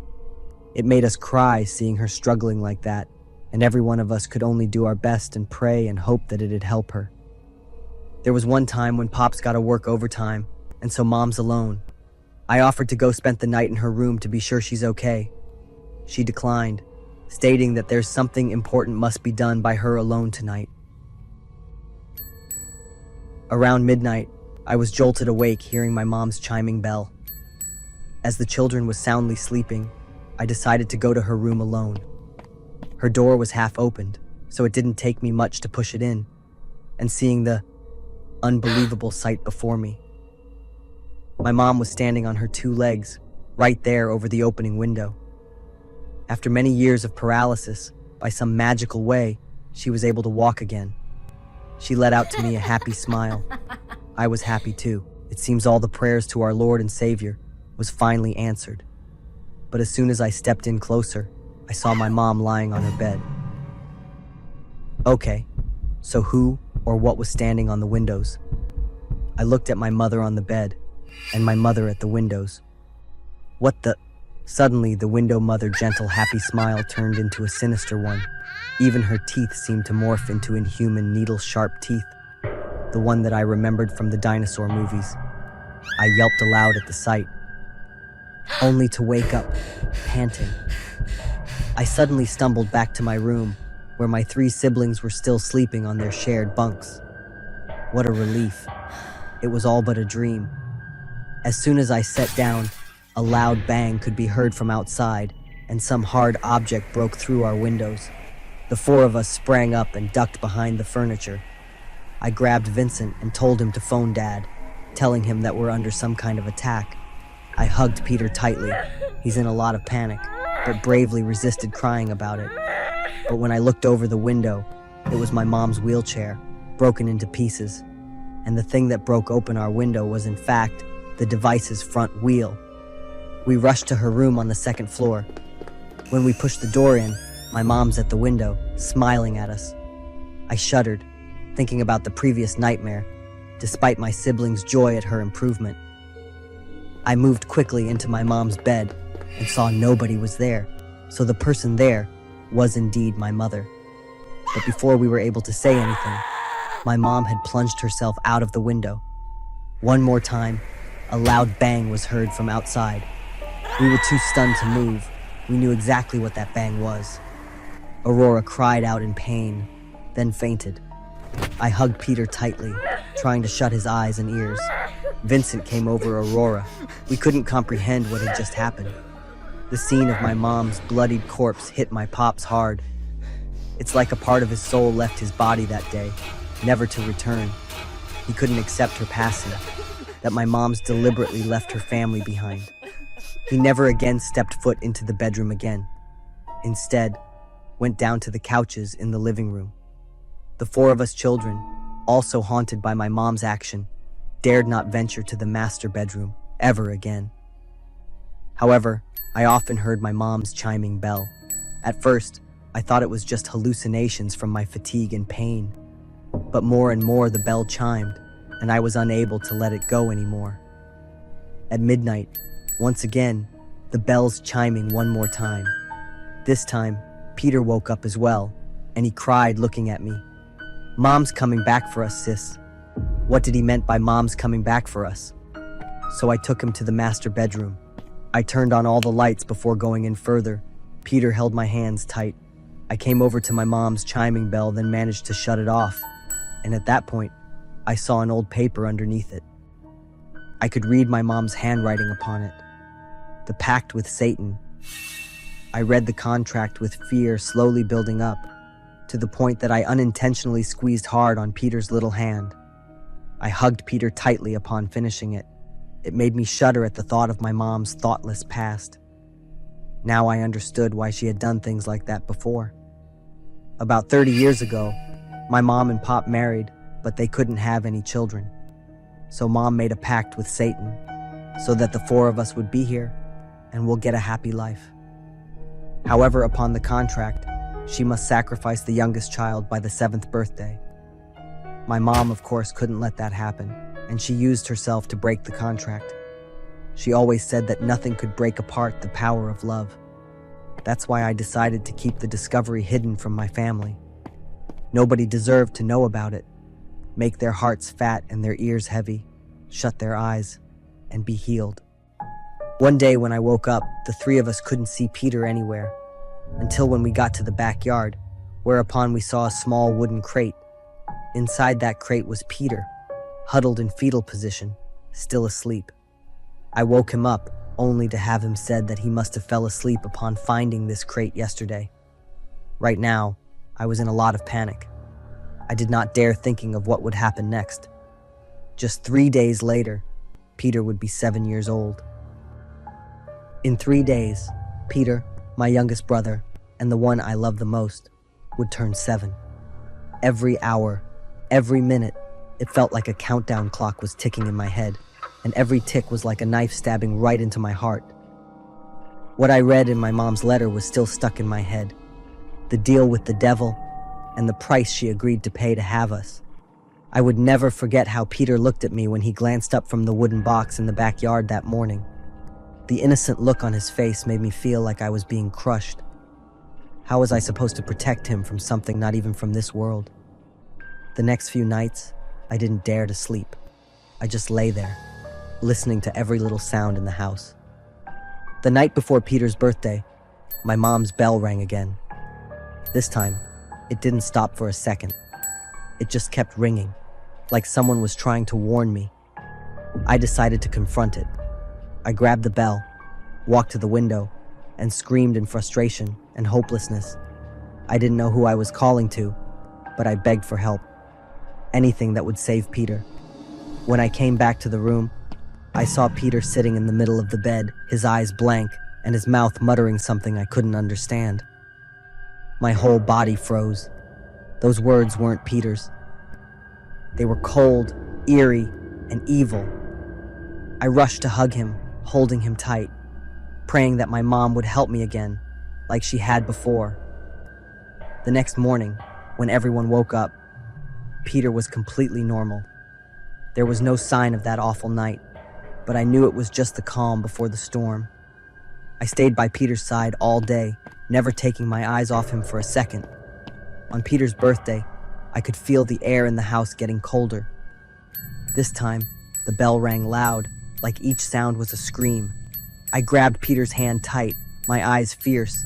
If Satan wanted my brother, he'd have to go through me first. The whole house shook, the windows flew open, and the cold wind rushed in like knives cutting through flesh. I stood in front of Peter screaming as loud as I could. But then, I saw a warm light from the corner of the room. My mom appeared. She still had that gentle smile I remembered, her eyes full of determination. My mom reached out to me, like she was saying everything would be all right. Then she turned around, facing the darkness that was coming. Her light spread through the room, wiping out all the evil. When the light went out, my mom disappeared. Peter hugged me, crying his eyes out. I knew my mom had sacrificed herself one last time to protect us. I sat there, my hands shaking as I held the bell, tears falling nonstop. We had lost our mom for good, but she had saved our family. And I, no matter what, was gonna keep my promise to protect Peter and the others, so nothing could hurt them again. My name's Richard, 35 years old. I'm working for a construction company, major in structural engineering. 2 years ago, I was assigned to researching on a dismantle of a building. It's a building in the outskirt of the city, in the eviction area. The building was large and very sturdy, constructed some 15 years earlier. In order to dismantle it safely, I'd need to study the site in order to calculate the amount of explosive used and in which area so the collapse would be at the least risks. My supervisor had greenlit on the permission to stay in the building and facilitate the structural study. The day I moved in, 2 tenants welcomed me in, a mother and son. The mother name's Kate, 66 years old, and her son Jim, 41 years old. They lived here for a long time and seemed to understand the building very well, even providing me with very detailed structural maps. Jim was pretty gentle and polite, while Kate, in stark contrast, was rather rude and seemed to ignore me at every turn. My accommodation was a room on the 3rd floor. I scoured the entire building, and I'd admit, this house architecture was really strange. Advancing to the 2nd floor, the walls were sunken down with a strange cave-in, about 6 feet high, 3 feet wide, and about 1 foot sunken in. Within the sunken part hung a bundle of roses. I came closer to take a better look, man. The wall there was like at least 3 feet. I asked Jim about this disparity and why no one bothered fixing it. He just smiled softly. That's where my dad passed away when the building came down to the final phase. An accident, and he's buried in the cement. I was really shocked at his revelation, while Jim wasn't so thrilled about it. Moving up to the 3rd floor, I asked Jim further about the architecture and the building blueprints. As far as I was told, the architecturer who designed this building is Christopher, a rather famous one in the field. Jim told me that 15 years ago, Christopher had vanished without a trace. All police attempts came up empty-handed, and all of them agreed that Christopher left behind a rather mysterious building that even them couldn't crack it. Jim told me about Christopher's old room in the highest floor and told me that this room was off-limit. I agreed and returned to my room, starting with the instruments and study of the basic layout. However, in the evening when I was taking a shower, I could hear sounds coming from behind the glass. However, upon checking everything, I couldn't find anything unusual at all. At night when I sleep, that sound once again rang out. It felt kinda like someone's calling me or calling for help. Later the following morning, I went downstairs and met Kate in the kitchen. I asked her whether there was anyone else residing in the building and was told that the 3 of us was the only residents here. After breakfast, I began my observation to mark up the foundations for demolition.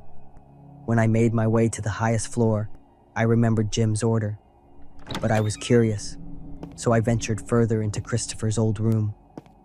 There was a lot of architecture books there, and quite a few personal stuffs that weren't coated in dust at all, as if it had been regularly used.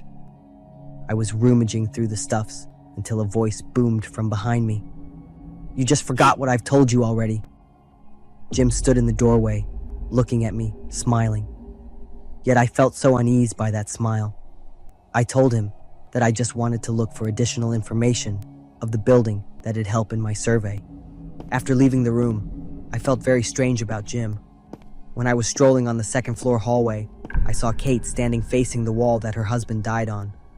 She brought over a fresh bundle of roses, hands over the deflated area. She must have missed her husband dearly.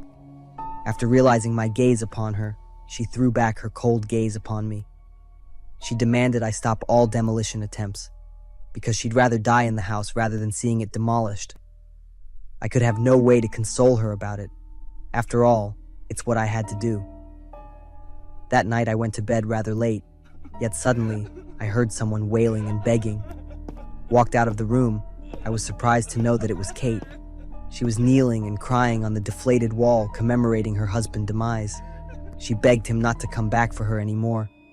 The pain in her voice made me shudder. I thought there's some crazy secrets that was hidden in this very household. At night, I woke up due to a sudden sense of cold, enough to make me shiver. When I was able to open my eyes, I realized that I was locked up in a very tight space, with slippery walls surrounded. I was in full panic, slammed hard on the walls and screamed aloud, hoping for someone's attention. Suddenly the ceiling opened up, came over with blinding white light shining down upon me. A shadow appeared, quietly looked down upon me, despite my ceaseless pleading for help. That shadow didn't say anything, but just pouring down a thick substance. Only when it came and touched me that I realized it was all cement. The caustic wet cement seemed to have eaten through clothes and body. The pain was unbearable, and I could only scream and hope it would go away. Until the moment the cement rose overhead, and the substances streamed through all my orifices. It was until that I jolted completely awake, the caustic taste still linger in my mouth. It was all just a bad nightmare, and thanks to that, I was unable to go back to sleep. Later that morning, I sneaked back to Christopher's room to search for additional information relating to this household. Before I was able to come in, I realized the room was occupied. It was Jim. He's rather, well, versed around this part of the house. Jim went to the corner of the room and pushed on some hidden furniture there, revealing a large hole within. I carefully marked the location in my memory to avoid Jim's detection. A few days later, I tried to act as normal as I could in front of the two tenants. Every location for demolition charges and building foundations had been made and mailed back to the company's headquarters for processing. Kate was becoming more and more cold and rude, while Jim was acting rather relaxed. On my last day there, I snuck up on the secret chamber in Christopher's workroom when everyone had fallen asleep. It was a rather small, dampened place with 2 observation holes carved out into my bedroom and bathroom. So, Jim had always kept me under his watch from the start. When I was deep in my thought, I saw Jim sneaking to my bedroom, a sharp knife on his hand. He slowly made his way to my bed, swinging it high. He swiftly lifted up my sheet for a strike, but then stopped and couldn't see me there. Those actions were in stark contrast with the gentle smile that man often wore on his face. It was when I realized that Jimmy Guy was no joke. He's truly a serial killer, hidden in plain sight. Jim angrily stormed to the bathroom. After a deep breath, he quickly ran out of the room. I knew where he's heading and placed myself accordingly. Right across Christopher's room, I could hear raging footsteps getting closer and closer. So I did the only logical thing I could, closed the door shut and locked it from behind. The door suddenly bulged up by strong impacts. Okay, that guy was really into me now. I thought, braced myself in the short corner behind the door. Open up! This is the police. Hearing that, I knew that I would be safe and opened up the door to the authority. So as a precaution, I called the police before venturing here to this door. Now safe, I could see the police arresting Mrs. Kate and Jim. Initial diagnosis concluded that he's suffering a serious case of schizophrenia. When the building was manually dismantled, workers there discovered a small hidden section right behind my room. In there was a dying old man. That was Christopher. After recovery, he told that he was the grandfather of Jim. That twisted man had buried his own father alive in concrete, and I legally imprisoned his grandfather for 15 years. I didn't dare to imagine what would become of me if I hadn't alerted the police before going to the room.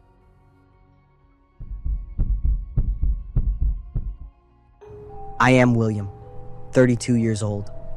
My passion for exploring forgotten places always drives me to seek out mysterious and eerie locations.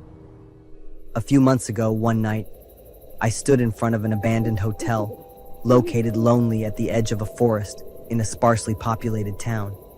The massive building loomed in the darkness, its exterior covered in moss and streaks of cracks stretching like spider webs.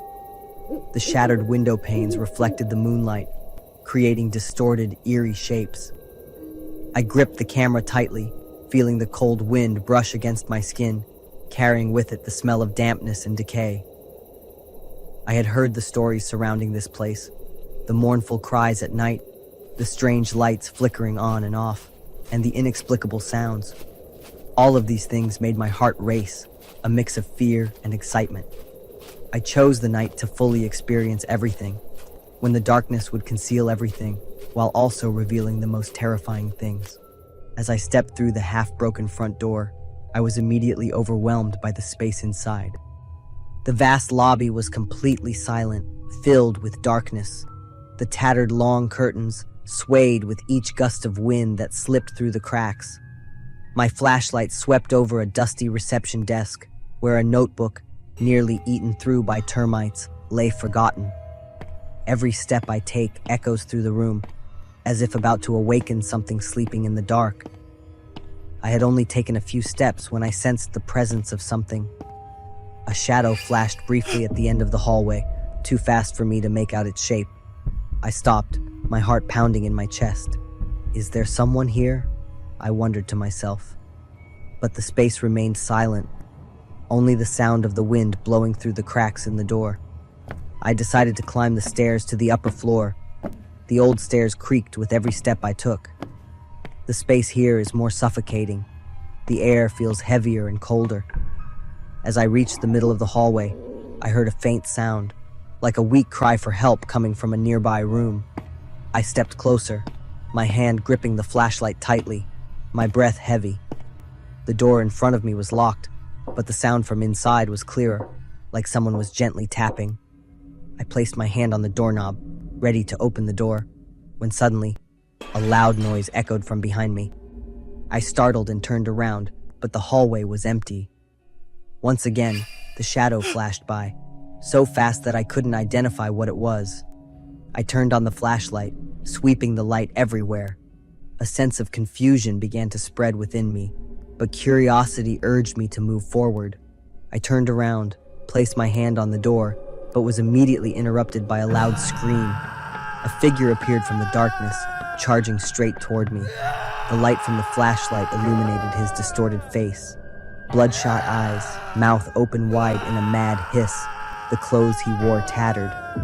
I froze for a moment, my body stiff with fear, but instead of running, I tried to signal that I had no intention of harming him. I took a step back, but he advanced closer, his hand raised as if to attack. When I realized he either didn't understand or didn't care about my intentions, I turned and ran.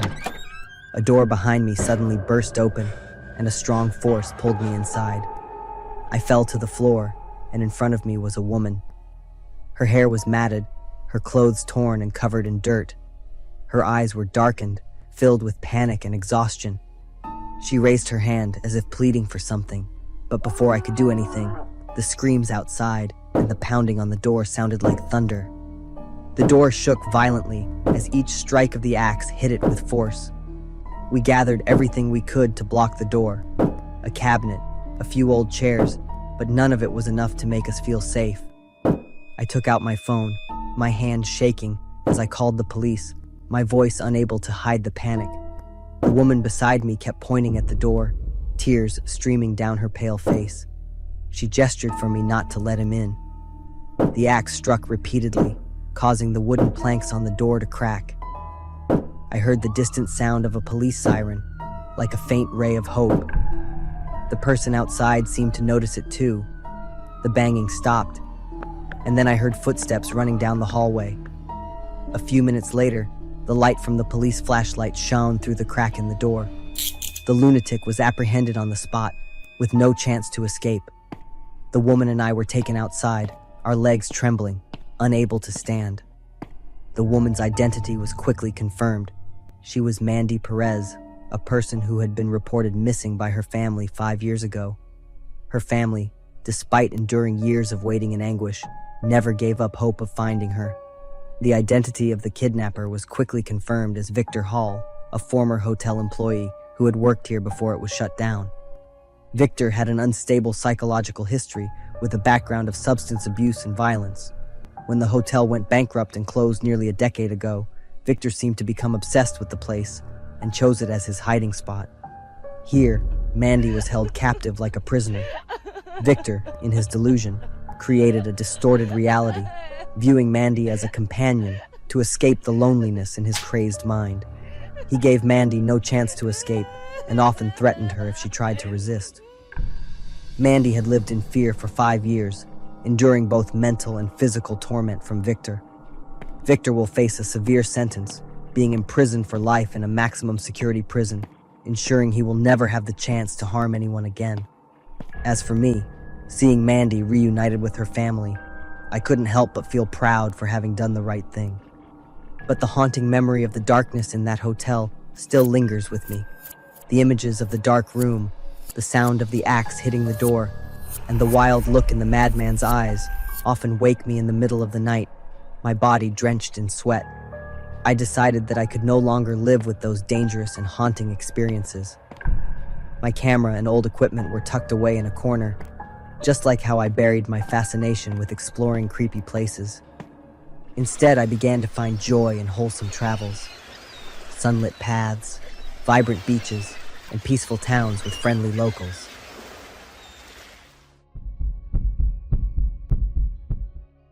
I am Jim, a police officer in the state of Illinois. One night, me and two buddies were out on night patrol. Everything was chill and the air was pretty cool for an October night. Yo, Jim, we got work again. Probably some stubborn kid out late or something, my buddy chimed in. And right after that, we started hearing a car engine getting louder, like it was speeding up. A blue car flew by, totally speeding. We signaled the driver down to stop real quick. Me and one of my buddies walked up to the car to check things out, while the other guy stayed by the patrol car, ready to jump in if needed. Hello, I said. Hold up, I'll call you back later. I'm talking to the cops. The driver quickly hung up when he saw us. It was this young guy, kind of rough looking and cold, with big, sort of bulging eyes, a buzz cut, and a short, scruffy beard. What's up, officers? Did someone shoot at you? I asked when I saw the back window had some bullet holes in it. Yeah, they did, the guy said as he tried to get out of the car. I quickly grabbed the car door and told him to stay put and answer my questions. They shot at my car. He said he wasn't involved in any shooting. I got attacked by some random armed guys. What's your name? Randy. You got ID on you? Yes, sir. All right, Randy. I hope you cooperate. To keep things safe during the mission, I cuffed Randy and tossed him in the patrol car. While searching Randy's car, we found a little bullet-shaped bottle with white powder in it, and some of it spilled out by mistake. Julian, I shouted to my partner. I found it on the dash. Julian quickly pointed his flashlight to what I was holding, looking confused. I already checked it out. Take a look. At first, I thought it was something illegal, but after testing it, it seemed like ecstasy. Still not totally sure though. Pretty soon my other partner found a decent amount of weed in Randy's car. Even though Illinois is one of the states letting adults use weed for fun, the amount you can have is strict, and you're not supposed to go back to your car after using it. We popped open the patrol car door and gave Randy a ticket for his violation. Because you got some weed in your car, and there's something else. What, sir? Randy looked surprised by what I said. Looks like some ecstasy. What? Where? On the dash. You sure? You check it? Randy sounded pretty confident and kind of annoyed. I showed him the small bottle we found earlier, and Randy flipped out right away. No, you can't do that. Even though he was cuffed, Randy decided to reach forward and grab the bottle out of my hand. Without thinking, we shoved Randy back into the car, which just made him lose it even more. The guy started crying. Give it back to me. What are you doing? That's my daughter. Give her back. Randy's words had me and the other guys staring at each other, totally shocked. No, that's my daughter. She died when she was 2. Give her back to me. We slammed the car door, left Randy inside, and tried testing the white powder again. Please, it's important to me. Please. Randy kept crying and begging. Our team looked at each other and decided to trust Randy. His dad was there too, so we gave it back to him, but still had to arrest Randy for using weed. After checking things out, turns out Randy did have a 2-year-old daughter. But the girl died because her mom, Randy's ex, totally neglected her, left her hungry, thirsty, and cold. She got charged with murder and sentenced to 20 years. This was in the center console, and so I look at it. Over to back where we were. Yeah. Instead, go walking southbound to the cut there and see if as he came. They got pissed off when he flew down the memorial. At first, I thought it was heroin, and so then I checked for cocaine, but it looks like it's probably my ex pill. Yeah. So you got too much weed, anyways, and it's got to be like in different packaging. It's got to be like child resistant, older proof. No, bro. That's my daughter. What are y'all doing, bro? That's my daughter, bro. Give me that, bro. That's my daughter, bro. That's my daughter. What are y'all doing? No. Ask my daddy, bro. That's my daughter in there. I will. Hang on. What are y'all doing? No, bro. Y'all can't. Whoa, bro. Whoa. That's my. She just passed 2. She just passed last year. You know me, bro. That's her, bro. Okay. No, bro. Let me talk to the Bro, officer. please give me my daughter, bro. Put her in my hand, bro. Y'all are disrespectful, bro. You need to move your arm. Okay, bro. Can I please have my daughter? This story is based on a real event that went down in Springfield, Illinois. 2 police officers were out on a night patrol when they spotted a blue car speeding. The driver was 26-year-old Dartavius Barnes. Dartavius' story touched the officers that night, and even the audience, as they saw the deep love he had for his daughter.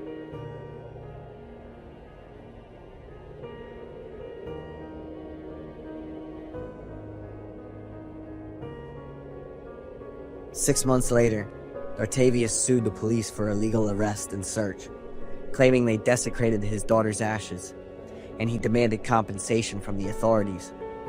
The lawsuit was set for 2022, but it got delayed after Dartavius was accused of attacking the police all over his daughter's ashes. And to this day, the case is still making its way through the courts.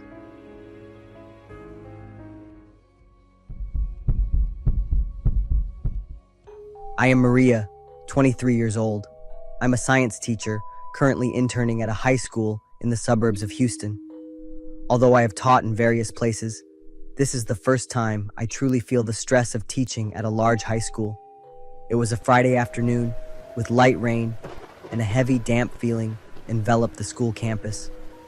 I had just finished a lecture in class and needed to return to the laboratory to get some supplies for the next lesson.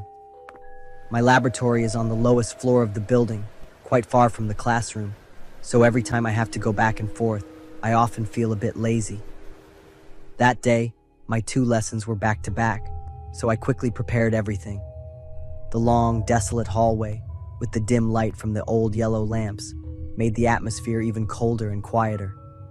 This feeling made me feel a little uncomfortable, as if I were entering a space that didn't belong to me. Just a few steps into the hallway, my phone suddenly rang. I slowed down, took the phone out of my pocket, and looked at the screen. An automatic message from the school's communication department appeared. The school is on lockdown. This is not a drill. A wave of fear instantly surged up, and my heart began to race. I had never faced such a situation before. I felt like I was standing in the middle of a nightmare, not knowing what to do next. Although I wanted to run straight back to my classroom, it was likely the door would have been locked by the time I arrived. A sense of anxiety and unease took over, and I decided to hide in a nearby storage closet. I immediately turned off the lights, locked the door, and sat on the floor, trying to steady my breath. The sound of alarms ringing throughout the building only intensified the tension. My phone rang again, and a new message appeared. Please remain locked down. A suspected armed intruder has entered the building. The police have been notified. The feeling I had when reading that message was indescribable, helpless, confused. I felt trapped in a situation with no way out.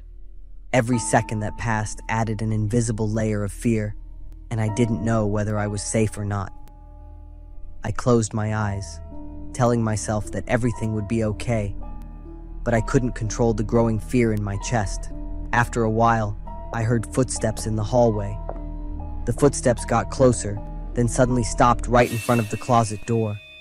I felt like my heart was about to jump out of my chest, and my hand gripped my phone so tightly it hurt. Suddenly, the doorknob turned, and the closet door slowly opened. My eyes widened in disbelief at what I was seeing. A man stood there, probably around 50 years old, wearing a plain t-shirt and old jeans. His face was gaunt, his eyes sunken, and he looked at me with a pleading expression.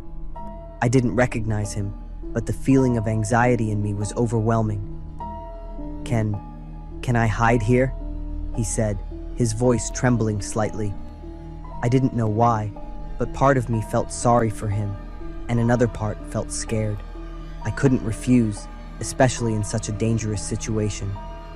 Empathy won, and I opened the closet door to let him in without saying anything further. A few seconds later, I received another update from the school. Do not open your classroom door for any reason. The suspect is believed to be an older man with a beard. I shuddered as I read that message. Suddenly, everything became clear. The man in front of me fit the description in the update. I couldn't contain the confusion in my mind. A cold chill ran down my spine. There was no time to think further, and I hurriedly opened the closet door and ran to the emergency exit. Every step felt heavy, but I couldn't stop. From the exit, I ran straight to the parking lot. Once in my car, I gasped for air to relieve the pain in my chest. As I looked through the rearview mirror, I saw a familiar figure in the parking lot. My student, standing not far away. The boy was looking around as if searching for someone, his expression anxious. Why wasn't he in class in such a tense situation? I quickly reached for the door handle, intending to rush over to the boy, but suddenly I heard a voice. "Dad!" I froze. The man I had seen earlier in the lab was approaching. He had a gun holster at his waist. My whole body stiffened, unable to move, my eyes fixed on the scene before me. What was happening? The boy and the man exchanged a few quick words. The man swiftly disappeared into the vacant lot with the dense trees behind the school. The boy, still looking around anxiously, ran back toward the classroom. I sat there, my hand still on the door handle, a flood of thoughts rushing through my mind. A feeling of shock consumed my whole body, and I couldn't believe what I had just witnessed. The fear over the relationship between the boy and the man left me breathless. About 10 minutes later, I received a message on my phone announcing that the lockdown had been lifted. I calmed myself, quickly returned to my classroom, where the police were already investigating the situation. I sought out the police and privately shared with them what I had witnessed, describing the man and his strange behavior in detail. I asked them to keep this information confidential, hoping it wouldn't affect the boy. I didn't want him to suffer criticism or suspicion from his peers or anyone around him. A few days later, it was announced that the man had entered the school by convincing the security guard that he was there to pick up his child. The police still hadn't identified the man. The school's security cameras had captured footage, but it was just a blurry silhouette with no clear face. The police believed the man might be connected to a previous missing persons case. He had used his son as a link to get into the school without being detected. He had planned to take control of the school and create chaos to make his escape, but when he realized the situation was exposed, he hastily withdrew. All I had was confusion and constant fear. Would he return to the school? The next day, I saw the boy again in class. He smiled as usual, but I couldn't shake the strange feeling when looking at him. Did he know something I didn't? The boy's gaze seemed to hide something, and I couldn't rid myself of the uneasy feeling. Although the fear still haunted me, I couldn't help but feel sympathy for the student. He had to live in the shadow of secrets that might never come to light.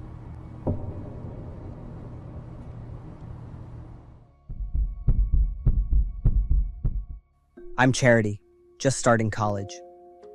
I started working part-time in my second semester to make some extra cash for tuition and living expenses.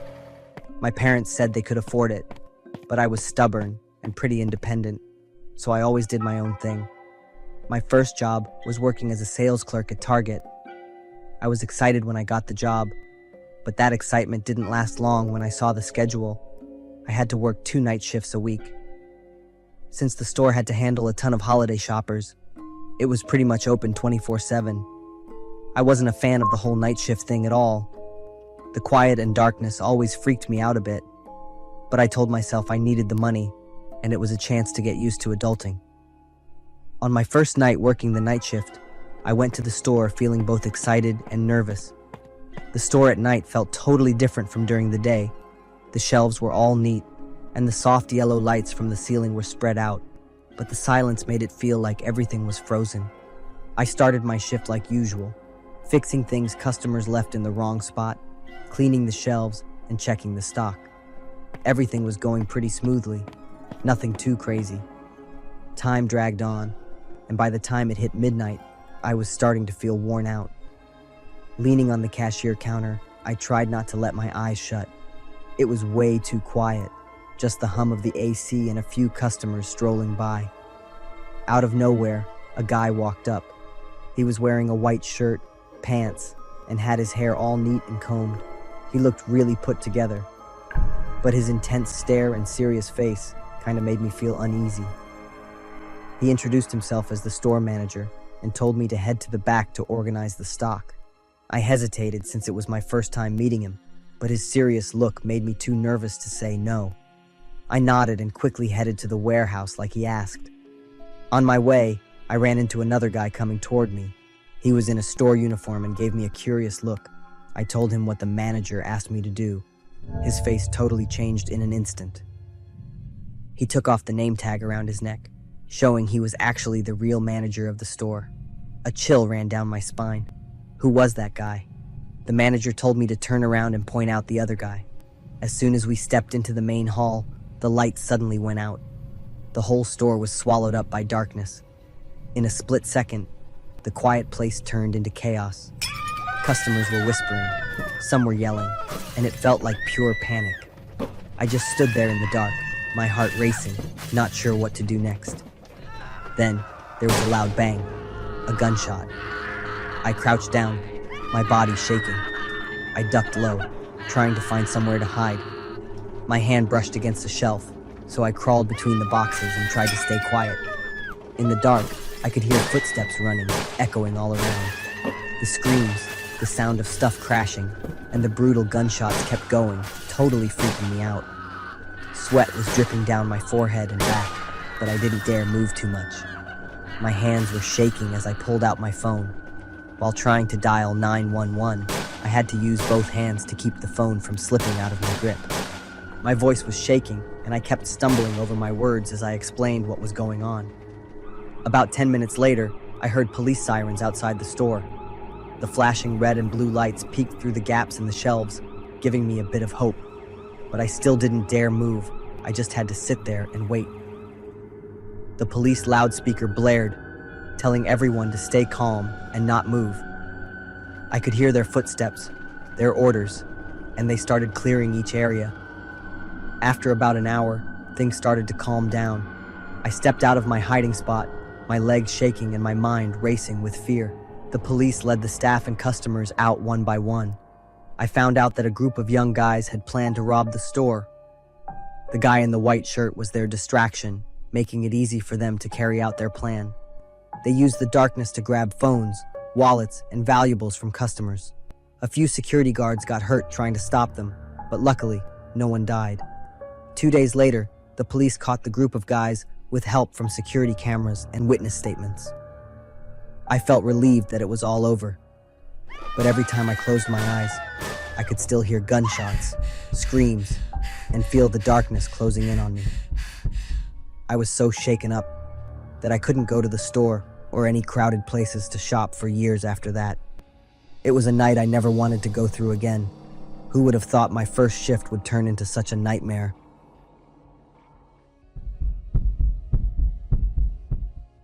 Nathan's Diary, April 27th, 2023. I've just returned home after nearly a month of treatment at the hospital. On this exact day a month ago, a terrifying event occurred at school. To this day, I still feel pain, and my ears ring from the terrifying gunshots that day. It was an ordinary day, and I arrived at school feeling quite anxious because I was about to receive my math test results. I couldn't do the test. I didn't understand anything when I read those dreadful equations. I wish today wouldn't come, Rachel. I'll definitely get my allowance for the whole week cut by my mom, I complained to my best friend sitting next to me. In contrast to me, Rachel was an outstanding student, especially in mathematics. Our houses are on the same street, so we usually go to school together. It might be a bit rushed, considering we're both only 9 years old, but I really like Rachel. As expected, I got an F on my test. while Rachel scored an A+. I tugged at my hair forcefully. I'm definitely doomed. Rachel turned to look at me and smiled helplessly. I'm actually really happy. The homeroom teacher asked those who received low scores to get their parents' signatures on the test and submit it back by tomorrow morning. Is there anything worse than this for a 9-year-old student? I muttered. Rachel, can we not go home today? Or can I sleep over at your place? Stop talking nonsense, Nathan, Rachel said, slightly annoyed. Suddenly, we all startled and looked at each other because the noise was so loud. A few students approached the window to look down with curiosity and excitement, while others wanted to run out of the classroom to see where the noise was coming from. Everyone return to your seats immediately, our homeroom teacher ordered us. I looked at Rachel, who seemed very tense. What's wrong? I asked her. Nathan, I'm sure that was the sound of gunshots. Gunshots! Chris, the chubby guy sitting behind us, exclaimed loudly after overhearing the conversation. The whole class was in an uproar, while our homeroom teacher kept urging us to stay quiet. She made a few phone calls, then broke down in tears and rushed to lock the classroom door. We all fell into confusion, silently turning our gazes toward her. After a few minutes, our homeroom teacher looked at us with red eyes, took a deep breath and announced, Dear students, we have a small incident, nothing major, so I need your cooperation. First, absolute silence. Then, very quietly, take cover under your desks at each of your seats until further instructions. We can all do this, right? Our homeroom teacher raised her hand to her mouth to signal for silence. We nodded in understanding and then began following her instructions. None of us were given exact details about the situation, but we all knew that the fact the homeroom teacher had instructed the entire class to stay in their seats and remain silent was a very serious matter. Rachel couldn't stop crying, and her distress made those around her even more frightened. I held Rachel's hand tightly, but it didn't seem to help. Rachel, can you come up here with me? Her voice was gentle. As soon as Rachel stood up, a series of loud explosions rang out. The lock and window of the door shattered, and a powerful force pushed the door open. Chaos quickly ensued, with screams, cries, and the deafening sound of gunfire shaking the room. The homeroom teacher rushed over and hugged Rachel tightly. In the blink of an eye, both of them were covered in numerous holes from the gunfire. The homeroom teacher and Rachel fell right in front of me. My entire body froze. That image, their faces, I will never be able to forget. The gunshots stopped, leaving only the cries and moans of the other students. As for me, I sat there, staring at the homeroom teacher and Rachel with wide, empty eyes, my mouth agape. A little while later, 2 police officers arrived. We were asked to hold hands and walk out of the classroom in a single file, maintaining complete silence. I didn't follow the instructions. I couldn't control my body at that moment. One of the police officers came over and carried me away. I was hospitalized right after that, and it took about a week before I was able to communicate again. Mom, are Rachel and the teacher okay? That was the question I asked every day for a month in the hospital, but my mom never answered. After being discharged from the hospital, I told my parents I wanted to go to Rachel's house, but they took me to the local cemetery instead. Here, there was Rachel, my homeroom teacher, the chubby guy Chris, the class president Charity, Miss Dana, and even the principal. The story above is based on a true event that occurred on the morning of March 27th, 2023. A shooting occurred at Covenant School, a private elementary school in Nashville, Tennessee. At least 6 people were killed in the incident, including 3 9-year-old students, 2 teachers, and even the school principal. The suspect was a 28-year-old individual who identified as male but was biologically female, Aiden Hale, an ex-student of the school. He was neutralized by the police at the scene. The perpetrator used 2 semi-automatic rifles and a handgun to carry out the attack, following a meticulously planned strategy. The police reported that the perpetrator had no prior criminal record, and the 2 rifles he used were legally obtained. Additionally, he was undergoing mental health treatment at the time of the incident. Outrage and deep sorrow were left within the community, especially in the U.S., where school shootings occur relatively frequently. I am Martha, 32 years old, and a single mother. My 6-year-old daughter Sophie and I live in San Jose, one of the most expensive cities in the U.S. Our life is not a cozy life. You could say it's quite difficult.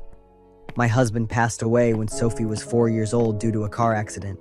Sophie has a disease related to her eyes and needs surgery soon. Otherwise, it could affect her ability to see in the future. Although the government provided medical and educational support for us, the high cost of living in San Jose, combined with my unstable job situation, together, they forced me to work many long hours doing various jobs just to make ends meet. I have considered moving to another city to live, but there are many constraints that prevent us from doing so. One day when I picked Sophie up from school, I received bad news. My father had passed away suddenly that afternoon, with the initial cause determined to be a heart attack. I don't have many relatives. The only one I keep in touch with is my father, who was 67 years old and lived nearly 400 miles away from me. I arranged my work and took Sophie to her grandfather's house in Sacramento, California. After taking care of my father's funeral, I was scheduled to meet with his assistant to discuss some matters. The man name's Benny. He had worked for my father for nearly 20 years. Benny took me to my father's art gallery. My father was a painter. Benny introduced me to a painting of a stunning woman with a cold gaze looking straight ahead. She was bound with a golden chain. I wasn't sure why, but I felt a cold chill running down my spine looking at that painting. Benny said that this painting was demanded by a wealthy businessman at a very high price. And now, since he'd passed away, I am the legal owner of this painting and countless other paintings my father left behind, as dictated by inheritance law. To be fair, I really didn't care much about my father's paintings, and I had always felt that way since I was little. After discussing and fixing a reasonable price with Benny, I decided to sell the painting. That would be a good sum to taking care for Sophie.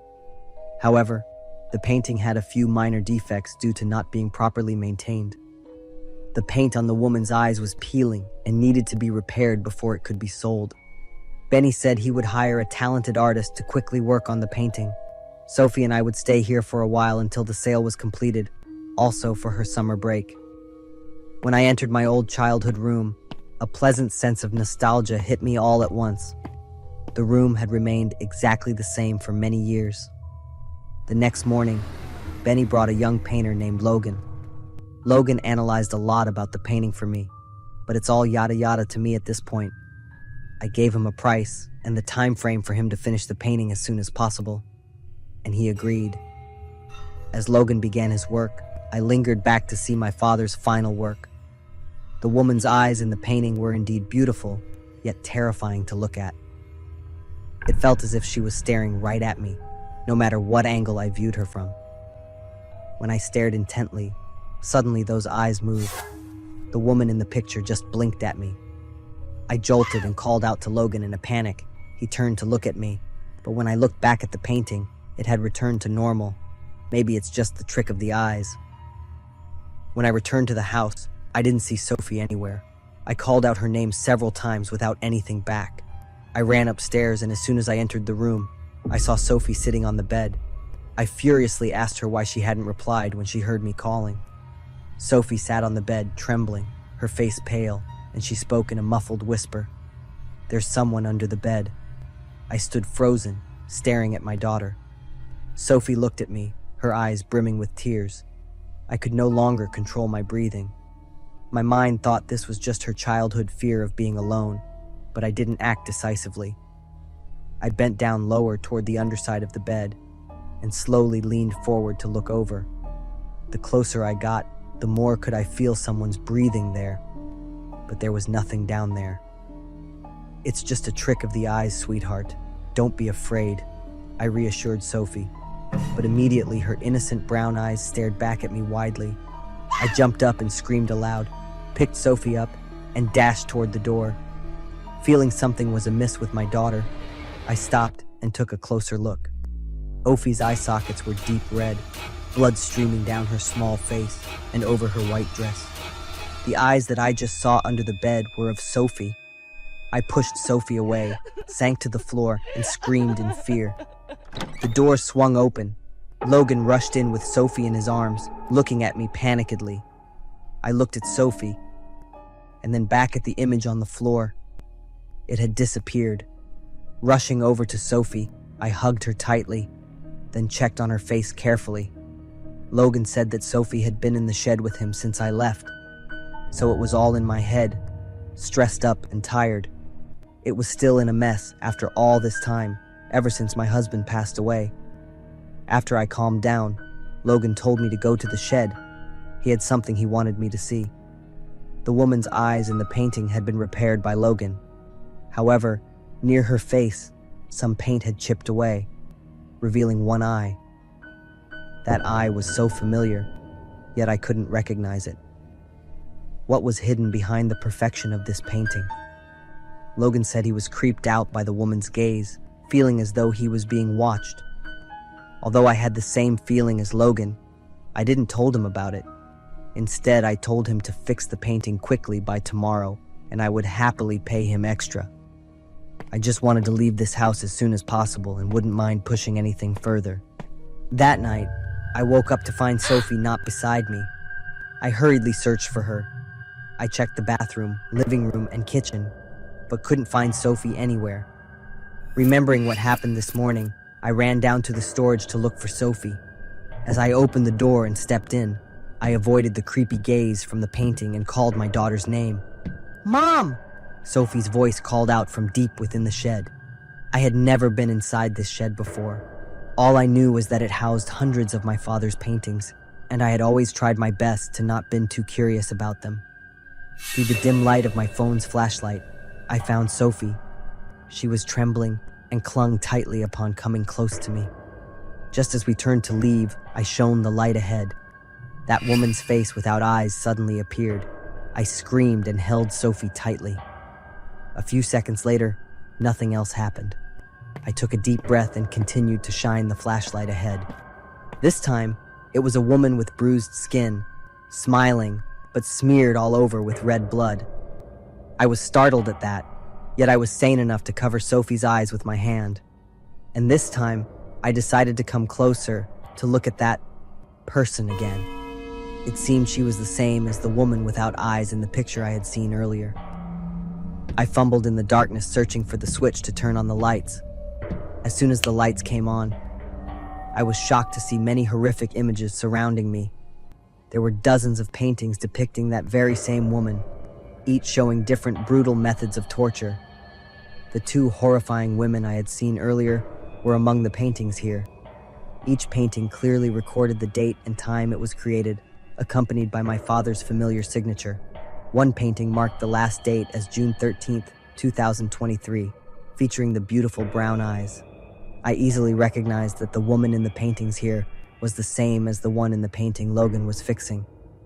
What's peculiar is that the woman in these paintings, despite being tortured, still had beautifully painted eyes that were meticulously done. Sophie's cries jolted me out of my trance of thoughts. I took her back to the room, and Sophie quickly fell asleep. The next morning, I woke up early. The first thing I did was return to the shed. I scraped the paint off the painting. Behind that strange eye, a man's face emerged. It was my father. I used both hands to scrape off all the paint, destroying the valuable painting. Another painting appeared. The woman, tightly bound with chains, was being strangled by my father pulling one end. Despite the blood oozing out from her broken body, her beautiful brown eyes were still glaring coldly from her disfigured face. I sought out Benny. I wanted to learn about my father's life when I wasn't around. It took a long time to convince him, and finally, Benny told me the whole truth. My father had a special passion with women's eyes. After many years of searching, he found Donna, the model for the woman in the paintings. Donna was both his lover and his model for all the paintings. Gradually, my father's personality changed. He became more and more possessive and controlling. He realized that the only thing he wanted was Donna's eyes. He once told Benny, "The most beautiful eyes of a woman are when they are in pain." The images in the shed were the continuous tortures he inflicted on Donna, and what remained in the end was the eyes, the thing he desired the most. The day Benny called me to inform me of my father's passing was the day he discovered my father in the shed, slumped aside the painting of Donna's eyes. My father died in a slumped position, with both hands holding his own eyes. I burned all of my father's paintings along with his painting tools. I took Sophie back to San Jose and put my father's house up for sale. I didn't want to keep anything related to my father or his terrifying works. Only true art deserves to exist.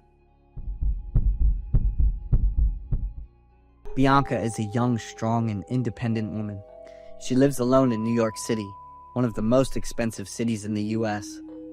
Although the cost of living here is very high, there are also many opportunities due to the high population density.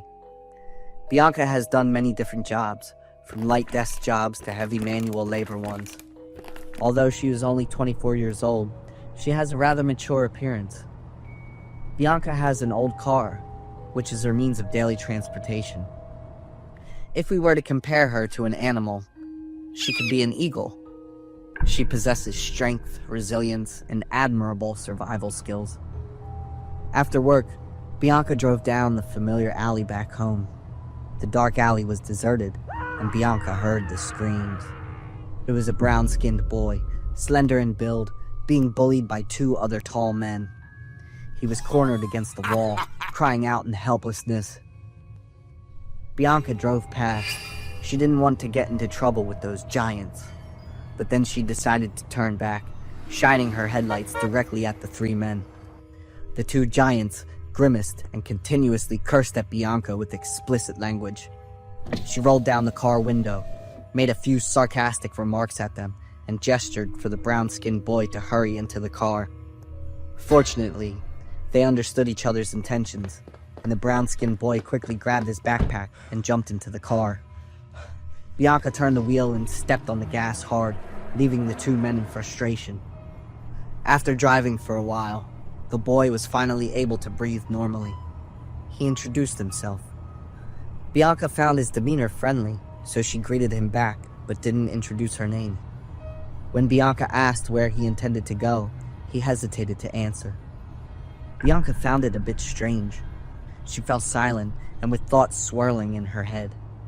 The radio in the car was then playing news about a missing person case, and the victim was a young girl. The police were actively investigating, but the criminal's tactics were quite sophisticated. He suddenly reached out to turn off the radio, looked at Bianca, and said, "Listening to these news at night is quite unsettling, isn't it?" Bianca looked at him with suspicion, not saying anything but forcing a very awkward smile. Bianca felt uneasy and a bit regretful for saving this man. She thought of a plan to escape from him. Bianca drove to the nearest gas station, next to which was a small convenience store. Bianca asked him to go into the convenience store to buy her some pain relief medication. Bianca smiled and quickly made up an excuse, saying her head was aching because she had an overwhelming workload that day. He happily stepped out and went into the store. As soon as he was out, Bianca quickly drove off. This man had things that made Bianca feel unsafe. After leaving him, Bianca realized she hadn't had dinner yet. She stopped at a modest eatery, run by a couple in their 60s. Bianca ate while listening to the news about the missing person on the TV. The expression on her face clearly showed concern. The shop owner noticed the girl dining alone and came over to ask her about it. Bianca felt that he was very warm-hearted, but when asked for her name, Bianca only smiled and did not answer.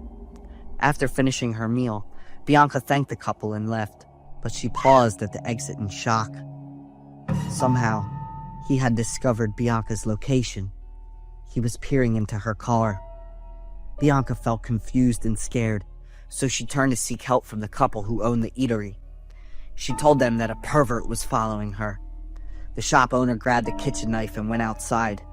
He demanded that the man leave immediately, in 5 minutes, or he would call the police. The man explained that he had left something in Bianca's car and only wanted to come back to retrieve it. However, no one believed the words of a man lurking around a girl's car, especially at such a time of night. The shop owner reacted very strongly and firmly demanded that he leave immediately. He looked at Bianca with angry, helpless eyes and a bit of disappointment before walking away. Bianca thanked the couple again and quickly left. Bianca turned into a deserted alley. Inside the car, Bianca's expression shifted from anxiety to a victorious grin as she looked to the passenger seat. Just as he said, he had indeed left his backpack inside the car. She rummaged through the backpack and found a wallet. There was over $200 and some identification documents.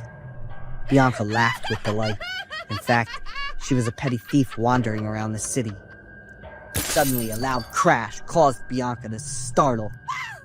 She saw the window shattered in one large piece, with a rock lying next to it along with shards of glass. He rushed towards the car in anger, but he realized that the passenger door had already been opened and Bianca had vanished. He stood looking around and yelled loudly for Bianca to return his belongings.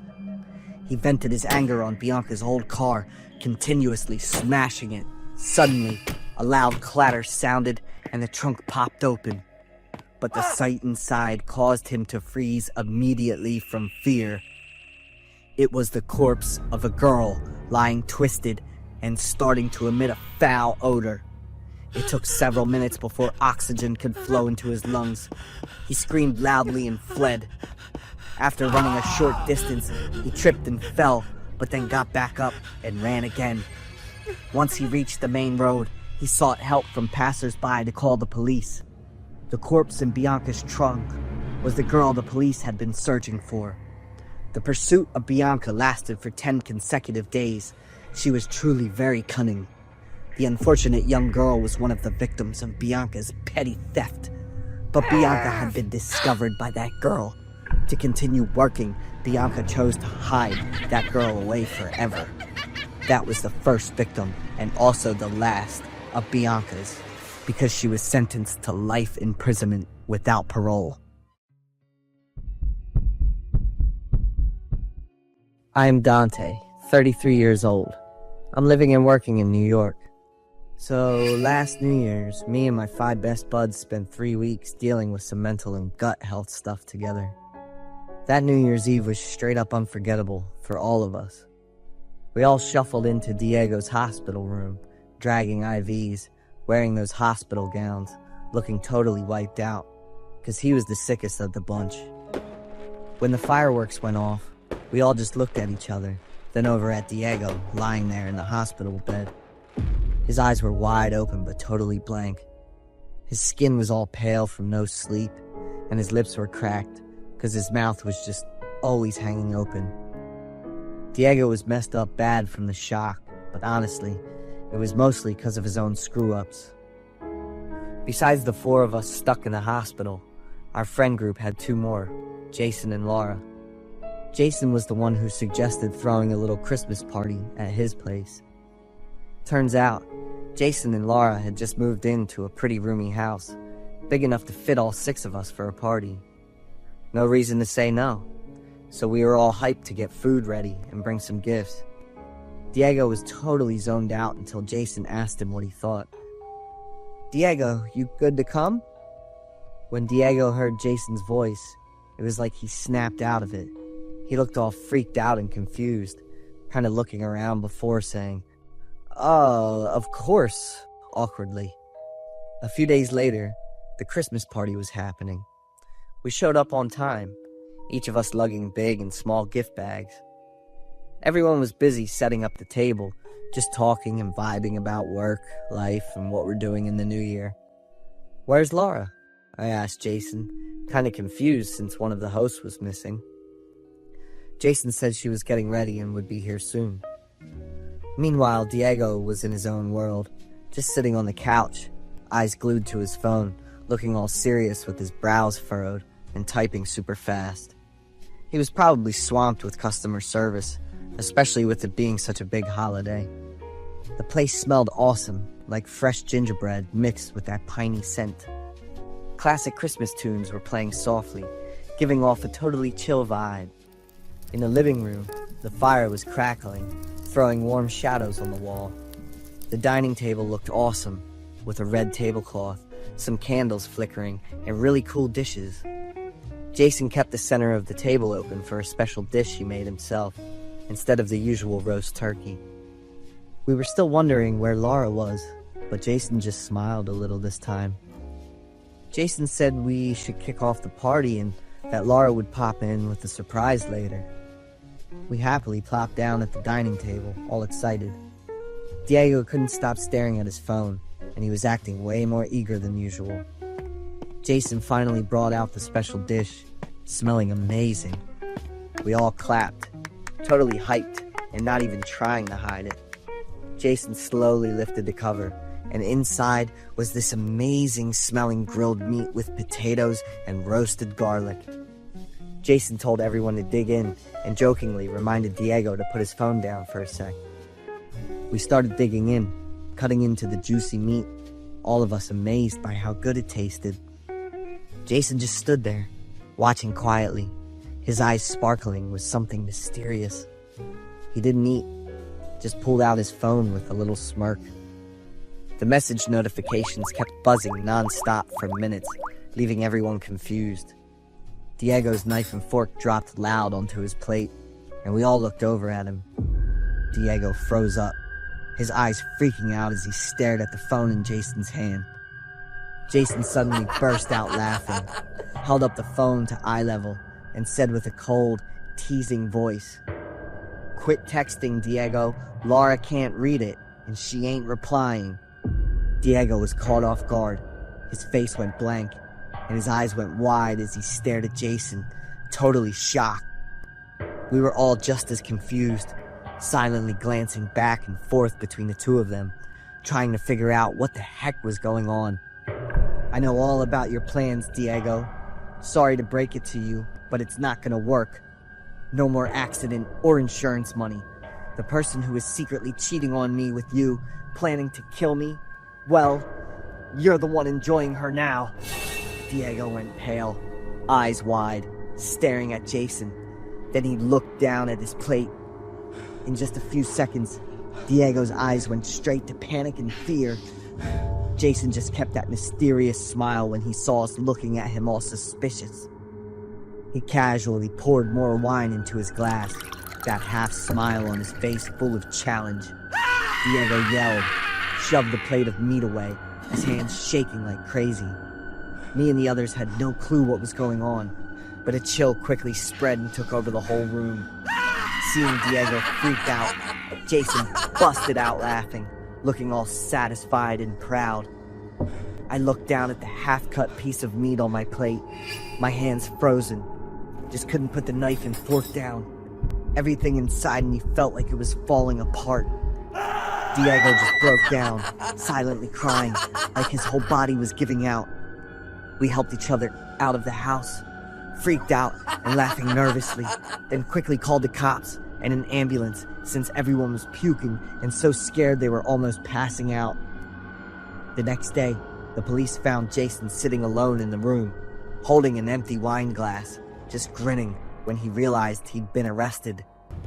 Laura's body parts left in the basement, dried blood all over, and that creepy recipe written out on the kitchen table. All the evidence they found pointed straight to Jason and his evil crimes.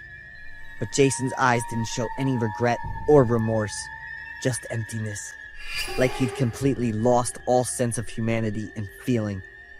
Jason got moved to a separate unit at a psych ward. They said he'd laugh all night, non-stop, like this creepy song that never ended. So the Christmas party wrapped up, kicking off a nightmare for everyone who saw what went down.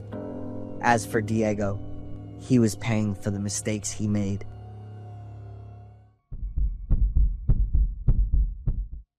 My wife and I have been married for 7 years. In my perception, we are not truly compatible or happy, but both of us still want to stay together. Perhaps because of our 5-year-old son. My wife is very strong-willed. She does whatever she wants without consulting me or considering how I feel. My wife enjoys horror movies and stories. Many times when I came home from work, I saw my son crying in fear while watching TV with his mom, while my wife laughed and enjoyed herself. Hey love, I've always wondered what it would be like if I let you live in the basement like that main character, huh? I don't like that at all, Alice. I always respond to questions like that with a firm attitude, but my wife finds them very amusing. One time, while I was in the shower washing my hair, I stood in front of the mirror and screamed, so startled that I fell backward onto the floor. A lot of blood was flowing down from my head and face. It took me a few seconds to realize something unusual. I didn't feel any pain at all. I raised my hand to my nose and realized it was paint. I grabbed the bottle of shampoo and decisively poured it out, revealing nearly a liter of red paint inside. I sighed in frustration, knowing for certain who the culprit was. When my wife saw my disheveled appearance and the shampoo bottle in my hand, she burst out laughing. It looks like a lot of blood, doesn't it? I really love that shade of red. Stop with these silly games, Alice, I said irritably, expressing my annoyance. My wife shot me a sharp look and carried our son away. By evening, she returned to normal, hugging me and whispering in a cutesy tone that sent chills down my spine. Don't tease me, or your new home will be the basement. What do you mean? Suddenly, a loud knock echoed at the door in the middle of the night, startling me. They must be here, sooner than I thought. My wife hinted at something and chuckled. I hurried to open the door and was surprised to see 3 police officers. Hello, we are here to arrest Mrs. Alice Evans. My wife followed right behind, and she was quickly handcuffed by the police, but she seemed very amused and confident. Can someone please explain to me what is happening here? We will send you all the information and the interrogation video tomorrow, Mr. Evans. And just like that, my wife was taken away, and she gave me a very strange smile. I sat in the living room all night, filled with thoughts and speculations. The next afternoon, I received the video sent by the police. I used the chain to lead him like a little dog. That's what he likes. Why did he die? Maybe I was too rough, I think so, but that was also something he enjoyed. And then what did you do? I took his head like this. My wife had been cheating on me for 4 years, and she had killed that lover. It didn't take me long to dismember him. It was quite fun. Do you want to play a treasure hunt game? There are more body parts hidden in that basement. Alice killed her lover, dismembered him, and hid the parts in the basement of his own parents' house. She was proud and extremely satisfied, describing in detail what she had done with both words and actions. I felt terrified by the familiar face I had called my wife for the past 7 years. Reflecting on Alice's words and actions, I now fully understood the twisted and terrifying implications she had towards me.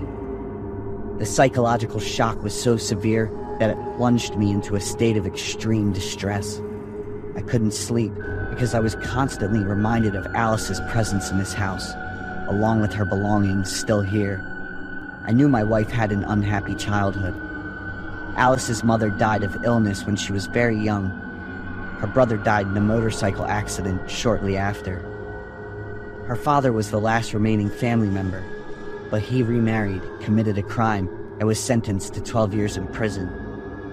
I tried to use my love to compensate for all the pain Alice had endured, but perhaps my love was too small after all. On the day of the trial, I did not go, but left with my son. It is known that Alice received a life sentence without parole, with a very pleased smile. I also realized that a family's circumstances play a significant role in shaping a person's character. My son and I will start a new life in a healthy environment where his childhood and growth will be truly happy. The story is based on a true event about a bizarre female murderer named Taylor. She murdered her lover, dismembered the body, and threw the head into an iron barrel in the basement of the victim's parents' house.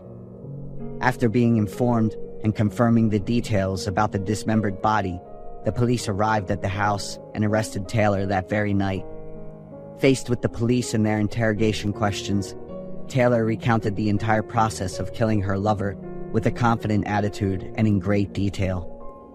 The court sentenced Taylor to life imprisonment, completely isolating her from society. But behind such a cold-blooded and twisted individual lies a childhood full of turmoil and misfortune. Therefore, we can see that family circumstances have a significant impact on shaping a person's character.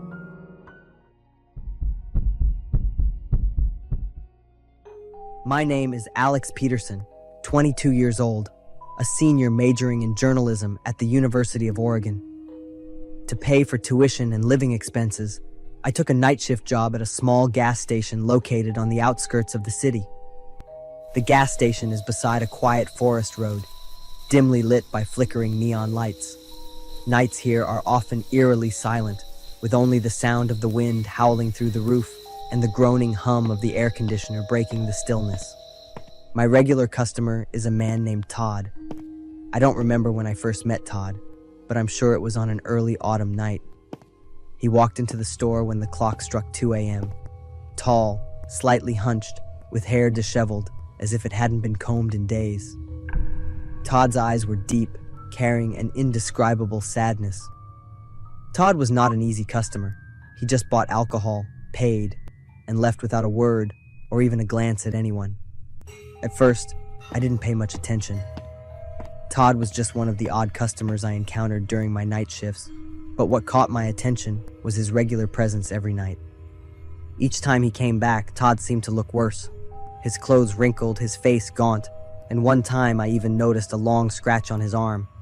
But the strangest thing was Todd's gaze, which always lingered on me a few seconds longer than necessary, making me uneasy. One night, I saw Todd standing outside the parking lot for a long time before coming into the store. He didn't do anything, just stood there, head down, as if talking to himself. My breath froze as I thought about the possibility that he might have a gun or do something dangerous. But Todd just came in, quietly bought alcohol, and left. Although nothing happened, my unease grew stronger with each visit. One stormy night, outside the wind howled, blowing fallen leaves and slamming against the gas station windows. The rain poured down in torrents, and lightning split the dark sky. I stood behind the counter, trying to finish an assignment on my laptop, the sound of the rain relentless in the background, when the gas station door suddenly swung open. Todd walked in, soaked to the bone, water dripping from his coat and forming a small puddle on the tile floor, which was oddly tinted red. This time, Todd didn't just buy alcohol as usual. He stood at the counter, his bloodshot eyes staring at me with an empty expression. "I've done something terrible," Todd said, his voice hoarse, almost inaudible. "I'll need a place to hide." My heart raced. I tried to stay calm and asked if he needed help. But Todd didn't answer. He just stared out the window, as if fearing something was chasing him. Then he quickly moved towards the back of the store, towards the bathroom. When Todd disappeared from sight, I realized my hands were trembling uncontrollably. I was about to call the police, but before I could dial, the entire gas station went dark. Everything was submerged in darkness. I quickly grabbed the flashlight from the counter and called Todd's name, but there was no answer. In the thick darkness, I heard strange noises coming from the bathroom, a small but distinct sound, like metal falling to the floor. I moved towards the sound, the flashlight beam trembling as it scanned every corner of the store. As I got closer to the bathroom door, I noticed it was slightly ajar. The flashlight light peeked through the crack, revealing a trail of muddy footprints leading from the door inside. I gently pushed the door open, the light sweeping through the empty room. No one was there, but the unease didn't dissipate. It felt like someone was watching me from the shadows. Another noise rang out, and before I could turn around, a strong force shoved me to the floor. Todd was standing there, his eyes wild with panic and a crazed gleam. He held a metal rod in his hand. I screamed, trying to fight back, but Todd was stronger than I had thought. A sharp pain shot from my head as he swung the rod down. The last thing I saw before I blacked out was his twisted smile. Not the smile of a victor, but the smile of someone who had lost all humanity. When I woke up, everything was quiet. My head ached, and blood still trickled from the wound on my forehead. Todd was gone. I called the police and told them everything. They searched the gas station and the surrounding area, but found nothing except muddy footprints inside the bathroom. A few days later, the terrifying story was revealed. Through the news, I learned that Todd had killed his wife in a drunken rage the night before. Her body was found in a small house near the gas station, and Todd had managed to escape. I quit my job at the gas station soon after. Every time I think back, I can't forget Todd's wild eyes and that haunting smile. But what's even scarier is the thought that, out there, Todd is still free, and the darkness he carries continues to haunt a hidden corner of this world.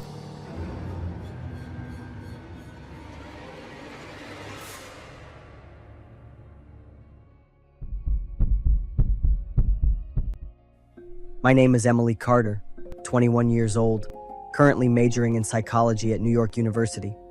To cover my tuition and living expenses, I work part-time at a McDonald's in downtown Manhattan. My shifts usually last until the early morning, and I always have to walk a long way back to my small apartment in the Lower East Side. That night, everything seemed as usual, just like any other day, until I experienced one of the most terrifying encounters of my life. The clock on my wrist read 3:15 a.m. when I left the store. The streets were deserted, with only the yellow glow of the streetlights and the sound of wind blowing through the dark alleys. The fatigue from the long shift made me want to get home as quickly as possible. I put on my headphones, letting a soft jazz tune fill the silence. As I walked, I suddenly felt the sensation of being watched. A man stood at the corner ahead, under the dim streetlight. He was tall and thin, wearing a gray hoodie and faded jeans. His messy hair and deep-set eyes made me uncomfortable. He took a small step forward, his gaze fixing on my face. I tried to walk faster, but he approached me, his lips curling into an unsettling smile. He complimented me on being beautiful, his voice deep and soft, but it made me shiver. It was clear he was trying to seem friendly, but his eyes pierced through me. I made up a name, just wanting to end the conversation as quickly as possible. But then, he moved closer, reaching out to touch my shoulder. I stepped back, a chill running down my spine. "Sorry, I have to go," I said quickly, hoping he would take the hint. But no, he kept following me. His footsteps were heavy behind me, each step matching the frantic beat of my heart. He offered to walk me home, but I immediately declined, feeling that something was terribly wrong. My refusal seemed to have no effect. I tried to stay calm, trying not to show my fear, but with every passing second, his presence felt more threatening. I glanced around, hoping to see someone or a car, but the street remained eerily quiet. I felt trapped between the darkness and this unwanted man's presence. As I neared my apartment building, I thought I was finally going to escape, but a horrifying thought crossed my mind. He could follow me inside. My building had no security, and the front door was often only locked temporarily. If he followed me in, there would be nothing stopping him from finding where I lived. He began pleading, his voice growing more desperate. I shook my head, standing in front of the door, trying to stay calm, but I was drenched in sweat. I knew if I didn't act quickly, I might be in real danger. Just then, the building door suddenly opened from the inside. A neighbor, Mr. Johnson, had just returned from his night shift. Seizing the opportunity, I quickly slipped inside while he kept the door open. The man outside tried to follow, but I managed to slam the door shut just in time. The window glass separated me from his angry stare. I ran up to my apartment, my feet barely touching the ground. When the door finally locked behind me, I collapsed on the floor, shaking uncontrollably. My heart pounded in my chest, and I could feel the fear overtaking me. The light from the small room was not enough to chase away the darkness in my mind. The next morning, I started the day with a heavy heart. When I opened the door to my apartment, a stack of photos fell to the floor, startling me. I picked them up and was horrified to find a photo from a year ago, when I had just started working at McDonald's, with my hair dyed bright blue. The photos were taken from very close distances. A message was sent to my phone, making my body tremble as I read it. I've always been watching you, Emily. Every night I've been standing across the street, watching you from the window of the apartment across from yours, from the moment you start your shift until you come back. You never noticed me, but I've always been there. My throat tightened, and I couldn't breathe. The feeling of fear and helplessness overwhelmed me as I realized the man had been watching me for a long time, from a very close distance. After that terrifying night, I moved to a new apartment and changed my part-time job. I decided to change my routine, saving money to take a taxi after every shift, no matter what other expenses I had to cut. Still, the figure of that man haunted me in my dreams. Sometimes, I wonder what would have happened if Mr. Johnson hadn't happened to show up. The thought sends a chill down my spine. New York, the city that never sleeps, sometimes brings nights as haunting as this.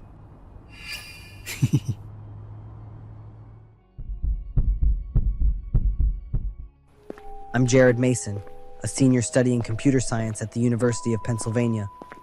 My life revolves around stressful classes, group projects, and the familiar coffee shop near campus. But that day, everything changed forever. The morning started just like any other day. In the Python programming class, I sat next to Noah, my best friend. Nathan texted me yesterday, Noah whispered, while the professor was lecturing. He asked about you, but it sounded strange, like he was trying to get some information. I just forced a smile and pretended not to care. Since Nathan transferred schools 2 years ago, we had almost completely cut off contact. The relationship between me and him had fallen apart due to misunderstandings I tried to forget. By lunchtime, I went to the restroom. The space was strangely quiet, with only the sound of water dripping from the sink. I was washing my face when the light suddenly went out. The air became stifling, as if it were being suffocated. I could hear an announcement coming from the school's public address system, but since I was washing my face, I didn't pay attention, only hearing the sound of water running. My phone vibrated, and a message from Noah appeared. Jared, someone brought a gun to school. The school is on lockdown. Be careful. My whole body went stiff. The message hit me like a punch to the mind. I opened the restroom door and walked down the empty hallway. The classroom doors were all shut tight, with no sounds coming from inside. I decided to head back to the computer lab, the closest place where I felt safe. Inside the room, the weak light from a single monitor illuminated the still space. I closed the door and held my breath. The sound of footsteps echoed in the hallway, making me shiver. A figure appeared through the frosted glass door. My heart raced when the door opened and the person stepped in. It was Nathan. He didn't see me right away. In his hand was a rifle. I froze. A mixture of familiarity and fear washed over me. Nathan, my old friend, now the one bringing a gun to school. His eyes were cold, empty. Nathan moved slowly, looking around the room. Fortunately, he didn't notice me hiding in the dark corner. After what felt like an eternity, Nathan left, leaving me sitting motionless, my mind swirling with unanswered questions. Memories flooded back like a huge wave. Nathan had once been my closest friend, but everything changed when we worked on a big project together in our sophomore year. While working, I accidentally discovered that Nathan had plagiarized an old newspaper. Under pressure to get good grades, I reported it to the professor. Nathan was suspended for a semester. I thought I had done the right thing, but Nathan never forgave me. He lost his scholarship opportunity and had to transfer to another school. We cut off contact after that. Rumors about Nathan started spreading, that he had fallen into depression. that he blamed those who had betrayed him. I never thought that I would be the focus of that anger. When I walked out of the computer lab, a police officer approached and handed me a journal. "We found this in Nathan's backpack. You're the first name on the elimination list." The journal was filled with scribbled words expressing pain and hatred. "Jared Mason, he ruined my future. I must make him pay." Reading each line, I could feel Nathan's desperation. But what stunned me was another part. "I don't want to do this. I just want him to understand my pain." The next day, I faced Nathan in the holding cell. He sat there, his face gaunt, but his eyes no longer cold. "I didn't mean to shoot anyone," he whispered. "I just wanted you to know what I've been through." I didn't know what to say. The regret surged within me like a wave, sweeping away any excuses. I realized that reporting him that day wasn't just about fairness, but also about my own selfishness to protect my grades. Nathan was convicted, but sent to a mental health treatment center instead of prison. As for me, I decided to write him a letter. In the letter, I apologized for what I had done and wanted to help him start over. 2 months later, I attended a mental health workshop at school.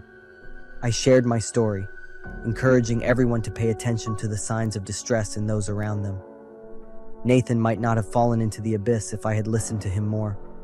Although I can't change the past, I hope my actions now will help people like Nathan find the light in the darkness.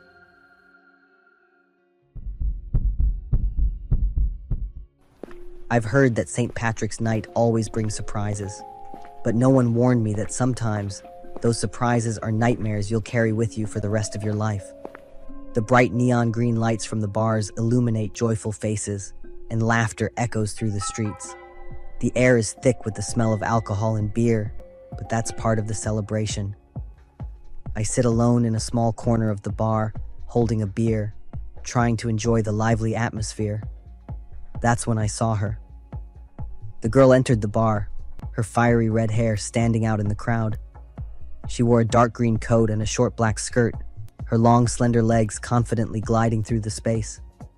Her striking green eyes met mine, and she smiled, and I felt drawn to her, like a moth to the light. She walked closer, took her beer, and said in a warm yet provocative voice, "Are you sitting here alone? Tonight is for having fun." I don't remember exactly what we said after that. I just know that the conversation kept going. She told me her name was Erin, a name that fit perfectly with St. Patrick's Day, and she mentioned she had just moved to this town. After a few hours of drinking beer and laughing, she suggested taking a walk to get some fresh air. I hesitated for a moment, but when I looked into her green eyes and saw her radiant smile, I couldn't refuse. We both left the bar and blended into the crowd singing in the streets. The night wind was cold but pleasant, carrying the scent of damp grass and beer spilled on the sidewalk.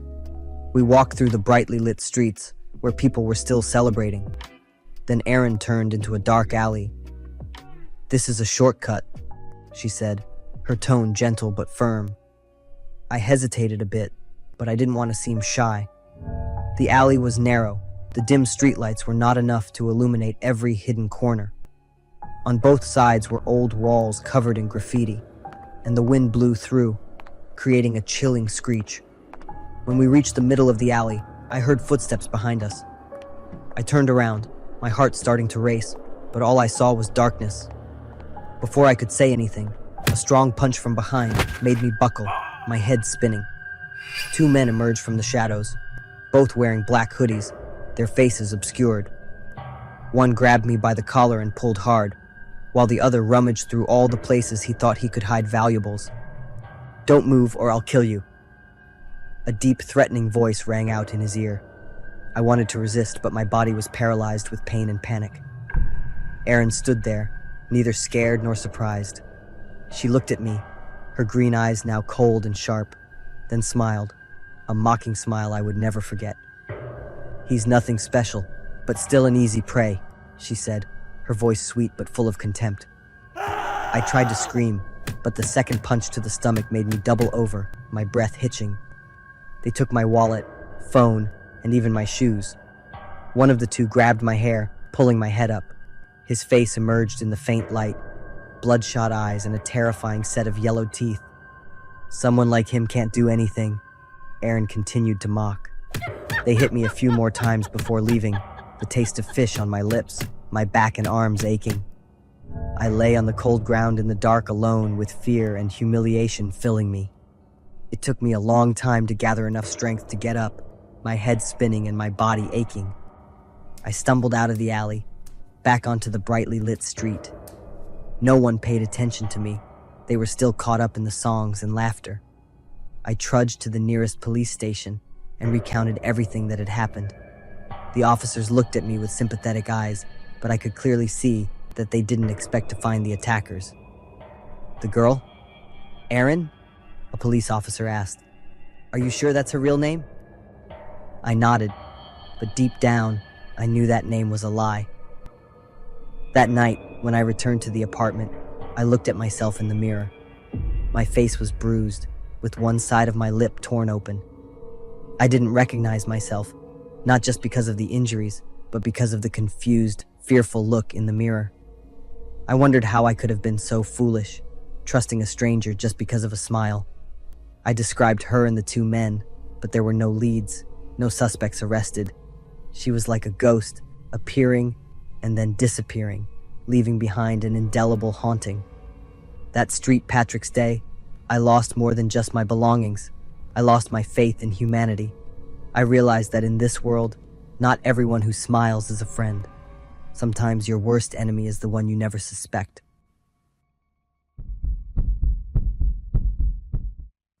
I am Sarah, 34 years old, living with my husband Daniel, in a small house in the suburbs of Portland, Oregon. We chose this place for its tranquility and open space, a place where the sound of the wind rustling through the trees and the chirping of birds each morning create a perfect picture of life. But what happened last week made me no longer feel safe in my own home. The story began on a Friday morning when the house next door welcomed a new couple. From my kitchen window, I saw them unloading their belongings from the car into the house. They didn't seem particularly remarkable. The woman wore a long dress, her hair partially covering her face, her skin pale. The man was tall and broad-shouldered. Both of them had an unusual demeanor, as if they were quietly observing everything around them. Suddenly, their eyes landed on me. I was startled and quickly looked away. Their presence unsettled me, but I brushed off the feeling. They were just tenants, probably introverted people. During the day, the couple remained private. I rarely saw them outside, and when they did, they moved quickly between the car and the house. But at night, everything started to change. Around 10 p.m., while Daniel and I were sitting on the sofa watching a comedy movie, a light from the neighbor's backyard caught my attention. I walked to the living room window and saw candles being lit, forming a perfect circle in the yard. The couple stood within that circle, heads bowed, holding small objects I couldn't make out from afar. I could hear the man's voice, low and continuous, like he was chanting an incantation. The air outside suddenly grew heavy. A chill ran down my spine, and I didn't know what to do. Daniel reassured me, saying they might be performing some kind of spiritual ritual. I had my suspicions about the couple and their ritual, but Daniel advised me not to dwell on it. They're not bothering anyone, so we should respect their privacy. I listened to my husband, returned to the sofa, but I could no longer focus on the movie. The next morning, after the second night, I woke up feeling strangely uneasy. The air in the house felt suffocating. Daniel was still fast asleep, but I couldn't stay in bed any longer. An inexplicable urge pushed me to step outside into the backyard. The early morning air sent a chill over my skin. The dim sunlight reflected off the dewy grass. My feet moved instinctively, scanning the yard. Then, near the fence, something shiny caught the sunlight. It was a silver necklace with an upside-down black pentagram pendant, engraved with strange symbols like ancient runes. I had never seen anything like it before. The moment I picked it up, an unnatural coldness crept up my spine. I stared at it, a deep sense of unease growing within me. Why was it here? I didn't tell Daniel, partly because I feared he would think I was overreacting, and partly because I didn't even understand what was happening myself. I hid the necklace in my desk drawer, trying to shake off the eerie feeling creeping over me. That night, exhaustion weighed on me in an unusual way, as if my energy had been drained. The moment I closed my eyes, I was pulled into a deep sleep, and then the dreams came. I saw myself standing in the backyard, surrounded by darkness. Candles flickered, forming a circle around me. The couple knelt across from me, their mouths moving in endless murmurs of incomprehensible sounds. The air in the dream was crushing. I wanted to move, to scream, but I couldn't. My legs felt nailed to the ground. My arms hung limply by my sides, my entire body frozen. I jolted awake, drenched in cold sweat. For a brief moment, I thought I could hear whispers from somewhere in the house. But then I turned, and my heart nearly stopped when I realized it was Daniel. He was sitting upright in bed, his eyes wide open, staring at something distant. His lips moved, murmuring strange, unintelligible words. I called his name, but he didn't respond. It was as if he wasn't in control of his own body. The next morning, I told Daniel what had happened, but he had no recollection of it at all. He simply laughed and reassured me that I was probably just stressed and imagining things. But for a split second, his eyes held something unfamiliar, both worry and a hint of something else, something hidden, just out of reach. One afternoon, while absent-mindedly glancing through the kitchen window, I saw the neighbor woman standing motionless in her backyard, eyes shut. In her hands, she held a silver necklace identical to the one I had found. Her lips murmured something soft, rhythmic, unsettling. So the necklace wasn't there by accident. It had been deliberately placed in our backyard as a summoning mark to pull me into their ritual. The couple wasn't just performing their ceremony in their own yard. The ritual was seeping into our lives, drawing us in unknowingly. Then came the final night. Footsteps echoed in our backyard.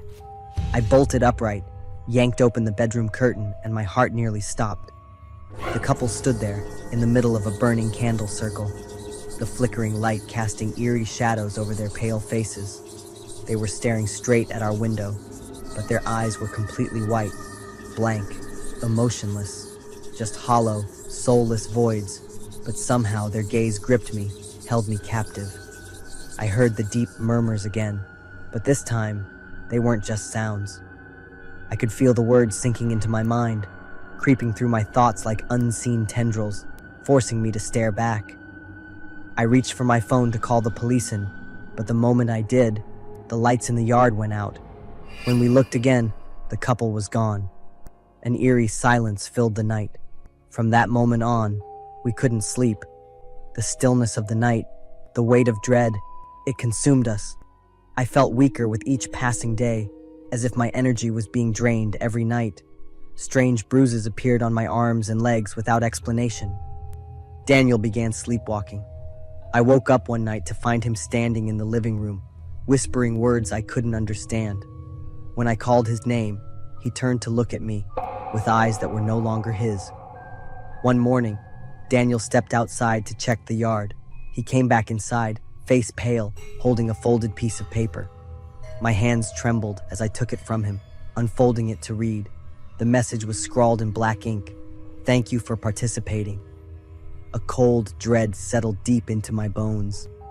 I felt as if something unseen had wrapped itself around us. Daniel's expression was one of sheer terror. We couldn't stay there any longer. We packed our things and left the house immediately. But just before we left, I opened the drawer to take another look at the necklace, and that's when I froze. Next to it lay an old, yellowed photograph. In the picture was a group of people dressed in black robes, standing in a circle, each of them wearing the exact same silver necklace. But what shocked me most was Daniel standing between them, right next to the neighboring couple, with a mysterious smile.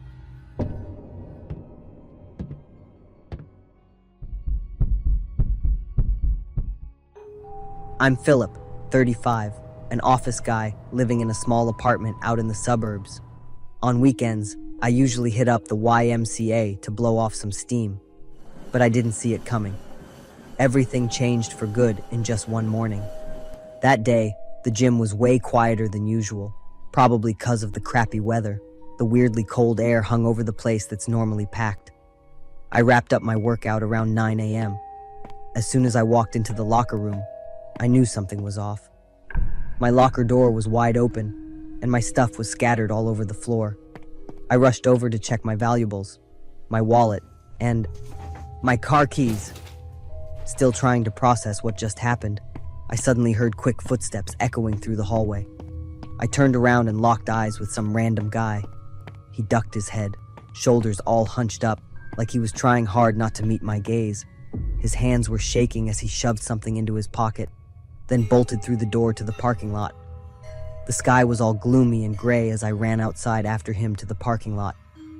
My mind was a mess, questions spinning like crazy. Who was that guy? Did he swipe my car keys? And why? I was too late. The car zoomed past me, window cracked open just enough for him to yell out, Please! I need this car.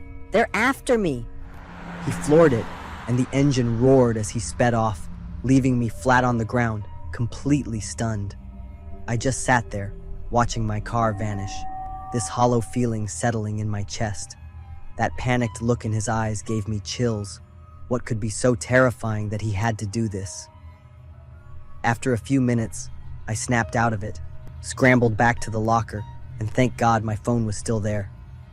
I quickly called the police and filled them in on everything. A few days later, they let me know they found my car out in some deserted suburb. They said the inside was trashed, but luckily, nothing important was missing. I let out a big sigh of relief, but they had to keep the car a bit longer for more investigation since it was tied to the theft and some kind of fight. About 2 weeks later, I finally got my car back, and that's when the real nightmare kicked off. Weird stuff started happening. On my way to work, I kept spotting people dressed in black, staring at me in a creepy way. I kept telling myself I was just being paranoid, but when I got home, everything clicked. The furniture was all messed up. There were dirt stains running from the front door all the way to the living room. Someone had definitely broken in. I called the police right away. They found a tiny camera hidden behind the TV in the living room. My stomach dropped the second I saw them pull it out. Just knowing someone had been secretly watching my life shook me up. Fear quickly turned into full-on panic. I threw together a bag with just the essentials and booked it to a hotel for a few days before moving into a new apartment. But even in a new place, I couldn't shake that uneasy feeling. Every time I went out, I couldn't shake the feeling that someone was watching me. Those figures in black kept showing up, sometimes on the train, sometimes just standing on a street corner. They never did anything, but the way they stared at me sent chills down my spine. One day, I got a call from the hospital. Some guy in critical condition wanted to see me before he died. I hesitated, totally confused, but I went anyway. The second I walked into the hospital room, my heart dropped. It was the guy who stole my car. He was lying there, covered in injuries, looking so weak. When he saw me, he tried to say something, but all that came out were these raspy wheezing sounds. With shaky hands, he scribbled one word, USB. Before I could ask him anything, he suddenly started seizing. The nurse rushed to call the doctor and started emergency treatment, and I was quickly pushed out of the room, getting a suspicious look on the way out. I left the hospital feeling completely lost, and then I found out he didn't make it.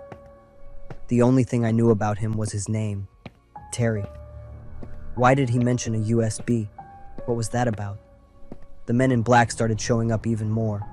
They were everywhere, on street corners, in parking lots, even near my new apartment.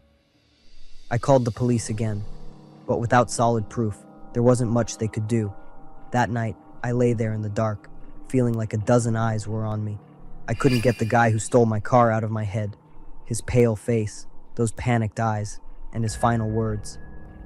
They kept swirling around in my head, pulling me deeper into this pit of doubt and fear. The next morning, I drove to work, feeling totally drained. Right when I was almost at the office, my car's engine suddenly made a loud, awful noise, and the whole car started shaking like crazy. I froze, not knowing what to do, and a few seconds later, the engine just died. I kept trying to restart it, but nothing worked. I was frustrated as hell, wondering why all this bad luck wouldn't stop piling up. I called a tow truck and had them take the car to a shop to get it checked out. After work that day, the garage called and said my car was ready to be picked up. I paid a hefty repair bill, and just as I was about to leave, the mechanic handed me something they found in the car, a USB. My whole body jolted like I'd been hit with a surge of electricity as I held it in my hand. Was this the USB Terry was talking about? I headed home, my mind a mess with a million questions, barely paying attention to the road. A blaring horn and bright headlights from an oncoming car snapped me back to reality. I was in the wrong lane. I took a deep breath, trying to calm down and focus on getting home to just crash and clear my head. That's when I noticed an SUV behind me. It had been tailing me for a while, and even though I was driving pretty slow, it never passed me. After days of feeling on edge, my instincts kicked in. I sped up, and sure enough, the SUV matched my speed. It turned into a full-on chase, tires screeching loud against the pavement in the quiet neighborhood. I'd never driven that fast before, and my breathing was quick and shaky from the panic. A quick glance in the rearview mirror showed the black SUV right on my tail. My hands were trembling as I gripped the steering wheel tight. While trying to keep control, I grabbed my phone and dialed the police. The SUV behind me closed in fast. A hard hit from behind sent my car swerving out of control. I screamed, trying to steady the wheel, but I knew I couldn't hold on much longer. Up ahead, another SUV appeared, blocking the road. I slammed on the brakes, and the car jerked to a stop, throwing me forward so hard my head smacked into the steering wheel. Men jumped out of both SUVs. My windshield shattered as they smashed into it. Before I could even process what was going on, everything went black. I was swallowed by darkness filled with fear and hopelessness. When I came to, I was in a hospital bed, and I couldn't move my legs. A policeman sat next to me, looking deep in thought. We caught a few of them. What happened? I told him everything, from when Tyler stole my car at the gym, to his last words, and the USB they found still tucked under the driver's seat carpet. That USB had information on a huge drug and human trafficking ring, along with a list of powerful people involved. That night, there were massive arrests. Politicians, businessmen, you name it. Their names were all over the news.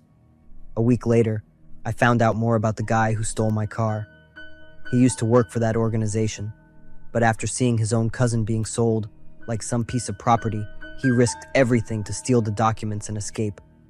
He gave up his life to reveal the truth. As for me, my legs were badly injured, and now I have to use crutches to get around. The doctor said my chances of fully recovering were slim, but if I stuck with the treatment, there was still hope I could walk again. After everything that happened, I moved to a small town and entered the police witness protection program. I was determined to push through the trauma and start fresh. But every now and then, I still ask myself, did they really wipe out the whole organization, or are there still shadows lurking out there?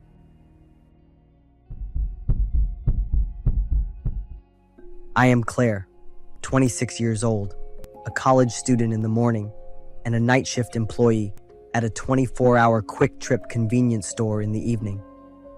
This job wasn't an ideal choice, but it helped me manage rent and buy little things. On quiet nights in the store, the fluorescent lights are cold and bright, and the neon sign outside flickers occasionally, as if it might go out. The sound of the air conditioner hums, and the automatic door opening sometimes makes me jump. One evening at the beginning of the month, I noticed the presence of a strange man. He was tall, thin, with messy black hair as if it had never been combed. A worn gray jacket hung loosely over his shoulders. Every time he came in, he would stand at the back corner of the store, holding a bottle of water, but never walking up to the counter. What was stranger was his gaze. He didn't just observe me, but seemed to look right through me, like he wanted to read my thoughts. The more I saw him, the more I realized a pattern. He always came at 1 a.m., standing near the emergency exit, holding a bottle of water and staring. One night, while I was checking the shelves, I noticed the water bottles at the back corner were out of order, even though I had just arranged them not long ago. A feeling of unease washed over me when I discovered one bottle had been opened and placed slightly out of line, as if someone had intentionally left a clue. It wasn't just at the store. I began to feel like I was being watched even when I was at home. One night, just as I was about to turn off the lights and go to sleep, I heard soft footsteps outside the window. I held my breath and listened, but the sound vanished soon after. Another time, when I came home late, I noticed the front door was slightly open. I was sure I had locked it before I left. Nothing was missing inside, but the feeling of unease lingered. One night, as I walked to the parking lot, I caught a glimpse of someone standing in the far corner. When I turned back, the shadow was gone.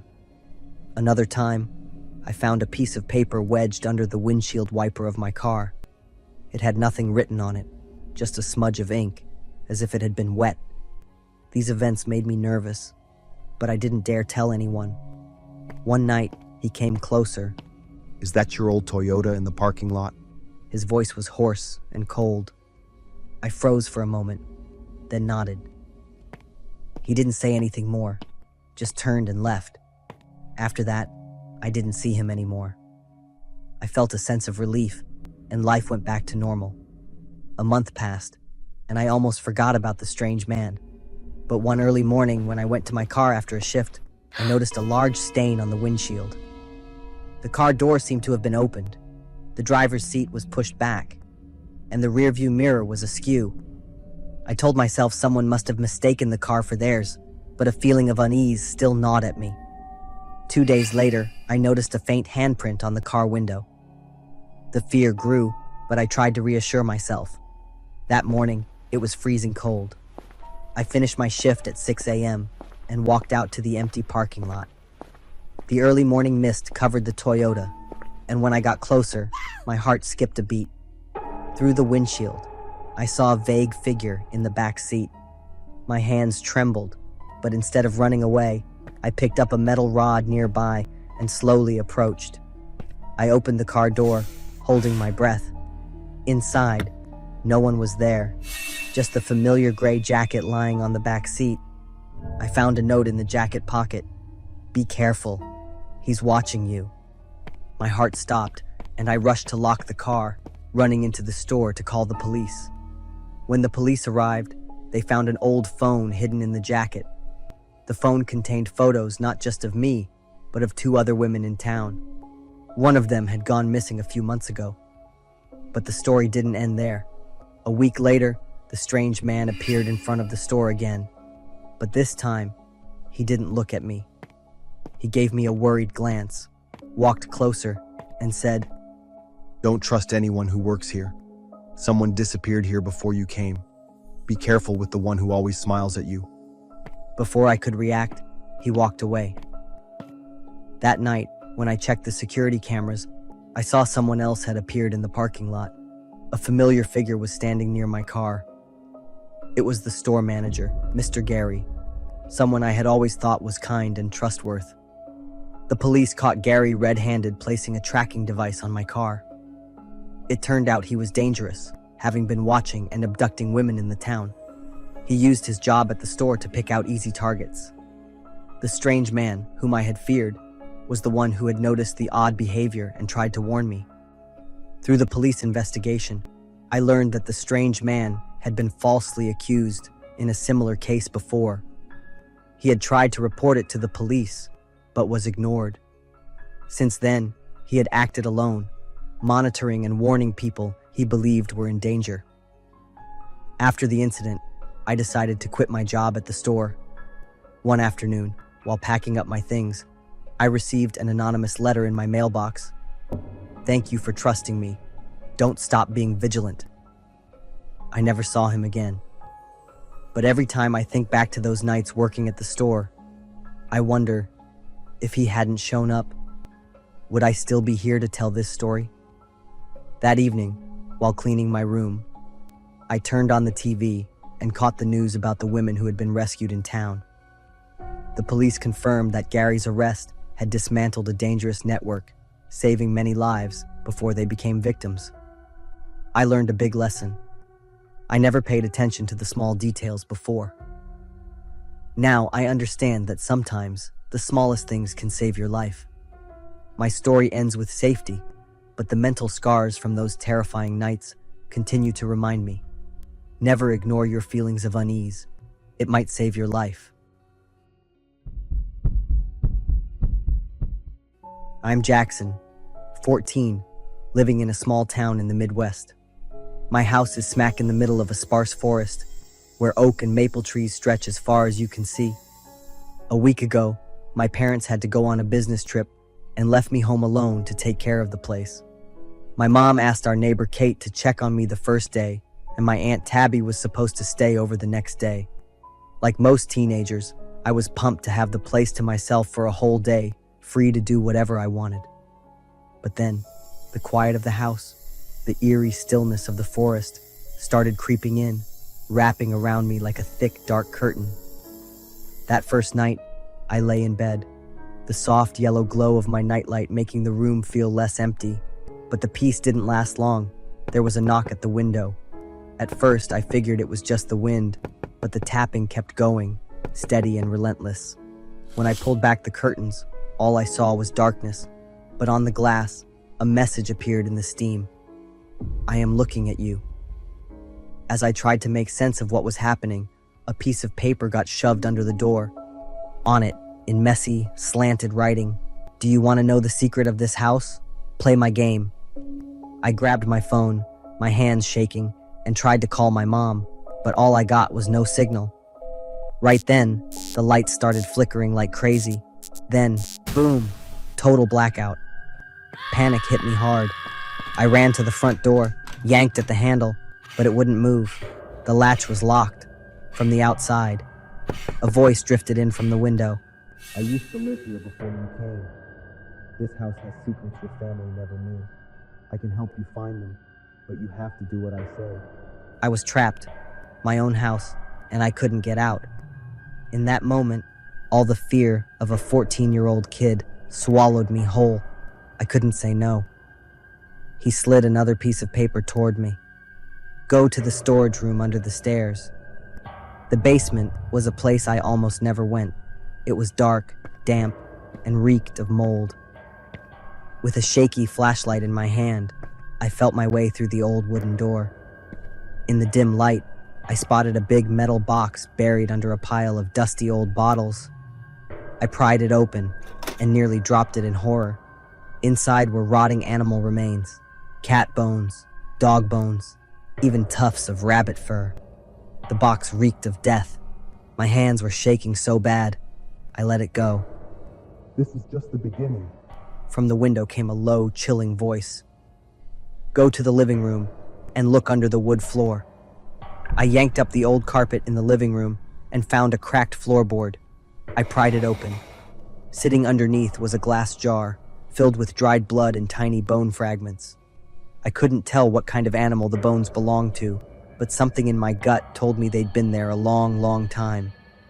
I picked up the jar, and as my flashlight hit it, my breath caught in my throat. Inside were several shriveled, dried-up human fingers. The fingernails were still there, but the skin had shriveled up into wrinkled, leathery patches. My whole body shook as I stumbled back. Who are you? Why are you doing this? He didn't answer. Instead, his voice drifted through the window, low and icy. You want the truth? There's one more place. Check the kitchen cabinet under the sink. I don't know why, but I listened. Fear had shut off every logical thought in my brain. I was just moving, like a puppet on strings. The second I pulled the cabinet door open, a disgusting, stomach-churning stench hit me like a punch to the gut.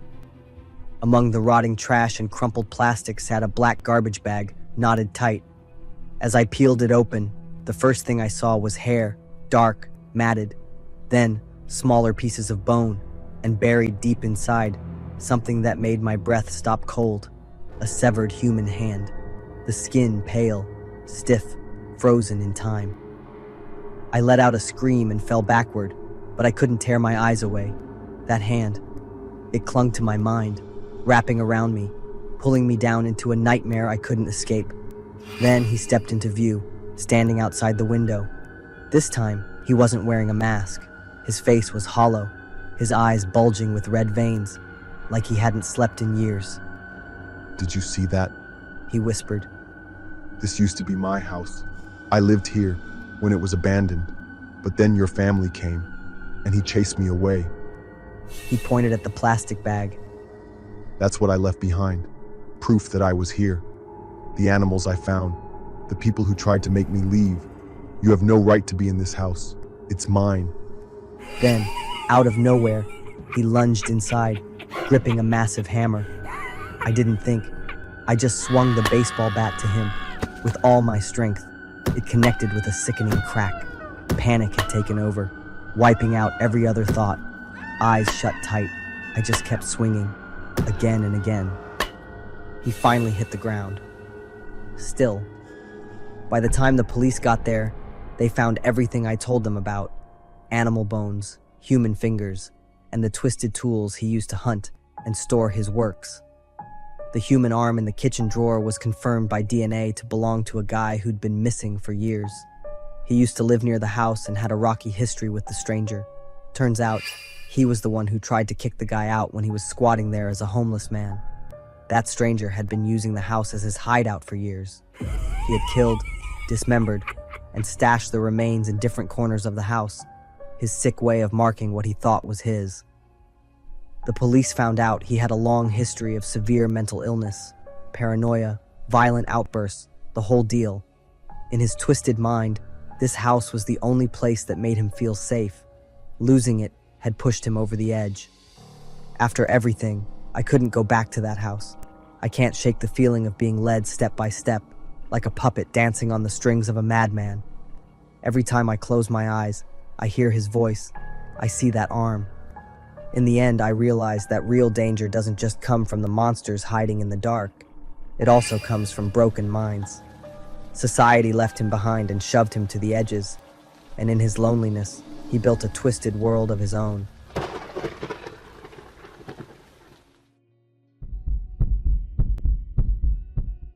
I am Maya, 18 years old, a gymnast currently enrolled in the advanced training program at the University of Texas at Austin.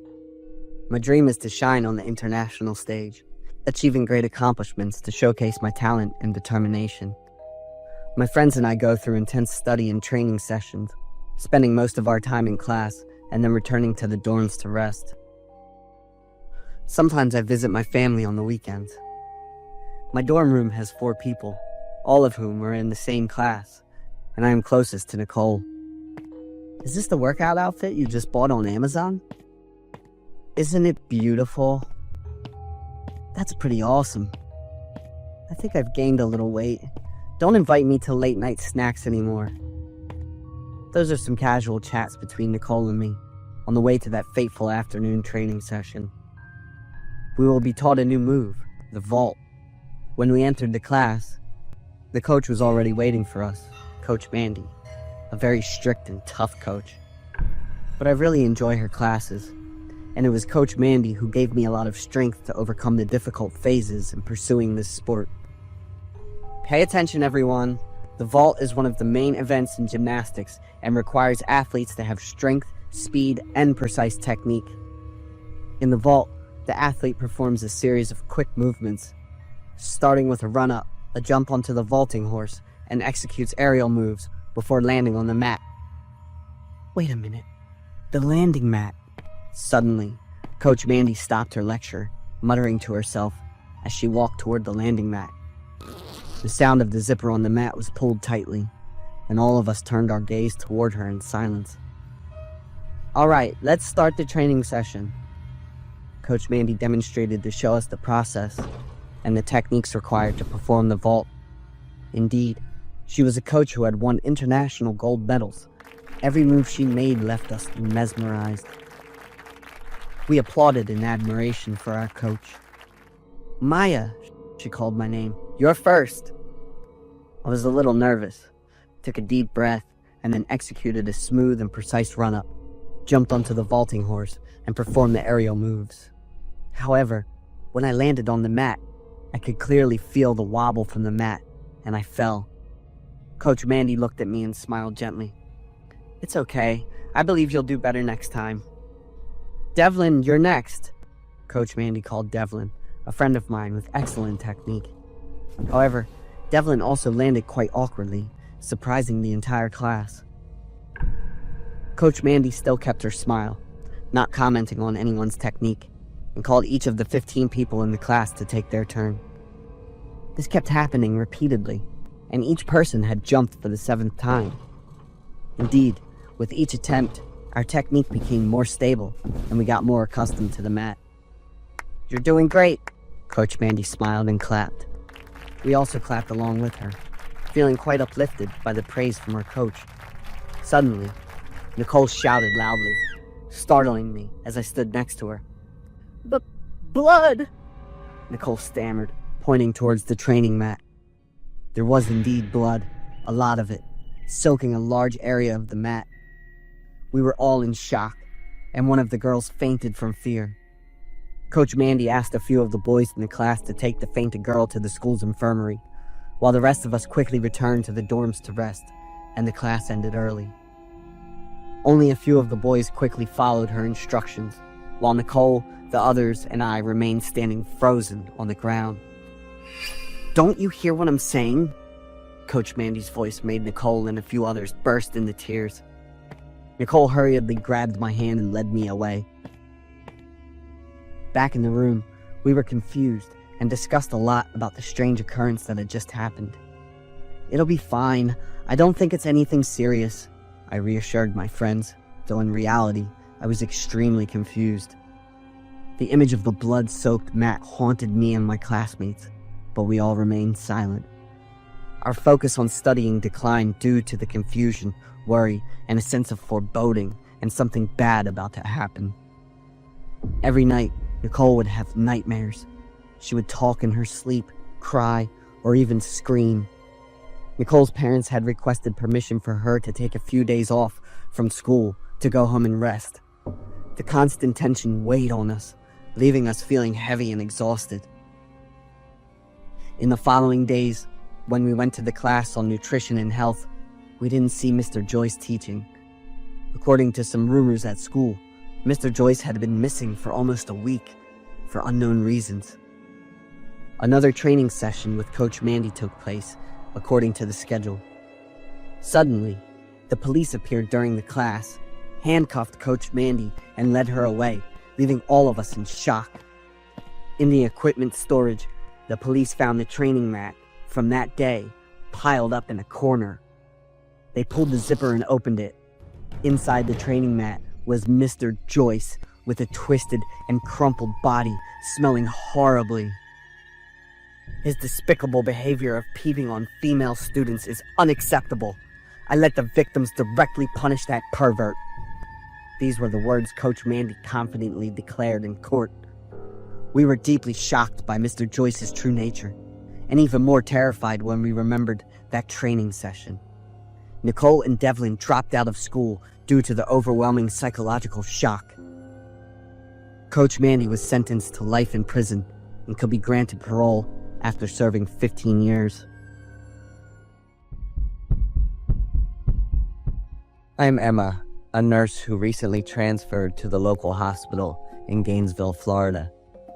It was my first time coming to Gainesville to start a completely new life and work environment. Gainesville is small and peaceful, yet lively and youthful at the same time. But once I step through the hospital doors where I work, it's a completely different world, one that contrasts entirely. The hospital is tucked away on the outskirts of the city, separated from the densely populated areas. The building is old, with its exterior paint faded and large windows obscured by layers of dust. Inside, the fluorescent lights cast a harsh glow on the long, endless hallway, and the echoes of footsteps on the pale white tile floor sounded cold and empty. The air was thick with the scent of disinfectant mixed with a musty odor, as if this place had never seen natural light.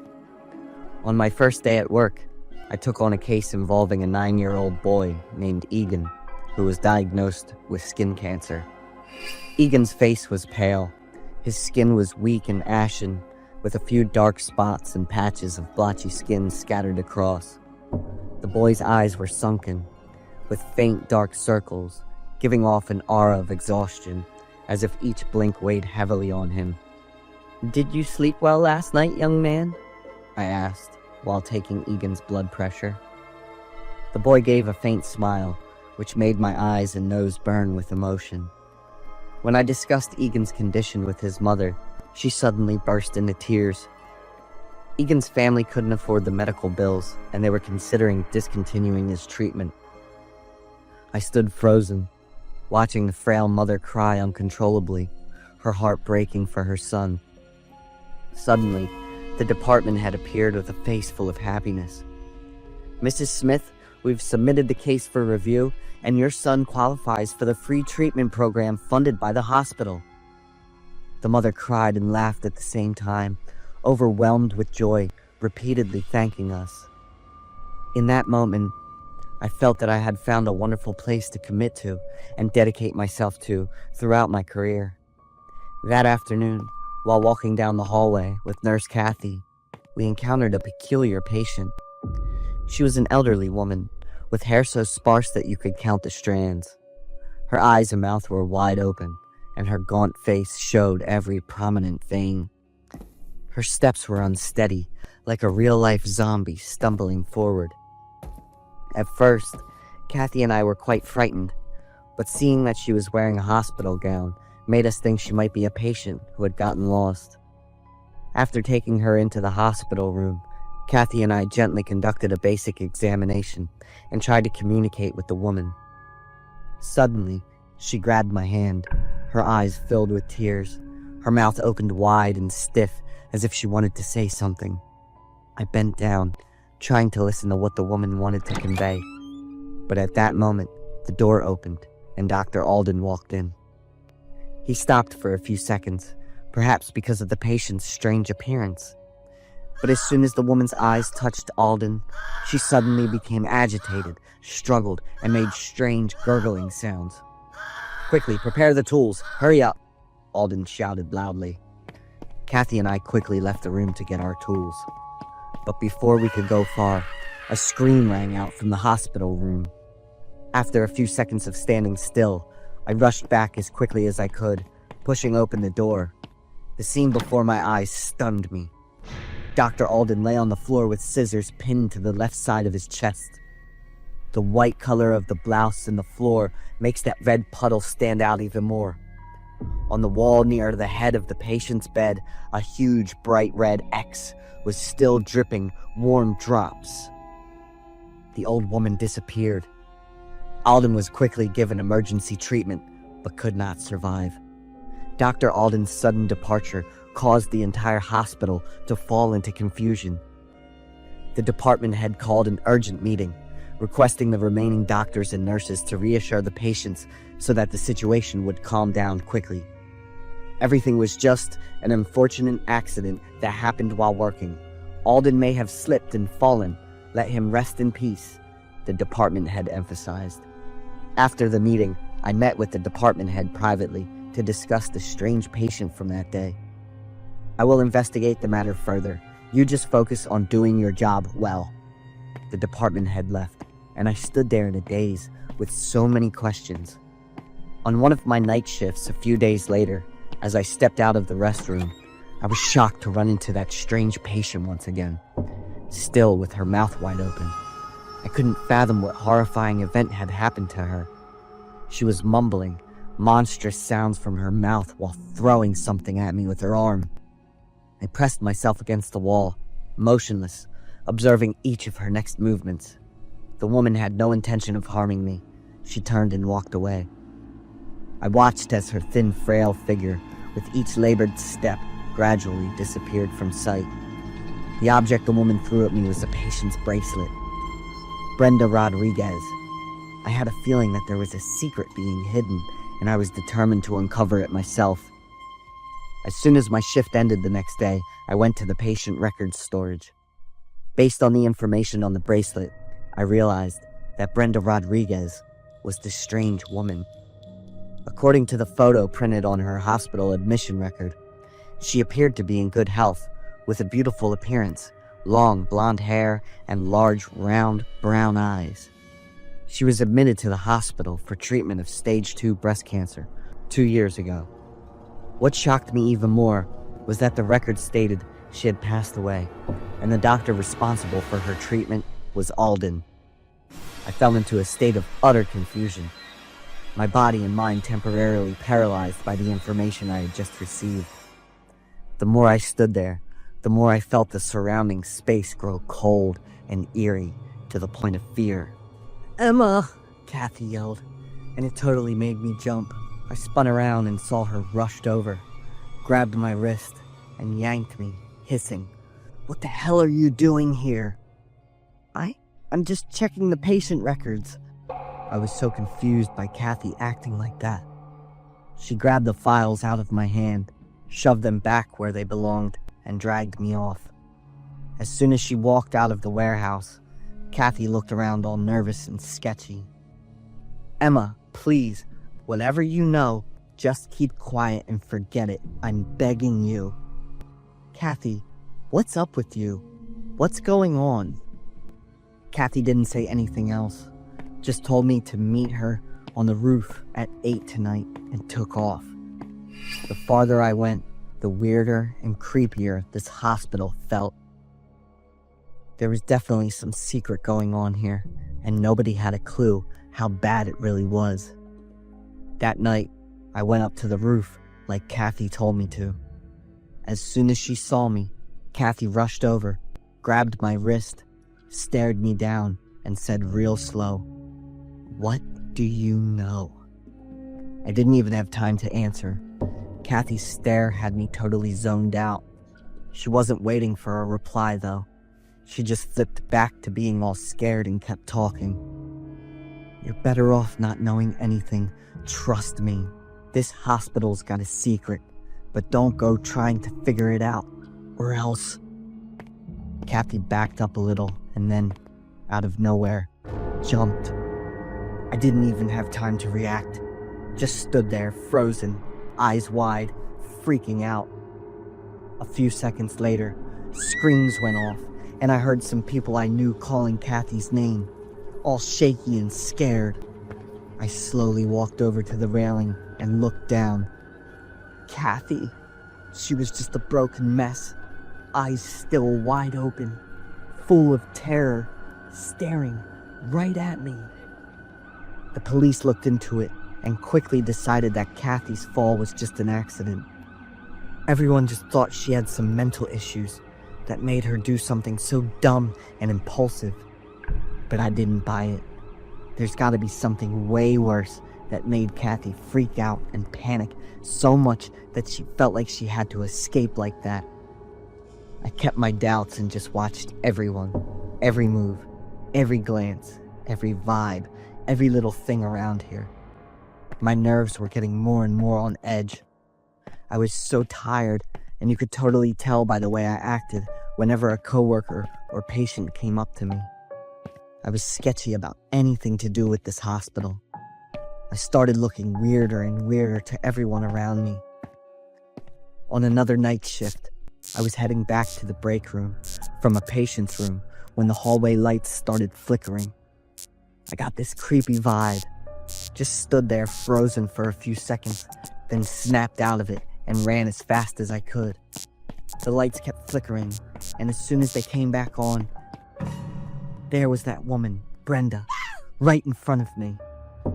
I slapped both hands over my mouth, trying to stop myself from screaming. My eyes went super wide. Brenda just stood there staring at me for a few seconds, then turned and walked off. I just knew right away. It took me like a second to think, and then decided to follow her.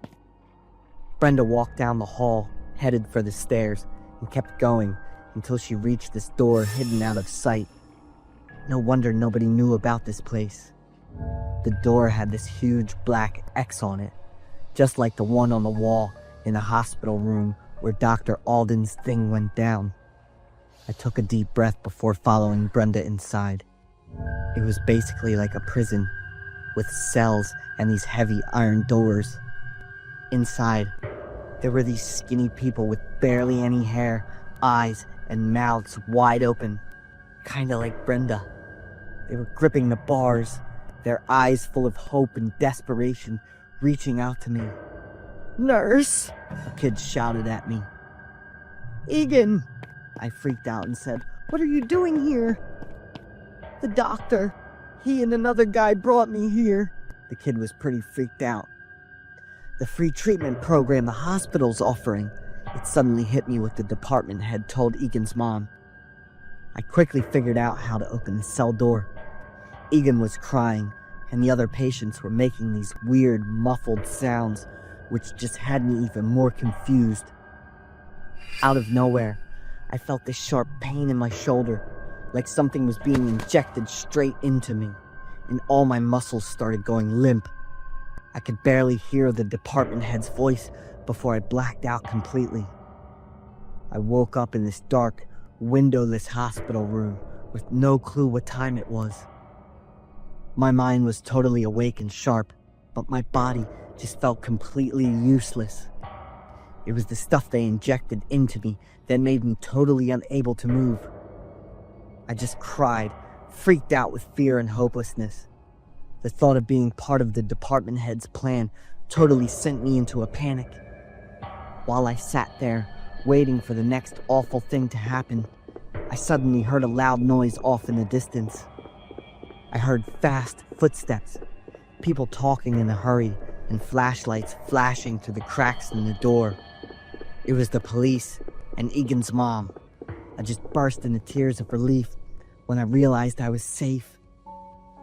They walked me out of the dark room, and as I passed all the cells, I saw medical staff saving patients. In the days that followed, the whole hospital was chaos.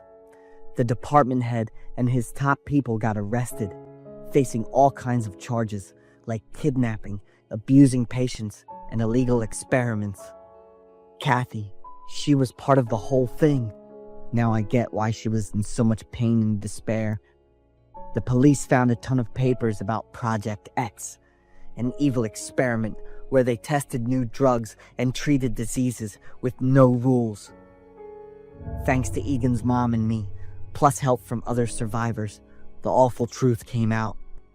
Brenda and the other patients got treated, but a lot of them could never fully recover because of the side effects from the experiment.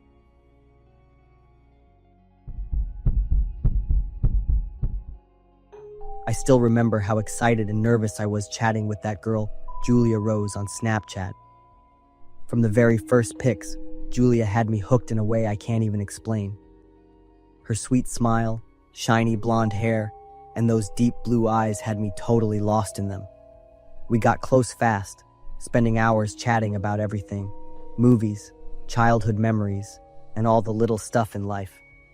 Julia just got me better than anyone else, and I felt this weirdly strong connection with her. One day, Julia told me to come visit her. At first, I was hesitant, but then the excitement totally took over. She sent me the address of this house in the suburbs, an hour's drive from where I lived. Before heading out, I asked her to prove who she was, just to make sure she wasn't some sketchy stranger. Julia sent back this short video. She smiled, said my name, and told me she couldn't wait to meet me. The video felt way too real to be fake. That afternoon, I headed out. The winter sky was all gray and heavy, and the air was freezing. Snow covered both sides of the road, and little houses popped up all alone in the fog. The closer we got to the address Julia gave, the more empty it looked, like the place had been forgotten. The bare trees were dry, their branches reaching up like they were asking for help. The house was at the end of a dead-end street, totally cut off from the other houses. It was an old-school house, with a weathered wooden front and frosty glass windows. There was no light coming from the windows. I felt kinda uneasy, but I told myself Julia was probably just trying to surprise me. I knocked 3 times soft. There was no reply, just the wind whistling through the cracks. After a few seconds, I gently pushed the door open and walked in, calling out for Julia. The inside was dark and cold, with a musty smell in the air. There were a few old photos on the wall, but they were so faded it was hard to make out the faces. The living room was empty, just an old armchair by the fireplace. There were faint footprints in the dust on the wooden floor, leading up to the stairs. I just instinctively walked up, each step creaking under me. When I got to this half-closed door on the second floor, I could feel my heart pounding. I pushed the door open, and the room was empty. Right as I was about to turn away, my phone buzzed with a text. I stopped, pulled my phone out of my pocket, and it was a Snapchat from Julia. "I'm here." My blood just ran cold. The message was sent while I was standing in that room. I looked around, trying to find any sign that someone was there, but it was just 4 silent walls. Panicking, I decided to just leave the house. As I stepped out the door, I turned around again, and what I saw made me freeze. On the second floor, through the frosted glass, I saw a figure standing. A blonde woman, with deep blue eyes that seemed to cut through the night, was staring at me. But in the blink of an eye, the figure was gone. I rushed to the car, my heart pounding. On the way back, I kept wondering if what just happened was even real. But things got even weirder when I checked Snapchat. Julia's account was gone, like she'd never even existed. I told this story to my close friend, Matt. He was quiet for a while, then said, his voice a little shaky, "Julia Rose?" I nodded, feeling like there was a lump in my throat. Matt went on to tell me that 2 years ago, a girl named Julia had lived in that area. She had died after a party at the exact house I'd been to. Julia was pretty well known on Snapchat for her stunning photos, and her look, blonde hair, blue eyes, was exactly like hers. I couldn't sleep at all that night. The image of the shadow on the glass door, the old house, and Matt's story kept spinning in my head. Had Julia really died? And if she was gone, then who the heck had I been talking to? A week later, I went back to the place. This time, I went during the day. When I got there, I noticed the house looked totally different. The windows were covered with thick wooden boards, and the house looked like it had been empty for ages. There was no sign anyone had ever lived there. I asked a few people nearby, and an old man told me the house had been empty for the past 2 years, since Julia died. On the way back, when I glanced in the rearview mirror, it felt like something was moving behind me. But when I turned around to get a better look, the road was totally empty. I told myself it was all just my imagination, but when I stopped to chill for a sec, my phone suddenly vibrated. It was a text from Julia, just one sentence. "Thanks for coming."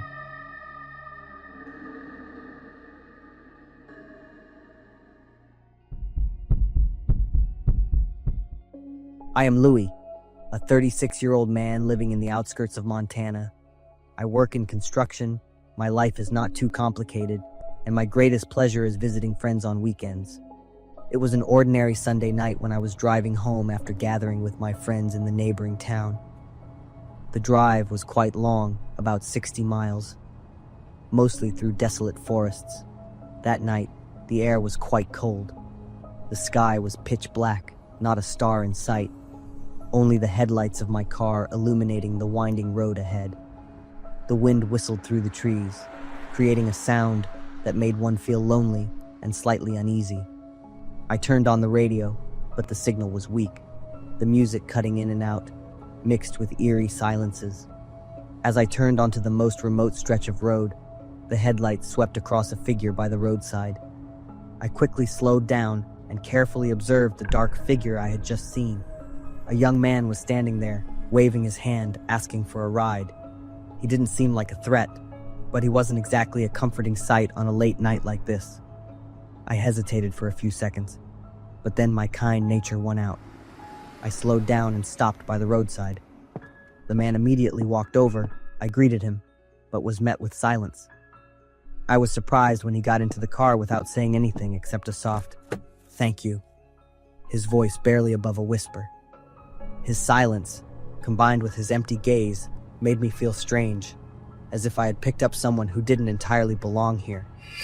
I deliberately kept the interior lights on and occasionally glanced at him through the rearview mirror. He looked quite young, around 25, with pale skin and deep eyes that had an unreadable expression. He was wearing a faded denim jacket, tight black pants, and a knit cap pulled low, nearly covering his face. "Where do you want to go?" I asked, trying to break the odd silence.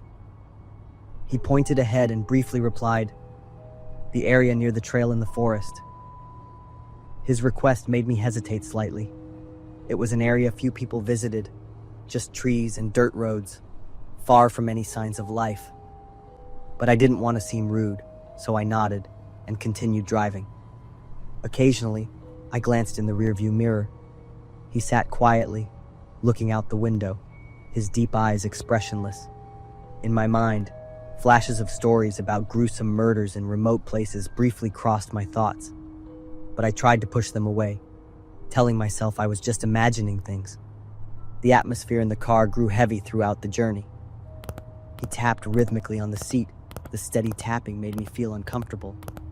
"The weather is really cold," I said, trying to break the silence. He gave a slight smile. "Tonight will be even colder."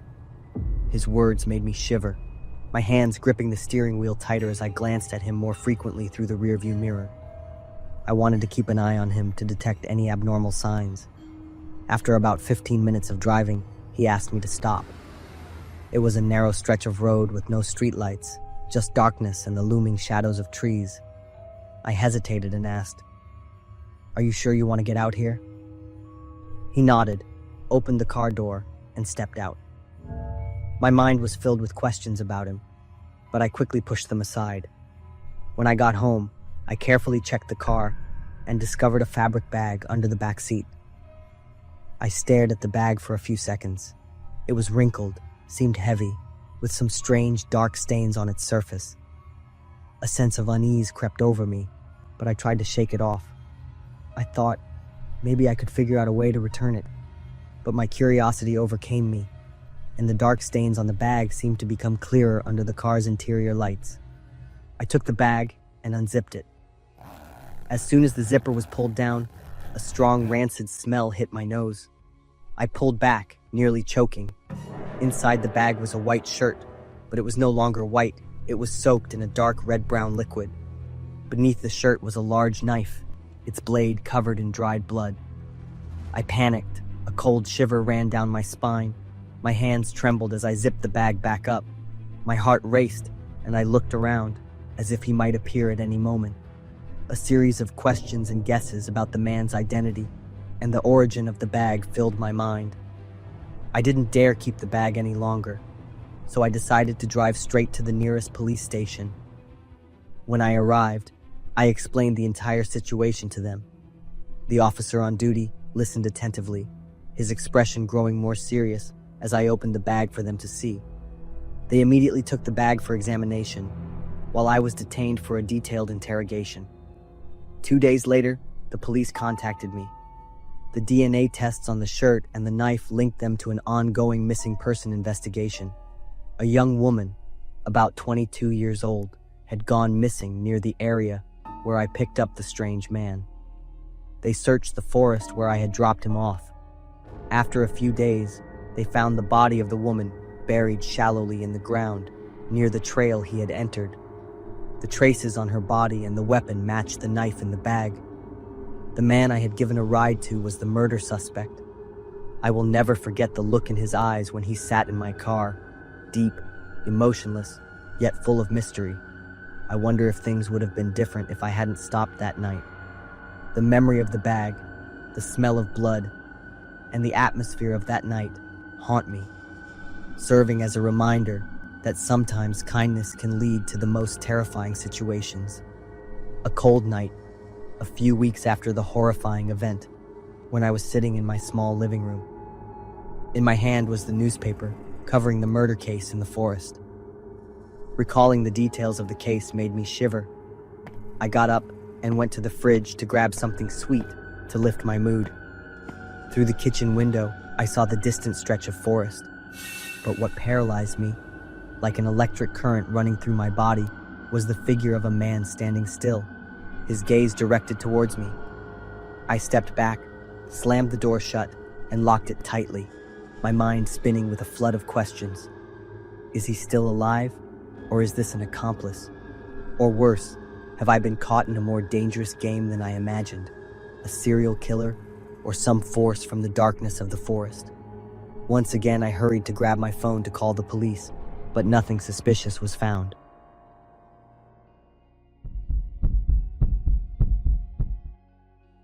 I'm a food delivery driver for the DoorDash brand, and I usually take late-night orders since it's quieter and the tips are better. That night, it was already 1 a.m. when an order came through from McDonald's. The name on it was Brad, the address was clear, and it wasn't too far. I started my car and cranked up some music to keep myself awake in the stillness of the night. As I got closer to the address, something felt off. The streets were way too quiet, and the flickering yellow streetlights made the darkness feel even heavier. Brad's house was at the very end of the street. The dim light from the lamp above his door barely cut through the shadows. I told myself I was just overthinking it, but standing in front of that door, this uneasy feeling crawled over me. I rang the bell and waited. The sound of the bell echoed, sharp and cold, like it was cutting through the darkness. A few seconds later, the door opened, and there he was, Brad. He was tall, kind of swaying, like he'd just woken up, or maybe had too much to drink. His eyes were bloodshot and sunken, with dark circles. His wrinkled shirt was covered in reddish-brown stains, some dried, some still fresh. This awful smell hit me, a mix of booze and something else, something rancid. It made me step back without even thinking. I handed over the bag of food, just wanting to get it over with and leave. But his eyes didn't let me go. They were cold and calculating, like he was sizing me up. After what felt like forever, he finally told me to bring the food inside. I hesitated. Every instinct screamed not to go into a stranger's house, but then he mentioned a big tip in this slow, raspy voice, and for a split second, I found myself considering it. In the end, I reluctantly stepped inside, telling myself I'd just drop off the food and get out of there. The scene inside stopped me in my tracks. The furniture was a mess. Broken wine bottles were scattered all over the filthy floor. The walls were covered in old, peeling wallpaper that revealed patches of gray concrete underneath. The smell inside was even worse, thick, putrid, and impossible to ignore. I set the bag down on a small table near the door, trying not to look too much or think too hard. I just wanted to grab the cash and leave. But then something at the back of the house caught my eye. The back door was wide open, leading to a small courtyard barely lit by the pale moonlight. 2 big black garbage bags were lying there, side by side, bulging like they were stuffed with something heavy.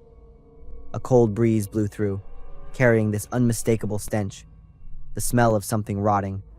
One of the bags had a small tear in the corner, and sticking out of it was what looked like a piece of silvery gray fabric.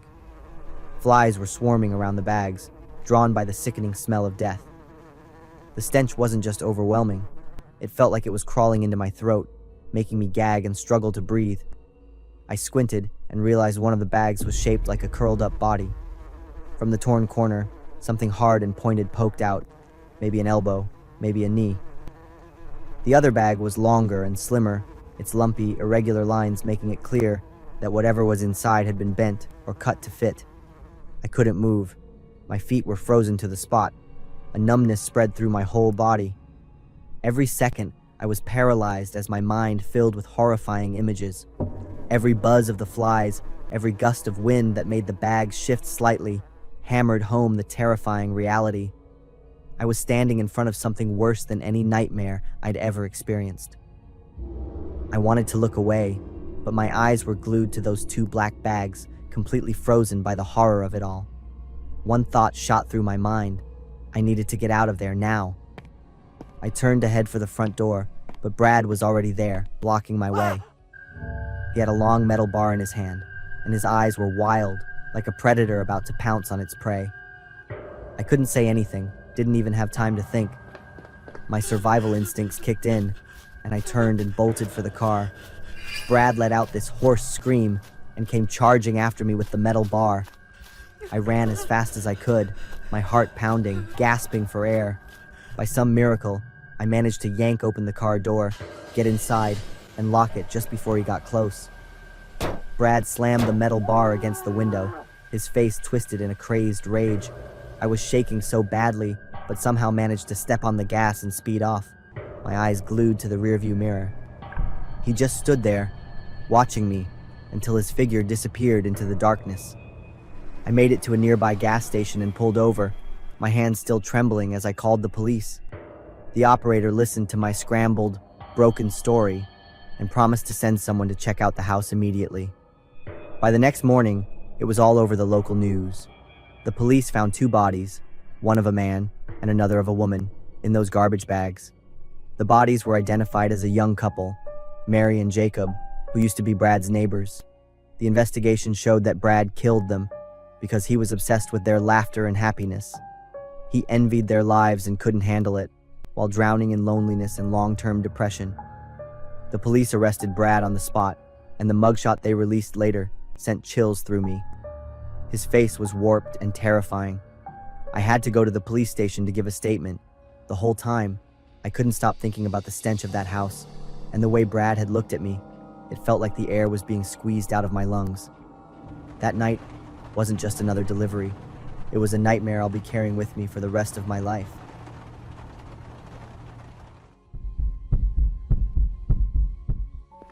Baron isn't exactly the adventurous type, but his 2 best friends, James and Sarah, totally are. They love the thrill, always down to risk their necks just to prove a point. Baron? Not so much. But that weekend, he let them talk him into going somewhere he definitely shouldn't be, an abandoned amusement park. They get there right at dusk, when the last bit of sunlight hits the rusted gates, making them glow just a little. The gates swing open with this long, creepy creak, like something straight out of a horror movie. Behind them, it's nothing but darkness and eerie silence. Old Ferris wheels stand frozen, empty toy shops falling apart, moss creeping over everything. The air is thick, so heavy that every breath feels like a struggle for Baron. Sarah leads the way, James right behind her with that cocky grin of his.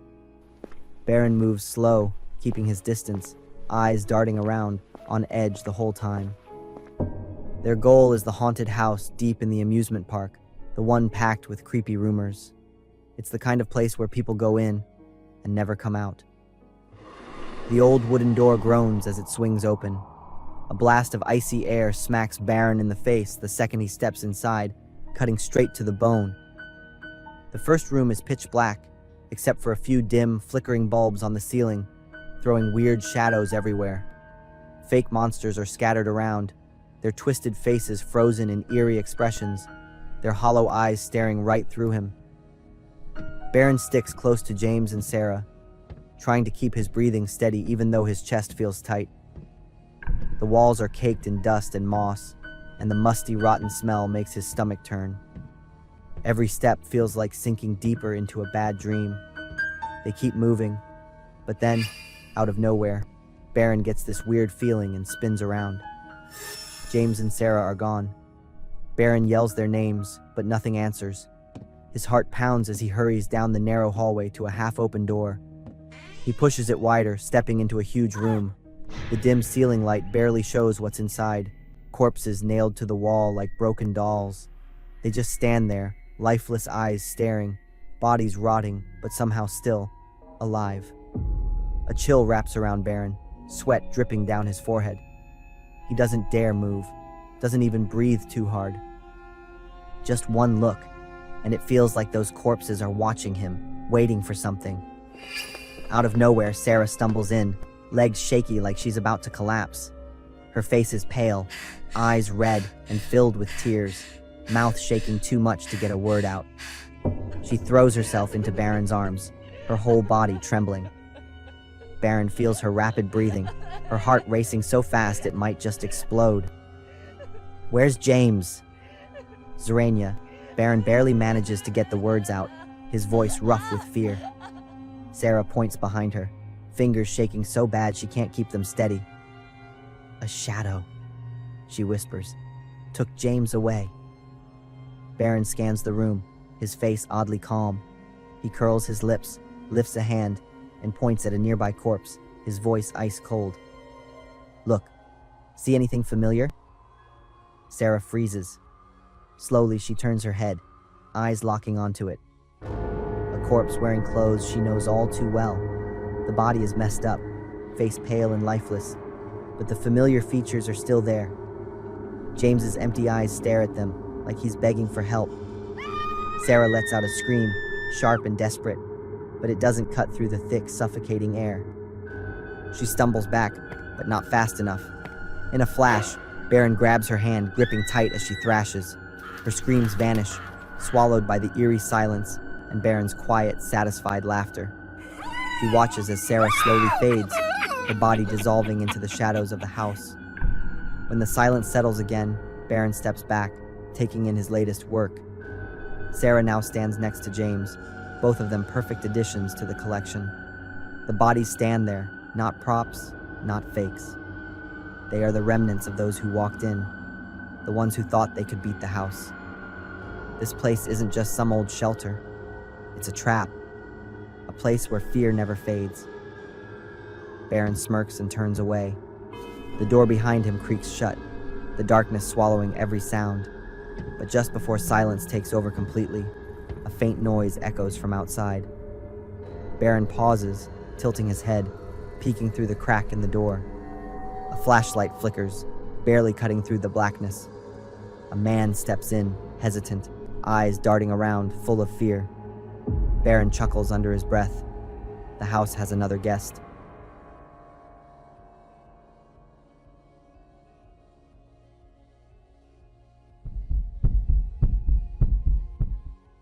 My name's Jamal Carter, and I'm a 22-year-old junior studying history at Georgetown University in DC. I'm all about extracurriculars, and April Fool's Day is the perfect excuse to jump into some fun games. This year, the Student Association's putting together a treasure hunt that's supposed to be very creative and pretty intense. People have been talking about the Student Association president, this weird dude named Elliot Crane. He's known as the genius behind all the big school events. But word on the street is, he got suspended last year for pulling a prank that landed someone in the hospital. Some folks even think he's into some creepy occult stuff. I keep telling myself that's gotta be made up. I signed up mostly out of curiosity. My friends pushed me into it, and honestly, the whole campus vibe had me pumped. Had no clue this would turn into the worst April Fool's Day of my life. That day, the sky was clear, and the whole campus was glowing in soft sunlight. Groups of hyped-up students gathered in the central square, ready to get their instructions. Everyone got an envelope with a map and the first clue. I tore mine open, feeling a rush of excitement. The first clue was easy, a little puzzle that pointed me straight to the library. On the way, I passed other players searching too. We exchanged grins and knowing looks. At the library, I found the next clue tucked inside a book about the American Revolutionary War, something I actually knew a lot about. But the message on it stopped me in my tracks. Jamal, remember your name, for it will decide everything. My excitement shot through the roof when I realized my name was the key to moving forward. As instructed, I had to sign my name on a piece of paper inside a box, tucked away in the corner of campus. I chuckled, thinking it was just a fun way to make the game feel more personal. The next clue took me to a metal box near the old dorms. I popped it open, and inside was another piece of paper asking me to sign again to confirm I was still in the game. My hand shook a little as I grabbed the pen, a weird feeling creeping over me. The tip of the pen touched the paper, and suddenly, a tiny sting shot through my palm. I yanked my hand back without thinking. But when I looked at the paper, my name was already there. Still, I brushed it off as just another part of the game. On my way to the next clue, I overheard some students whispering about strange things happening on campus. Some were saying the woods behind the school had been used for creepy rituals since the 19th century, back when Georgetown first started. Another student mentioned that the old dorm nearby was the site of a weird disappearance back in the 80s. A group of students vanished without a trace after playing a game just like this one.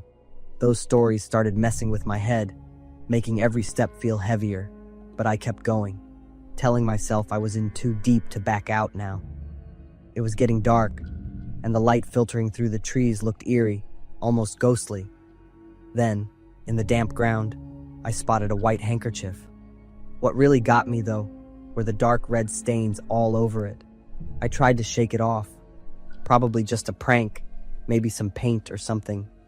Still, this creeping sense of unease started settling in. I pushed forward, following the next clue, which led me to a quiet, almost forgotten part of campus, near the old gym. That's where I found a torn shirt, one corner smeared with red. I crouched down and realized the stain was still wet. The faint, fishy smell hit me, making my stomach turn. Right then, I knew something was off. I hesitated but decided to keep going, convincing myself it was just part of the game to make things more intense. The final clue led me to the edge of the small forest behind the school. That's where I saw it, a wooden box, sitting neatly on the ground. It looked old, almost ancient, with weird carvings I'd never seen before, like something straight out of a ritual. Who put it there? And why was something like this in what was supposed to be a harmless game? I couldn't shake the ghost stories I'd heard along the way. Could this be tied to those creepy rituals everyone whispered about? Inside the box was a human hand with bright red nails. The fingers were curled, like they were trying to hold on to something. The wrist was still red, the flesh smeared, some of it dried and blackened against the pale skin. I stumbled back, my whole body frozen. My breathing went wild, my legs shaking so bad I could barely stand. Under the hand was a piece of paper that said, "Every step in the game is a step toward the price you agreed to pay. Be prepared." Panic hit me like a truck. I bolted. I had no idea how long I ran, just that fear clung to me like a shadow. When I finally couldn't go any further, I collapsed in a corner of campus. My mind was spinning, the image of the box and that hand flashing over and over again. I remembered the paper I had signed earlier. A terrifying thought shot through my mind. I spun around, rushing back to where the box had been, but it was gone. Desperate, I scanned the ground and spotted the paper I had signed. Right below my name, in small, slanted letters, my heart nearly stopped. I agreed to donate my right arm to this game. Pure fear swallowed me whole. That night, walking back to my apartment, I kept telling myself to calm down. Tried to convince myself it was all some messed up joke, but the fear wouldn't let go. As I turned a corner, I passed a guy. His face lit up with a friendly smile. He reached out his hand like he wanted to shake mine. I hesitated, but took it anyway. The second our hands touched, he gripped mine tight, his eyes locking onto mine with this weird, unreadable look. He tilted his head, and his low voice sent chills down my spine. "Happy April Fools, you've got a great hand. We'll see each other again soon, when it's time for you to pay up." I couldn't say a word. Before I could even react, he turned and walked away. Only one thought filled my head. This guy was dangerous. If I let him go, it wouldn't just be me in trouble. Others would be at risk too. Without thinking, I grabbed a thick branch from the ground and charged at him. The branch in my hand swung up and down. I don't even know how many times I hit him, just that I didn't stop until everything went quiet. When I finally snapped out of it, the guy was lying still on the cold ground. "That's Elliot Crane, the student council president," someone yelled in panic. I froze. The police showed up.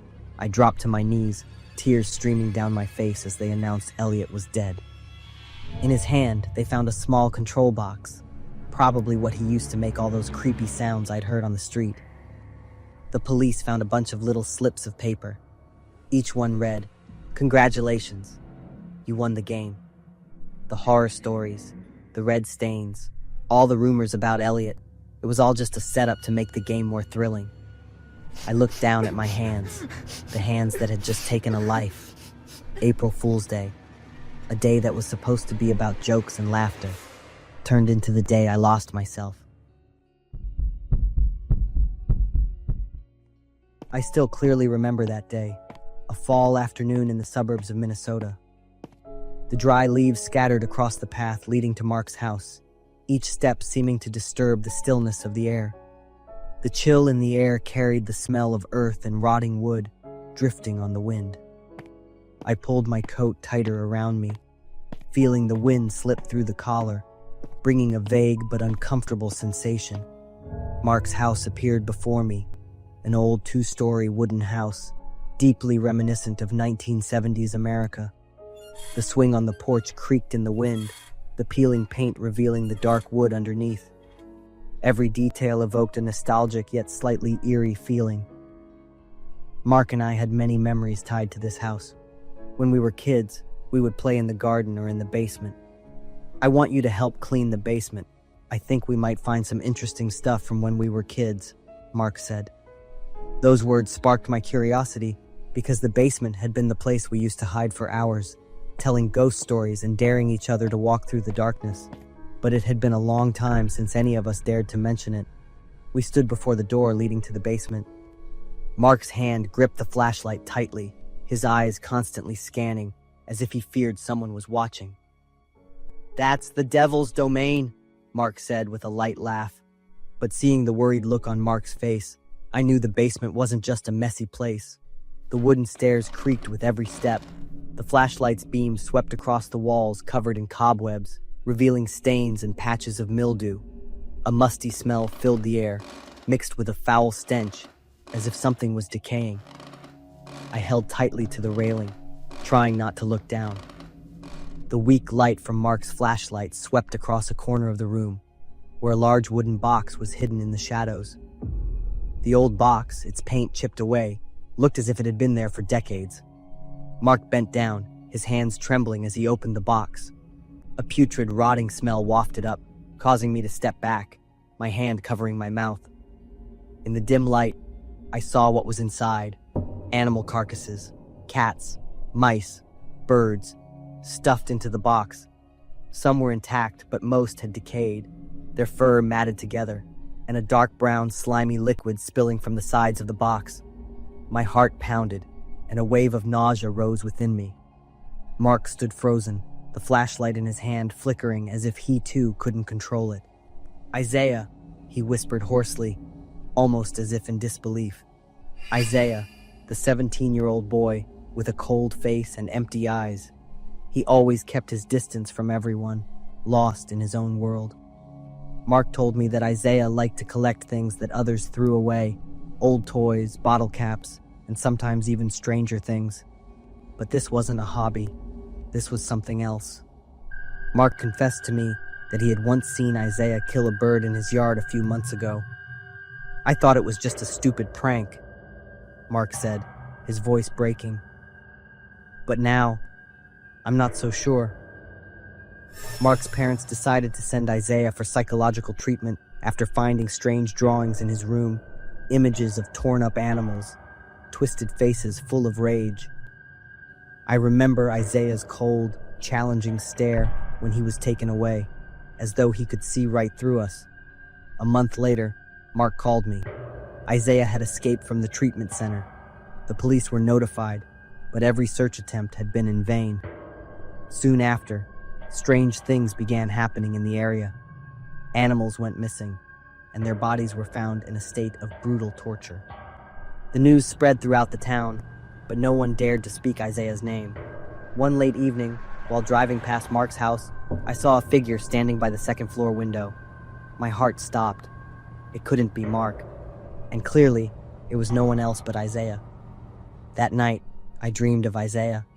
He was standing at the foot of my bed, his deep eyes and cold smile on his lips. "Are you scared?" His voice echoed in my head. I shot up, my back drenched in sweat. Since then, I've never stopped feeling like I'm being watched. One evening, as I was heading home, I saw muddy footprints right in front of my living room window. I didn't dare to investigate further. Isaiah was still missing, and no one knew where he was. But I knew one day I'd see his name on the news, tied to a horrific crime.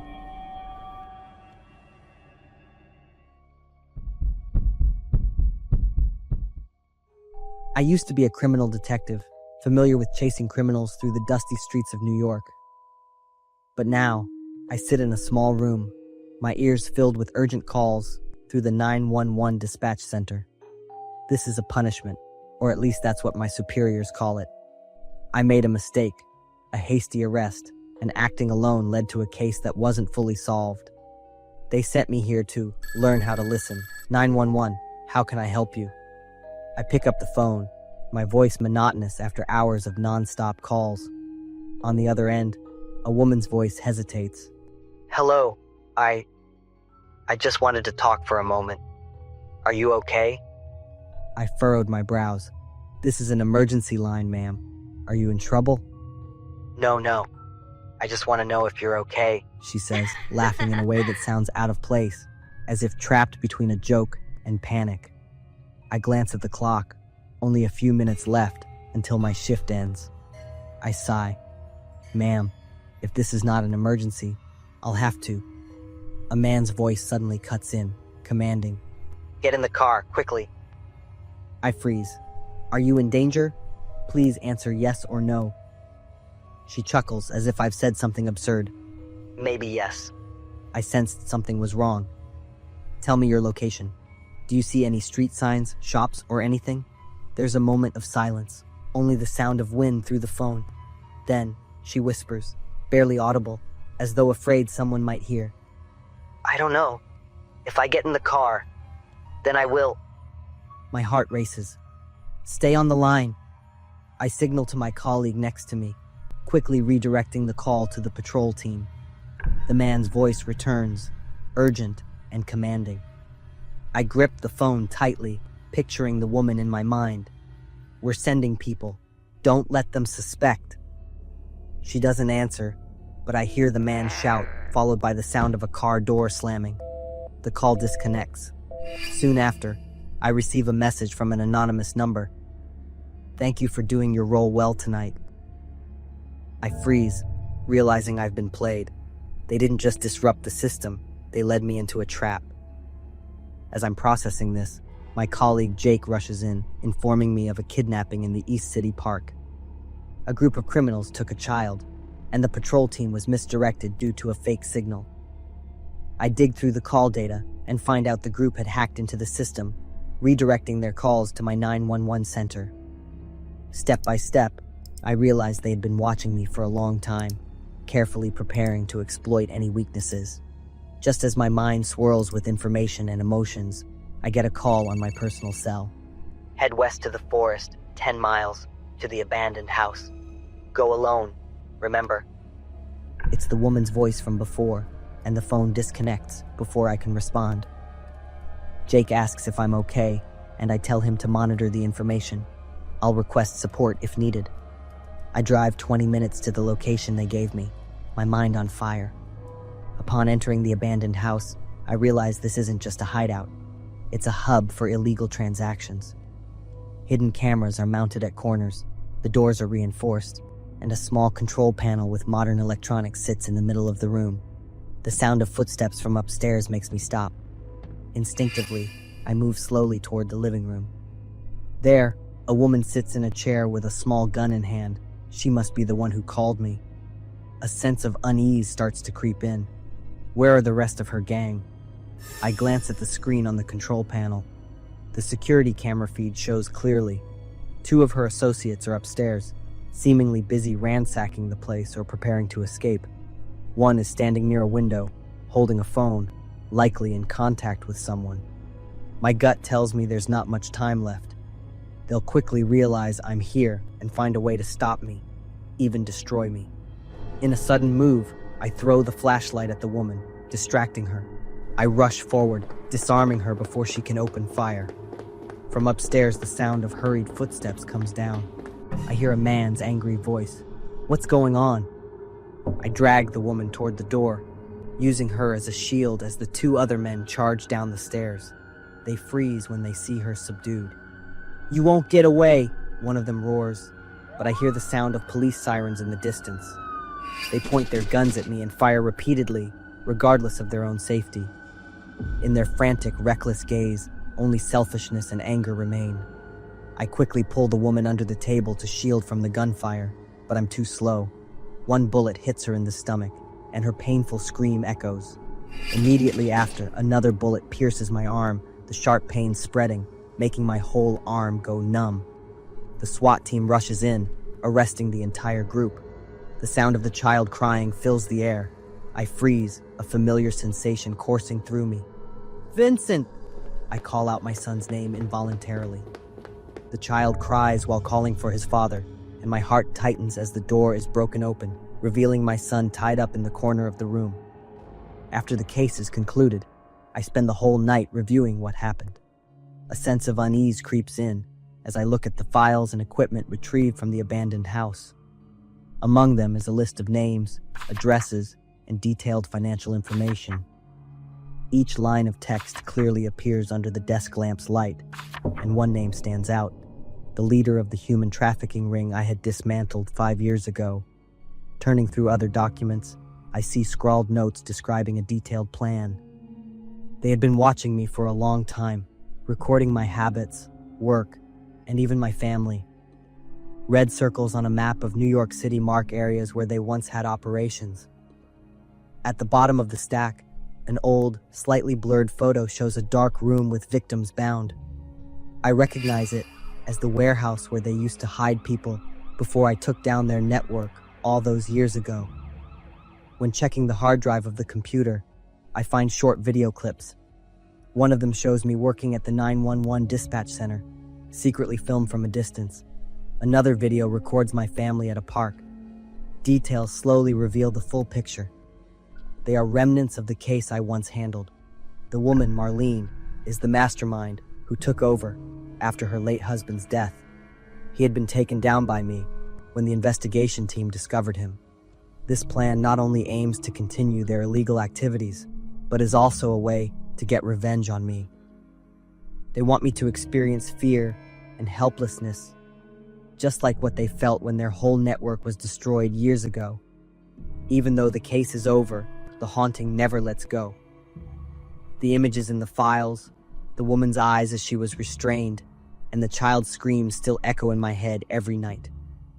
I propose the formation of an in-depth investigation team focused on tracking down the remaining members of the organization. Though I know this fight won't be easy, I feel a stronger resolve than ever. I must end this threat once and for all.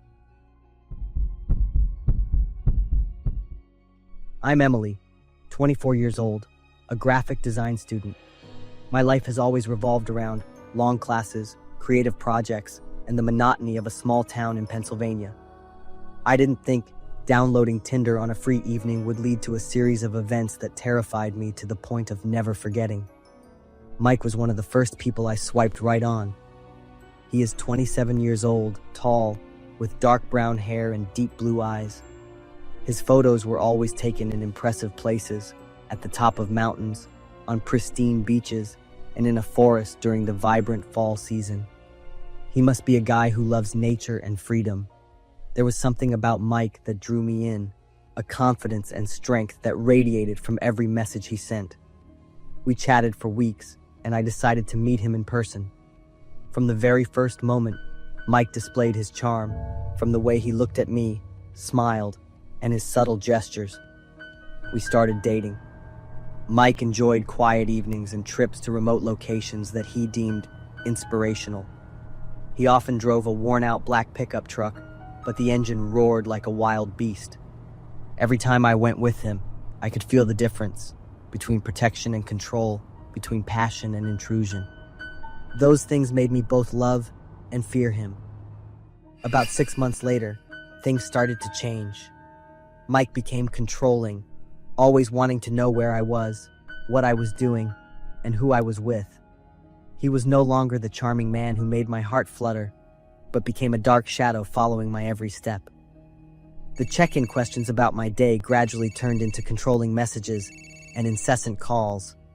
One time, he showed up outside the school library just because I hadn't replied to his message in 20 minutes. I began to feel suffocated, and within me, a growing emptiness started to expand.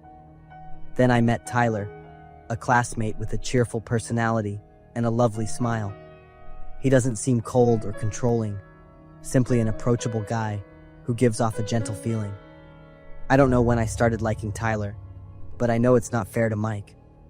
So I decided to end that relationship before it got worse. That evening, I met Mike at a familiar cafe. Pale yellow light covered the space, but that warmth was not enough to ease the tense atmosphere between us. When I said goodbye, Mike's face darkened. He was silent for a few seconds, his hands clenched so tightly that his knuckles turned white. Before I could walk away, he rushed forward and grabbed my arm tightly. "You can't leave me like that," he growled, his blue eyes now like cold ice. I panicked and tried to pull away, but he was too strong. Before I realized anything, he pulled me into the car and slammed the door. Mike drove out of town, across empty roads with no one in sight. I sat in silence, my heart racing, my fingers trembling, trying not to let him see the fear choking me. The streetlights grew sparse, giving way to darkness that swallowed everything around us. Mike's gaze glanced at me through the rearview mirror, filled with hostility. The car stopped at the path leading into the forest. Mike opened the door and ordered me to get out of the car. I reluctantly complied, not knowing what would happen next.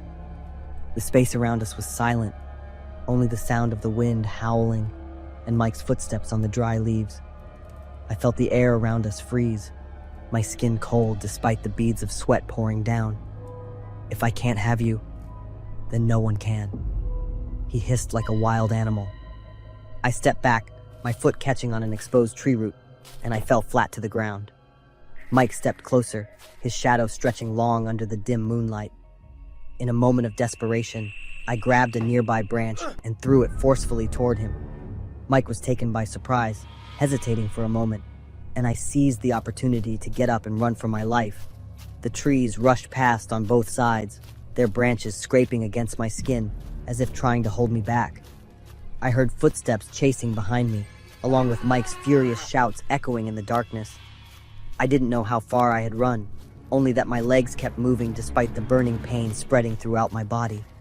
When I saw the light in the distance, I charged toward it without hesitation. It was an abandoned rest stop with a dim light flickering. I hid in a corner, pressing my hand tightly over my mouth to stifle my heavy breathing. Mike's footsteps grew louder and closer. He yelled, calling my name in a fit of rage. The footsteps gradually faded, then disappeared. I waited a few more minutes, making sure he had left, before running with all my might toward the main road, where I was lucky enough to flag down a passing truck. I called the police, cried, and told everything. Mike was arrested the next morning. Police found him in the same woods. Even though he didn't hurt me physically, the obsession from that night still clung to me like an indelible ghost. I know I escaped a nightmare, but its consequences will last forever. The above story is not only a warning about control and violence in love, but also reminds me of the power of survival instinct in the darkest moments.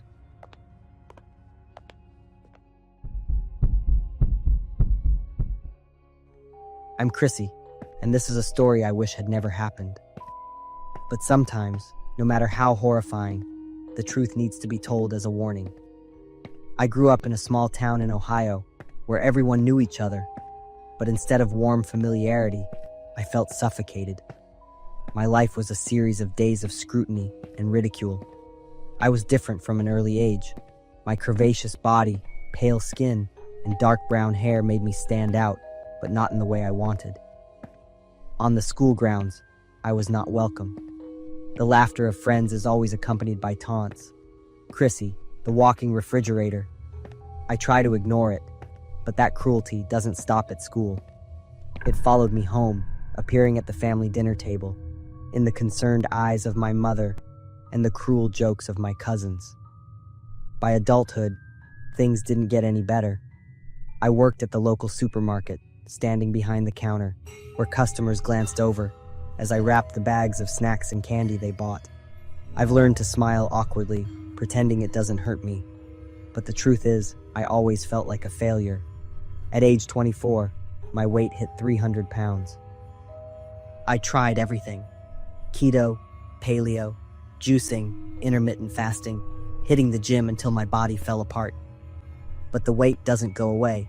It's like it's mocking all my efforts. When the doctor advised me to have gastric bypass surgery, I thought I had found hope. But after many consultations, They refused because my weight and overall health were too dangerous to do it. That disappointment was the final straw.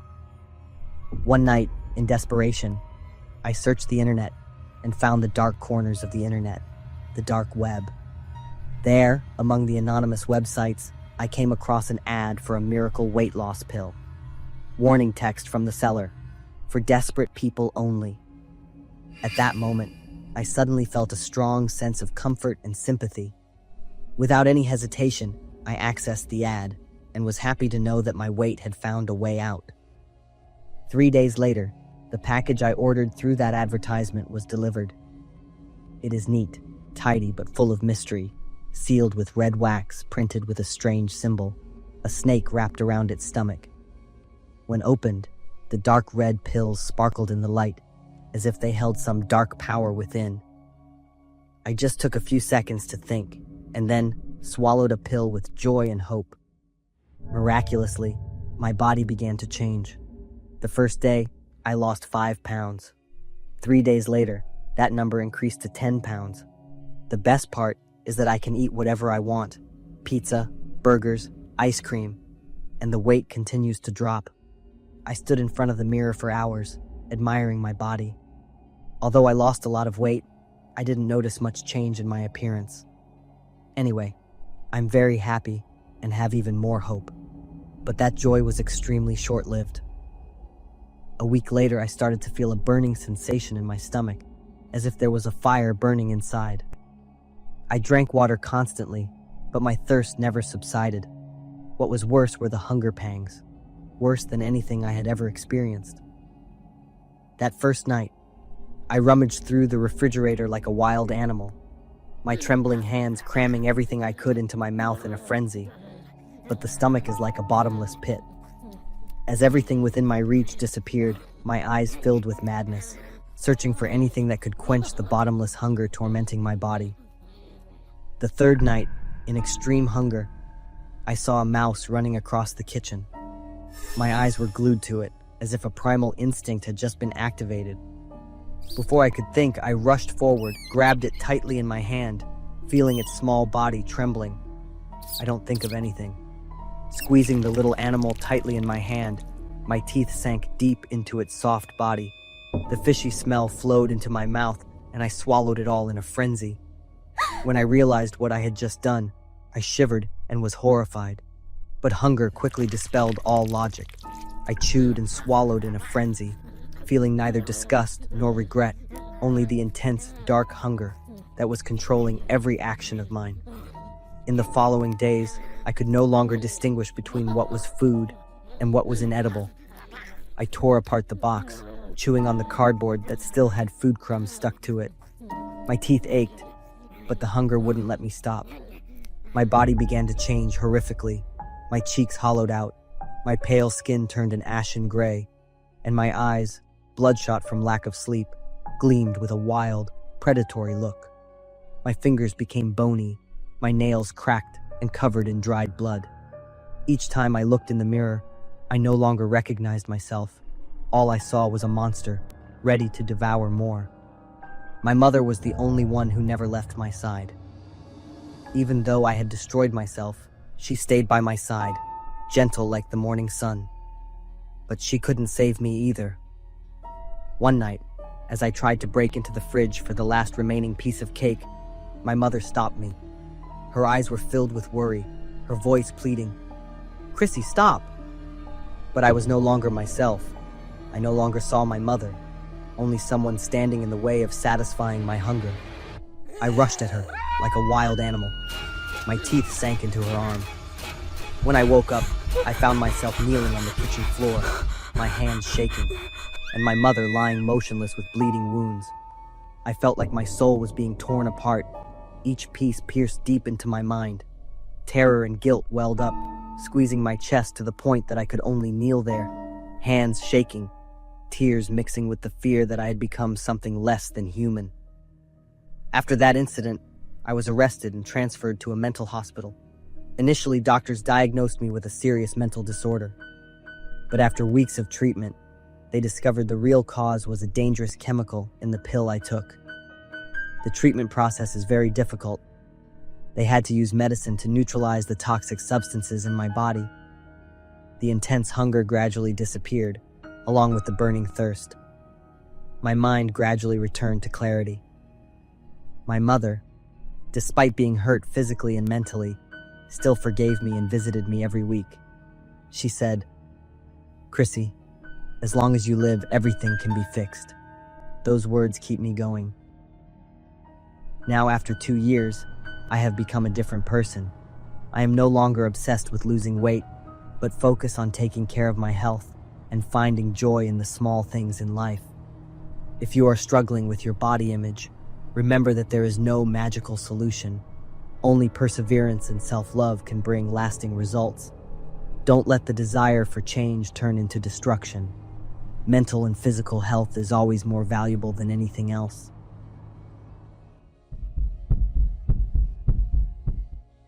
I am Julia, 24 years old, living alone in a small apartment in a quiet suburban area.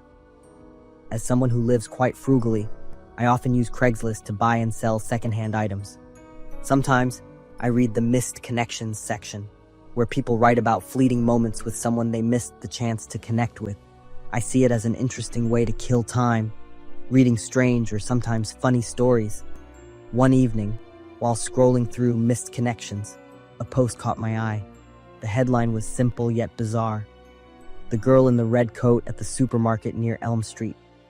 The post described a brown-haired girl with a ponytail, buying fruits and canned goods, exactly like what I had done that day. I felt a slight chill, but quickly brushed it off. It was probably just a coincidence, and I wasn't the only one with such appearance or habits. A few days later, I needed to buy some more items, so I went back to the familiar supermarket. The atmosphere in the supermarket was as usual, busy but not too crowded. I pushed the shopping cart through the aisles, picking out groceries, but throughout that time, I had the feeling that someone was watching me. When I turned around, I caught the gaze of a man standing a few meters away from me. He was thin, wearing a black hoodie with a pale face, deep-set eyes, and tightly pressed lips. He stood motionless, staring at me intently, as if he wanted to engrave my image into his mind. I pretended not to notice and quickly moved to another area, but every time I looked up, I saw him appearing nearby, always maintaining just enough distance to avoid being too obvious. A sense of fear began to creep in, and I decided to finish my shopping, pushing the cart faster and heading to the checkout. Once I reached the parking lot, the biting cold of the evening made me shiver slightly. As I was putting the bags in the trunk, I saw him again, standing near the exit of the parking lot, his eyes still fixed on me. I hurried into the car, locked the doors, and drove home. In my mind, I tried to reassure myself that he was probably just a strange person, and there was no need to overthink it. That night, as I sat on the bed, I opened Craigslist again, out of habit.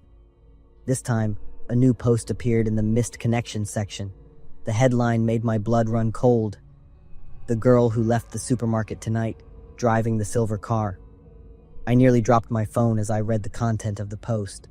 He described exactly what I was wearing, how I looked around anxiously, and even wrote, "I want to be with you. Just give me a chance." I couldn't believe my eyes.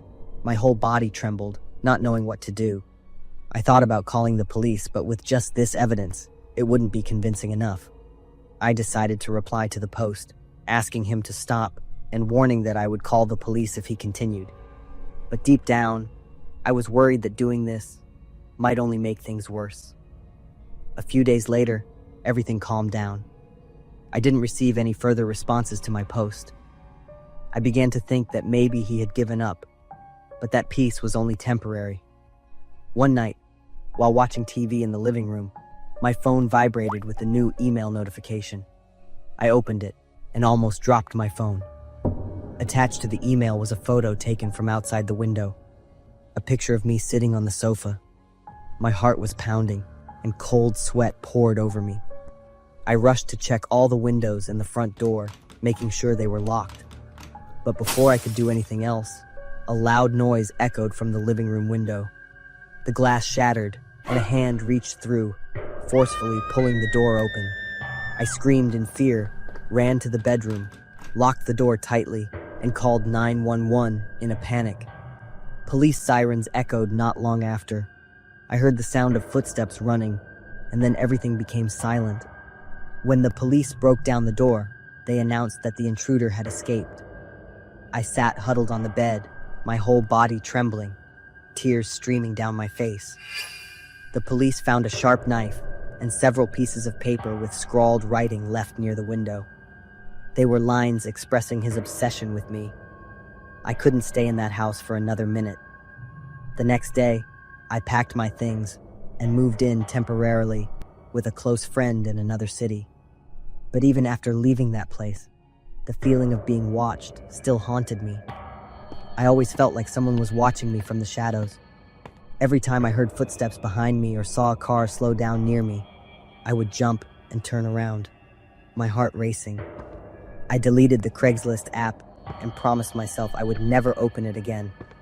This story is not only a warning about the hidden dangers online, but also a haunting that will forever be etched in my mind. I'm not sure I will ever feel safe again, no matter where I am.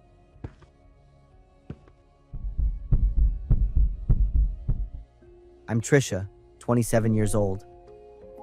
Last winter, when it was extremely cold and crazy snowy, I went through a really scary and haunting experience.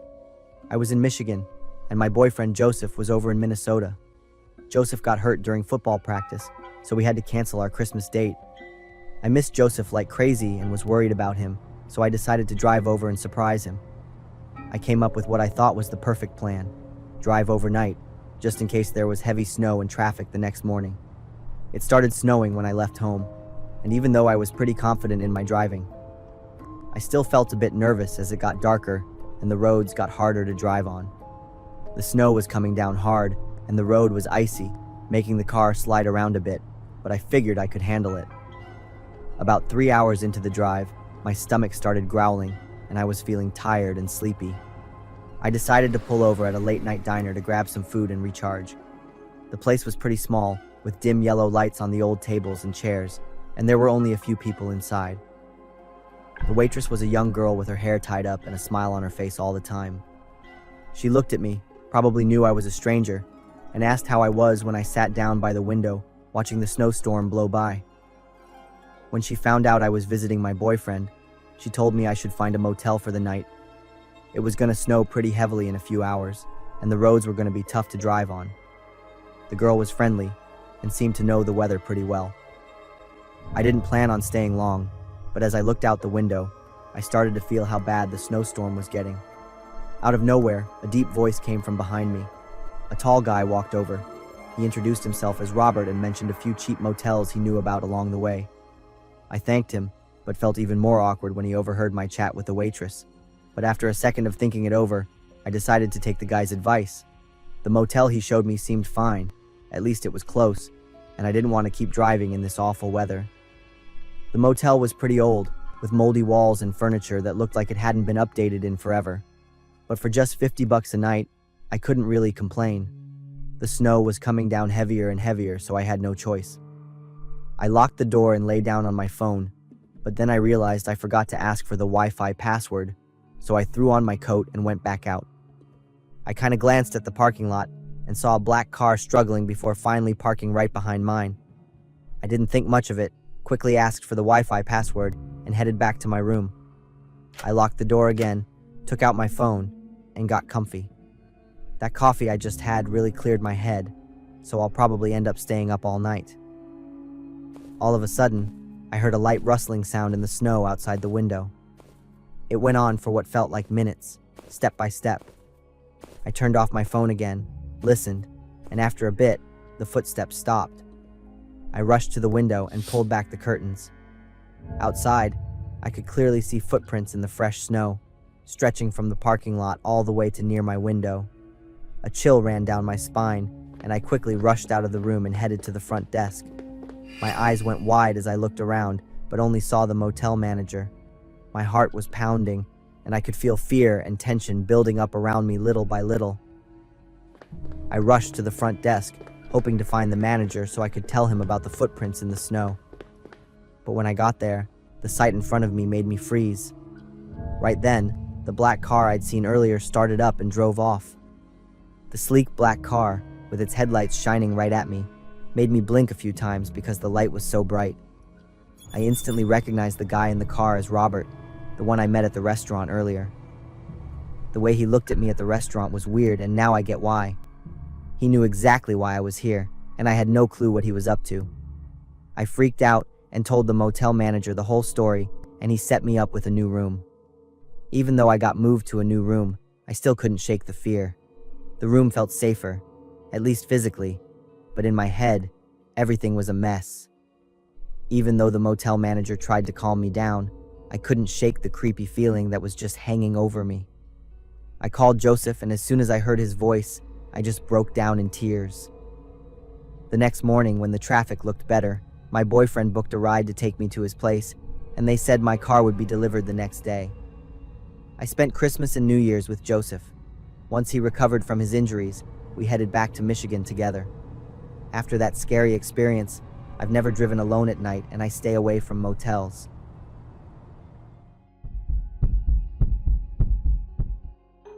I am Diego.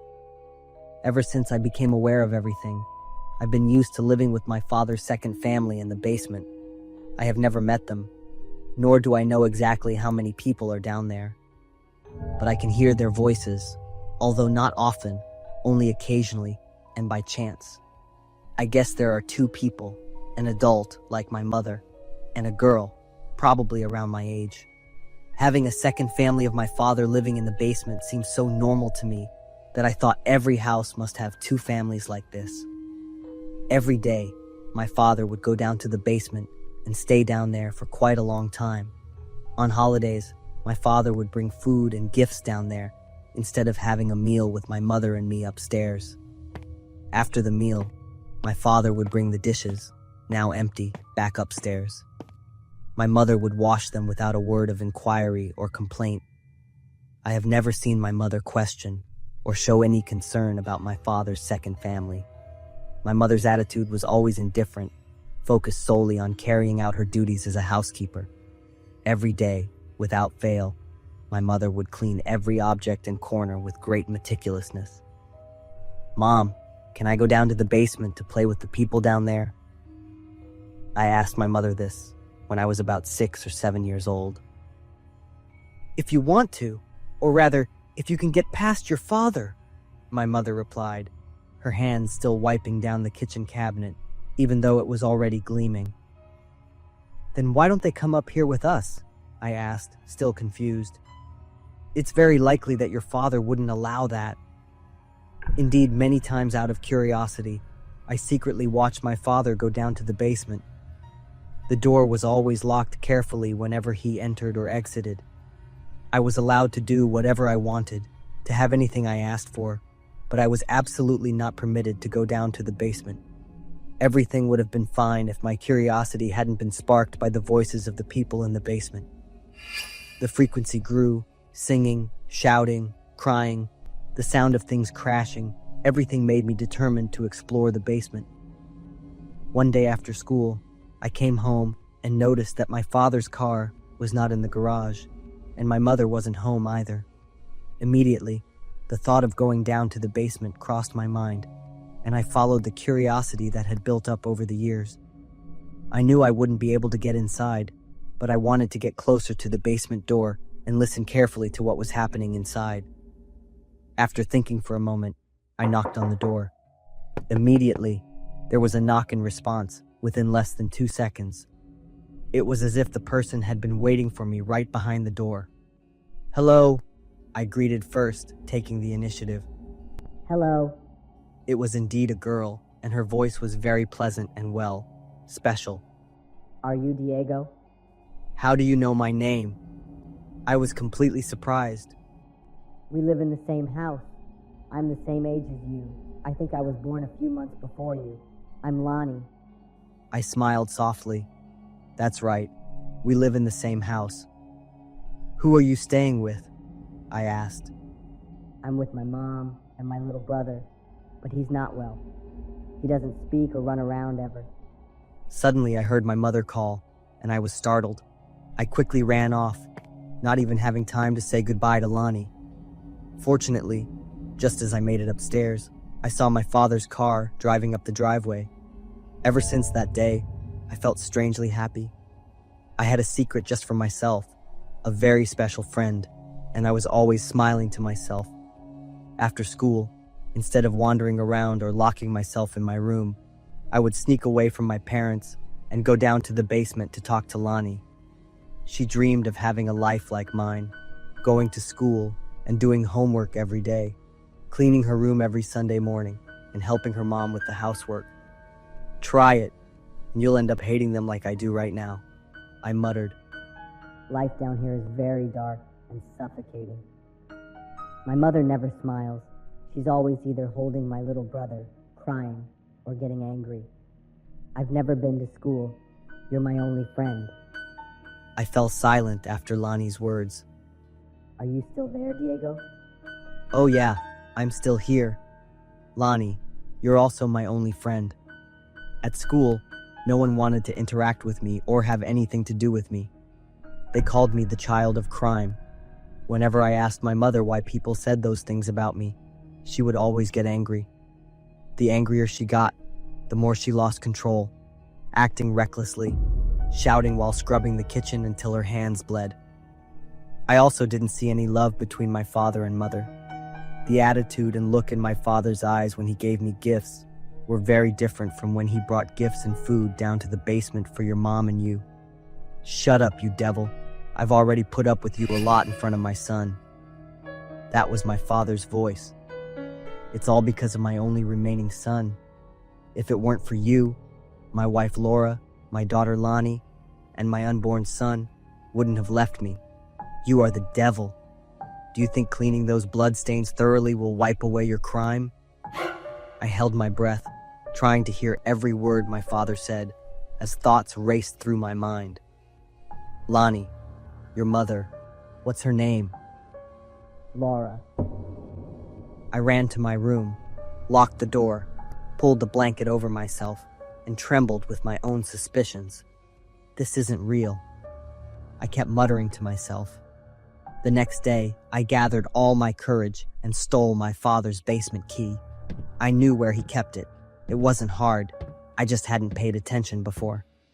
I took a deep breath and opened the basement door. There was no one here. Inside was a cozy room, filled with vibrant colors from toys and wallpaper. There were happy family photos of a beautiful woman, a girl around my age, and my father as well, a small cradle with a blue mattress. And at the end of the room, a small table with a portrait of the woman and the little girl, placed next to a crucifix and a few candles. There was also a picture that, when I grew up, I later realized was an ultrasound photo of the baby.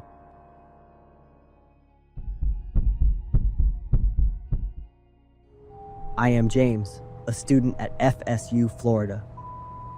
My family lives far away in Gruene, Texas, so I only go home during long breaks and on important holidays. I don't have any siblings. All of my parents' love and attention are focused on me. Each time I return, my parents are always joyful and happy. Everything was peaceful until the horrifying event that happened in the summer after I completed my first year at university. I joyfully hugged my parents, taking a deep breath of the familiar and peaceful air of home. The next day, I helped my dad clean up the backyard garden as I had promised. My family has a fairly large backyard, and when I was younger, I used to invite my friends over to camp overnight. After many years of neglect, my dad decided to clean it up and build a shed there. Thanks to my dad's plan, I was overjoyed to rediscover my treasure after many years of being forgotten. The treehouse on the large oak tree, that was the birthday gift my dad had carefully prepared for me when I turned 9. A feeling of nostalgia rose in my heart, as if a part of my memory that had been buried in the past suddenly awakened. Each crack, each loose piece of wood seemed to remind me of a time long past, the days when I was a child, running around here, laughing and playing with my friends. I used to be so happy and proud to own it. From that day on, I visited the treehouse every day, cleaning up, reinforcing the rotting stairs, and fixing the cracks caused by rain and wind. One evening, my parents went to a party at Uncle Jim's house, a longtime friend of our family. Since I wasn't feeling well, I declined to attend. While my parents were away, I decided to visit the treehouse once again, as a way to find some peace and reconnect with a forgotten memory. The dim light from the street lamp cast a faint glow onto the backyard where the treehouse stood. The house seemed like a silent ghost, old and worn, with its gray roof fading over the years. Despite that, it still stood strong, as if waiting for me to return. I walked across the yard, my heart filled with mixed emotions, each step bringing me closer to my childhood days. I shuddered slightly, but didn't think much of it. I pulled the ladder up and climbed into the house. The space inside was cold and still. The old walls and the dusty bookshelf made me feel like I had just stepped through a time portal. I sat down on the old chair, trying to enjoy the peaceful feeling, but suddenly, a faint noise from outside startled me. I stood up, walked to the small window, and looked out into the backyard. Two figures were sneaking up toward my parents' house. The streaks of light from the street lamps cutting through the darkness made me realize they were holding guns. A wave of fear spread throughout my body, and I quickly pulled my phone from my pocket and called the police. But unfortunately, one of them noticed me, probably because I had spoken quite loudly in my fear. One of them shouted loudly, and without waiting for me to respond, he began heading toward the wooden house. In that moment, everything seemed to collapse. My heart raced, and my throat tightened. I meant to run, but I didn't have time. They were already very close, gripping their guns tightly and aiming them at me. In a moment of panic, an idea suddenly came to me. I rushed out the front door, and with all the strength I could muster, I pulled up the wooden ladder, at least cutting off their only way up. I shut the door and windows of the treehouse tightly, barricading myself inside, hoping the police would arrive soon. Luckily, my father had been very careful and meticulous when securing the locks on the house. When I heard the crunching footsteps outside the treehouse, the anxiety within me immediately turned into panic. A suffocating feeling spread through my body, and each breath seemed to make the air around me even more stifling. The feeling of fear spread like a wave, with every sound making me jump. The first gunshot rang out, a deafening blast that made my heart skip a beat, and I almost collapsed. The next gunshot rang out closer, followed by a series of bullets embedding into the wooden body of the house. One of them slipped through a rotten gap I hadn't had a chance to fix. I backed into the corner of the room, trying to stay calm, but the truth was, there was nowhere to hide. The house was too small and fragile. The two thieves continued to shout, curse, and threaten relentlessly. The sound of police sirens in the distance brought a sense of hope, but a part of me still didn't dare to breathe. The two thieves shouted curses before leaving. It took me quite a while to calm down and finally leave the treehouse. It was then that I called my parents. They returned in a panic and hugged me tightly. After more than 2 hours of playing hide and seek with the police, the two thieves were finally caught. Luckily, it only took me a few days for my mind to truly stabilize. The first thing I did was help my dad repair the treehouse. It was a beautiful part of my childhood memory, and also my savior in the moment I faced danger.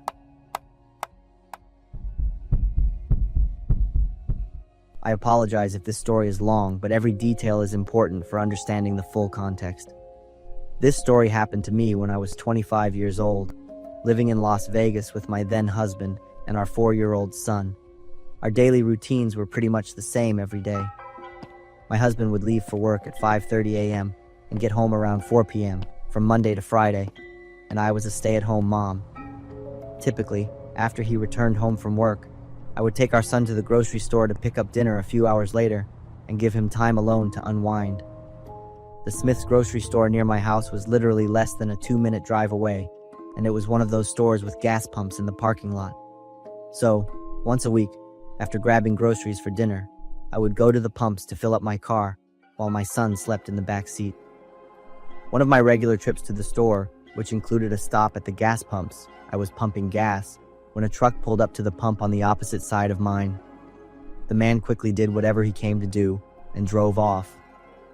As I was finishing up and walking around my car, he pulled up next to mine, rolled down his window and said, "I just needed to tell you that the only reason I pulled up to the pump was to get closer to you.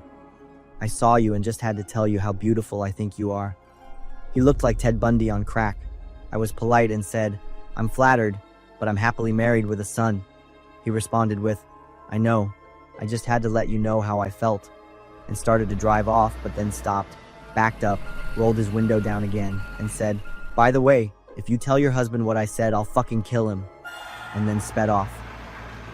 I was shocked and immediately got into my car, called my husband, and told him what had just happened. He told me not to drive home in case he followed me, and to just run the first light I come to, speed. And when I get pulled over, tell the officer what happened. I did so, and the officer who pulled me over was very understanding and drove me to the substation near our house where we left my car. He then took my son, my groceries, and me home, and my husband went and picked up my car the next day. I thought that was the end of it, but somehow I knew it wasn't.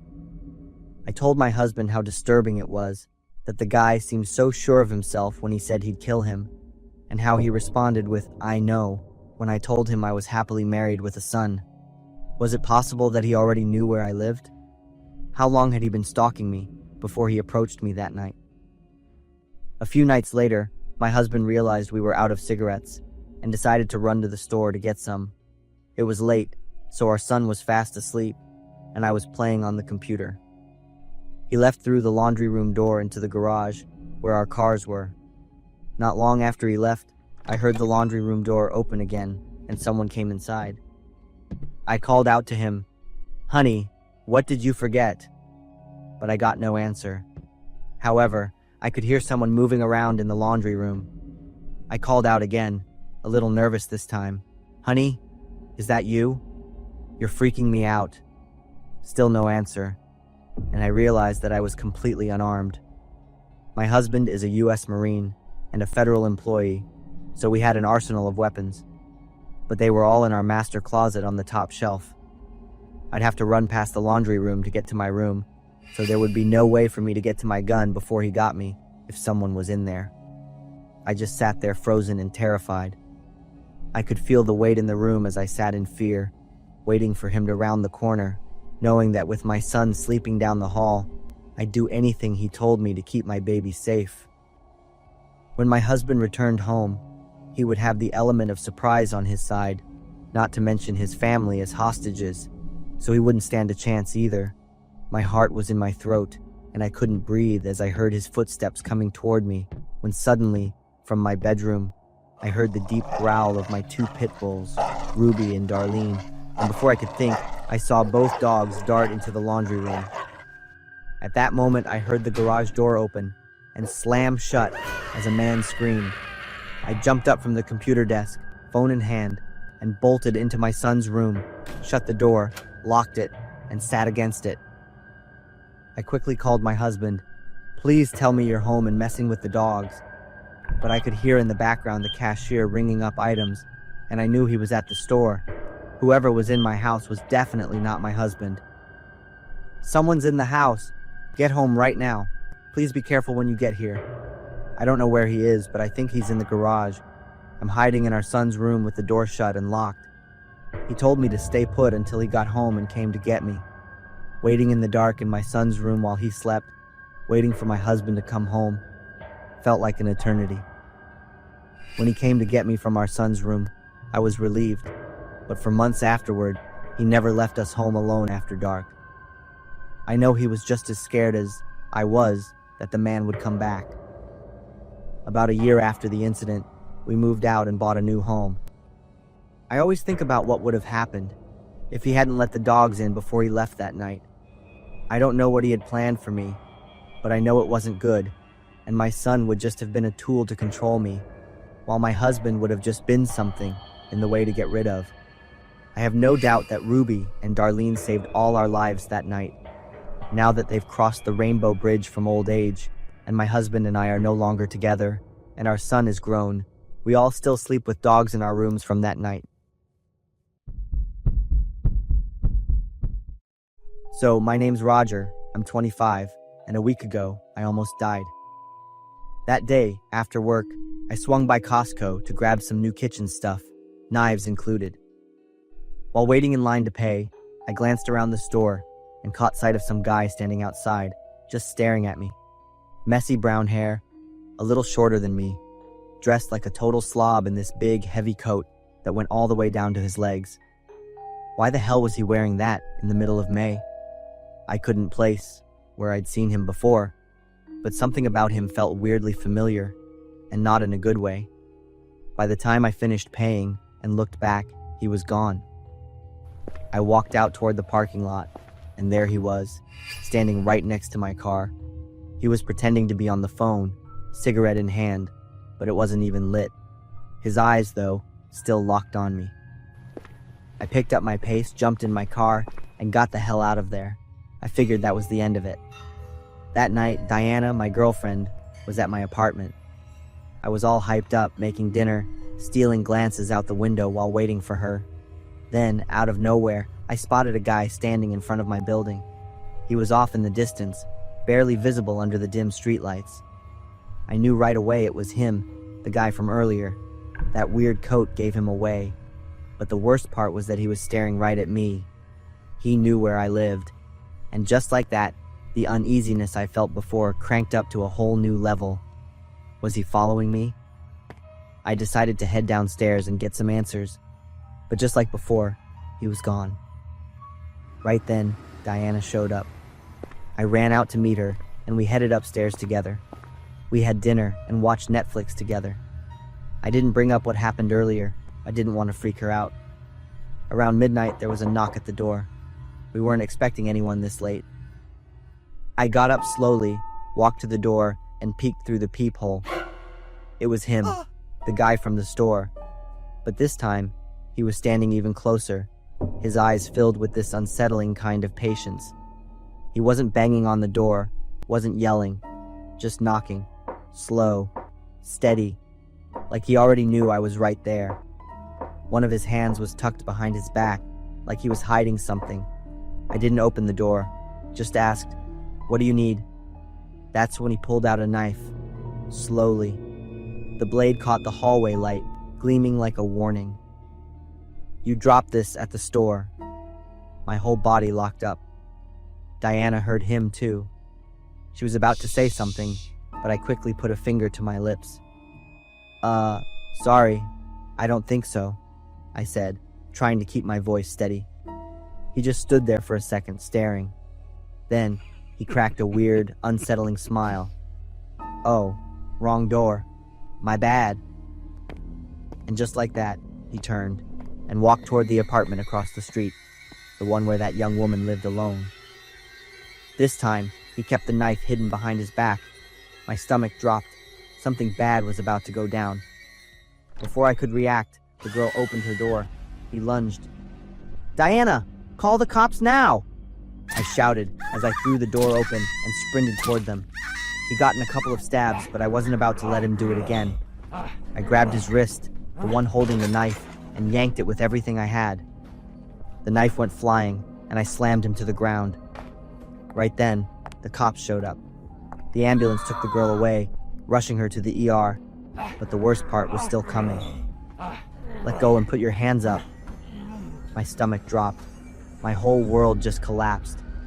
Guns aimed straight at me. My heart was racing, breath coming fast and shaky. He was still on the ground, but instead of freaking out, he was smiling. That smug, twisted kind of smile. "No, he's the attacker," I yelled, but the cops kept their distance, moving in cautiously. He was still lying on the floor.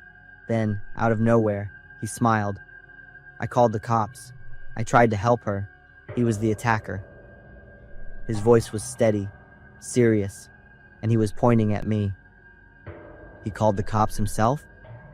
I couldn't believe what I was hearing. Was this his plan all along?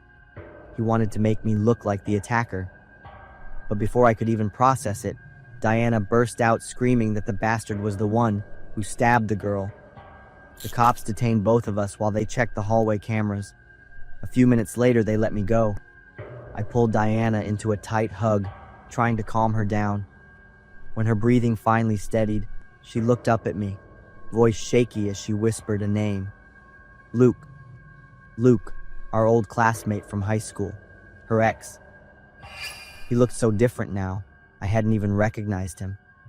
Back in high school, Diana and Luke had dated, but their relationship was a mess, full of fights and control. Eventually, Diana had enough and broke it off. But Luke? He refused to let go. He tried everything to hold on. A few weeks later, Luke was already dating someone new. Diana felt lucky to be done with him, but Luke never actually let go. In court, he didn't look scared, didn't look sorry, not even a little. As they escorted him out, he turned to me, smirked, and whispered, "Good luck. There are more of us than you think." Those words stuck with me, kept me up at night. After the case was closed, Diana was scrolling through social media and randomly came across an old class photo. Luke was in it, standing right next to his two best friends. So there were 3 of them, and their most recent posts, all tagged near where Diana and I lived. A chill ran down my spine. Had I really gotten rid of him?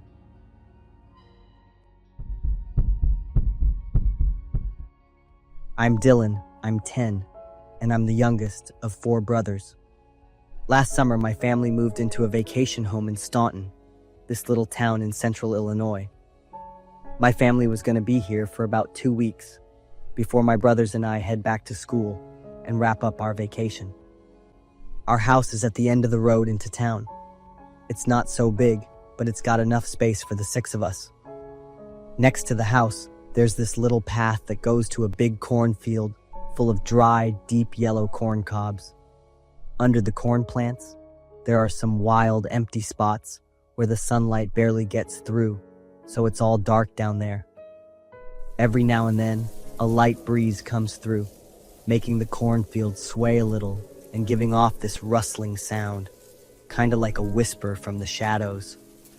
This whole scene, even though it's simple and pretty, had this weird pull that got me and my 4 brothers excited. We'd always invite each other to the cornfield to play hide and seek. Since I'm the youngest in the family, my brothers were always messing with me the most when we played. Tyler was the oldest, always bossing everyone around, and he knew exactly how to get us to do what he wanted. Connor was easygoing, always going along with all the pranks Tyler and I came up with. Parker, the middle brother between Connor and me, always tried to act all grown up, never admitting if he was scared, even though no one really knew if he was or not. We hopped over the low wooden fence and ran right into the cornfield. The corn plants were tall, stretching out their leaves like big, thick arms. I could feel the breath of the earth and trees around me, like I was totally surrounded. When the game started, I was the first one to find the others. I was excited, but also worried about the pranks they could pull at any moment. The cornfield was very wide, and the leaves blocked my view. I thought to myself, if someone ran past, they'd totally disappear in the next second. While I was searching, I heard some loud, heavy breathing, which meant one of my brothers was hiding really close by. I walked really quietly, each step sinking into the soft soil, gently moving the leaves and shouting loud, trying to scare someone, but there was no one there. I took a deep breath, ready to keep searching. But for some reason, the air around me suddenly felt really thick and hard to breathe. The corn plants seemed taller and thicker, starting to cover the sky and making everything feel darker, even though it was still light out. I started to lose my patience, pushing hard with my hand and breaking some corn stalks at the same time. Because of that, I saw someone standing in the distance. I tried to keep my excitement in check. It was definitely one of my 3 brothers. I quickly ran toward the figure, but then all 3 of my brothers suddenly yelled, and I froze. My brothers called that the game was over, and our parents told us to come back for dinner. They seemed pretty mad when they found out we'd snuck into the cornfield. I turned around to look at the shadow from earlier, but the person was gone. Hearing my brothers calling louder and more urgently, I quickly left. After dinner, I asked my brothers if anyone had seen a tall person in the cornfield, and they all said no. I didn't buy it because they'd messed with me so many times before, so I asked again, and they still said no. The next day, my brothers invited me to play hide and seek again, and I totally agreed, of course. I was the one who had to search. I couldn't forget that weird feeling when I saw the shadow in the cornfield. When I got ready to search for the second time, I couldn't focus on finding my brothers. All I could think about was the shadow that passed by the day before. I walked deeper into the field, right where I remembered seeing that person. The sunlight started to fade, and the space around me got even more blurry. The wind blew through the corn rows, making this creepy rustling sound. Suddenly, I heard footsteps crunching on the dry leaves, making this loud, clear, and echoing sound. I turned toward the sound and called out Connor's name, and all I got was a giggle, but I was sure it wasn't Connor. The laugh was really deep and loud. "Can I play with you guys?" Log's same deep voice, then this crazy, uncontrollable laugh. My heart was pounding, my legs were shaking, and I couldn't move. My eyes were wide, staring at the swaying corn plants as a tall figure moved through them. And then, a guy showed up in front of me. He was so tall, way taller than anyone I'd ever met. He was built big, with muscles that looked like he'd been working out for years. His face had this fierce look, like it was full of anger and hostility. His features were pretty rough, sharp chin, high nose, and his brown eyes were deep, full of malice. His skin was pale, like he hadn't seen sunlight in forever. But what gave me the most chills was his smile. That smile was twisted, weird, and very mocking. A chill ran down my spine. I couldn't move, couldn't say a word, just standing there, frozen, like my limbs were stuck. The fear started in the soles of my feet and spread all through my body. My heart was pounding so hard I could hear it in my ears. I was breathing heavy, wheezing like there was no air left in my lungs. It felt like the whole world just stopped, leaving only that guy and me, a 10-year-old kid. "Dylan!" My name echoed in the air, like a scream cutting through the silence of the cornfield. Connor's voice was like a lifeline, pulling me out of the fear. "Dylan!" The call came again, louder and more familiar. I screamed as loud as I could, couldn't handle the fear inside me for another second. I freaked out, running toward Connor's voice, my feet barely touching the ground. Everything around me was a blur, like some nightmare. I don't even remember when I ran into the house. I locked the door, ignoring my brother's and parents' calls. My chest felt heavy, and I was breathing fast. After that, I couldn't talk or act normal anymore. I just found myself stuck in nightmares, where that weird guy was still standing there, his mocking smile haunting me every night. My parents, worried about how I was doing, decided to cut the vacation short, head back to the city, and take me to the hospital. Once I was feeling better, I told my parents everything. They looked at me, worried, and all my brothers and I got lectured for not listening. After that, I never went back to that vacation house again. Even though time passed and everything started to calm down, that fear and the image of that guy still wouldn't leave me.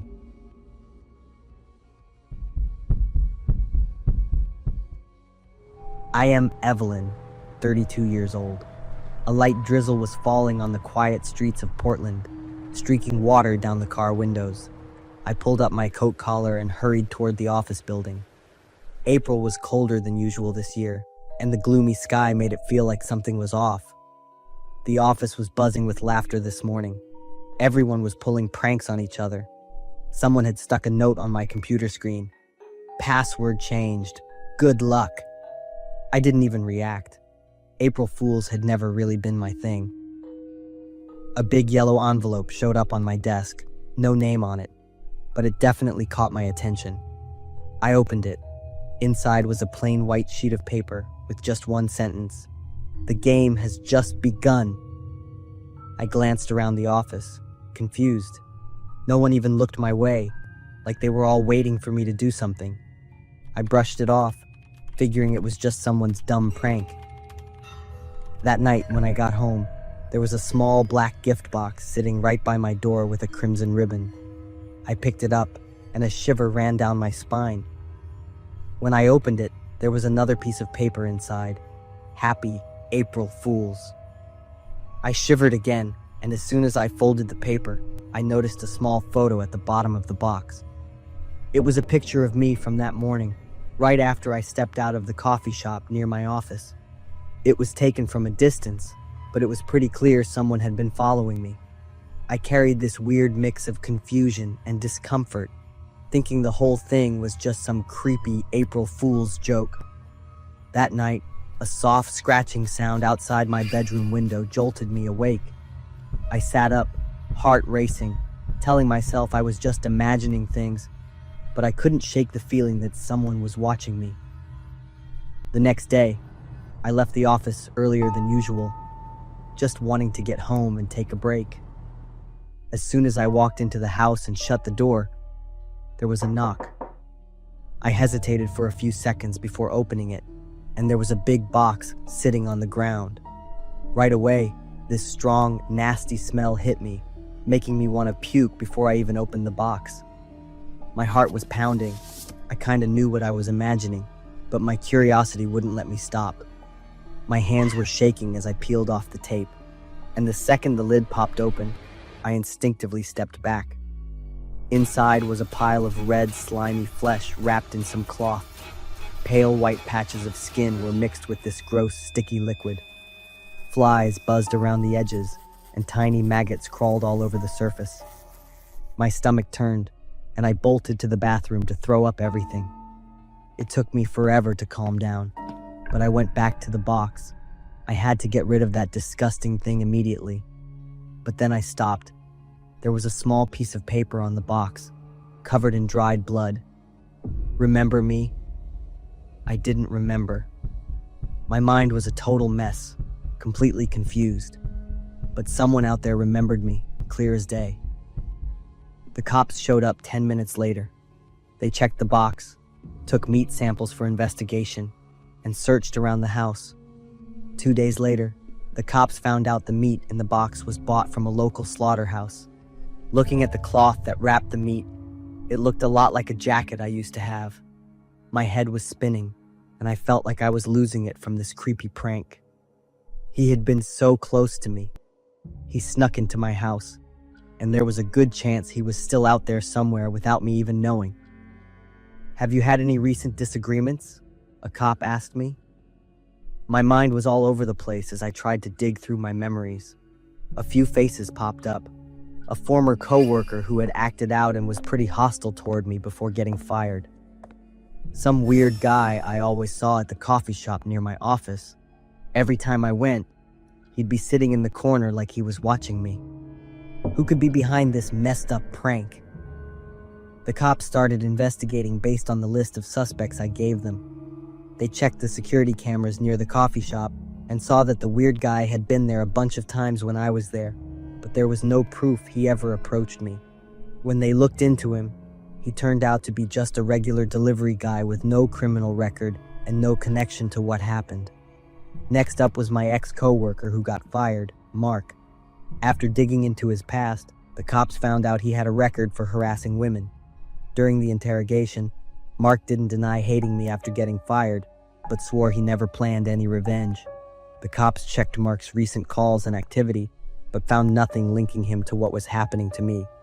That made them start thinking maybe someone else was behind all this, someone with deeper, more dangerous motives. A week later, I was living with constant anxiety.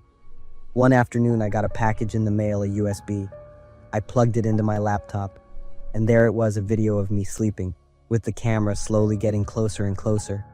The steady breathing of whoever was holding the camera started blending with the sound of my own breathing while I slept.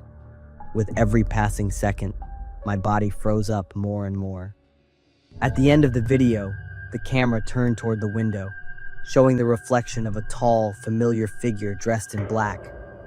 I held my breath, my hands shaking as I slammed my laptop shut.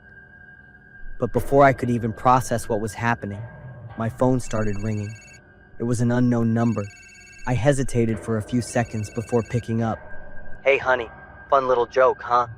His voice was deep, filled with amusement. My hand clenched around the phone. I thought of him, but there was no way. He was still supposed to be in jail. "Dominic, how is this even possible? The law only traps the weak. I'm back, and I've got all the time in the world to play with you." Hearing that cold, twisted laugh made every scar on my body sting. All those memories of my personal hell came rushing back. My baby with him ripped away from me by violence just before his due date. I took a deep breath, forcing down the panic rising in my chest. I had to keep him talking long enough. I swallowed hard, my eyes flicking to the corner of my laptop screen, the location tracking system the cops installed 2 days ago. The GPS was updating every second. He was so close. My hand shook as I tapped the table, a signal to the tracking team. Dominic's creepy voice echoed in my ear. "The back window. I've been in there so many times. You have no idea." My heart nearly stopped. I didn't dare turn around. I could feel his eyes on me from somewhere in the darkness. I took a deep breath. The SWAT team was in position. "Dominic, this is the last time." "Happy April, fools," I whispered. A loud bang came from the other end of the line, followed by shouting, the sound of a door being kicked down, and Dominic's panicked screams when he realized he was trapped. I hung up. The location screen flashed one last time before the signal went dead. I closed my eyes and took a deep breath. This time, he wasn't coming back.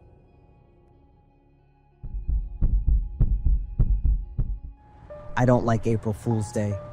It's like a double-edged sword. On one side, there's laughter, and on the other side, a tragedy ready to strike. But that only happened after I turned 16, the age of recklessness and stupid ideas that come to mind without any mental filter. I typed a message in excitement and sent it to my friends. "Guys, my dad is on his way to the hospital." A few seconds later, my phone buzzed nonstop with worried messages from my friends. I sat down, laughing to myself, enjoying the harmless prank. I thought to myself, it's just a joke, feeling self-satisfied. That afternoon, I sat on the couch, my eyes glued to the flickering TV screen. The game sucked me into another world, where real-life problems never reached. My mom was asleep in the back room after her long shift, while I was immersed in virtual missions. My dad walked into the room, his tall figure looking thinner than before. He asked me about my mom's phone charger. I pointed toward the table without taking my eyes off the screen. He stood there for a moment, then turned and walked away. A few seconds later, I heard heavy breathing. I didn't pay attention until I realized the breathing had stopped. I was in the middle of an intense part of the game, so I didn't think much of it. The breathing came again, faster, weaker. A part of me began to feel something was wrong, but my curiosity couldn't resist the allure of the game. My eyes never left the screen. Then the silence enveloped the room. I turned around, and my dad was standing by the table, his hand gripping his chest, his eyes wide open but eerily empty. He was holding his chest as if trying to grab onto something invisible that was leaving his body. I don't clearly remember how I reacted. I only know that I rushed to him, calling his name, shaking his thin shoulders, but his body fell like a tree chopped down. I screamed, and my mom immediately woke up and rushed out of the room, her face filled with panic. We tried to move my dad to the living room. I called 911, my hands shaking so much that I almost dropped the phone. The operator's voice came through, "CPR immediately." My mom, certified in CPR, knelt down and started chest compressions, counting each rhythm. I watched her hands press down on my dad's chest, but his body remained motionless, and I felt utterly useless. My dad's eyes opened slightly, but it wasn't the look I was used to, warm and strong. What I saw was emptiness, swallowing me whole. The sirens of the ambulance tore through the suffocating silence. They took him away, but deep inside, I knew. I knew that my dad would never come back the way he was. At the hospital, the doctor came out with a serious expression. "Heart attack," he said, his voice low but unmistakably sure. The chances of survival were very low, and my mom broke down in tears. I sat there, my hands clenched so tightly that my nails dug into my skin. My dad passed away early the next morning.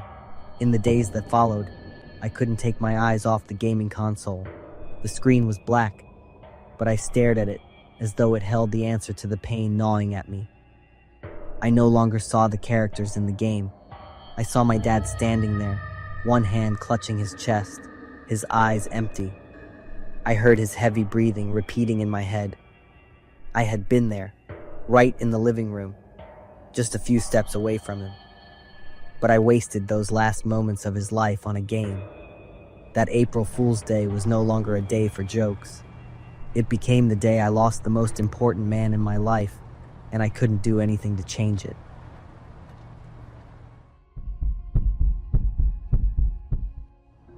I'm Jonathan, 30 years old. I'm an engineer. My wife is Heather, 1 year my senior. We live in Arkansas and have been married for 6 years. We were planning to have a baby after 2 years of marriage. But after a long time trying, we decided to go to the fertility clinic, and the doctor diagnosed my wife with difficulty getting pregnant. My wife was in a world of hurt after the revelation. Heather always cried a lot and apologized for not being able to give me a baby. I understood her longing in finding for us a little angel. After more than 4 years, I presented to Heather the idea of adopting a kid. She was hesitant at first, but agreed to it anyway. We would be blessing an unfortunate child a chance to have a family, and for the two of us, a miracle. The miracle was a 6-month-old baby we picked up from the orphanage, and we named her Theodora, the gift from our God. Theodora was a very good girl. She had Heather's blue eye and carrying my blonde hair. I could feel Heather brighten up after cradling the child in her arms. The girl's appearance brought a lot of joy into our lives. The more she grew, the more she started resembling us and Heather. Everyone around us, if not knowing our stories, would think Theodora was our biological child. When she was 5 years old, my wife was very surprised discovering a scar resembling a cross behind her back. We had no idea where that scar came from. She got some difficulties in speaking, even though she was really joyful around us. She never spoke anything to us. When she was 6 years old, due to the difficulties in speaking, we had to postpone her general education plan. Theodora would first need to participate in individual education programs, first to gain a head start in communication, yet she showed her talent in paintings. Our home started to become a mini exhibition for her, where she hung her drawings almost everywhere. I and Heather planned to take Theodora to an arts course. Hopefully she would gain her skills in both the arts and the communication. And again, her progress in only a short time surprised everyone. The scribbling slowly changed into the detailed pictures about family, animals, everything around her. She would paint them into a colorful painting. Yet despite our efforts, she still didn't speak, even just a short word. We gradually turned into subtly conversed with her with the pictures. The color in her painting would somehow portraited her mood. On a special day, Heather announced me that she was pregnant. It was a very big news for all of us. We all shed our tears of happiness. Except for Theodora. She just coldly looked at us in the corner. My wife and I went over to hug her too. For us, Theodora was always a gift from God. But gradually, the girl's behaviors seemed to change after that. She wasn't as joyous as she once was now. It's all grumpy and cranky. Her paintings changed in colors too. They were all predominantly dark in color. Not only that, the topics of her pictures concerned us too. Things about black cats, skulls, horns, bat wings, the ones that often associated with the devils. I found it first, and yet I decided to keep it from my wife. Pregnancy was a tough time on the woman, physically and mentally, and stress was the last thing I wanted to bring to her. I spent more time talking to Theodora, and yet she kept ignoring my effort. One day from work, I saw Heather crying over the dining table. I came over, worriedly asking her what's up. She gave me a picture Theodora had in her school bag. Theodora drew my wife with a floated belly lying on a pool of blood, while she stood by, smiling. That imagination was very disturbing. Yet I could only console my wife and spent more time around Theodora. Every time she saw my wife, she changed her mood from quiet to anger. She didn't allow Heather to touch her and always fashioned a look of disgust to her. One time I went home late from work.